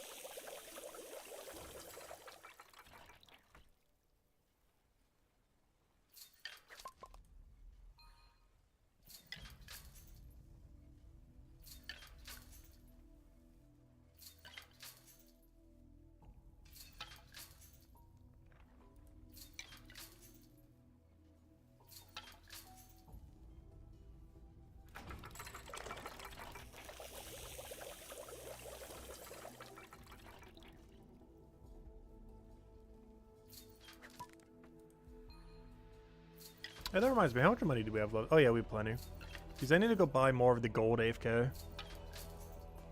Like, you know, passive one. Because I refuse to pan it. Panning is just so pointless. A pointless pan. When the pickaxe is so strong, there's no real need to go do it. There will be a couple dead areas, but they're pretty small dead areas. Easily brute forceable by just mining something a little bit more.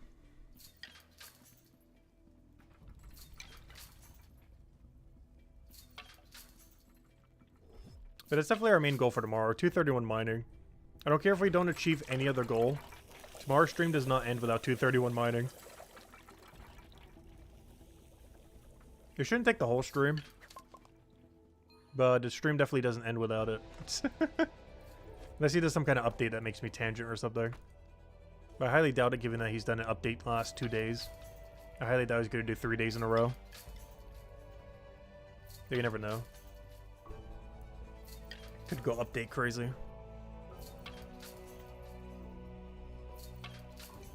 You know, because there's the Q&A tomorrow, I wonder if he's going to drop the leaderboard rework tomorrow. Could you imagine? Because it'd be really funny if a question gets asked. Like, oh, do you plan to fix the leaderboard soon? And how do you plan to fix it? Blah, blah, blah gets asked tomorrow. And it's funny you say that. We have a patch rolling out right now. And then Andrew Gower just rolls out the patch immediately. Could you imagine? That'd be so funny. Like, the question will come up in the AMA. And he'll release the patch at the exact moment.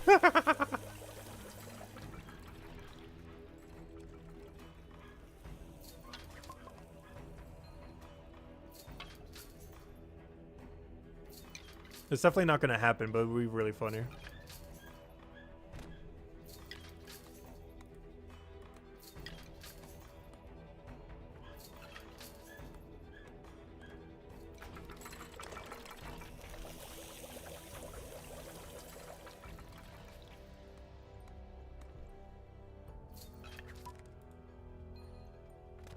It would be hilarious.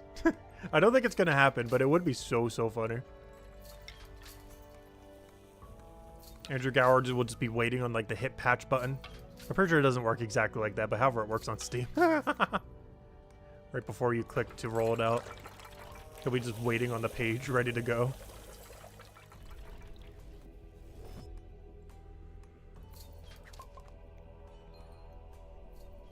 Everyone will get hit with like the 5-minute until server goes down message.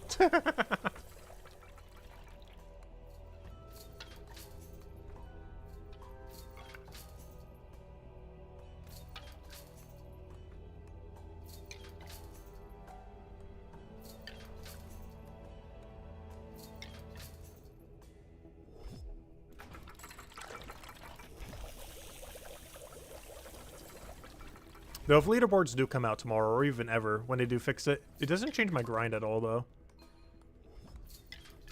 It'll just make these numbers look more depressing. It'll go from rank 12 total level to like 25 or 30. Rank 10 Mines of Matubin. Actually, Mines of Matubin might still be able to grind. That's the one that we could actually still do. We can still claim top 20 Mines of Matubin leaderboard, if we still want to claim onto something. Because that should be pretty free, given that everything I want to do in the near future is Mines of Matubin anyways. As far as like our next week of grinding. Like every single thing is Mines of Matubin. Not the only thing, but like a lot of the focus is on Mines of Matubin. Because I want 231 mining tomorrow. Work on 200 bone rate soon. Obviously 200 gathered to go with it, but it's still in the favor of bone rate. And 200 mine fighter, obviously, because I need it for alchemy. I'm not sure if we're doing post 200 mine fighter, but we definitely need at least 200 at some point. Ideally after the combat rework, but I'm not against doing it beforehand. It's just the combat rework has to be pretty soon, because if it's not here within 2 weeks, we definitely got to do mine fighter with no combat rework. The rest of the 100 levels we need.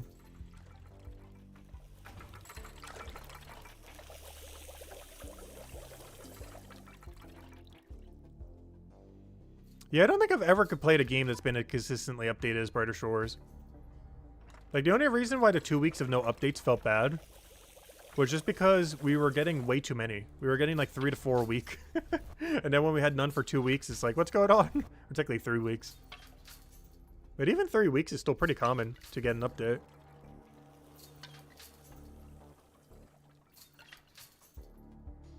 Like, I played games that have gone as long as like 3, 4, 5 months without an update. Even 6.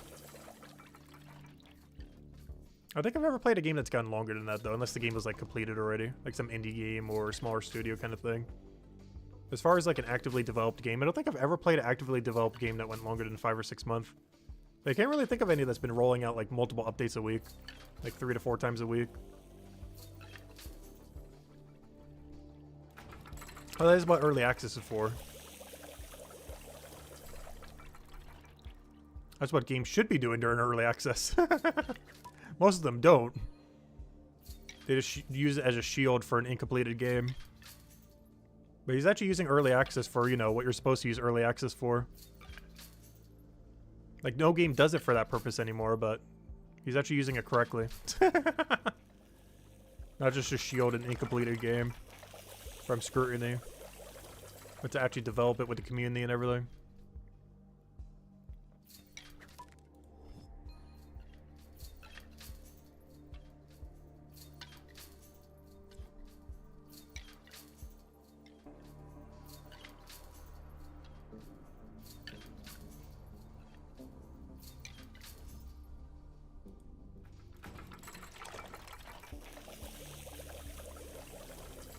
Hello, Embard! Welcome, welcome. Hope all's been well. Hope you've been having a wonderful new year so far. Yeah, we're almost there. Only 84 more bones to go. Wow, that was such a smaller stack than I thought we had. I could have sworn we had like 1,000. That was only like 500. I was expecting to be here like another hour. Or we're done in the next like several minutes.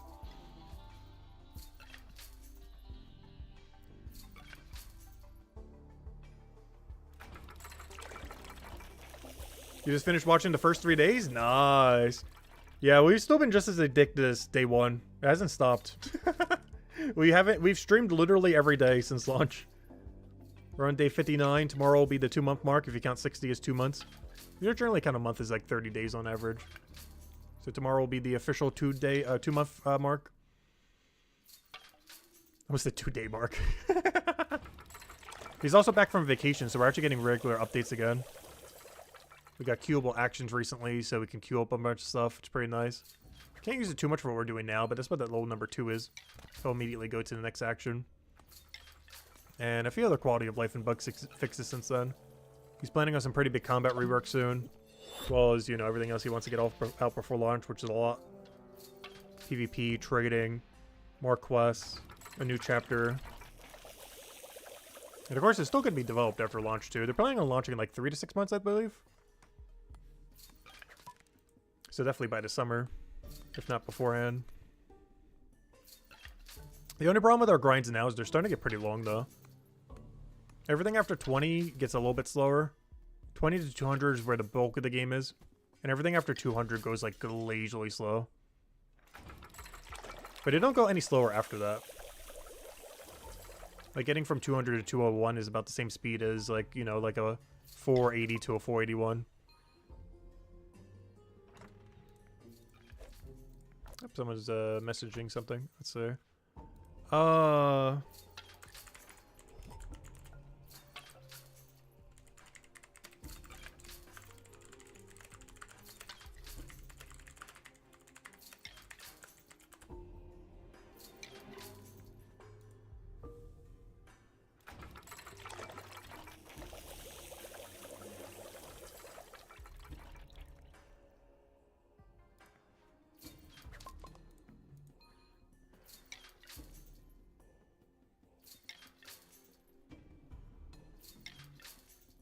So what's crazy is even though all day we've been putting our knowledge into passives, we only got done with Hopeport. We still have all of Hope Forest and all of Mines of Matubin.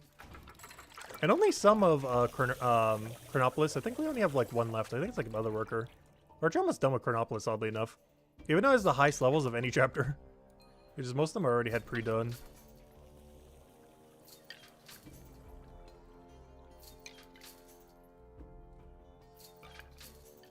Chip Squared. I just noticed his name. The other guy's name. That's a lot of chips. Well, not if you subtract the ear, though. If you subtract the ear before you square it, that's a lot less chips.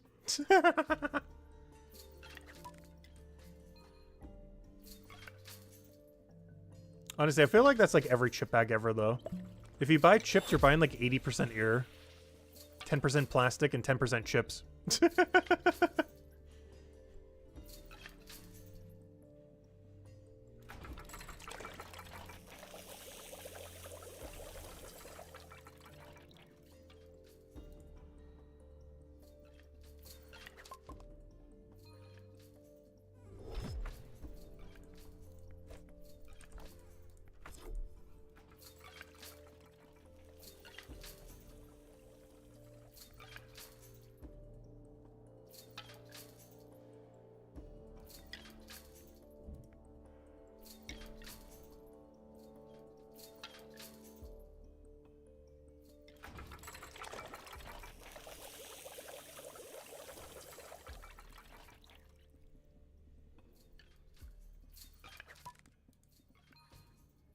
Also, we're not going to reach 138. That's fine, though.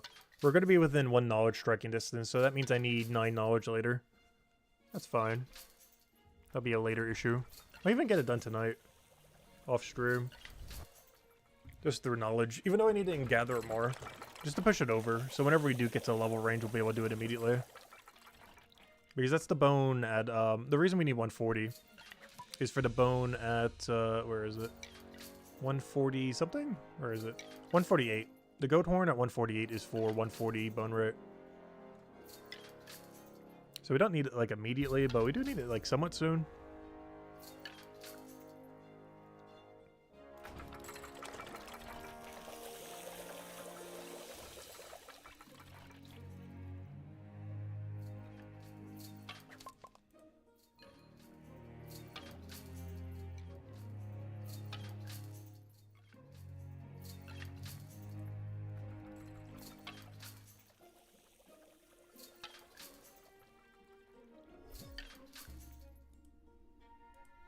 What's the tune's name? Same as the channel. Same as our character here, Tacet. T-A-C-E-T.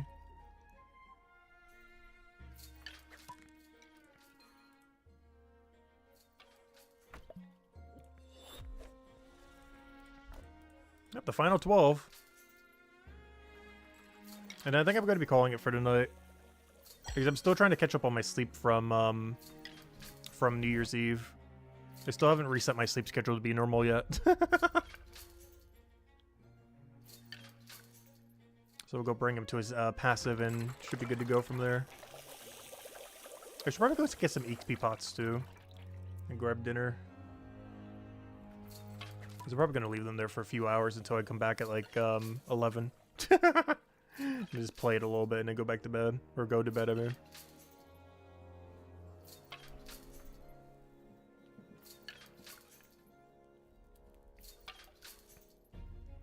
I'll give him like 2 of them. Actually 3. 3 seems like a good amount. Yeah, let me go get him over there. Off we go. Wait, we're gonna get a knowledge thingy right here. I'm gonna save that for later. Save for later. And there we go. All of our bones are completed. Only 612, but you know, more than nothing. Obviously, we've been going mostly heavy on the bone spikes because that's what we need for the weapons. These other ones we don't care about as much because they're only for shields. But we care the most about the bone spike because weapons are very important.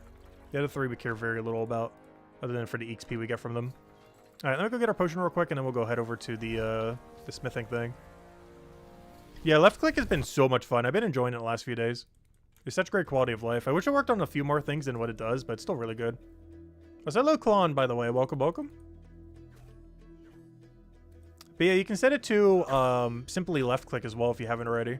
If you go under settings menu and haven't already changed it, you can disable your other left click, like do first action on left, and change it over to Q. Because you actually don't need first action anymore for most things. And if you do, you can still put it to another button like middle click or something. But you currently use that for walk though. But yeah, you can just completely set it to left click without needing to click shift. It's pretty nice. So you can just one click everything. It doesn't really affect most actions. Like you can still click this immediately. As well as right clicks that do other things you could also do immediately. Even with it active. Alright, let's go get our mining AFK potions. I'm going to grab 3 for now. I hate overusing these. And then we go to the smithing thing. Oh, you know what? I need to buy some material before I do. Well, actually, I don't need to do that now. I'll need to before I go to bed, though. We'll do that later. Because I only have enough to do it for like 6 more hours, but I'm only doing it for 3 hours right now, so that's going to be fine. You can't wait for day 69. Yeah, day 69 is coming around the corner. Later next week. Actually, I think that's next weekend, right? No. I think it's next Monday. Actually, I think 69 is going to be the short day. I think that might actually fall on a Monday. Because what's today? Day 59? So 10 days from now. Oh no, that'd be next week's Tuesday. Or, you know, not the following week, but the week after next week. You know, 10 days from now. Yeah, that comes down to next week's Tuesday. So that would be a full stream then. I know, what's something funny to do on a 69 stream? I guess to try to get 200 Gatherer while doing the Bone Zone. Because I think in 10 days it might actually be realistic to get 200 Gatherer. I'm not sure if I'm doing that much Gather between now and then. But that might be realistic to do. But anyways, guys, we're going to be calling it here for now. We'll be back tomorrow, same time as always, around noon Eastern Standard Time. Apparently there's like an AMA thingy going on tomorrow as well, so we'll have that to look forward to. I'll probably relay anything we can from that. I'll be watching after the fact, but I'm pretty sure some people in chat will be messaging like what's actually happening. And we could relay anything from that then. These will probably share all the more juicier details. Because I think the community manager for the game is actually getting interviewed in like an AMA kind of thing. From one of the other creators that does it. The frog guy. I keep forgetting his name. The one that begins with T. It's kind of funny because our name is also T, but I forget the other T guy. His name is like Tel something, T-E-L. But the one frog guy, you probably know of if you looked up anything Brighter Shores related. He's done quite a bit of stuff. But yeah, he's interviewing the community manager tomorrow in like an AMA style. So there's probably going to be some juicy bits of info that we'll need to relay. Because I'm still going to be streaming, and I won't be watching it though, but people will probably relay the more important stuff to us. So I could relay it to all of you guys. But yeah, we'll be streaming tomorrow starting around noon Eastern Standard Time and going for several hours as we have been. And we'll go from there. Anyways, guys, I hope you all have a wonderful week, a wonderful weekend, and a wonderful 2025. I'll catch you guys later. Bye, everyone, and thanks for watching.